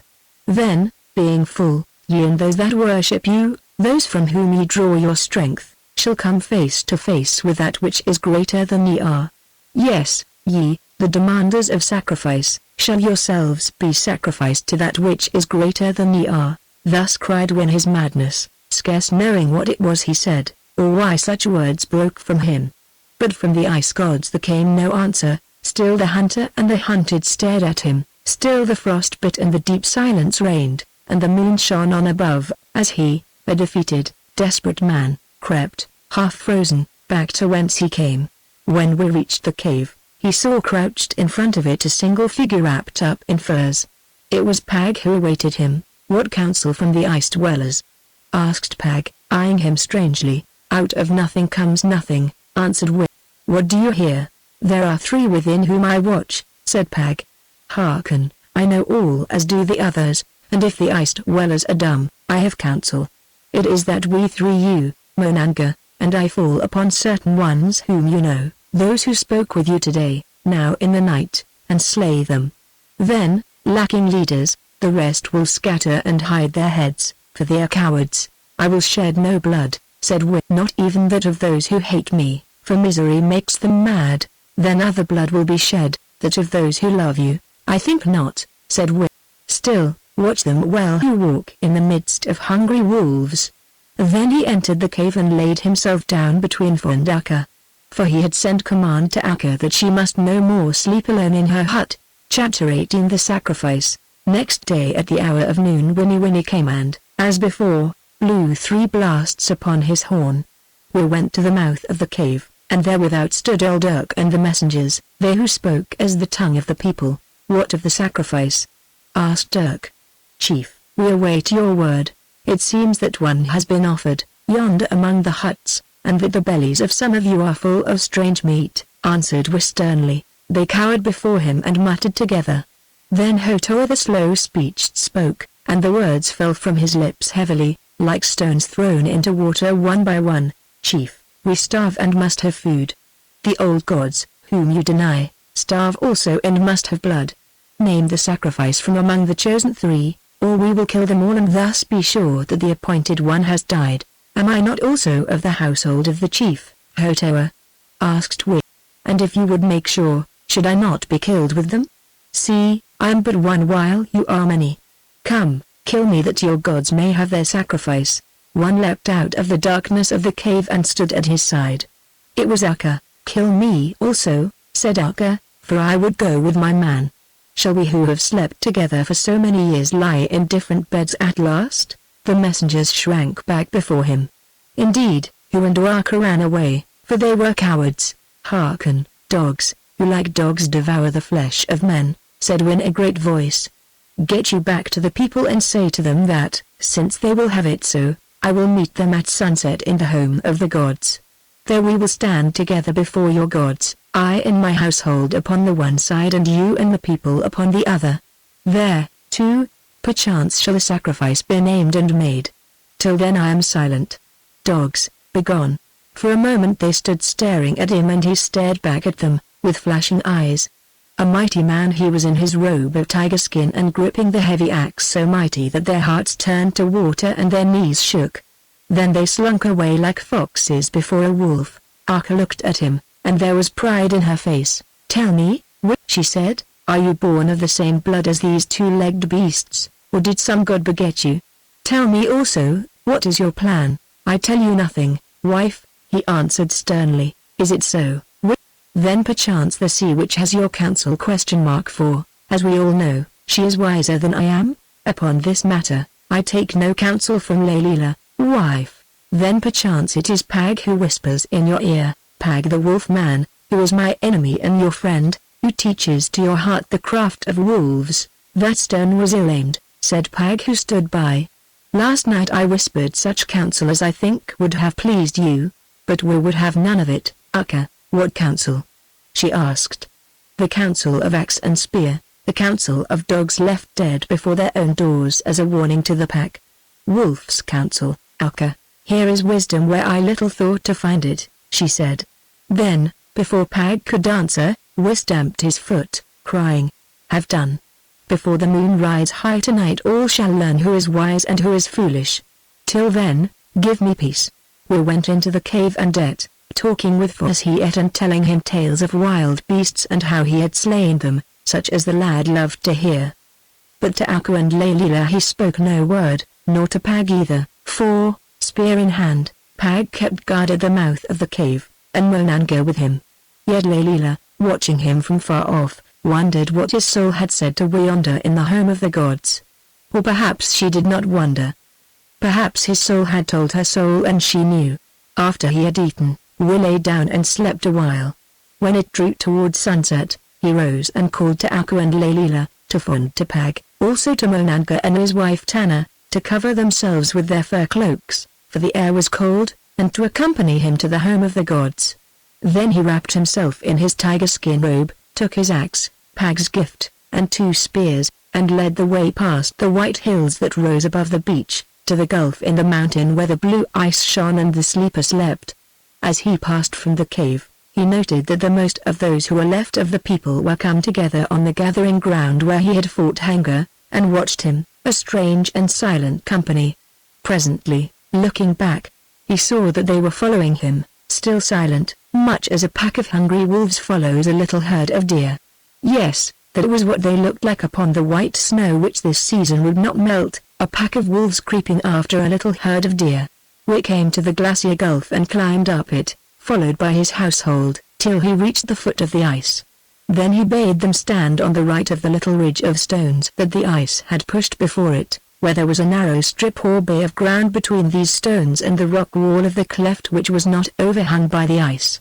For here the rocky gulf bulged outward, so that on it no ice could lie, the mighty glacier being to the west on the left of the stones. "This is a strait place, husband," said Arka, "which gives us but little standing room. We are few, wife," he answered, "and those who come are many. Moreover, standing here where the rock slopes outward, we can be seen and heard of all who gather before the face of the ice." Led by the elders the people came, and as they came, Whip pointed with his spear, showing them that they should take their place to the left of the stones where the valley was broad and in summer a stream ran from the ice, which stream was now frozen. So there they gathered on the bed of that stream, family by family, for all the tribe that could walk had come to see this sacrifice to the ancient gods. At length, all were there and stood still. Wick climbed upon a rock in the little bay of the eastern cliff over against them, and stood there, a figure of fire, for the light from the sinking sun struck full upon him, while the great company of the people were in shadow. "I, with the chief, am here, and my household with me," he cried, and in that great cold silence his voice echoed from the walls of ice and rock. "Now tell me, O people, what is your will with me and mine?" Then out of the shadows answered the piping voice of Ngi the diviner, the priest, the weaver of spells, saying, "This is our will, chief, that you choose for sacrifice one of your household, that the gods of our fathers may smell the blood and lift from off us the curse that has been brought upon us by Layla, the witch from the sea, whom against your oath you have taken to wife." "On that matter I have answered you already," cried we across the gulf, "but let it be. Now do you, O people, put up your prayer to your gods, and when that prayer is finished, if to it no answer comes, I will name the sacrifice." Then Ngi in his thin, piping voice began to pray to the gods out of the shadows. "O ice dwellers," he said, "ye whom our fathers have worshipped from of old, hearken to our tale. A while ago, he who is our chief made new laws, and because the women among us were very few, decreed that no man should take more than one wife. Also he swore that he himself would keep his own law, and should he break it, he called down your curse upon his head and upon those of all the tribe. O ye ancient gods, there rose out of the sea a very fair witch whom this chief of ours has taken to wife, breaking his oath. Therefore the curse that he created in your names is fallen upon us. Therefore the seasons have changed, the seals and the fish do not come, there are no fowl and no deer in the woods, and where there should be grass and flowers, there is naught but ice and snow. Therefore, too, we starve and die and must fill ourselves with the flesh of our own children because you, O gods, are oath with us. Now hearken, O ye gods. It has come to us from the former days, father telling the tale to son through many generations, that in the far past such evils have happened to those who begat us, and are now forgotten.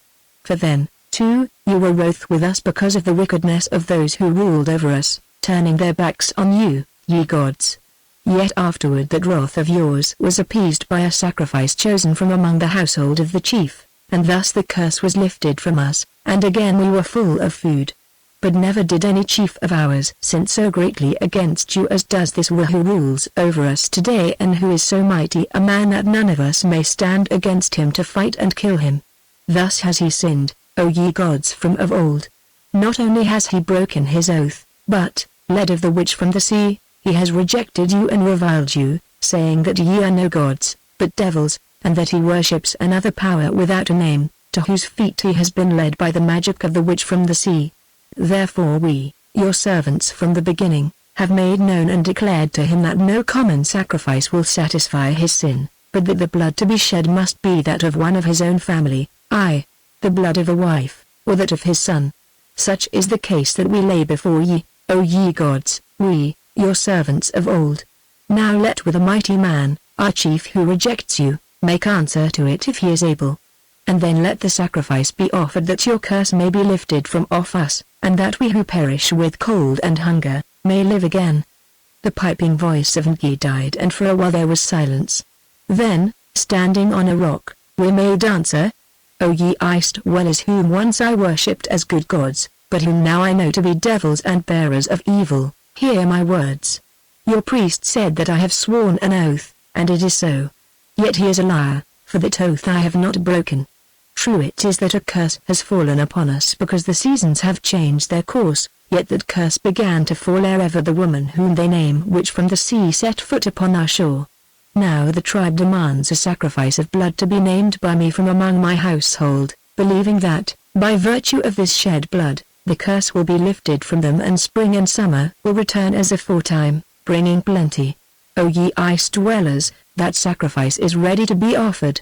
I will, and that sacrifice. I will name myself as the victim whose blood must flow. Yet first, ere I fall upon my spear, or stretch out my throat to the priest, I make prayer to that which is above both you and me. Hear me now, O power without a name, O power in whom I have learned to trust. Is it your will that I should die as an offering to these devils, the dwellers in the ice? Answer, for I am ready. The people are in misery, they are mad. I blame them not, I into whose hand they were given to feed and guide. If by the shedding of my blood their woes can be washed away, then let it be outpoured. Judge then, O power, between me and the people, for whom I have labored vainly, and the evil gods they worship who rejoice in misery and desire death. Judge, O power without a name.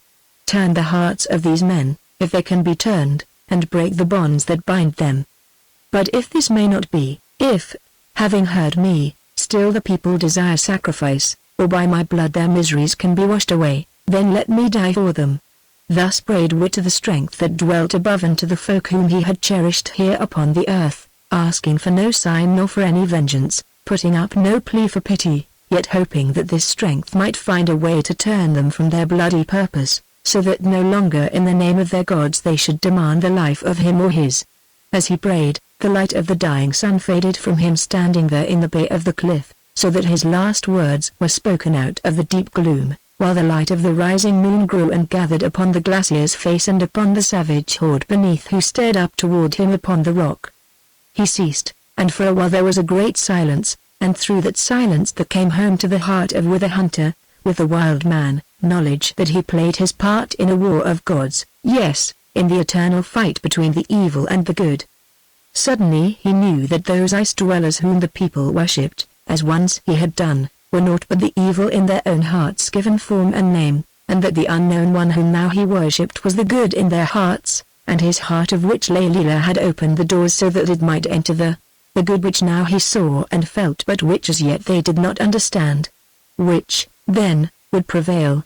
He wondered to himself, yes, wondered calmly, even coldly, as though he judged another's case, and in that great wonder all fear left him, and with it the thought of the agony of death and of the loves that he must leave behind. He looked down upon the people and, by the shimmering moonlight, watched their faces. They were disturbed, they began to whisper one to another, they grew sad-eyed and some of the women wept. He caught snatches of their talk. He has been kind to us, they said. He has done all that man can do, he is not the lord of the seasons, he does not cause the birds to fly or the seals to swim. Why should he not take another wife if it pleases him? Can the gods demand his blood or that of his wives or son? Why should he be sacrificed, leaving us leaderless? Such were the words that they murmured one to another. The good conquers, the ill goes down, thought Wi, still judging of the case as though it were not his own.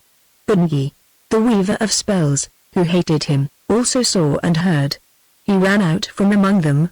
He stood facing them with his back to the ice slope. He cried in his thin, piercing voice, "Hear me, the priest of the ice gods, as were my fathers before me, hear me, you people. With the Oathbreaker, through whom the curse has fallen on you, pleads with you for his life. If he is afraid to die, then let him give another to the gods. Let him give Akka the Proud, or the White Witch from the sea, or for his son. Did we ask for his blood? Would we kill him, the chief? Not so. If he dies, it is by his own choice and of his own will. Therefore, let not your hearts be softened by his pleadings. Remember what he is. Out of his own mouth he has declared himself a reviler of the gods. He has set up another god and in their very presence makes prayer to it, naming them devils. Surely for this he is worthy of death. Surely because of this blasphemy the gods will be avenged. Yet we seek not his life. Let him give to us one of the others, let him give to us that white witch from the sea that we may bind her and cause her to die, here and now. I tell you, people, I who am the priest and to whom the gods talk, that if you go hence having robbed them of their sacrifice, you shall starve. Yes, you shall die as many of us have died already, of sickness and want and cold. More, you shall eat one another and kill one another till at last none is left. Will you starve? Will you see your children devoured? Look.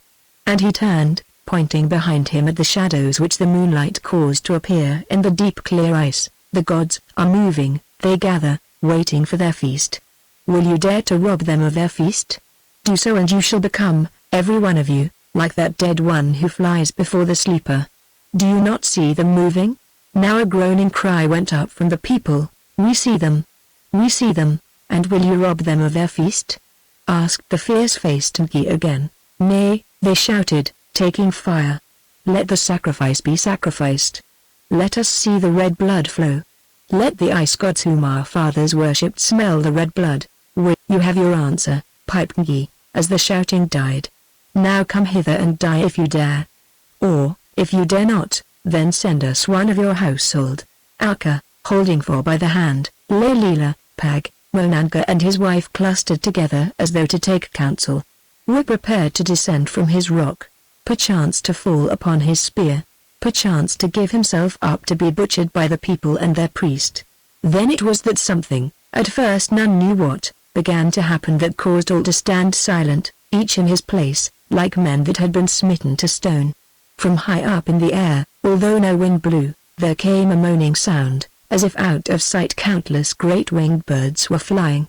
The air seemed to change, it grew more icy cold, men's breath froze upon it. The shadows in the ice shrank and grew in the wavering moonbeams. They advanced, they flitted back quickly and departed, only to appear again here and there, high above where they had been. The hairy man who stood before the sleeper seemed to move a little. Surely they saw him move. The earth trembled as though it were filled with dread, and deeper grew the silence, till, suddenly, it was broken by an awful crack like to that of the fiercest thunder. As its echoes died away, out of the bowels of the ice rushed the sleeper and he whom it appeared to hunt. Yea, the white-tusked sleeper rushed like a charging bull, it sped forward like a stone from a sling. The frozen man was thrown far and vanished, but the mighty sleeper fell full on Ngi the priest who still stood staring upward, crushing him to powder, and passing on, ploughed a red path through the folk beyond. Again for a moment there was silence, and in that silence Wei said, speaking out of the darkness as one who dreams, "It would seem that the ice gods have taken their sacrifice." As the words died upon his lips, with an awful rending sound, companioned by whirlwinds, the great glacier moved forward in a slow and deadly march. It advanced down the valley, thrusting rocks in front of it, heaving itself into waves like a tumultuous sea, digging up the solid ground while before it great boulders leapt and danced. The boulders danced through the people, and ice flowed over them. Yes, as they turned to fly, it flowed over them, so that presently, where they had been, there was nothing but a deep sea of tumbled, heaving ice that traveled toward the beach. Will leapt from his rock. With those of his house, he huddled further back into the little bay of the mountainside, and there, protected by the walls of the cliff, watched the river of ice grind and thunder past them. How long did they watch? None ever knew. They saw it flow. They saw it creep into the sea and the break off in sharp-topped hills of ice. Then, as suddenly as it had begun to move, it stopped, and the night was as the night had been, only now the Valley of the Gods was a valley of ice, and where the glacier had been were slopes and walls of smooth black rock. When all was over, Will spoke to the little company who clung to him, saying, "The ice gods have given birth. The old devil gods have taken a great sacrifice of all who served them, but that which I and another worship has heard our prayer and preserved us alive. Let us go back to the cave." So, Will leading them, they climbed out of the bay in the mountainside up onto the steep cliff of tumbled ice that had flowed down the valley, filling it from side to side, purposing to return to the village. But when they reached its crest and looked toward where the beach should be and the huts of the people, they sank down, amazed and terrified. For, behold, no beach was left. Behold, the ice gathered upon the smaller hills behind the village also had flowed down over it into the sea, so that where the dwelling places of the people had been now there was nothing but a rough slope of tumbled ice washed up by the waves of the troubled sea. The tribe that had dwelt upon this beach for ages was gone, and with it its habitations, that now lay buried forever, swept from the face of the world. Alka, leaning upon Will, studied all things in the cold moonlight. Then she said, "The curse brought by that fair witch of yours has worked well, husband, so well that I wonder what remains for her to do, after all that has passed." "Wife, such words seem to me to be evil," answered Will. "The people who called upon the ice dwellers, where are they? Surely they have become dwellers in the ice. Yet I who learned another lesson from her whom you reproach, I who thought by this time to be a sacrifice, remain alive, and with me all my house. Is this, then, a time for bitter words, wife?" Then Pag spoke, saying, "As you well know, never did I put faith in the ice gods because our people have made sacrifice to them and have danced before them for 1,000 years, and now I believe in them less than ever, seeing that those who worshipped them are swept away, and those who rejected them live on. The people have gone, not one of them remains alive except this little company, a handful out of hundreds. They have gone, they lie buried in the ice, as thousands of years ago the great sleeper that fell on Gi and crushed him, and he who hunted it or by it was hunted, were buried. There they lie who perchance in their turn will become gods in a day to come, and be worshipped by the fools that follow after us. Yet we still breathe, and all the rest being dead, how shall we save ourselves? The children who were born of the marriage of those ice gods have eaten up our homes, the beach is no more. Nothing remains. Whither then shall we go who, if we stay here upon the ice, very soon must perish?" Wick covered his eyes with his hands and made no answer, for he was broken-hearted. Then, for the first time, spoke Leila, who hitherto had been silent, saying nothing at all, even when offered himself as the sacrifice. "Be pleased to hear me," she said. "As the moonlight shows you, the ice has flowed down over the beach and the huts and the woods beyond. Yet, on the farther side of the ridge that bounds the Valley of the Gods and the little hills beyond, it has not flowed, for there the ice sheet is flat beneath the snow and cannot stir of its own weight. Yonder to the east there is a little cave, that in which the boat lies that brought me to this land, and there I have hidden food. If it pleases you, let us go to that cave and shelter there. Aye, let us go to the cave, for if we stay here upon the ice we shall perish," said Pag. So climbing round the foot of the mountain and the hills beyond they came at length to the open beach where lay some snow but no ice, and walked by the edge of the sea to the little cave. Pag and Monanga, going first, reached it before the others. Pag, peering in, started back, for he saw large eyes looking at him out of its darkness. "Have a care," he called to Monanga. "Here are bears or wolves." The sound of his voice frightened the beasts in the cave, and moving slowly, these came out onto the beach, whereon they saw that they were not bears or wolves, but 2 seals, a large cow and a half-grown cub, that had refuge there perhaps because they were frightened by the sound of the glaciers rushing into the sea. They leapt upon the clumsy beasts and before these could escape, killed them with their axes. "Here at least is meat enough to last us for a long while," said Pag, when the seals were dead. "Now let us skin them before they freeze." So, helped by four, they set to the task and well nigh finished it by moonlight before we came up with the women. Fatana was so frightened by the horrors she had seen that Aku and Leila must support her, and thus they could only walk slowly through the snow. Then, having searched the cave and made sure that now it was empty, they entered it and lit a fire round which they crouched to warm themselves, silent and full of terrors. Chapter 19 Which? Before the coming of the dawn, we left the cave and climbed a little hill behind it that was built up of ancient ice-borne rocks and drift in which this hollowed cavern lay. This he did because he wished to look at the land and the sea when the light came, also to be alone and think. Yet he found that he was not alone, for kneeling behind one of the rocks was Leila, praying, with her face turned toward the sinking moon. When she saw who it was that came, she did not stir but went on praying, and kneeling at her side he prayed with her, for now they had won worship, though neither of them altogether understood who or what they worshipped. Their prayers finished, they spoke together. "Strange things have happened, Leila," said we, "and my heart is pierced because of the people who are dead. I would have offered myself as a sacrifice, if they sought it, knowing they believed that thereby a curse would have been taken from them and that what is believed often comes to pass. Yet I live on and they are slain every one of them, and I say that my heart is broken." And for the first time since Faray was murdered, we bowed his head and wept. Leila took his hand and comforted him, wiping away his tears with her hair. Then she said in her gentle voice, "Things have come about as they were decreed, and those who sought blood have died in blood, crushed to powder by the gods they worshipped, whether by chance or by the will of that which dwells yonder, I do not know or seek to learn. Only, you do ill to wish to slay yourself or suffer yourself to be slain, and," she added with a thrill of fear in her voice, "you can be sure that what has been offered to heaven, heaven will not take at its own time." "Not I," answered we. "Yet, Leila, what would you have has me do? If I had refused any sacrifice to those mad folk, they would have done what they swore and murdered Aka and you, all three. Therefore, a blood offering must be furnished out of my household, and would you have had me name one of you and myself remain alive? I brought the trouble, surely I should have paid its price. Indeed, I would have given myself up to them who hated me and sought my blood, not yours, had not a voice speaking in my breast told me that in some way you would be spared. Also, at the last, I felt that a terror was at hand, though what it might be I did not know. So, I think, did all of us, Leila, for last night the air was big with death. But you do not answer.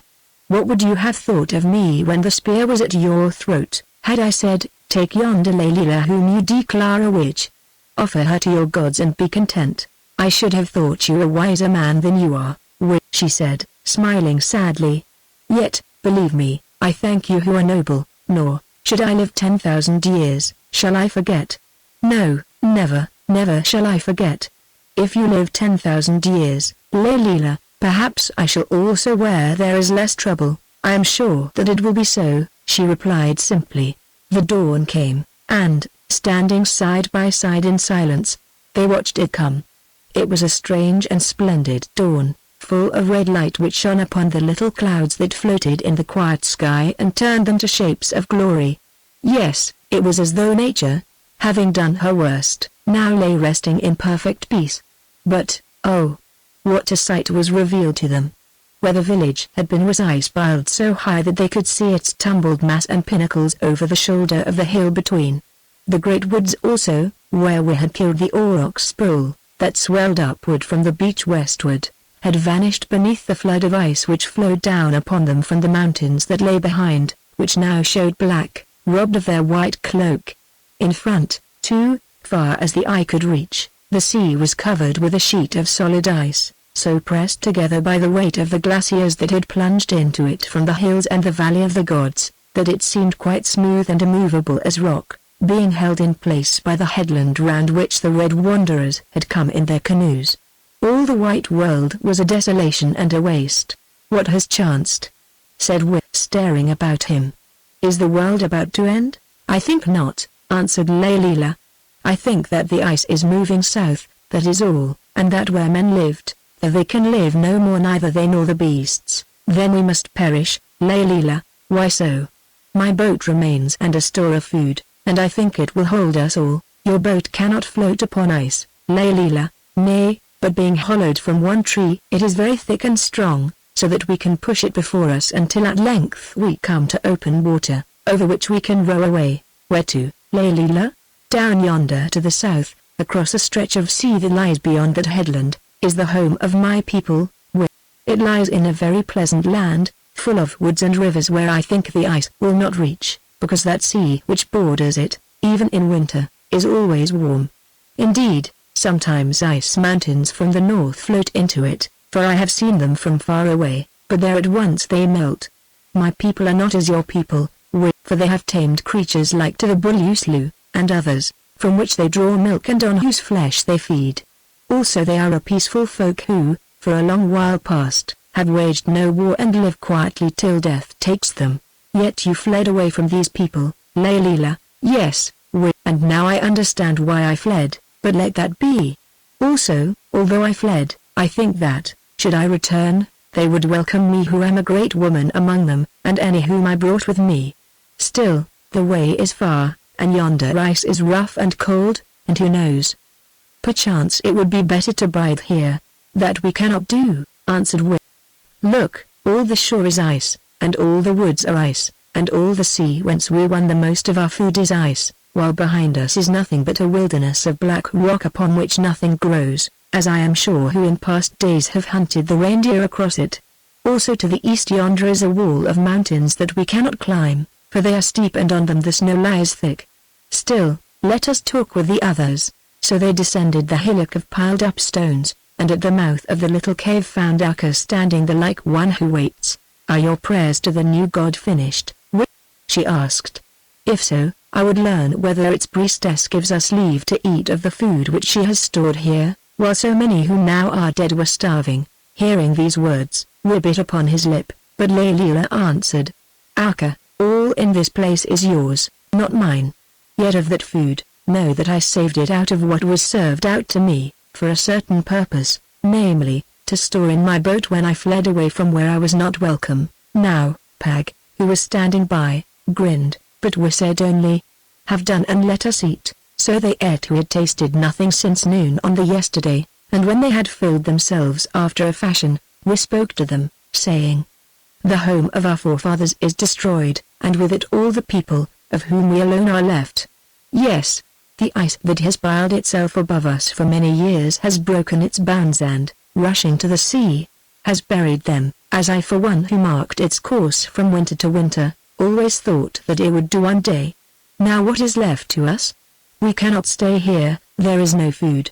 Moreover, doubtless, driven by the ice, wolves and great bears will come down from the north and devour us. Therefore, this is my word, that we fly south over the ice, dragging the boat of Layla with us till we reach open water, and then travel across that water to find some warmer land where the ice has not come. You are our master, said Akka, and when you command, we must obey. Yet I hold that the journey we make in Layla's boat will end in evil, for us if not for her. Then Pag spoke, saying, nothing can be worse than the worst. Here certainly we die. Yonder we may live who in the end cannot do more than die. Pag's words are mine, said Monanga when we looked toward him. But Dana was silent because fear had robbed her of all spirit, and Layla also held her peace. Only, while they still stared at the ground, the boy folk cried out, the chief my father has spoken. Is it for us to weigh his words? No one answered, so they rose up and laded the canoe with the food that Layla had stored, and the cut-up flesh of the 2 seals which now was frozen stiff.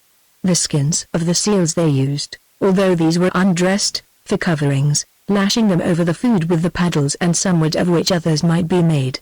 Lastly, at Layla's bidding, they took a young fir tree that lay in the cave over which in former days the seal pelts had been hung to dry, that it might serve to make them a mast, though, except Layla, none of them knew anything of the use of masts. Also upon their backs they bound loads of dry wood and seaweed for the making of fire, wrapped up in such hides as lay in the cave.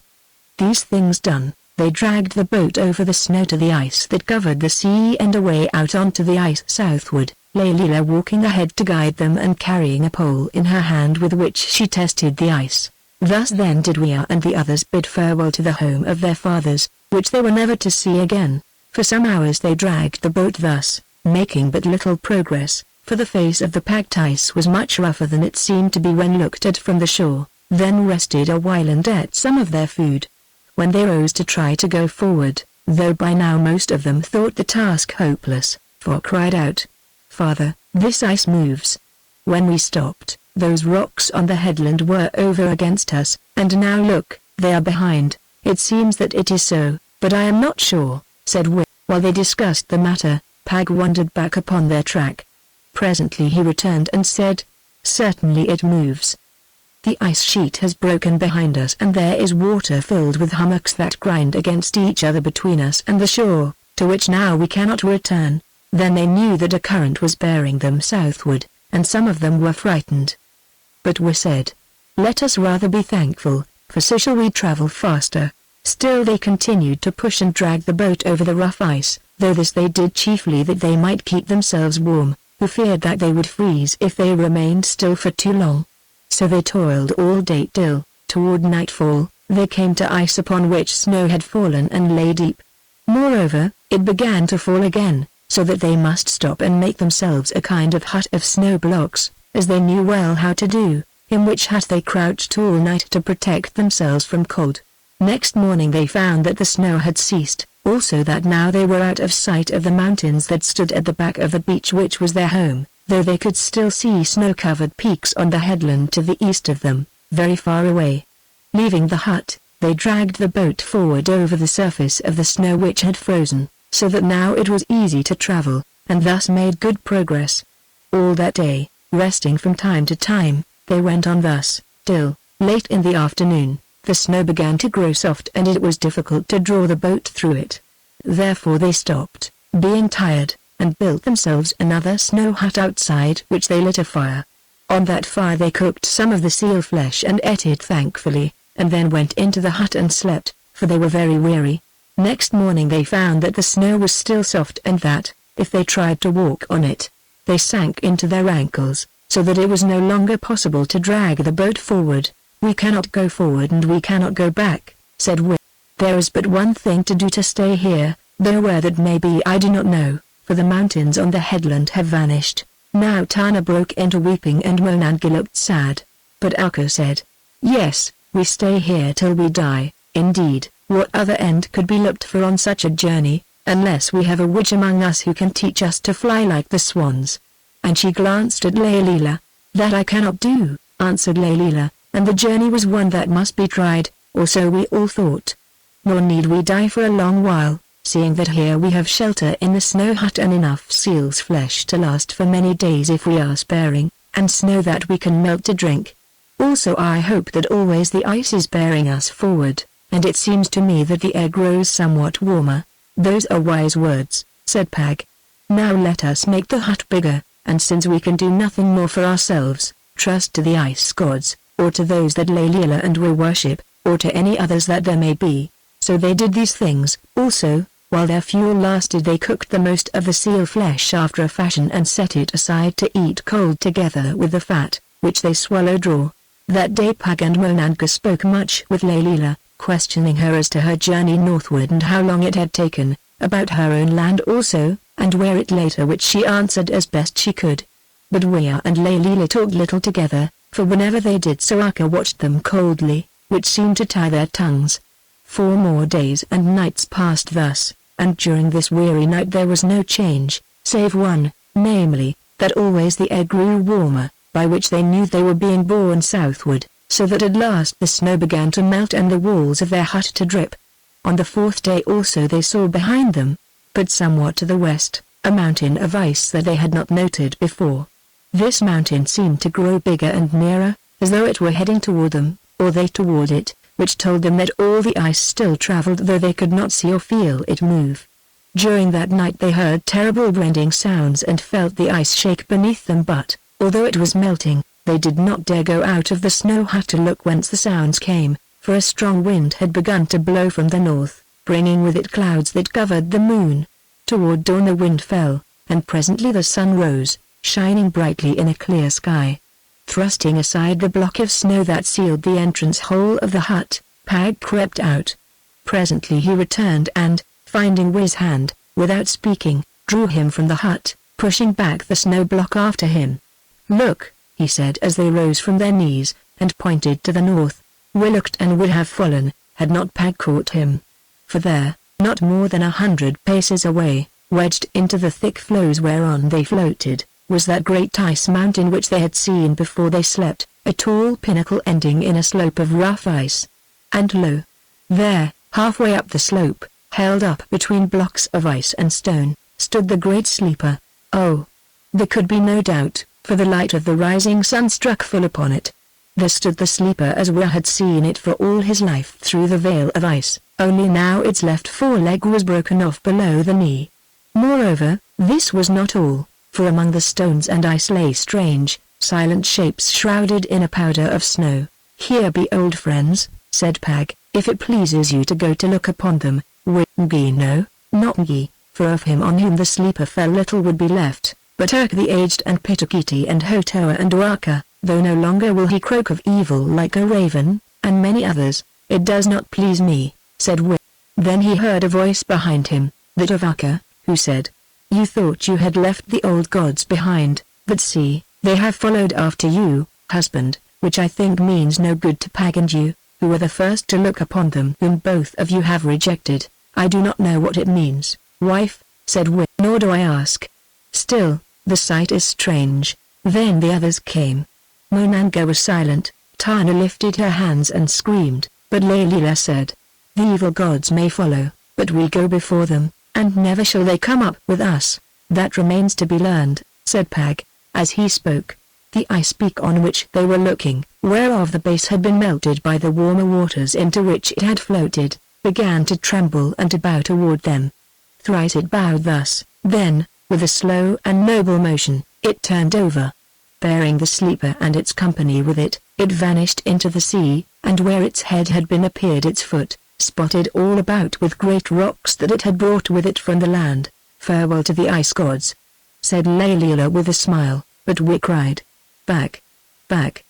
The wave comes!" And seizing Alka by the hand he dragged her away. They fled, all of them, and not too soon, for after them followed a mingled flood of ice and water, cast up by the overturning of the berg. Near to their snow hut it stopped and began to recede. Yet the platform upon which that hut stood rocked and trembled. In his fear and haste to escape, the lad ran past the hut out onto the snow plain, whence presently he returned, crying, "The ice has broken, and far away I see land. Come, father, and look upon the land." They ran after him, wading through the snow for some 200 paces, till before them they beheld a channel of water wide as the mouth of a great river, down which the current ran furiously, bearing with it great blocks of ice. This channel wended its way between two shores of ice, as a river winds between its banks, and seemed to end at last in a blue and open sea where there was no ice. Far away, at the edge of that sea, appeared the land of which Fo had spoken, green hills between which a large river ran into the sea, and valleys with woods on either side of them that grew upward from the plains lying at the foot of the hills, clothing their rounded sides. For a few minutes only they saw this green and pleasant land. Then a mist that seemed to arise from where the ice mountain had overturned drove downwind and hid it. "Yonder is the shore of my country. I know that river and those hills," said Lalila. "Then, the sooner we come there, the better," answered Pag, "for this ice which has borne us so far is breaking up beneath us." Breaking up it was indeed, having drifted into those warmer waters, of which once Lalila had spoken as bathing the coasts of her land. Rapidly it melted beneath their feet. Cracks appeared in it.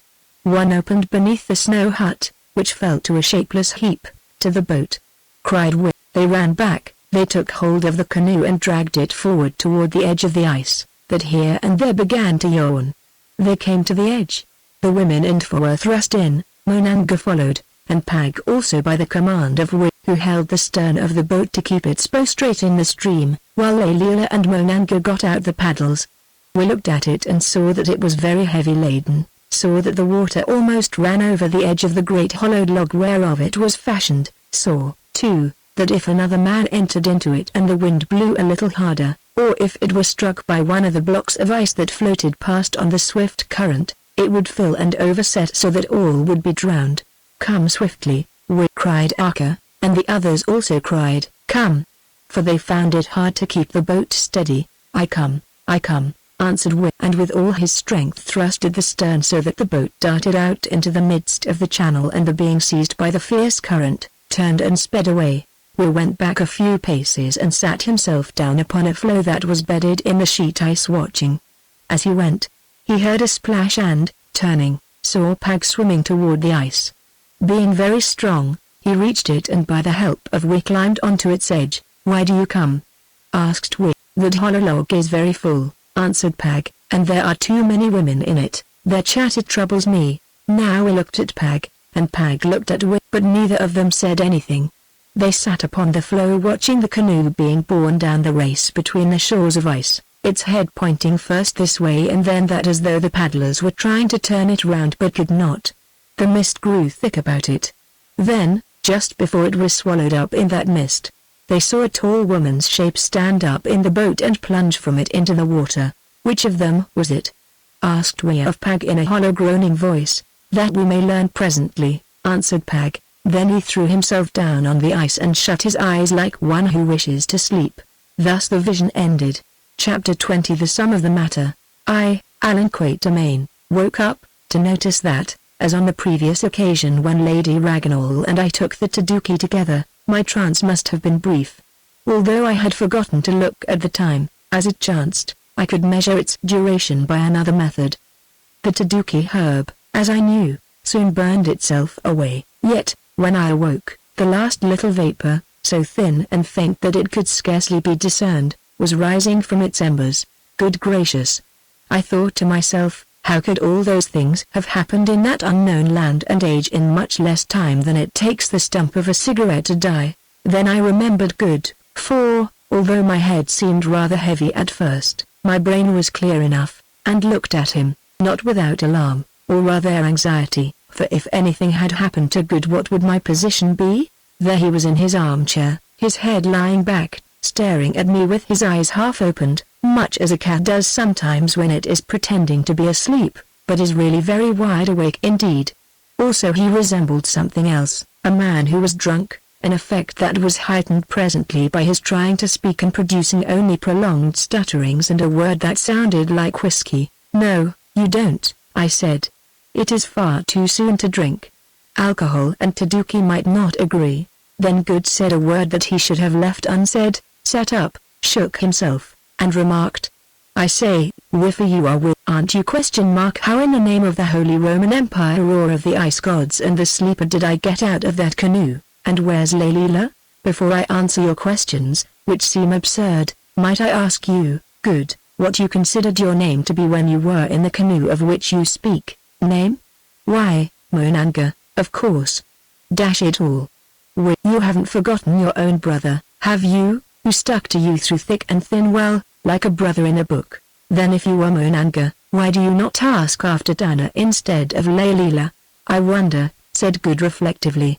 "I suppose it was because she was out of the picture just then, lying at the bottom of the canoe overcome with the horrors, or seasickness, or something, you know, with that dear boy, for, sitting on her. Also, you needn't be jealous, old chap, for, although I did try to cut in when you were doing the pious over that tomfool oath of yours and the rest of it, it wasn't the slightest use. She just smiled me out of court, so to speak, and like you, made remarks about Dana." "But where's Layla? You haven't hidden her away anywhere, have you?" And he stared round the room in a foolish fashion. "That's just what I want to know," I answered. "Indeed, to tell you the truth, I never remember wanting to know anything quite so much in all my life." "Then I can't tell you. The last I saw of her, she was in the canoe, trying to get the head of the crazy thing round with a paddle, which I didn't know how to do." "Look here, Good," I said. "This is a serious matter, so pull yourself together and tell me exactly what you remembered just before you woke." "Only this.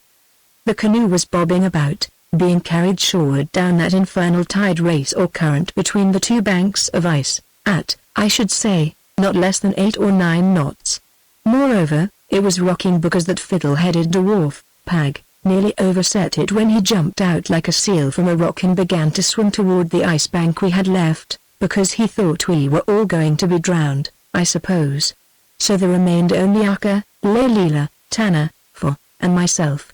Leila, as I have told you, was trying to get the craft round. Tanner was wailing and sobbing. That plucky lad was quite still. I can see his white face and big eyes now, and Akka, sitting in the bottom of the canoe, gripping the thwarts with both her outstretched hands but still looking very dignified, was making unpleasant remarks to Leila as to her having murdered you, with Akka's husband and her lover, or something of the sort, to which Leila returned no answer.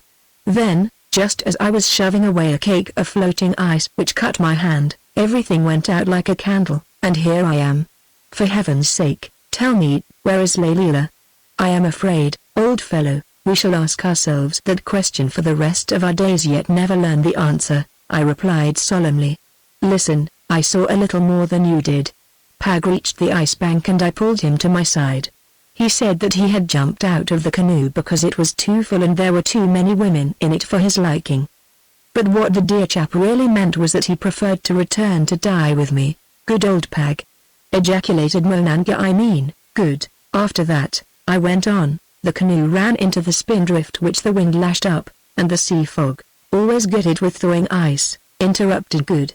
Once nearly lost in it myself off the coast of Newfoundland. And for a moment Pag and I lost sight of it.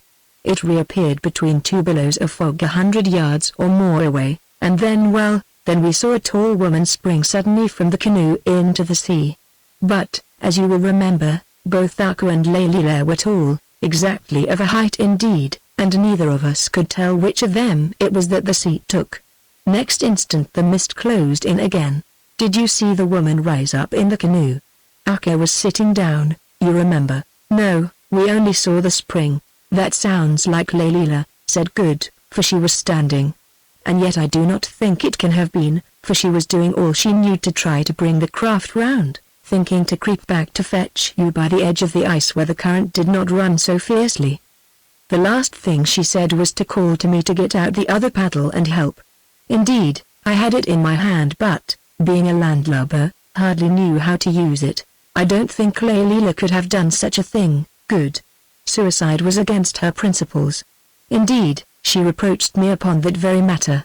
Also, her own country was just ahead of her, and she would wish to reach it, if only to make sure that and Akka met with a good reception.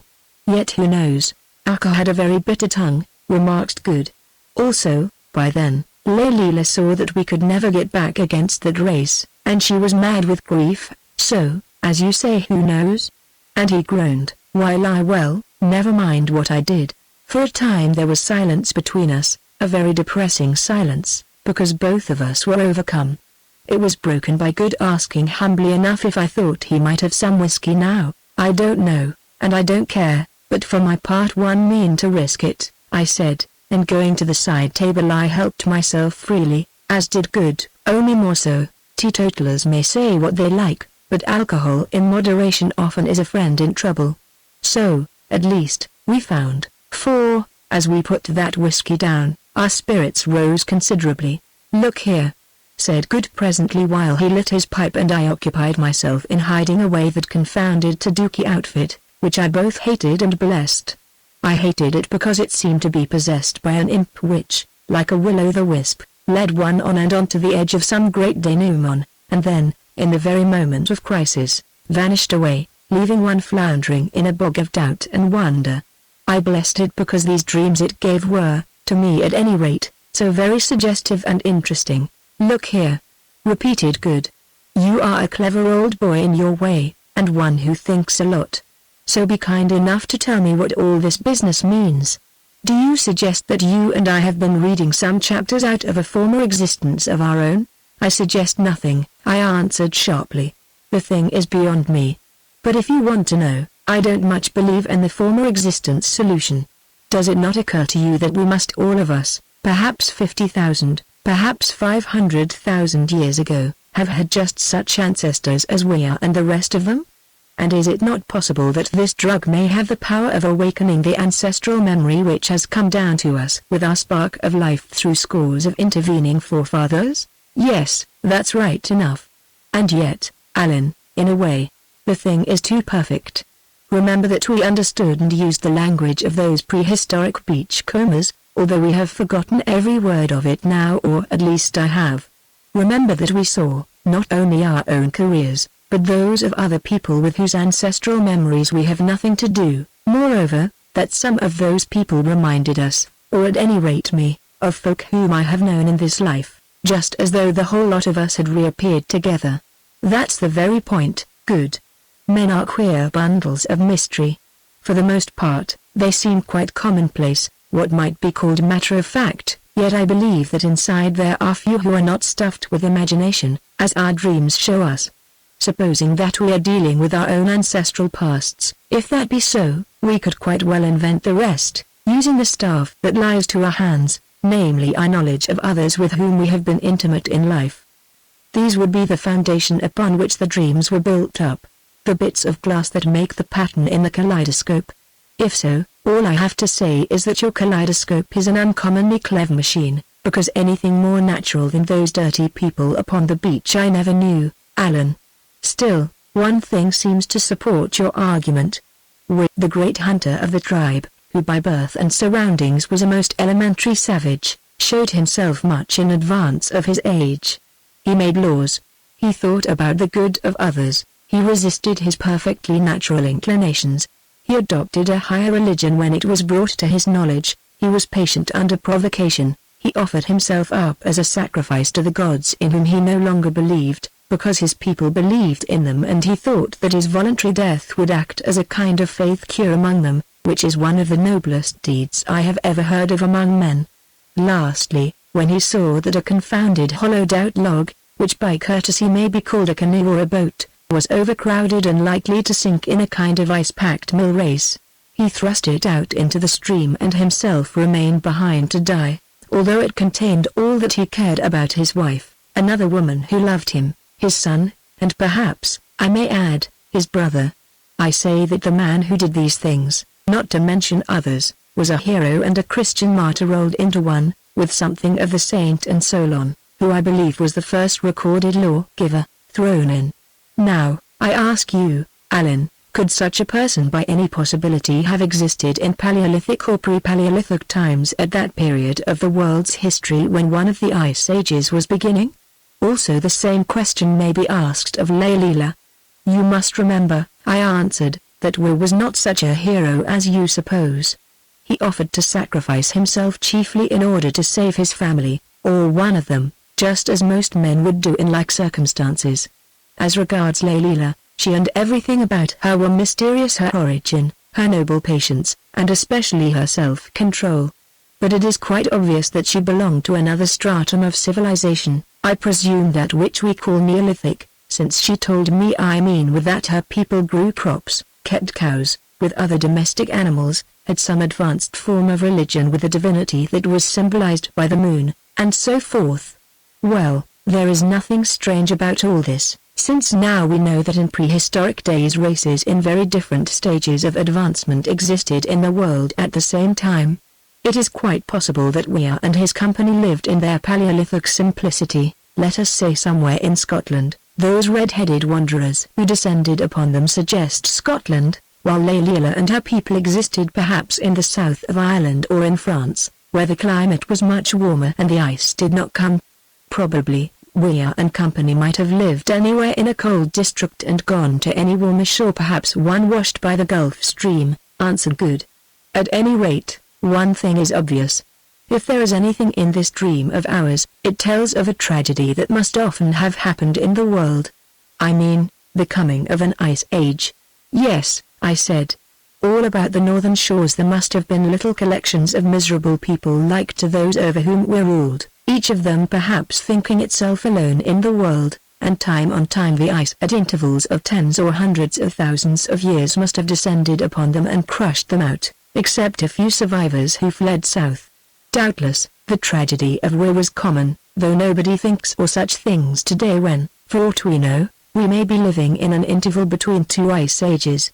Not long ago, I was reading of the flint pits at Brandon in Norfolk, where it is said that, in the far past, lived tribes of flint workers.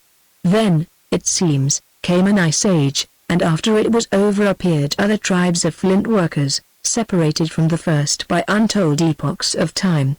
But one might talk of such things all night, and all tomorrow, Allan. But you have not answered my question. How do you account for a man like with that period of the world's history? I took a little more whiskey and soda to give myself time to think. Then I answered easily enough, at least to my mind. The world they tell us now has probably been inhabitable and therefore inhabited by man for millions of years. Now, if he ever existed, by comparison lived quite recently, for he knew how to make fire, how to trap beasts, and many other things. I suggest to you, my dear Good, that we have not really advanced very much since the days of Wick.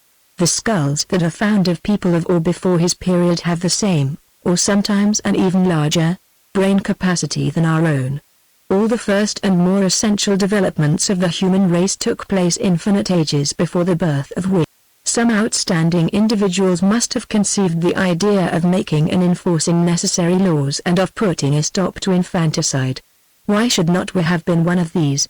He may have gone ahead too fast as, in fact, he did, but perhaps the memory of his laws survived through his wife Arka, or his brother Monanga, or his son for, if they escaped, and were repeated and improved upon by future generations of his blood.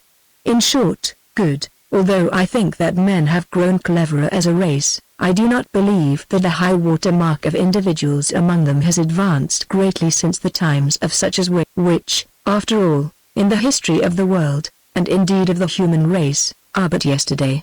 For the rest, in my own life I have known many who are called savages in Africa who knew as little or less than we are and yet, in similar circumstances, would have done all that he did, and more. That's a new idea, said Good. Perhaps we civilized people vaunt ourselves too much. Perhaps, I answered, for civilization as we know it is very young and a great sham. I don't know, and it isn't worth bothering about. All I know is that I wish I had never dreamed that dream, which has given me a new set of sorrows that cannot be forgotten. That's the point, exclaimed Good. Now there was Dana. She was a jealous sort of woman, and we quarreled often, especially when I began to make up to Leila. And well, I was a natural man, much as I am today, so, as I say, we quarreled. Yet, after all, I was very fond of Tana. She was my wife for many years, and she bore children whom both of us loved, children that died, as most children died among the tribe. As for the rows between us, what do they matter? Now that I have come to know her, I can never forget Dana. It is the same here, I answered. That boy for, and his sister Foe whom you remember that brute man Haggard murdered for example. Well, they may be but dream children, but henceforward they are mine. At this very moment I tell you that I could burst into tears over the murder of Foe, and that my heart aches over the loss of Fo, and yet I suppose that they are only fantasies, drug-born fantasies. See what this cursed Taduki has done for us. To the bereavements and miseries of our own lives, it has added another series. It has suggested to us that we have endured other lives, other losses, and other miseries, and yet it has not helped us to solve their problems. Shall we ever see any of these people again? We who seem to mix with them still exist. Do they exist also, and if so have we any hope of finding them? Are you quite certain, Allan, that we haven't found some of them already, although it was but to lose them once more? Now, although I never saw him, you have often told me of the Hottentot called Hans who served you from your youth until he died, still trying to serve you by saving your life. Well, isn't there some resemblance between that Hottentot and Pag? Undoubtedly there is, I answered, although Pag the wolf man was a bit more primeval. Then, as regards Leila, how about that Lady Ragnall who left you the fortune which, like a donkey, you refused? Do you see any connection between them? Not much, I answered, except that they were both priestesses of, or at any rate in some way connected with, the moon. But, of course, I know very little of Leila's life. She appeared from a southern land, but exactly why she left it, I cannot tell, because she never told me. At that time her age must have been, well, What do you put it at, Good? Anywhere between 28 and 32, I should say. That's about it. Well, in those days, a woman of her beauty and station must have had lots of private history behind her at, let us say, 30. Indeed, she hinted as much more than once. But as she never stated what it was, there is very little to go on, and identification becomes impossible. Look here, let us stop this before we go cracked. Under the influence of an African drug, we have seen strange things, or think that we have seen them. We have seen an ancient, barbaric tribe living at the foot of the glaciers upon a desolate beach, collecting their food from year to year as best they could with their primitive weapons, and evolving a kind of elementary civilization. Thus they were ruled by a chief who might be killed when any stronger man appeared, as in a herd of game the old bull is killed by the young bull. We have seen a man of strength and ability arise who tried to make new and better laws and to introduce justice, and who, under the influence of a foreign and more advanced woman, ultimately turned from the worship of fierce fetish gods supposed to dwell in the ice they dreaded, to a purer if still elementary faith. We have seen the fate fall upon him that overtakes almost all reformers, also that this ice was not feared in vain, since it swept down and destroyed his people, as indeed it must often have done in the history of the world, and perhaps will do again in the future. Yes, we have seen all that, said Good, but if it wasn't real, what is the use of it? Dreams have not much practical value. Are you sure about that, Good? Are you sure that life, as we know it, is anything more than a Taduki dream? What do you mean, Allan? I mean that perhaps already we may be plunged into and be a part of immortality, and that this immortality may have its nights as well as its days, dream-haunted nights of which this present life of ours is one. Steady, old fellow. You're running full steam into strange waters and without a chart. Quite true, I answered. Let us get back into the channel between the lighted buoys. To my mind our experience tonight has been very instructive. Whether it be real or imaginary, it has taught me what must have happened to our forefathers tens or hundreds of thousands of years ago. Let us suppose that it was all a dream or delusion, and think of it as nothing else. Still, it has been a most fascinating dream, a kind of lightning flash, showing us a page of the past. Then let us leave it, locking it up as an individual experience not meant for the benefit of others. To advertise what are called hallucinations is not wise. I quite agree with you, Allan, said Good, and I mean to keep my experience upon that beach wherever it may have been, very much to myself. Only in my leisure time I intend to take up the study of the ice ages and the glacial drift. And now, about those snipe, it is odd, by the way, that even in those days you seem to have been a sportsman and a hunter. Will you bring your spear, I mean gun, and come tomorrow? 1. See the books The Ivory Child and The Ancient Allan,